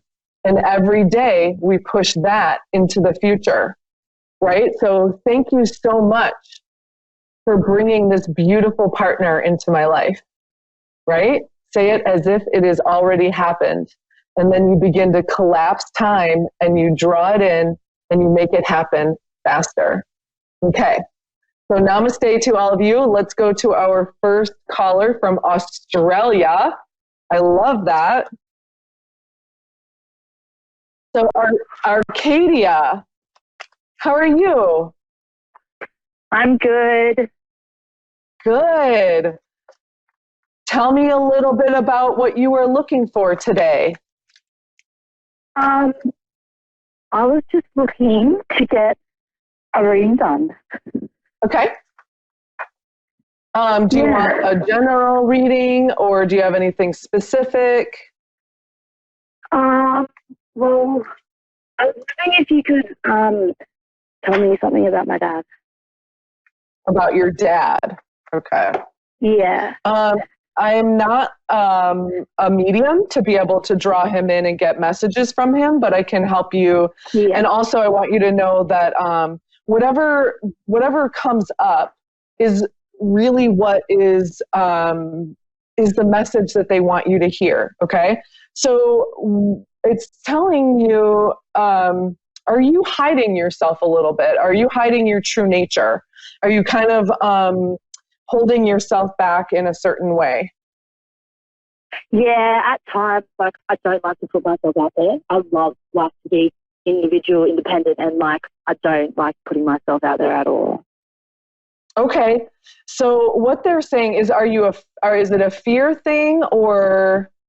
And I want you to know that this reading is blessed by your father, just so you know. Beg your pardon? I want you to know that this reading is blessed by your father. I feel like this message that is coming through is for you through your father. Does that make sense? Yeah. So allowing others to know the real you is important. You'll feel loved for who you are. So is there a fear of maybe expressing your true self? Yeah, I get a bit like shy sometimes, and I'm very quiet. Okay. Oh my gosh, that is so funny. So I'm also getting, let yourself sparkle and shine. So this is really about you stepping out and being the powerful, beautiful goddess that you are and really shining your light. You're guided to be bold and show your bigger than life side to the world. Oh, thank you. So one more.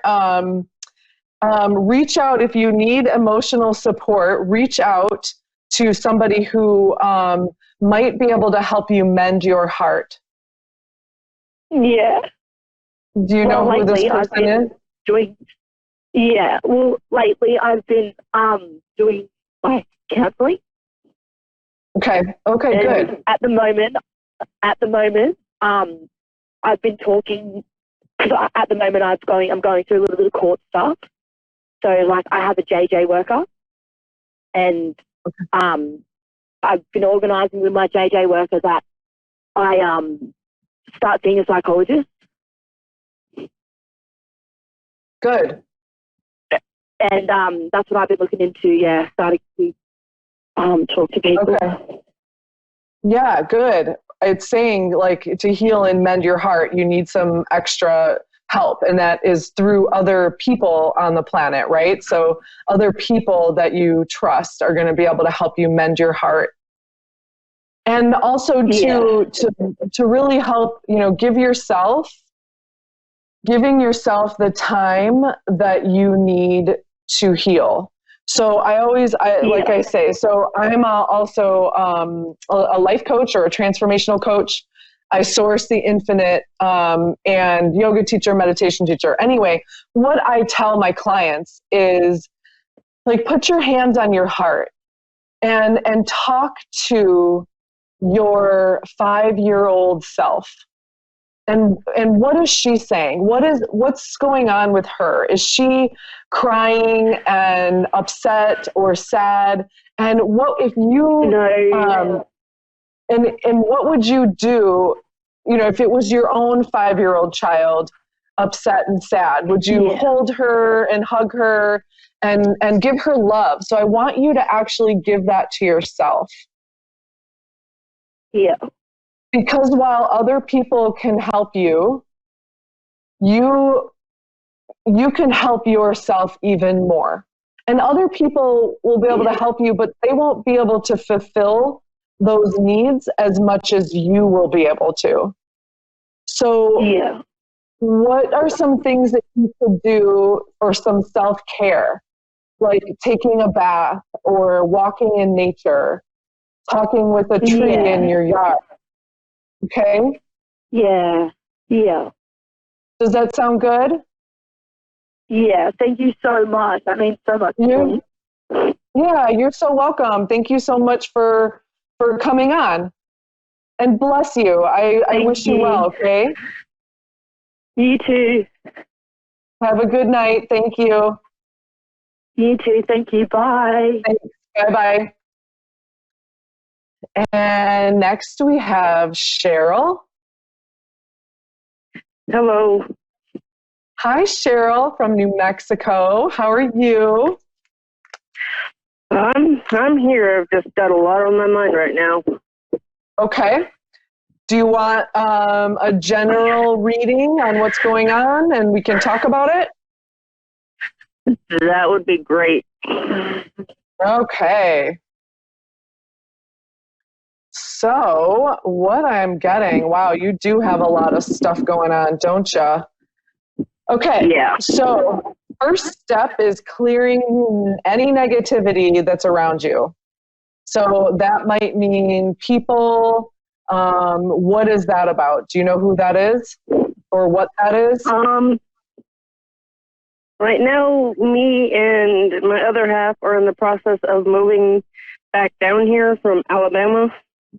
Okay. And it's a lot of stress, and my ex-husband has my oldest son, so it's just a buildup of a lot of different situations.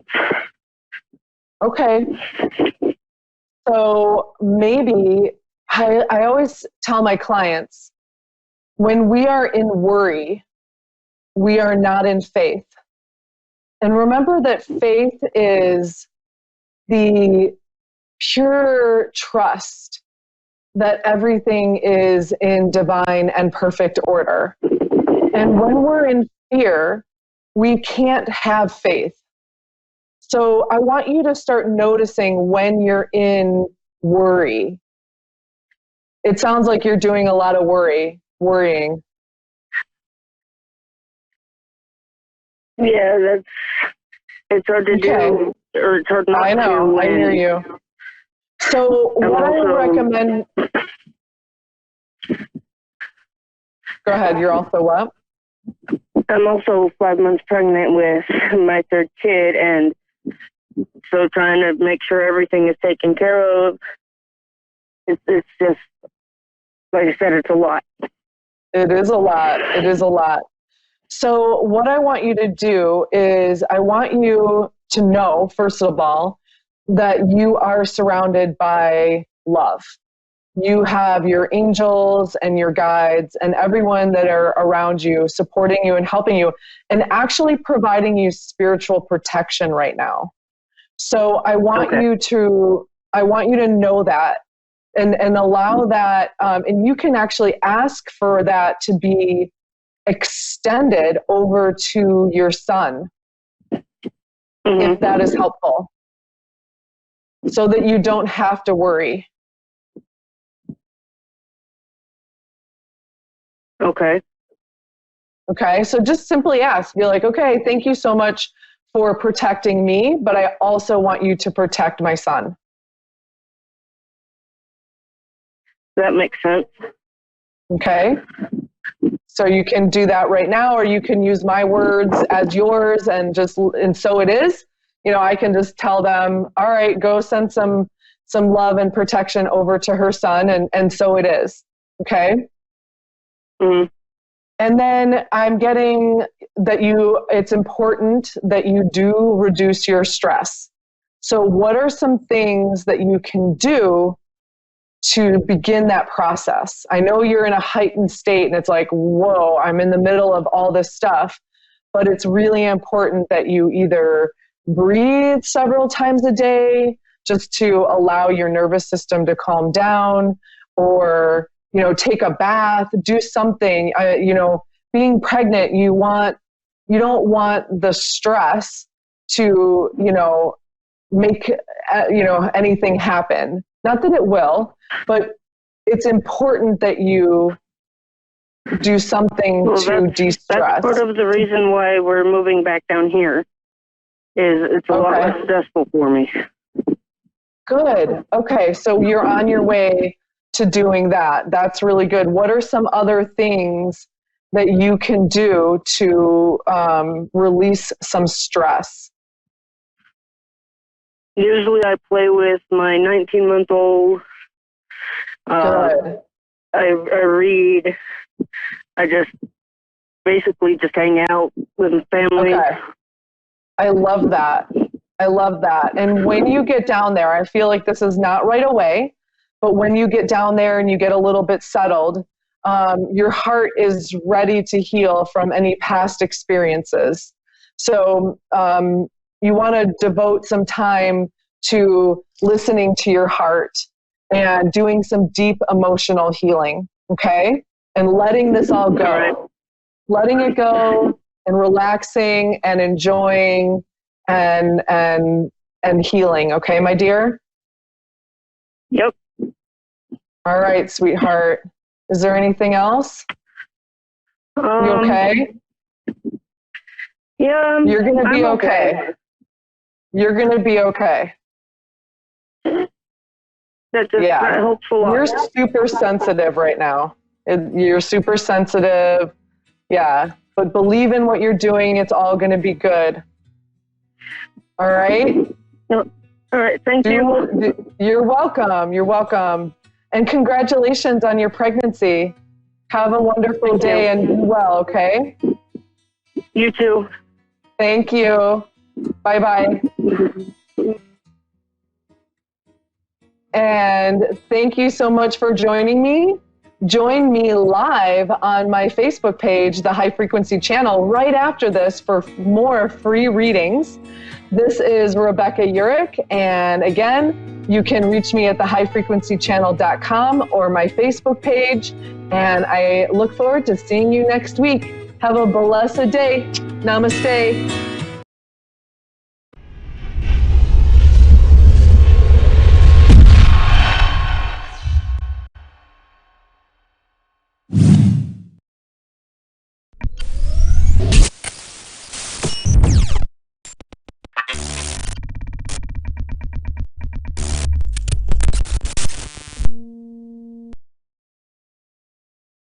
Hi, I'm Dean, and thanks for watching Moonstruck. And now back to A1R on the air, Psychic Talk Radio, now on Moonstruck TV, enlightening television. Hi, this is Dream Reality, and I'm your host, Mary Amy, coming to you from A1R Psychic Radio. My site is listed at the bottom of the screen, maryamyofficial.com. I'm an intuitive wisdom coach. As an empath intuitive, I'm able to connect to your inner spirit, which allows me to use my extrasensory abilities, seeing, hearing, feeling information about you. I'm here for you. I see the light, the hope, and the beauty of the universe. I'm a conduit to channel your dreams, helping fulfill your earthly purpose, and course to personal enlightenment. On today's show, I have a guest and some callers. I am pleased to present Tina Dubois, founder of the Metaphysical School, a video-based educational platform featuring metaphysical content from teachers all over the world. Thank you for joining me, Tina. How are you today? Hi, I'm great, Mary. I'm very happy to be here. Thank you for inviting me. Tina, I believe you recognized the universal shift demanding information about the nature of being, existence, and reality. Please explain your inspiration for Metaphysical School. Well, the goals of Metaphysical School are to create a giant repository of metaphysics that people have questions, any type of metaphysical question, can find the answers easily and be taught metaphysical knowledge through video education from teachers from around the world. And I feel that now is the time to get as much of this metaphysical information out there as, like you said, we're entering this human consciousness shift, and people are really looking for answers in terms of all things metaphysical, whether that's spiritual or astrological, or in terms of divination and tarot and crystal healing and energy healing. There are so many people who are looking to heal, learn, and grow, and that is the tagline for this school. So we're going to have video courses from teachers all over the world sharing their metaphysical knowledge and passion. How many teachers do you have on staff right now?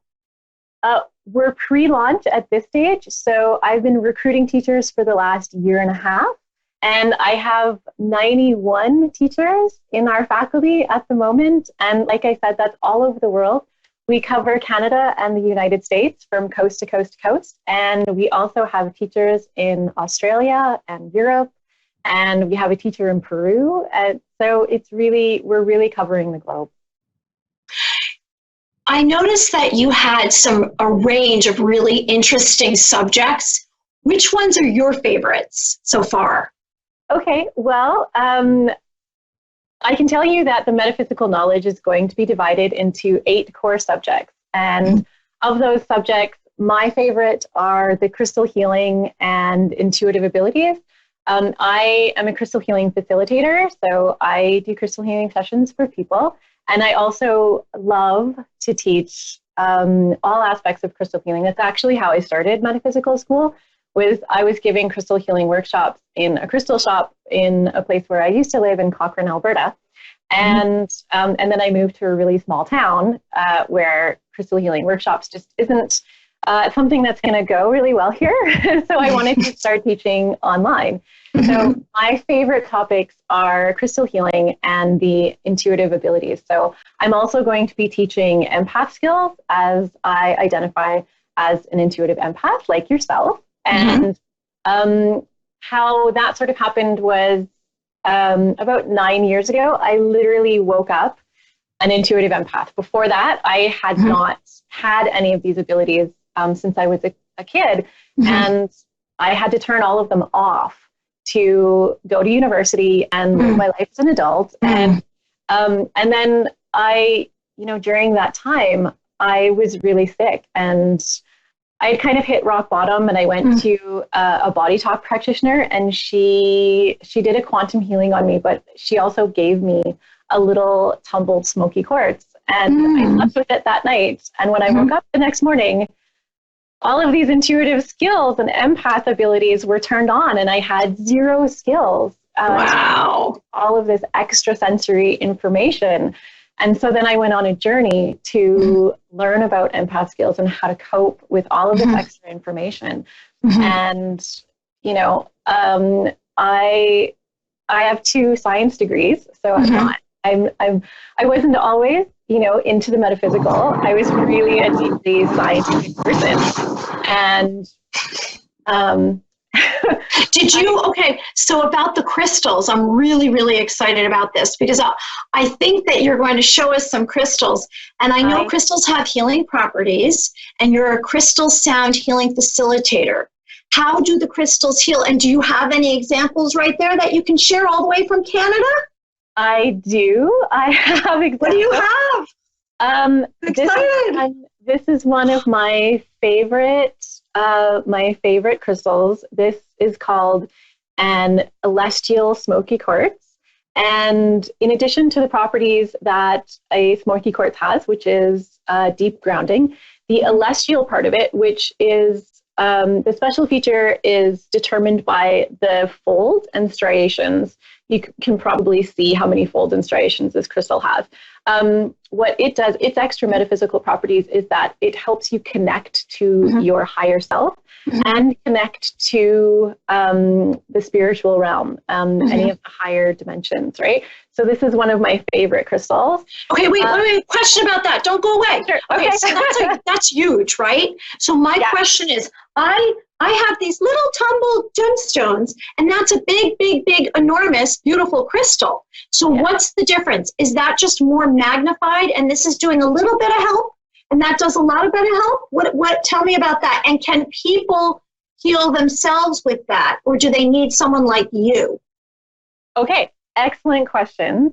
I can tell you that in the realm of crystals, size does not matter. It is not, it's not about size at all. So really? your little tumbled crystal that you have can be as equally powerful as a giant crystal. Here. Yeah, it doesn't matter. Okay. I also have another crystal. This is a small crystal that I have. This is a lithium quartz crystal with a number of special features. It has Lemurian lines and an Isis base, and it has some hieroglyphs on it. It's very cool. It's just little, compared to this. Okay, and so to me, they are equally as powerful.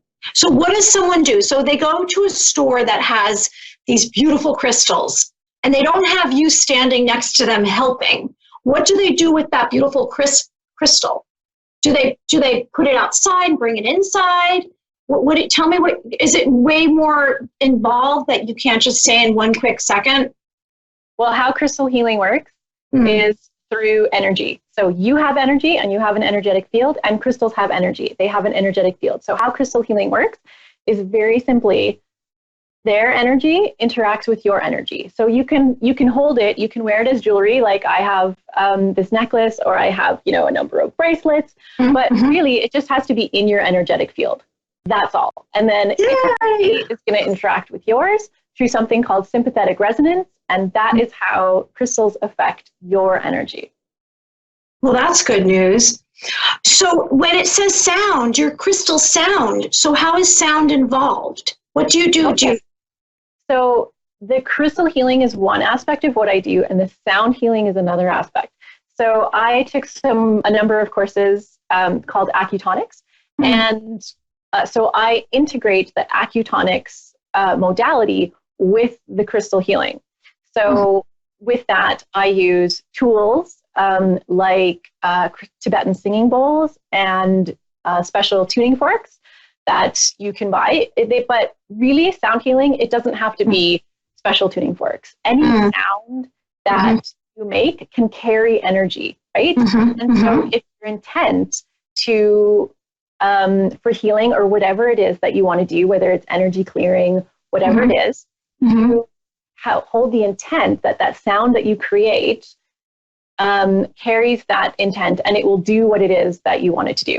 So I did a crystal and sound healing session yesterday, actually. It was wonderful.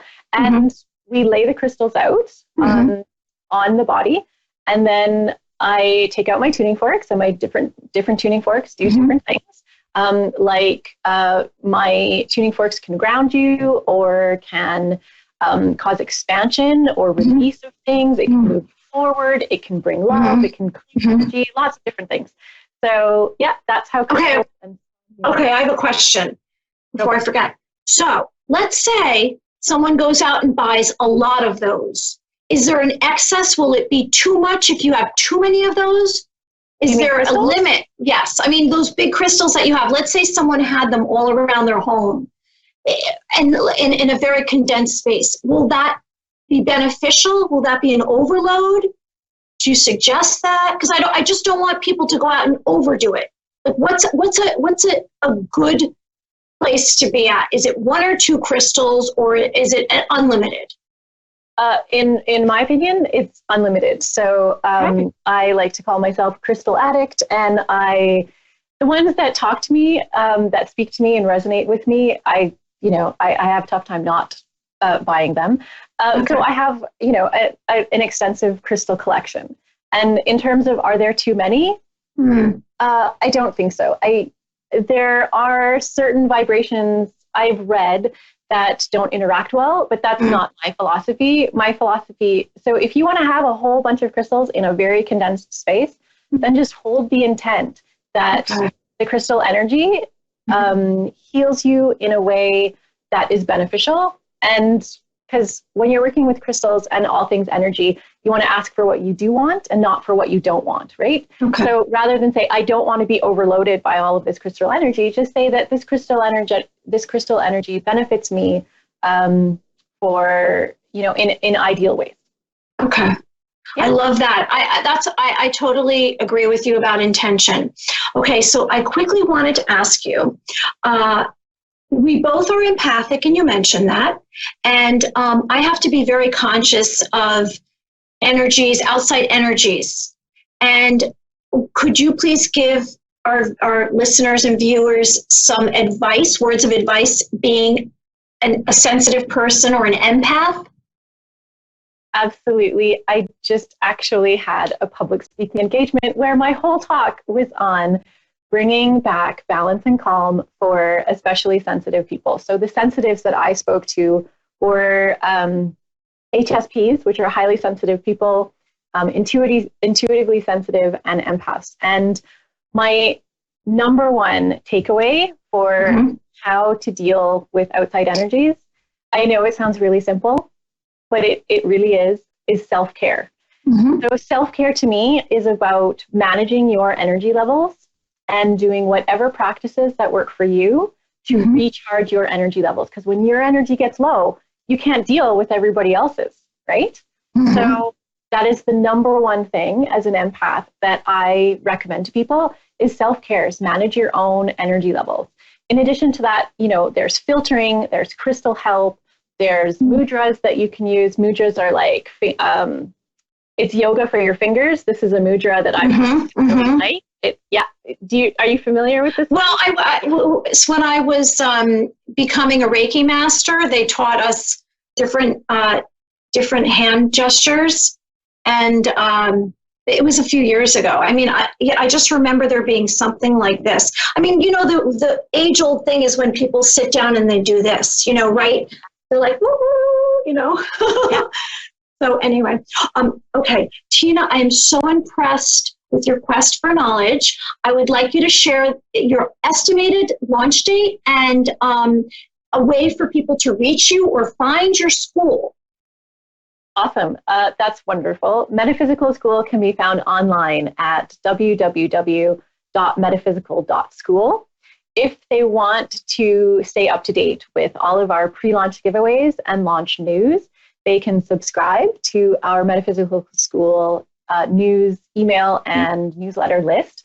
And that can be found right on the website. There's a big subscribe banner, or you can go to news.metaphysical.school. Either one will get you there and get you signed up.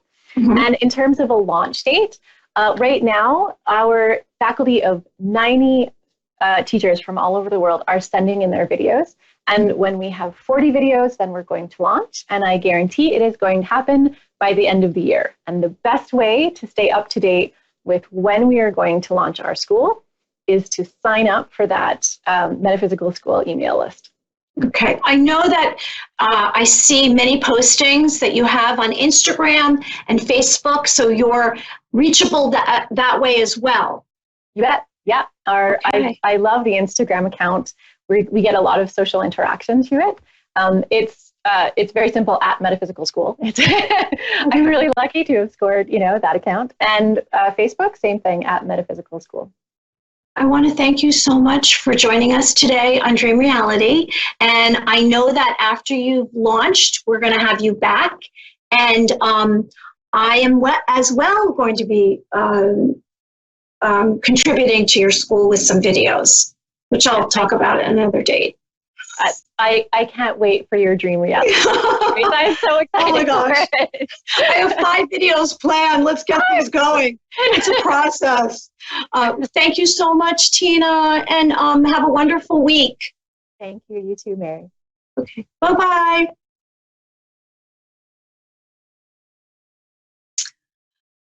Thank you so much. Thank you so much, Tina, for being on my show. I am grateful for that because it's funny, you know, I guess after a while, your life becomes what you've already known. And I know as an empath, certain things that I should do. And it's nice to get some advice from a fellow empath. Okay, well, we have a caller. We have a caller from Bristol. Okay. Not yet. Okay, let me just remind everyone some tips that I have for releasing negative energy, negative emotions, anger, sadness, fear, or pain. This works. You go down to a body of water by yourself, and it doesn't take a lot of thoughts prior. You just go down there and you speak out loud to the water whatever it is that you want to get rid of. If there's a relationship that's caused you pain, if you have sad feelings about something, if you're really, really scared, my suggestion is that you can, I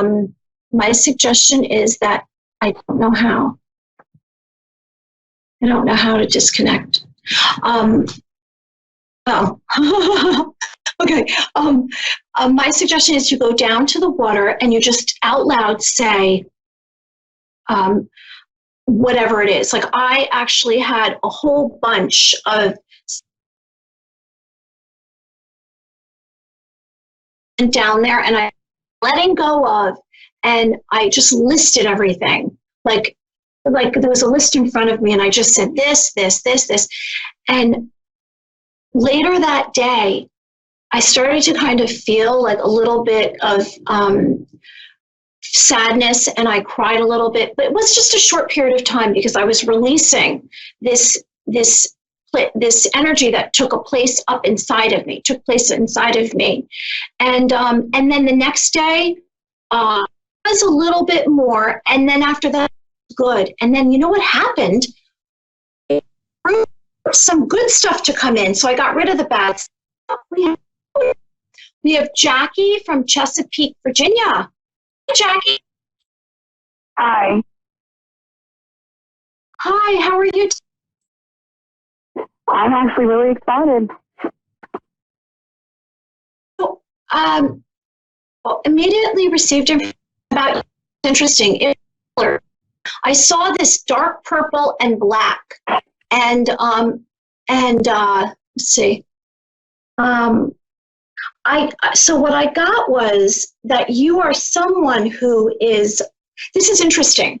If you've ever gone to an old-fashioned fair or circus, and they had this house of mirrors. So you would go into the house of mirrors, and as you went to each mirror, you saw your reflection, or you didn't, or you saw something else. That's the energy that I'm getting from you. I'm getting that you're somebody that has like many, many sides, but I don't even know if you know how many sides you have. Is there a direction that you would like me to go into? Yeah, actually family. Family. Yeah, I just know that I have a whole bunch of support from the other side, and I just want to know if that's a validated point and if there is any happiness in the path that I'm going through. Okay, so I'm receiving immense sadness from you, and I'm so sorry right now. Okay, so let's see what I see. All right, so I did get the connection from the other side. All right, how do I say? Okay, so because the fact that you're actually asking the universe for happiness, you said that, means that you can attain it, yes. However, there are, it's like the road to it is very, very, right now, your road to it is like this. You can see my hands moving. It's back and forth. It's like a boat tacking in the water. And I am going to make some suggestions for you to have a much more direct way to reach your happiness, because when you gather up a lot of other people's energies and opinions, I can see that you're overwhelmed. I sense that you're overwhelmed, and this is just too much. So it's interesting. We had a guest prior to this phone call, and she talked about sensitive people. And right now, for whatever reason, you're like a raw nerve. You are uncovered. It's like you're being poked at. So let me make some suggestions for you. Some suggestions would be, number one is to make a quick list of people that are in your life that are positive. If there's one person, great. If there's 0 people, then you know. But make a list. If there's 5 people that are positive, hooray. Those are the people that you need to be spending time with, or not. Don't spend time with anyone that's going to bring you down more than you already are. That's number one. So what you want to do is you want to be healing yourself right now. You don't want to be throwing yourself to the wolves, okay? You want to be healing yourself. And how you're doing that is you're going to protect yourself. And I talk about boundaries. Boundaries are like this. The only people that are allowed in my space are people that I've given permission to. So this is your boundaries. No one else is allowed in this space to first protect yourself. So that's what you want to start with. You want to start healing first. You want to start spending less time with negative people. And then you want to spend time doing things that you like to do that will bring you light and love in your heart. Take a walk outside once a day. Make sure that you're connecting to nature. Anything related to nature will help you. Let's see. Other ways that you can bring light into your life are visualizations. You can close your eyes right now, close your eyes, and I would like you to imagine a beautiful glowing ball of light to the right of you. And it's so big that it's almost touching your head. And if you go to that thought once a day, for 1 minute a day, it's going to change your perspective and it's going to change your vibration. It's going to raise your vibration and less negative people will be attracted to you. I do believe you can find your happiness. It's steps. Okay? Okay. All right. Okay, so I got a message from the outside from over, and it was interesting. It was faint. It wasn't really super strong, and it was to believe and to just keep moving and don't give up. Okay? Okay. Yeah. Thank you so much for your phone call today. And if you'd like, you can reach me on maryamyofficial.com, or you can message me on my Facebook page if you have any questions, or if you would like me to kind of go over what we talked about. I'm on maryamyofficial.com. Thank you for joining me. Bye-bye. Thank you. Thank you. I'm a little, that was intense. I just want to say I was really lucky today that I received a message on Facebook from somebody who was interested in me interpreting their dream. And so I did do that. He does not watch the show, so I sent him a message back. I want to thank everyone for joining me for today. And you can reach me on maryamyofficial.com. I'm hoping that we can all find the beautiful glowing light that's in our hearts. And tomorrow's another day. Keep moving.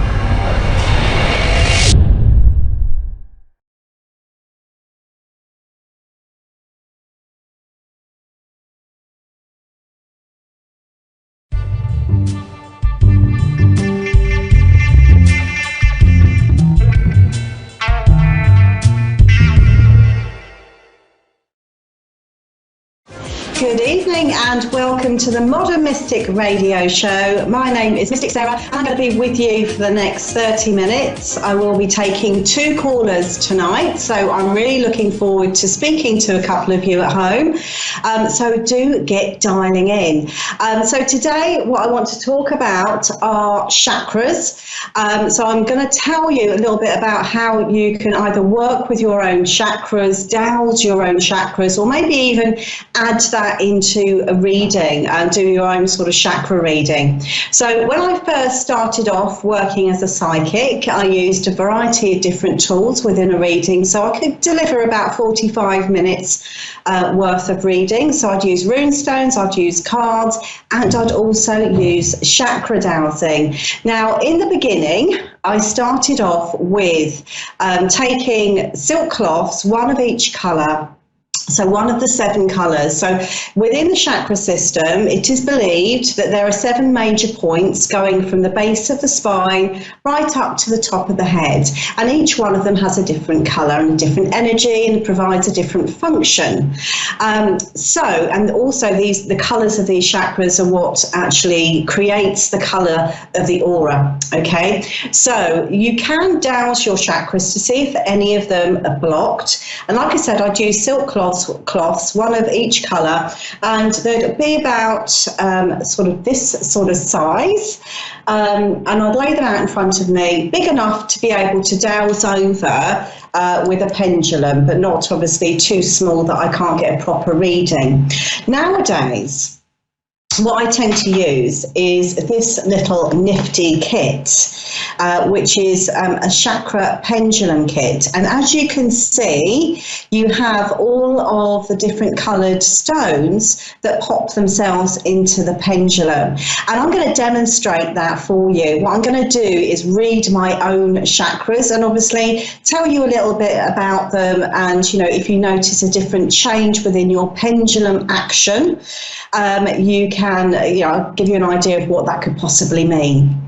Right, so let's give that a go. So what I would do is I'd get my person, my client, to place their hand over the crystals, or perhaps hold them in their hand for a little while, just to get the energy, or their energy, onto the crystals. And then what I'd do is I'd take my pendulum and I'd pop the first one in, starting at the base of the spine. So this will be for the base chakra. And here I've got my crystal already in the pendulum, ready and loaded.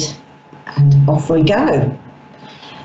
So here, what I'll be looking at and what I'll be looking for is any kind of disturbance. So if it's not smooth and spinning nicely, I would say that the base chakra may be blocked. Now, what I tend to find with the base chakra is it governs things like security, you know, our basic sort of security. I tend to find we get disruptions within this chakra point if somebody is under perhaps financial security,